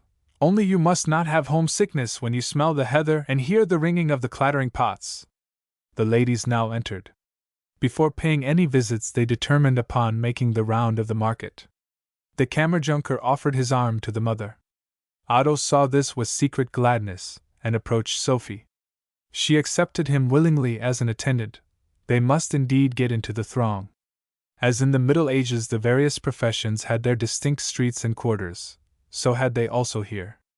The street which led to the marketplace, and which in everyday life was called the Shoemaker Street, answered perfectly to its name. The shoemakers had ranged their tables side by side. These, and the rails which had been erected for the purpose, were hung over with all kinds of articles for the feet. The tables themselves were laden with heavy shoes and thick-soled boots. Behind these stood the skillful workman in his long Sunday coat, and with his well-brushed felt hat upon his head. Where the shoemaker's quarter ended that of the hatter's began, and with this one was in the middle of the great marketplace, where tents and booths formed many parallel streets. The booth of gallantry wares, the goldsmiths, and the confectioners, most of them constructed of canvas, some few of them of wood, were points of great attraction. Round about fluttered ribbons and handkerchiefs. Round about were noise and bustle. Peasant girls out of the same village went always in a row, 7 or 8 inseparables, with their hands fast locked in each other. It was impossible to break the chain, and if people tried to press through them, the whole flock rolled together in a heap. Behind the booths there lay a great space filled with wooden shoes, coarse earthenware, turners' and saddlers' work. Upon tables were spread out toys, generally rudely made and coarsely painted. All around the children essayed their little trumpets, and turned about their playthings. The peasant girls twirled and twisted both the work-boxes and themselves many a time before the bargain was completed. The air was heavy with all kinds of odors, and was spiced with the fragrance of honey cake. Here acquaintances met each other, some peasant maidens, perhaps, who had been born in the same village, but since then had been separated. "Good day!" exclaimed they, took each other by the hand, gave their arms a swing, and laughed. "Farewell!" That was the whole conversation. Such a one went on in many places. "That is the heather!" exclaimed Otto, as he approached the quarter where the Jutland potters had their station. "How refreshing is the odor!" said he, and stooping down seized a twig fresh and green, as if it had been plucked only yesterday. "Ay, my Jesus, though! Is not that Mr. Otto?" exclaimed a female voice just beside him, and a young Jutland peasant woman skipped across the pottery toward him. Otto knew her. It was the little Maria, the eelman's daughter, who, as we may remember at Otto's visit to the fishers, had removed to Rinkjobing, and had hired herself for the hay and corn harvest, the brisk Maria. The girl, as her father called her. She had been betrothed in Rinkjobing, and married to the rich earthenware dealer, and now had come across the salt water to Odense Fair, where she should meet with Mr. Otto. "Her parents lived on my grandfather's estate," said Otto to Sophie, who observed with a smile the young wife's delight in meeting with an acquaintance of her childhood. The husband was busily employed in selling his wares. He heard nothing of it. "Nay, but how elegant and handsome you are become," said the young wife. "But see, I knew you again for all that. Grandmother, you may believe me, thinks a deal about you. The old body, she is so brisk and lively, it does not trouble her a bit that she cannot see. You are the second acquaintance that I have met with in the fair. It's wonderful how people come here from all parts of the world. The players are here too. You still remember the German Heinrich? Over there in the grey house, at the corner of the market, he is acting his comedy in the gateway. I am glad that I have seen you," said Otto, and nodded kindly. "Greet them at home, and the grandmother, for me." "Greet them also from me," said Sophie, smiling. "You, Mr. Thostrup, must for old acquaintance' sake buy something. You ought also to give me a fairing. I wish for that great jug there." "Where are you staying?" cried Wilhelm, and came back, whilst the rest went forward. "We would buy some earthenware," said Sophie. "Souvenir de Jutland. The one there has a splendid picture on it." "You shall have it," said Otto. "But if I requested a fairing from you, I beseech of you, might I say, that it possibly might obtain its worth from my hand," said Sophie, smiling. "I understand you very well. A sprig of heather? I shall steal," said she to the young wife, as she took a little sprig of heath and stuck it into his buttonhole. "Greet the grandmother for me." Otto and Sophie went. "That's a very laughing body," said the woman half aloud, as she looked after them. Her glance followed Otto. She folded her hands. She was thinking, perhaps, on the days of her childhood. At St. Nud's churchyard Otto and Sophie overtook the others. They were going into the church. On the fair days this and all the tombs within it were open to the public. From whichever side this church is contemplated from without, the magnificent old building has, especially from its lofty tower and spire, something imposing about it. The interior produces the same, nay, perhaps a greater effect. But as the principal entrance is through the armory, and the lesser one is from the side of the church, its full impression is not felt on entering it, nor is it until you arrive at the end of the great aisle that you are aware rightly of its grandeur. All there is great, beautiful, and light. The whole interior is white with gilding. Aloft on the high vaulted roof there shine, and that from the old time, many golden stars. On both sides, high up, higher than the side aisles of the church, are large Gothic windows, from which the light streams down. The side aisles are adorned with old paintings, which represent whole families, women and children, all clad in canonicals, in long robes and large ruffs. In an ordinary way, the figures are all ranged according to age, the oldest first, and then down to the very least child, and stand with folded hands, and look piously with downcast eyes and faces all in one direction, until by length of time the colors have all faded away. Just opposite to the entrance of the church may be seen, built into the wall, a stone, on which is a bas-relief, and before it a grave. This attracted Otto's attention. It is the grave of King John and of Queen Christina, of Prince Francesco and of Christian II, said Wilhelm. They lie together in a small vault. Author's note: on the removal of the Church of the Grey Brothers, the remains of these royal parents and 2 of their children were collected in a coffin and placed here in St. Nud's Church.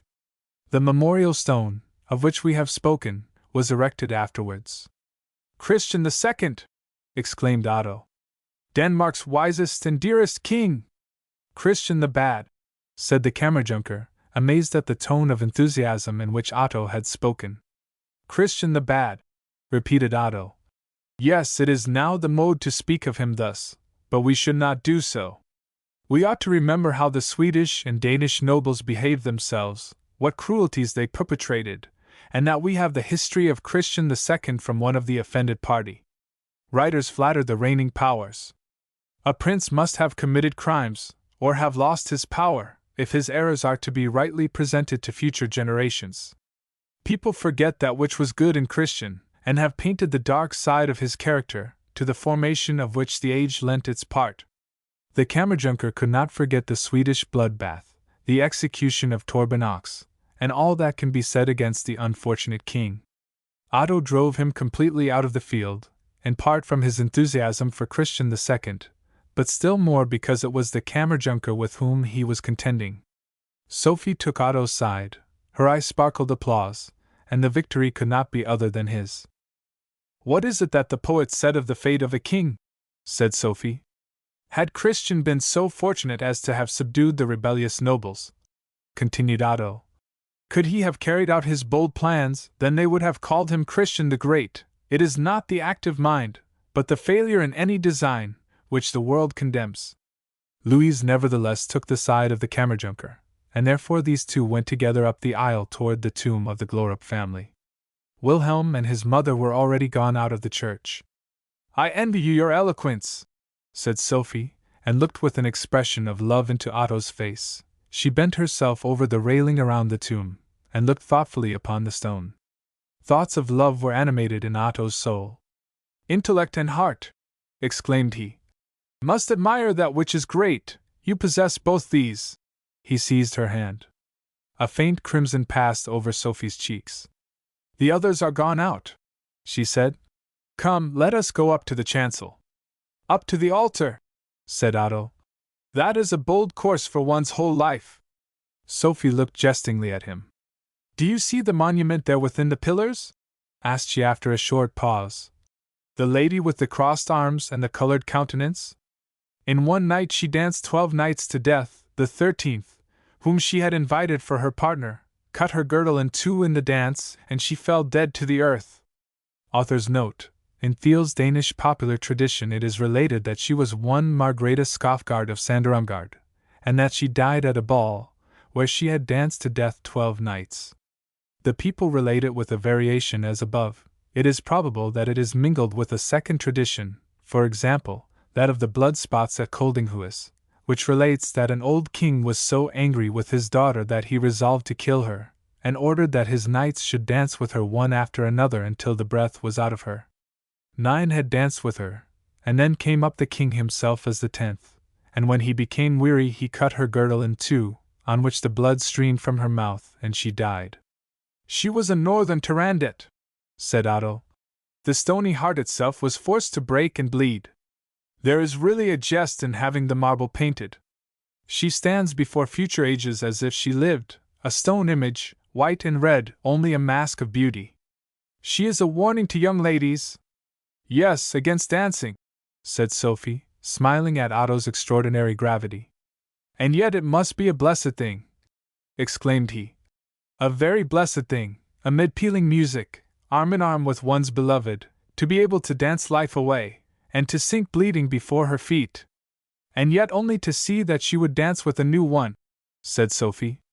No, no, exclaimed Otto. That you could not do. That you will not do. Oh, Sophie, if you knew.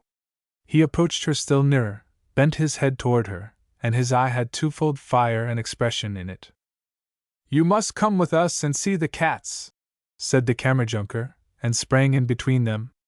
Yes, it is charming, said Sophie. You will have an opportunity, Mr. Thostrup, of moralizing over the perishableness of female beauty. In the evening, when we drive home together, thought Otto to himself consolingly. In the mild summer evening no Kammerjunker will disturb me. It shall be decided. Misfortune might subject the wildness of childhood, but it gave me confidence, it never destroyed my independence. Love has made me timid, has made me weak. May I thereby win a bride? Gravely and with a dark glance he followed after Sophie and her guide. Chapter 40. Close beside St. Nud's church, where once the convent stood, is now the dwelling of a private man. Author's note. See Oehlenschläger's Journey to Funen. The excellent hostess here, who once charmed the public on the Danish stage as Ida Munster, awaited the family to dinner.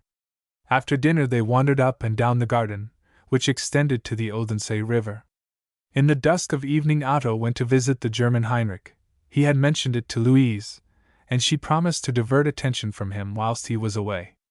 The company took coffee in the garden house. Otto walked in deep thought in the avenue by the side of the river. The beautiful scene before him riveted his eye. Close beside lay a watermill, over the two great wheels of which poured the river white as milk. Behind this was thrown a bridge, over which people walked and drove.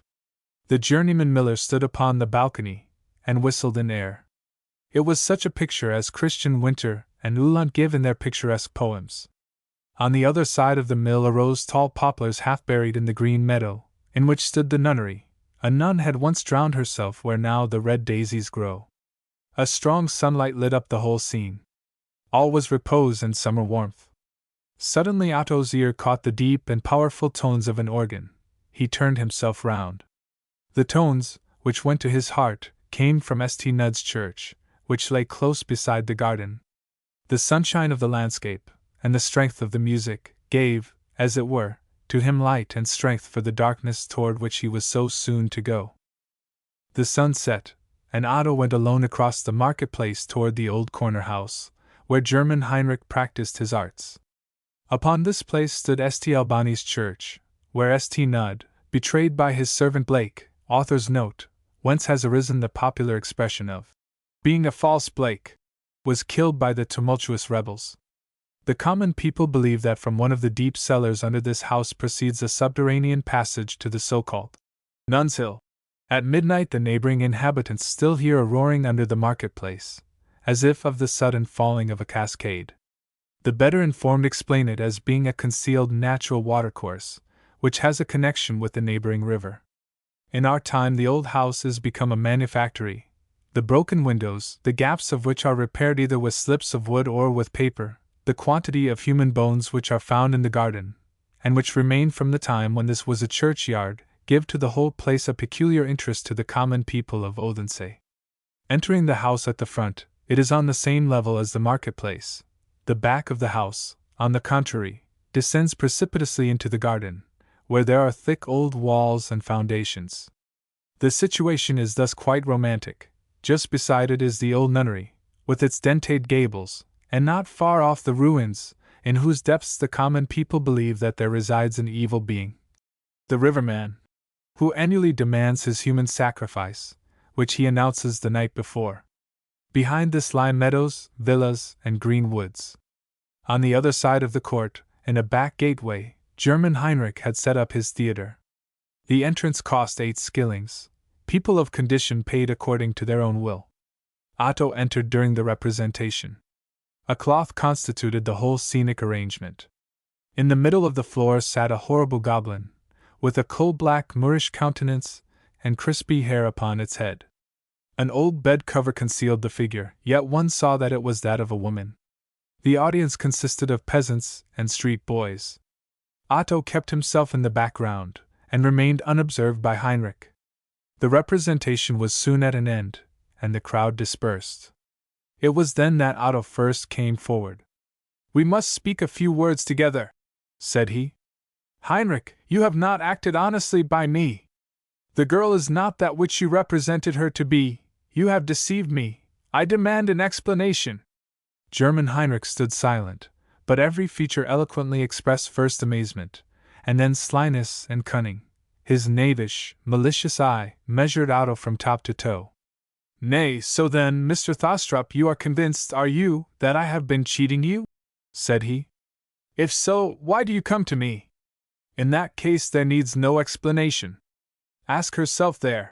And so saying he pointed to the black-painted figure. "Do not be too proud, Otto," said she, smiling. "Thou couldst yet recognize thy sister, although she has a little black paint on her face." Otto riveted a dark, indignant glance upon her, pressed his lips together, and tried to collect himself. "It is my firm determination to have the whole affair searched into," said he, with constrained calmness. "Yes, but it will bring you some disagreeables," said Heinrich, and laughed scornfully. "Do not laugh in that manner when I speak to you," said Otto, with flushing cheeks. Heinrich leaned himself calmly against the door which led into the garden. "I am acquainted with the head of the police," said Otto, "and I might leave the whole business in his hands. But I have chosen a milder way. I am come myself. I shall very soon leave Denmark. I shall go many 100 miles hence, shall, probably, never return, and thus you see the principal ground for my coming to you is a whim. I will know wherefore you have deceived me. I will know what is the connection between you and her."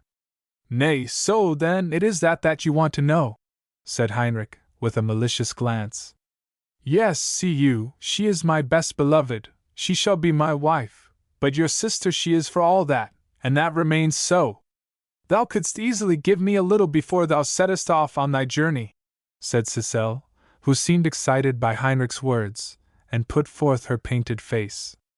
Otto glanced at her with contracted eyebrows.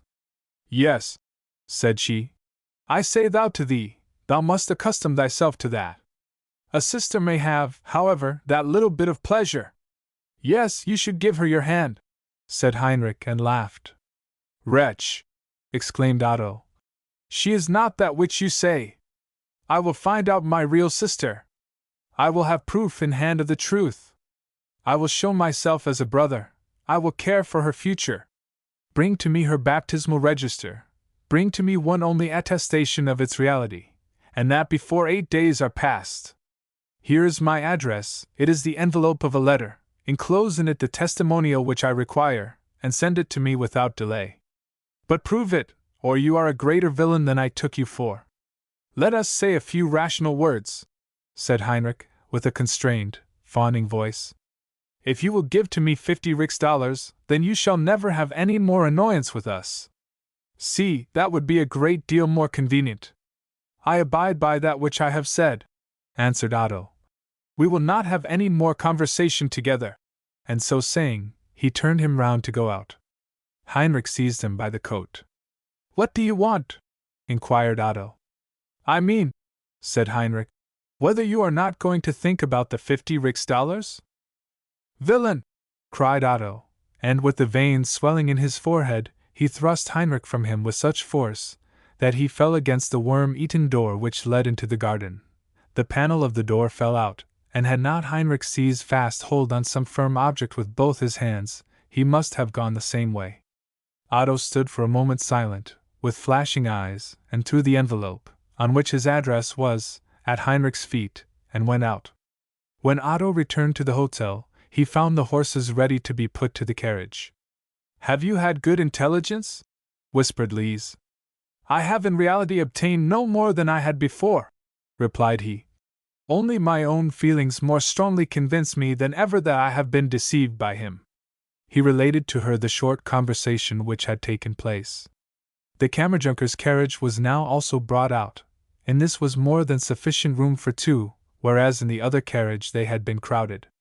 The Kammerjunker, therefore, besought that they would avail themselves of the more convenient seat which he could offer, and Otto saw Sophie and her mother enter the Kammerjunker's carriage. This arrangement would shortly before have confounded Otto, now it had much less effect upon him. His mind was so much occupied by his visit to German Heinrich, his soul was filled with a bitterness, which for the moment repelled the impulse which he had felt to express his great love for Sophie. "I have been made Heinrich's plaything, his tool," thought he. "Now he ridicules me, and I am compelled to bear it. That horrible being is not my sister, she cannot be so." The street was now quiet. They mounted into the carriage. In the corner house just opposite there was a great company. Lights streamed through the long curtains, a low tenor voice and a high ringing soprano mingled together in Mozart's "Audium, audium mio bene." "The bird may not flutter from my heart," sighed Otto, and seated himself by the side of Louise. The carriage rolled away. The full moon shone, the wild spirea sent forth its odor from the roadside, steam ascended from the moorlands, and the white mist floated over the meadows like the daughters of the elfin king. Louise sat silent and embarrassed. Trouble weighed down her heart. Otto was also silent. The Kammerjunker drove in first, cracked his whip, and struck up a wild halloo. Wilhelm began to sing, "Charming the summer night," and the Kammerjunker joined in with him. "Sing with us, man," cried Wilhelm to the silent Otto, and quickly the two companies were one singing caravan. It was late when they reached the hall. Chapter 41. It was not until toward morning that Otto fell into sleep. Wilhelm and he were allowed to take their own time in rising, and thus it was late in the day before these two gentlemen made their appearance at the breakfast table. The Kammerjunker was already come over to the hall, and now was more adorned than common. "Mr. Thostrup shall be one of the initiated," said the mother. "It will be time enough this evening for strangers to know of it. The Kammerjunker and my Sophie are betrothed. See, it was in the bright moonlight, Mr. Thostrup, that I became such a happy man," said the Kammerjunker, and kissed the tips of Sophie's fingers. He offered his other hand to Otto. Otto's countenance remained unchanged, a smile played upon his lips. "I congratulate you," said he. "It is indeed a joyful day. If I were a poet, I would give you an ode." Louise looked at him with an extraordinary expression of pain in her countenance. Wilhelm called the Kammerjunker brother-in-law, and smiling shook both his hands. Otto was unusually gay, jested, and laughed. The ladies went to their toilet, Otto into the garden. He had been so convinced in his own mind that Sophie returned his passion. With what pleasure had she listened to him! With what an expression had her eye rested upon him! Her little jests had been to him such convincing proofs that the hope which he nourished was no self-delusion. She was the light around which his thoughts had circled. Love to her was to him a good angel, which sung to him consolation and life's gladness in his dark moments. Now, all was suddenly over. It was as if the angel had left him. The flame of love which had so entirely filled his soul was in a moment extinguished to its last spark. Sophie was become a stranger to him. Her intellectual eye, which smiled in love on the Kammerjunker, seemed to him the soulless eye of the automaton. A stupefying indifference went through him, deadly as poison that is infused into the human blood. The vain girl! She thought to make herself more important by repelling from her a faithful heart. She should only see how changed her image is in my soul. All the weaknesses which my love for her made me pass over, now step forth with repulsive features. Not a word which she spoke fell to the ground. The diamond has lost its luster. I feel only its sharp corners. Sophie had given the preference to a man who, in respect of intellect, stood far below Otto. Sophie, who seemed to be enthusiastic for art and beauty, for everything glorious in the kingdom of mine, could thus have deceived him. We will now see the sisters in their chamber. Louise seemed pensive, she sat silently looking before her. Sophie stood thoughtfully with a smile upon her lips. "The Kammerjunker is very handsome, however," exclaimed she. "He looks so manly." "You ought to find him love-worthy," said Lise. "Yes," replied her sister. "I have always admired these strong countenances. He is an Axel, a northern Blackbeard savage. Faces such as Wilhelm's look like ladies. And he is so good. He has said that immediately after our marriage we shall make a tour to Hamburg. What dress do you think I should wear when you make the journey to Hamburg?" inquired Louise. "Oh no, child. Today I mean. Thostrup was indeed very polite. He congratulated me.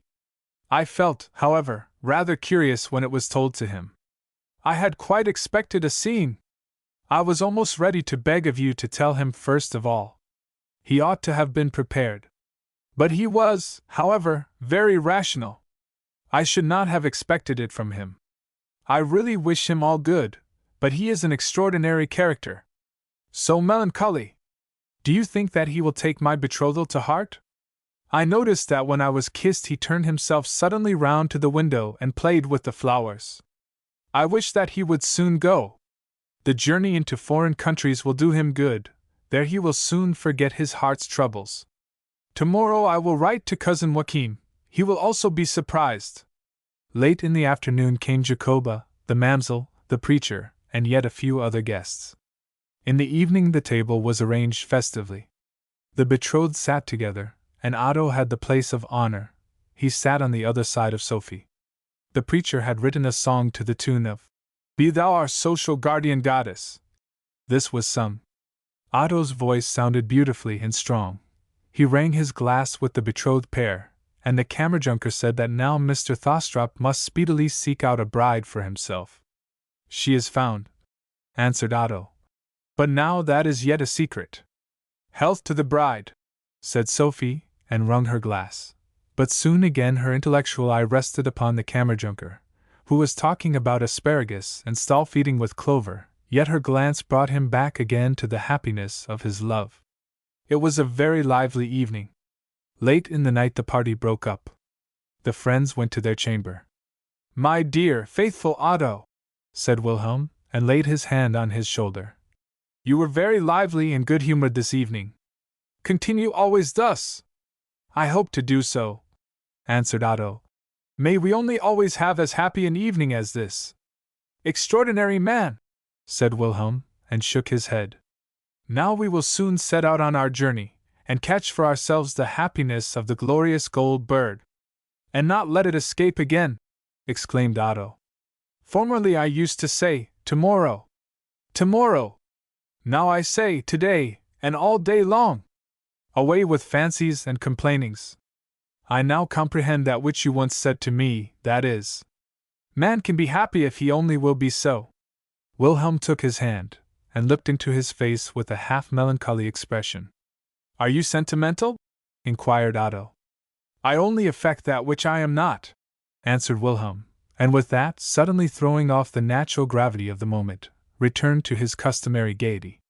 The following days were spent in visiting and in receiving visitors. On every post-day Otto sought through the leathern bag of the postman, but he found no letter from German Heinrich, and heard nothing from him. "I have been deceived," said he, "and I feel myself glad about it. She, the horrible one, is not my sister." There was a necessity for him to go away, far from home, and yet he felt no longing after the mountains of Switzerland or the luxuriant beauty of the south. "Nature will only weaken me. I will not seek after it. Man it is that I require, these egotistical, false beings, these lords of everything. How we flatter our weaknesses and admire our virtues! Whatever serves to advance our own wishes we find to be excellent. To those who love us, we give our love in return. At the bottom, whom do I love except myself? Wilhelm? My friendship for him is built upon the foundation, I cannot do without thee. Friendship is to me a necessity. Was I not once convinced that I adored Sophie, and that I never could bear it if she were lost to me? And yet there needed the conviction she loves thee not, and my strong feeling was dead. Sophie even seems to me less beautiful. I see faults where I formerly could only discover amiabilities. Now she is to me almost wholly a stranger. As I am, so are all. Who is there that feels right lovingly, right faithfully for me, without his own interest leading him to do so? Rosalie? My old, honest Rosalie? I grew up before her eyes like a plant which she loved. I am dear to her as it. When her canary bird one morning lay dead in its cage, she wept bitterly and long. She should never more hear it sing, she should never more look after its cage and its food. It was the loss of it which made her weep.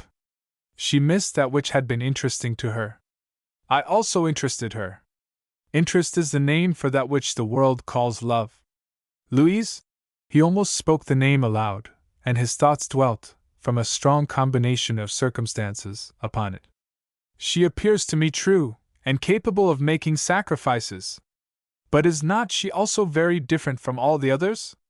How often have I not heard Sophie laugh at her for it, look down upon her? And Otto's better feeling sought in vain for a shadow of self-love in Louise, a single selfish motive for her noble conduct. Away from Denmark! To new people! Happy he who can always be on the wing, making new friendships, and speedily breaking them off. At the first meeting people wear their intellectual Sunday apparel, every point of light is brought forth, but soon and the festival day is over, and the bright points have vanished. We will set off next week, said Wilhelm, and then it shall be. Away over the moors, up the Rhine, through the land of Champagne to the city of cities, the life-animating Paris. Chapter 42. The last day at home was Sophie's birthday. In the afternoon the whole family was invited to the Kammerjunkers, where Jacoba and the Mamsell were to be quite brilliant in their cookery. A table filled with presents, all from the Kammerjunker, awaited Miss Sophie. It was the first time that he had ever presented to her a birthday gift, and he had now, either out of his own head or somebody's else, fallen on the very good idea of making her a present for every year which she had lived. Every present was suited to the age for which it was intended, and thus he began with a paper of sugar plums and ended with silk and magnificent fur. But between beginning and end there were things, of which more than the half could be called solid: gold earrings, a boa, French gloves, and a riding horse. This last, of course, could not stand upon the table. It was a joy and a happiness. People walked about, and separated themselves by degrees into groups. The only one who was not there was Eva. She always preferred remaining at home, and yet, perhaps, today she might have allowed herself to have been overpersuaded, had she not found herself so extremely weak. Silently and alone she now sat at home in the great empty parlor. It was in the twilight. She had laid down her work, and her beautiful, thoughtful eyes looked straight before her. Thoughts which we may not unveil were agitating her breast. Suddenly the door opened, and Wilhelm stood before her. Whilst the others were walking he had stolen away. He knew that Eva was alone at home. Nobody would know that he visited her. Nobody would dream of their conversation. "You here?" exclaimed Eva, when she saw him. "I was compelled to come," answered he. "I have slipped away from the others. No one knows that I am here. I must speak with you, Eva. Tomorrow I set off, but I cannot leave home calmly and happily without knowing what this moment must decide." Eva rose, her cheeks crimsoned, she cast down her eyes. "Baron Wilhelm," stammered she, "it is not proper that I should remain here." She was about to leave the room. "Eva," said Wilhelm, and seized her hand. "You know that I love you. My feelings are honorable. Say yes, and it shall be holy to me as an oath. Then I shall begin my journey glad at heart, as one should do. Your assent shall stand in my breast, shall sound in my ear, whenever sin and temptation assail me. It will preserve me in an upright course, it will bring me back good and unspoiled. My wife must you be. You have soul, and with it nobility. Eva! In God's name, do not make a feeble, life-weary, disheartened being of me." "Oh heavens!" exclaimed she, and burst into tears. "I cannot and will not. You forget that I am only a poor girl, who am indebted for everything to your mother. My assent would displease her, and some time or other you would repent of it. I do not love you, added she, in a tremulous voice. Wilhelm stood speechless. Eva suddenly rang the bell. What are you doing? Exclaimed he. The servant entered. Bring in lights, said she. But first of all you must assist me with these flowers down into the garden. It will do them good to stand in the dew. The servant did as she bade. She herself carried down one of the pots, and left the room. I do not love you, repeated Wilhelm to himself, and returned to the company which he had left, and where he found all gaiety and happiness. The supper table was spread in the garden. Lights burned in the open air with a steady flame. It was a summer evening beautiful as the October of the south. The reseda sent forth its fragrance, and when Sophie's health was drunk cannon were fired among the lofty fir trees, the pines of the north. The next morning those countenances were dejected which the evening before had been so gay. The carriage drew up to the door. The dear mother and sisters wept. They kissed Wilhelm, and extended their hands to Otto. Farewell, said Lise. Do not forget us. And her tearful glance rested upon Otto. Eva stood silent and pale. You will not forget me, whispered Otto, as he seized Lise's hand. I will forget your sister. The carriage rolled away. Wilhelm threw himself back into a corner. Otto looked back once more. They all stood at the door, and waved their white handkerchiefs. Chapter 43. We will not accompany the friends, but will remain behind in Funen, where we will make a bolder journey than they, namely, we will go back 21 years. We will allow the circumstances of Otto's birth again to come before us. It is a leap backward that we take from 1830 to 1810. We are in Odense, that old city, which takes its name from Odin. The common people there have still a legend about the origin of the name of the city. Upon Næsbyhovd's hill, author's note, not far from the city, by the Odense Channel, it is described in Waddell Simonson's City Ruins. There once stood a castle. Here lived King Odin and his wife. Odense city was not then in existence, but the first building of it was then begun. Author's note. The place is given as being that of the now so-called Cross Street. The court was undecided as to the name which should be given to the city. After long indecision it was at last agreed that the first word which either king or queen should speak the next morning should be the name given to it. In the early morning the queen awoke and looked out from her window over the wood. The first house in the city was erected to the roof, and the builders had hung up a great garland, glittering with tinsel, upon the roof tree. Odin, see!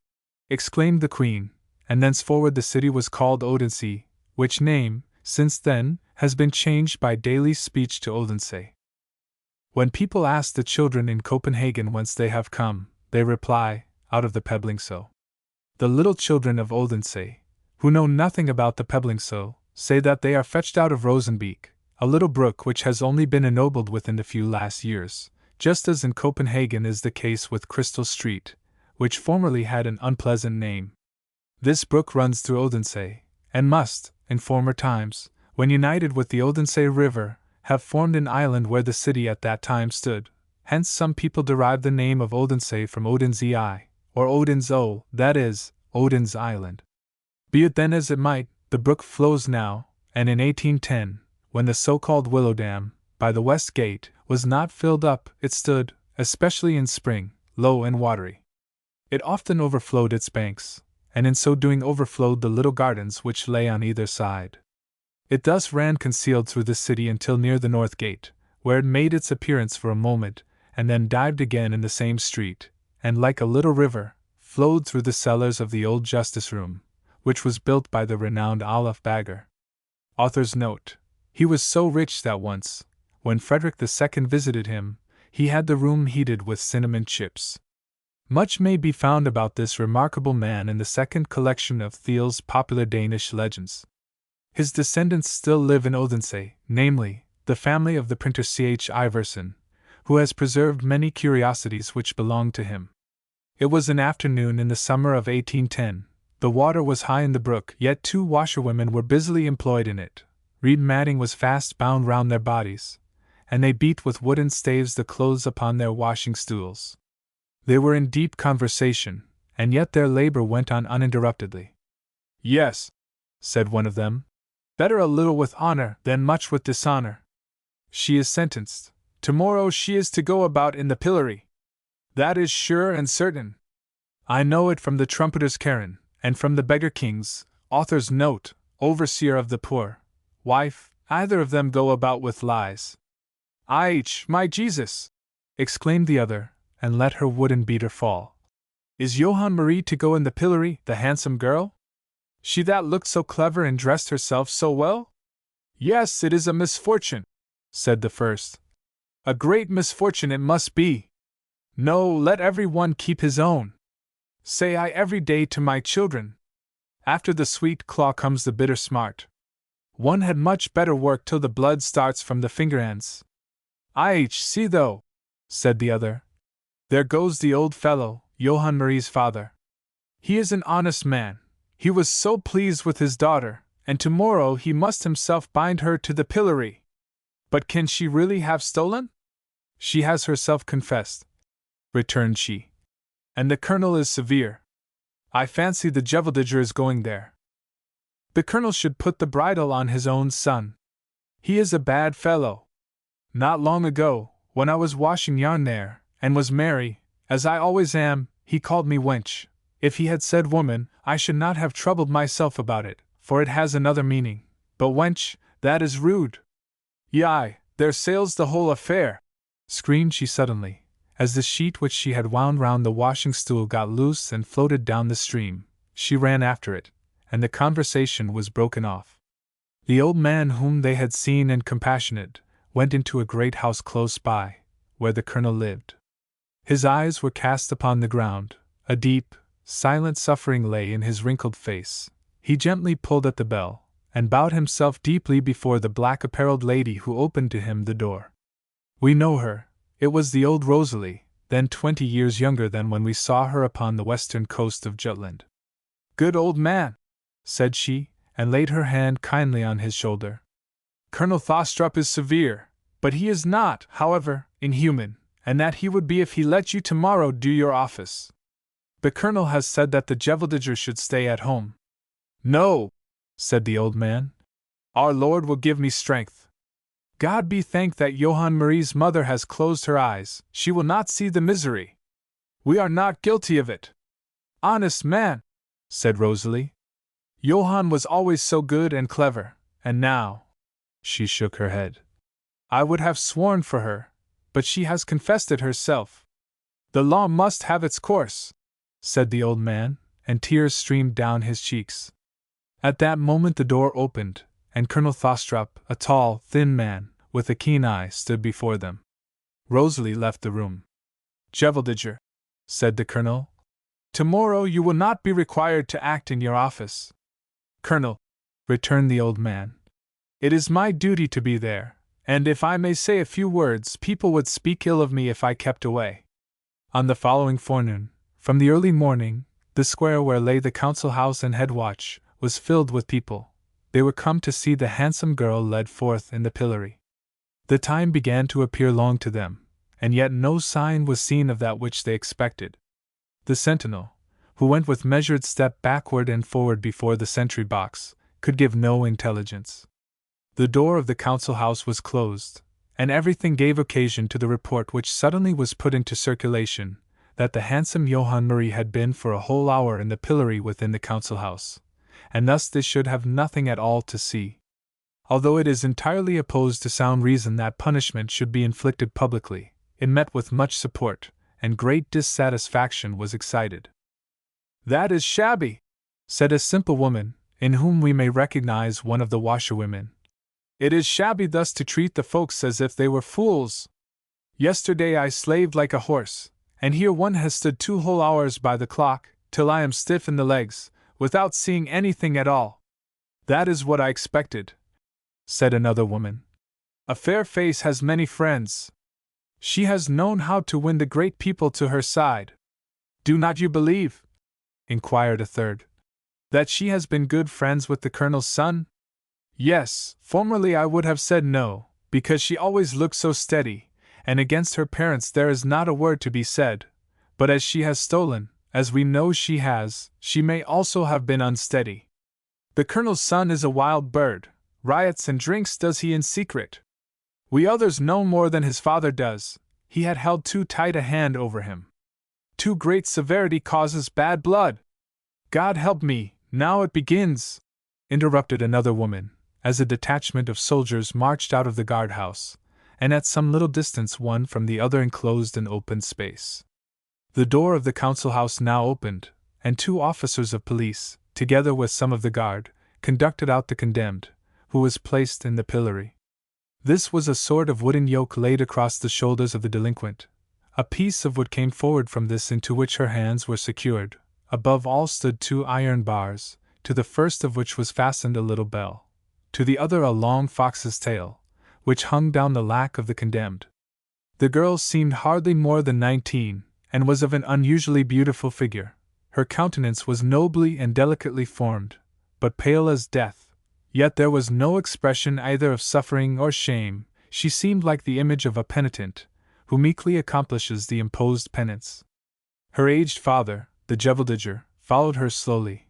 His eye was determined, no feature expressed that which went forward in his soul. He silently took his place beside one of the pillars before the guardhouse. A loud murmur arose among the crowd when they saw the beautiful girl and the poor old father, who must himself see his daughter's disgrace. A spotted dog sprang into the open space. The girl's monotonous tread, as she advanced into the middle of the square, the ringing of the little bell, and the foxtail which moved in the wind, excited the dog, which began to bark, and wanted to bite the fox's tail. The guards drove the dog away, but it soon came back again, although it did not venture again into the circle, but thrust itself forward, and never ceased barking. Many of those who already had been moved to compassion by the beauty of the girl and the sight of the old father, were thrown again by this incident into a merry humor. They laughed and found the whole thing very amusing. The hour was past, and the girl was now to be released. The Jeveldiger approached her, but whilst he raised his hand to the yoke the old man tottered, and sank, in the same moment, back upon the hard stone pavement. A shriek arose from those who stood around. The young girl alone stood silent and immovable. Her thoughts seemed to be far away. Yet some people fancied they saw how she closed her eyes, but that was only for a moment. A policeman released her from the pillory. Her old father was carried into the guardhouse, and 2 policemen led her into the council house. "See, now it is over," said an old glover, who was among the spectators. "The next time she'll get into the house of correction." "Oh, it is not so bad there," answered another. "They sing and are merry there the whole day long, and have no need to trouble themselves about victuals." "Yes, but that is prison fare."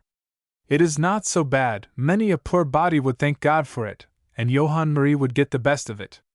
Her aunt is the head cook, and the cook and the inspector they hang together. It's my opinion, however, that this affair will take the life out of the old man. He got a right good bump as he fell on the stone pavement. One could hear how it rung again." The crowd separated.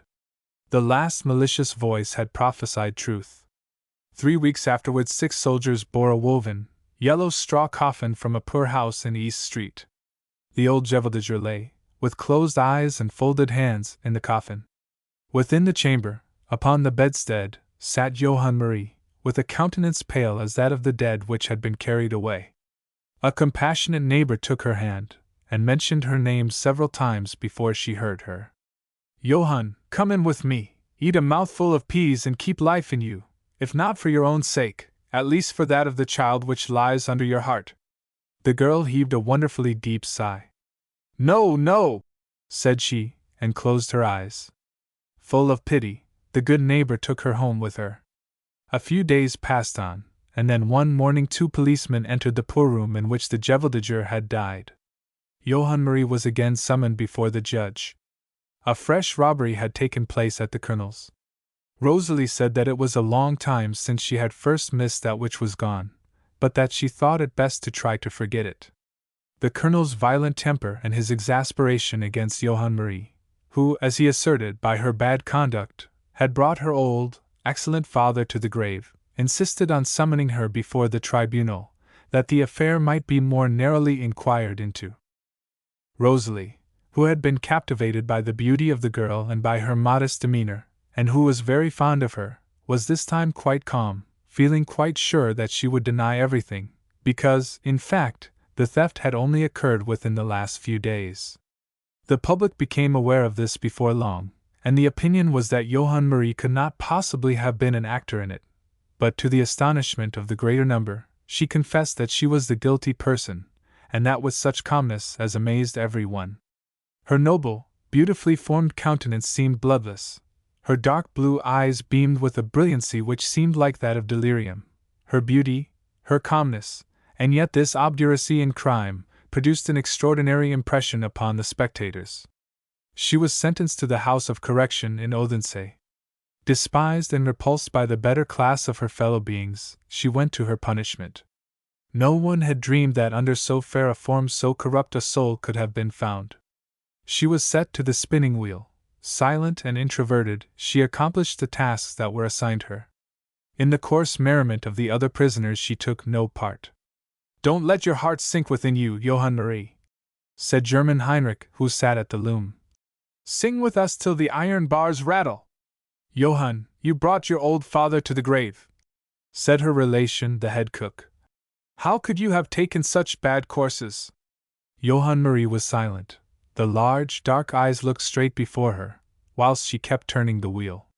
5 months went on, and then she became ill to death, and gave birth to twins, a boy and a girl, 2 beautiful and well-formed children, excepting that the girl was as small and delicate as if its life hung on a thread. The dying mother kissed the little ones and wept. It was the first time that the people within the prison had seen her weep. Her relation the cook sat alone with her upon the bed. "Withdraw not your hand from the innocent children," said Johann Marie. "If they live to grow up, tell them sometime that their mother was innocent. My eternal Savior knows that I have never stolen. Innocent am I, and innocent was I when I went out a spectacle of public derision, and now when I sit here. Jesus though." "What do you say?" exclaimed the woman. "The truth," answered the dying one. "God be gracious to me, my children." She sank back upon the couch, and was dead. Chapter 44. We now return to the hall in Funen, to the family which we left there, but autumn and winter are gone whilst we have been lingering on the past. Otto and Wilhelm have been 2 months away. It is the autumn of 1832. The marriage of the Kammerjunker and Sophie was deferred, according to her wish, until the 2nd of April, because this day is immortal in the annals of Denmark. In the house, where there now were only the mother, Louise, and Eva, all was quiet. Through the whole winter Eva had become weaker, yet she did not resemble the flowers which wither. There was no expression of illness about her. It was much more as if the spiritual nature overpowered the bodily. She resembled an astral lamp which, filled with light, seems almost resembled be an ethereal existence. The dark blue eyes had an expression of soul and feeling which attracted even the simple domestics at the hall. The physician assured them that her chest was sound, and that her malady was to him a riddle. A beautiful summer, he thought, would work beneficially upon her. Wilhelm and Otto wrote alternately. It was a festival day whenever a letter came.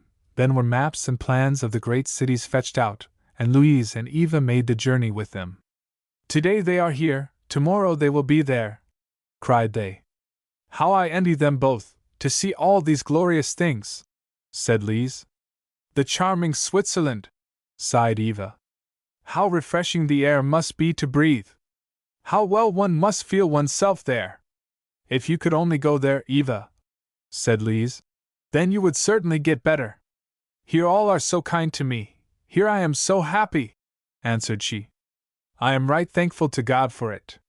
How could I have hoped for such a home as this? God reward you and your good mother for your kindness to me. Once I was so unhappy, but now I have had a double repayment for all my sorrow, and all the neglect I have suffered. I am so happy, and therefore I would so willingly live." "Yes, and you shall live," said Lise. "How came you now to think about dying? In the summer you will perfectly recover, the physician says. Can you hide from me any sorrow? Eva, I know that my brother loves you. He will forget that abroad, said Eva. He must forget it. Could I be ungrateful? But we are not suited for each other. She spoke of her childhood, of long past, sorrowful days. Louise laid her arm upon her shoulder. They talked till late in the evening, and tears stood in Louise's eyes. Only to you could I tell it, said Eva. It is to me like a sin, and yet I am innocent. My mother was so too, my poor mother! Her sin was love. She sacrificed all, more than a woman should sacrifice. The old colonel was stern and violent. His wrath often became a sort of frenzy, in which he knew not what he did. The son was young and dissipated, my mother a poor girl, but very handsome, I have heard. He seduced her. She had become an unfortunate being, and that she herself felt. The colonel's son robbed his father and an old woman who lived in the family. That which had been taken was missed. The father would have murdered the son, had he discovered the truth. The son, therefore, sought in his need help from my poor mother. He persuaded her to save him by taking the guilt on herself. The whole affair as regarded her was, he intended, only to come from the domestics. She thought that with her honor all was lost. She, indeed, had already given him the best of which she was possessed. In anguish of heart, and overpowered by his prayers, she said, "Yes, my father has been angry and undone already." Eva burst into tears. "Thou dear, good girl," said Louise, and kissed her forehead. "My poor mother," continued Eva, "was condemned to an undeserved punishment. I cannot mention it. For that reason I have never had a desire to go to Odense. The old lady in the colonel's family concealed, out of kindness, her loss, but by accident it was discovered. The colonel was greatly embittered. My mother was overwhelmed by shame and misfortune. The first error had plunged her into all this. She was taken to the house of correction in Odense. The colonel's son shortly afterward went away in a vessel. My unhappy mother was dispirited. Nobody knew that she had endured, out of despair and love, a disgrace which she had not deserved. It was not until she lay upon her deathbed, when I and my brother were born, that she told a relation that she was innocent. Like a criminal, in the early morning she was carried to the grave in a coffin of plaited straw. A great and a noble heart was carried unacknowledged to the dead. You had a brother? Inquired Louise, and her heart beat violently. Did he die? And where did you, poor children, remain? The cook in the house kept us with her. I was small and weak. My brother, on the contrary, was strong and full of life. He lived mostly among the prisoners. I sat in a little room with my doll. When we were in our 7th year, we were sent for to the old colonel. His son died abroad, but before his death he had written to the old man, confessing to him his crime, my mother's innocence, and that we were his children. I resembled my father greatly. The old gentleman, as soon as he saw me, was very angry, and said, "I will not have her." I remained with my foster mother. I never saw my brother after that time. The colonel left the city, and took him with him. "Oh God!" cried Louise. "You have still some papers on this subject? Do you not know your brother? It is impossible that it should be otherwise. You are Otto's sister." "Oh heavens!" exclaimed Eva. Her hands trembled, and she became as pale as a corpse. "You are fainting!" cried Louise, throwing her arm around her waist and kissing her eyes and her cheeks. "Eva! He is your brother! The dear, good Otto! Oh, he will be so happy with you! Yes, your eyes are like his! Eva, you beloved girl!" Louise related to her all that Otto had confided to her. She told her about German Heinrich, and how Otto had assisted Cicel away, and how they had met. Eva burst into tears. "My brother! O Father in heaven, that I may but live! Live and see him! Life is so beautiful! I must not die!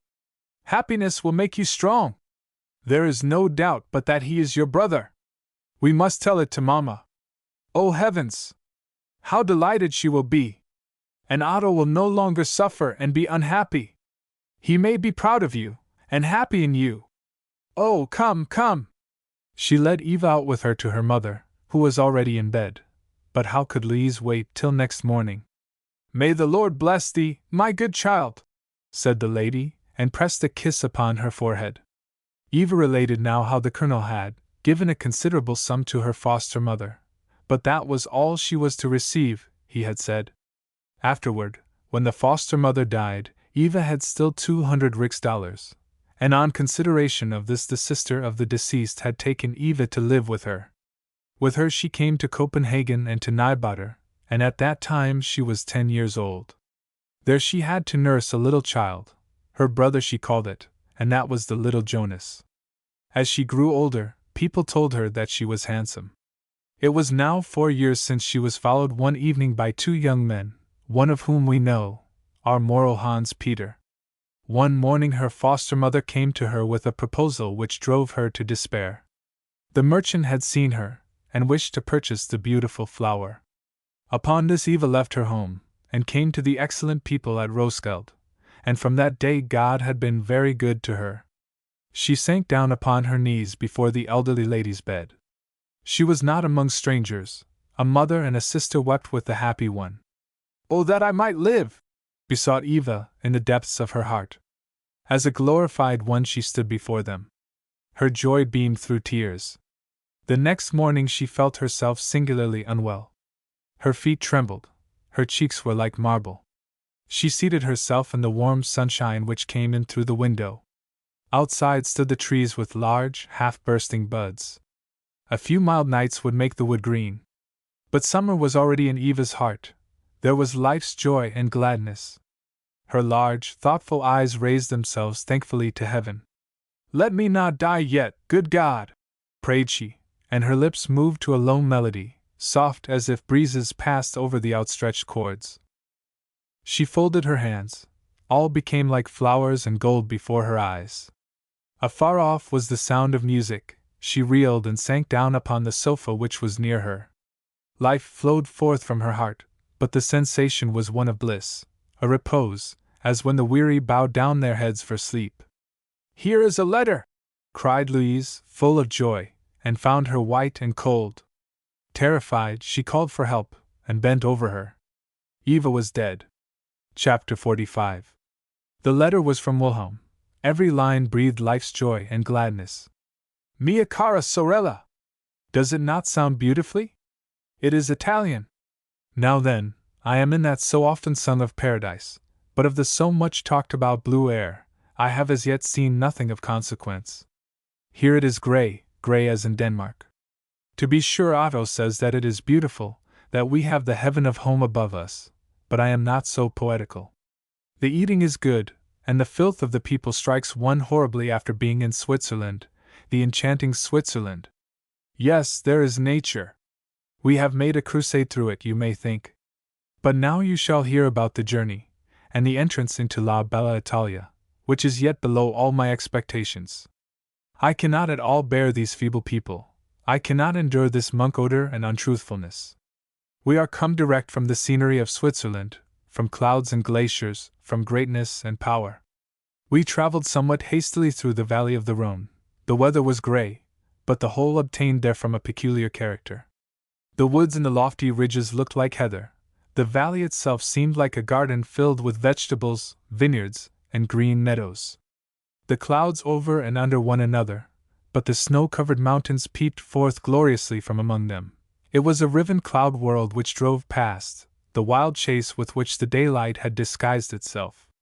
It kissed in its flight Pisavake, a waterfall by no means to be despised. In Brieg we rested some time, but at 2 o'clock in the morning began again our journey over the Simplon.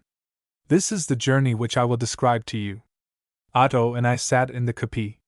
Fancy us in white blouses, shawl caps, and with green morocco slippers, for the devil may travel in slippers, they are painful to the feet.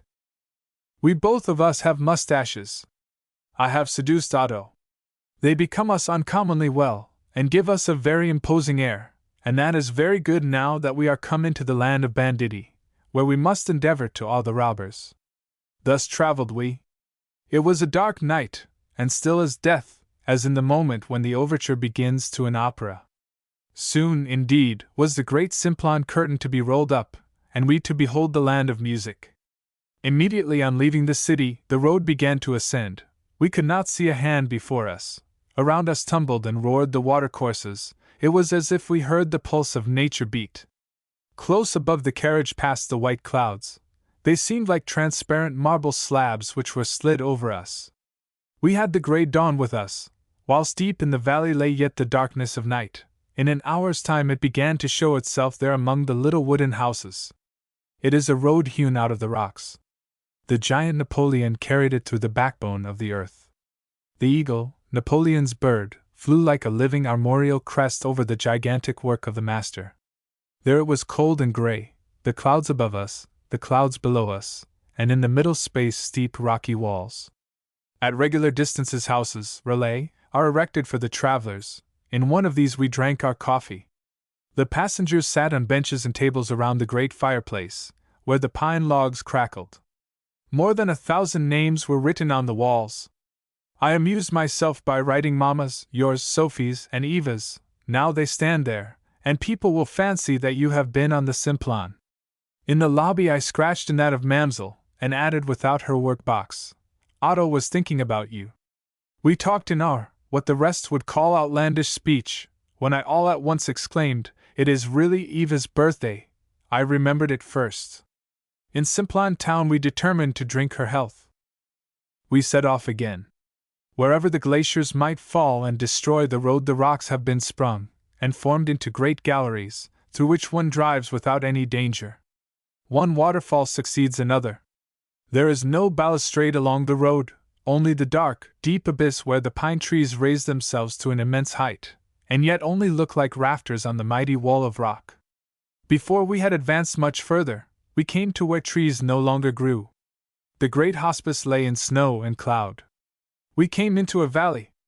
What solitude! What desolation! Only naked crags.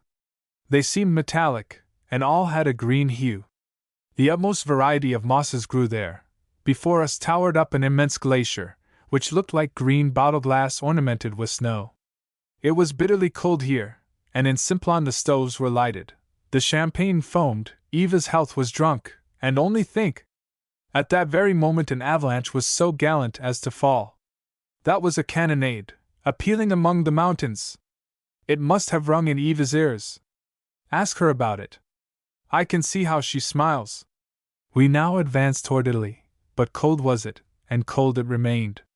The landscape became savage. We drove between steep crags. Only fancy, on both sides a block of granite several miles long, and almost as high, and the road not wider than for 2 carriages to pass, and there you have a picture of it. If one wanted to see the sky, one was obliged to put one's head out of the carriage and look up, and then it was as if one looked up from the bottom of the deepest well, dark and narrow. Every moment I kept thinking, nay, if these 2 walls should come together, we with carriage and horses were only like ants on a pebble. We drove through the ribs of the earth. The water roared, the clouds hung like fleeces on the grey, craggy walls. In a valley we saw boys and girls dressed in sheepskins, who looked as wild as if they had been brought up among beasts. Suddenly the air became wondrously mild. We saw the first fig tree by the roadside. Chestnuts hung over our heads. We were in Isella, the boundary town of Italy. Otto sang, and was wild with delight. I studied the first public-house sign, Tabacca e Vino. How luxuriant became the landscape! Fields of maize and vineyards. The vine was not trained on frames as in Germany, no, it hung in luxuriant garlands, in great huts of leaves. Beautiful children bounded along the road, but the heavens were grey, and that I had not expected in Italy. From Domo d'Ossola, I looked back to my beloved Switzerland. Yes, she turns truly the most beautiful side toward Italy. But there was not any time for me to gaze, on we must. In the carriage there sat an old signorina. She recited poetry, and made, with her eyes, che bella cosa. About 10 o'clock at night we were in Bavino, drank tea, and slept, whilst Lago Maggiore splashed under our window. The lake and the Broman island we were to see by daylight. Lord God, thought I, is this all? A scene as quiet and riant as this we have at home. Funen after this should be called Isola Bella, and the East Sea is quite large enough to be called Lago Maggiore. We went by the steamboat past the Holy Borromeus, author's note, a colossal statue on the shore of Lago Maggiore, to Sesto de Caland. We had a priest on board, who was very much astonished at our having come from so far. I showed him a large traveling map which we had with us, where the Lago Maggiore was the most southern, and Hamburg the most northern point. Yet still further off, said I, more to the north, and he struck his hands together when he perceived that we were from beyond the great map. He inquired whether we were Calvinists. We sped through glorious scenes. The Alps looked like glass mountains in a fairy tale. They lay behind us. The air was warm as summer, but light as on the high mountains. The women wafted kisses to us, but they were not handsome, the good ladies. Tell the Kammerjunker that the Italian pigs have no bristles, but have a coal-black shining skin like a Moor. Toward night we arrived at Milan, where we located ourselves with Reichmann, made a good supper, and had excellent beds. But I foresee that this bliss will not last very long. On the other side of the Apennines we shall be up to the ears in dirt, and must eat olives preserved in oil, but let it pass. Otto adapts himself charmingly to all things. He begins to be merry, that is, at times. I, too, have had a sort of vertigo. I am taken with Italian music, but then there is a difference in hearing it on the spot. It has more than melody, it has character. The luxuriance in nature and in the female form, the light, fluttering movement of the people, where even pain is melody, has won my heart and my understanding. Traveling changes people. Kiss Mama for me! Tell Eva about the health drinking on the Simplon, and about the falling avalanche. Do not forget that.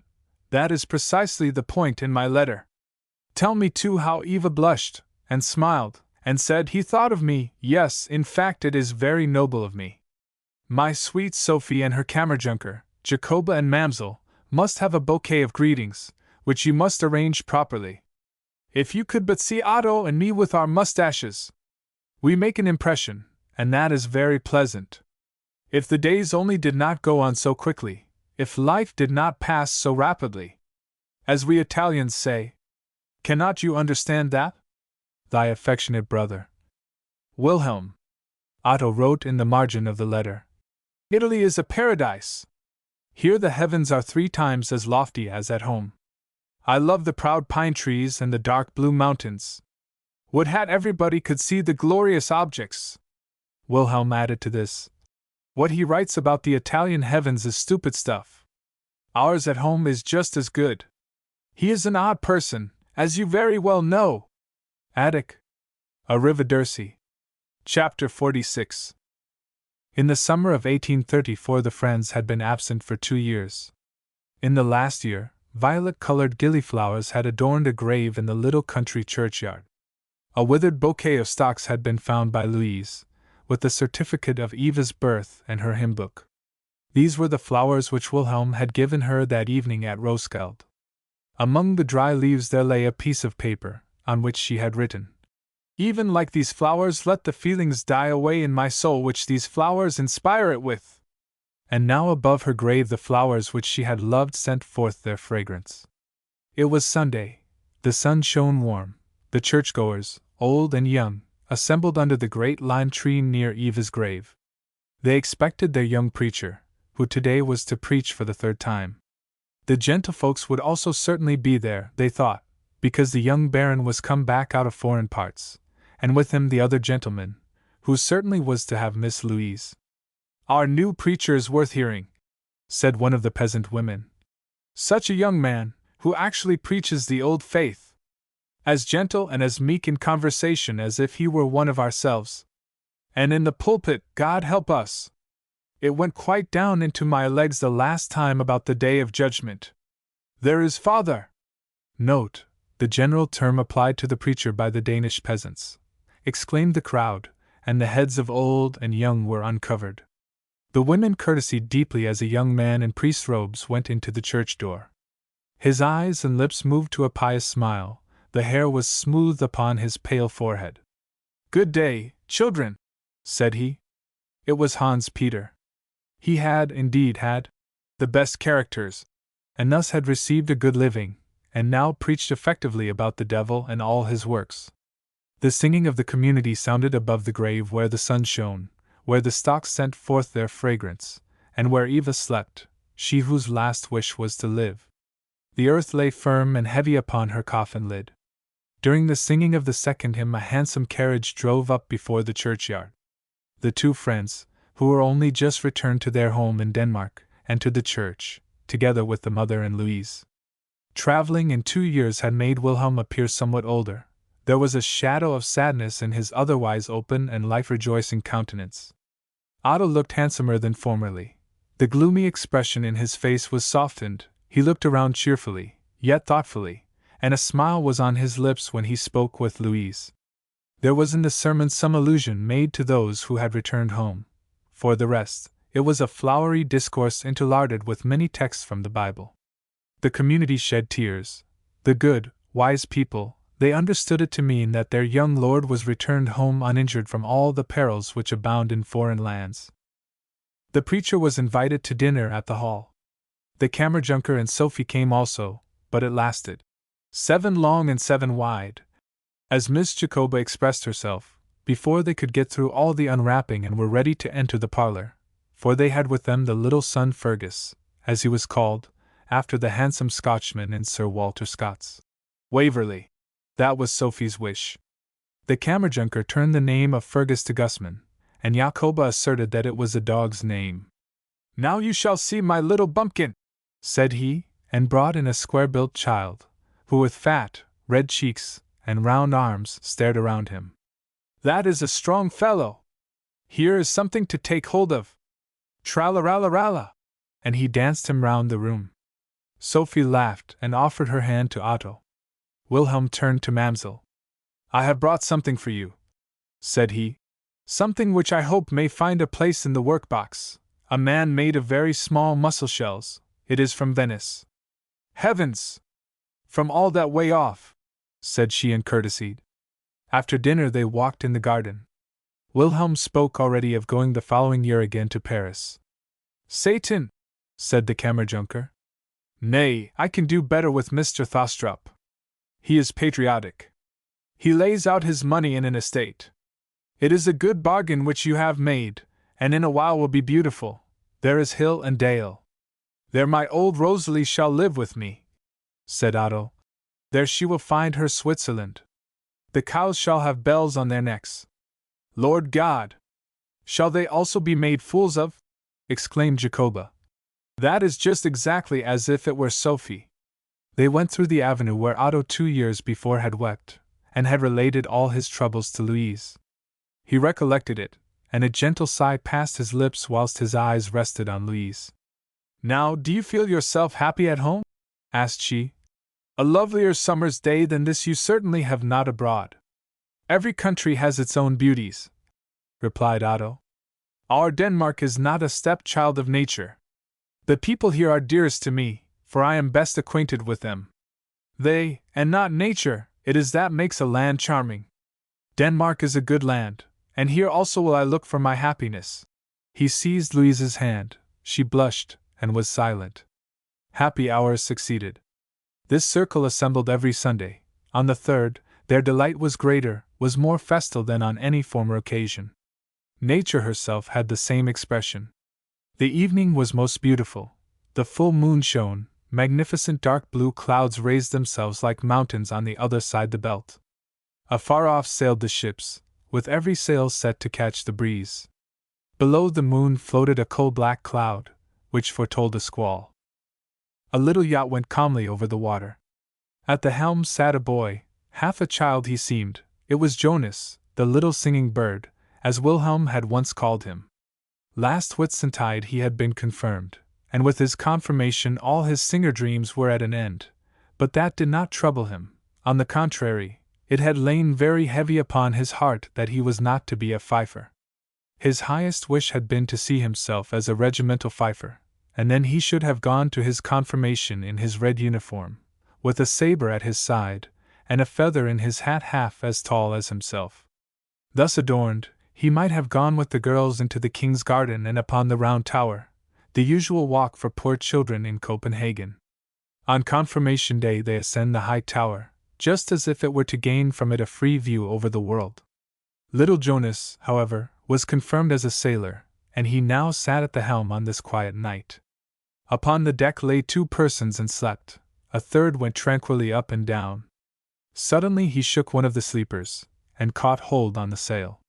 A squall had arisen with such rapidity and strength, that the vessel in a moment was thrown on her side. Mast and sail were below the water. Little Jonas uttered a shriek. Not a vessel was within sight. The 2 sleepers had woke in time to cling to the mast. With great force they seized the ropes, but in vain. The sail hung like lead in the water. The ship did not right herself.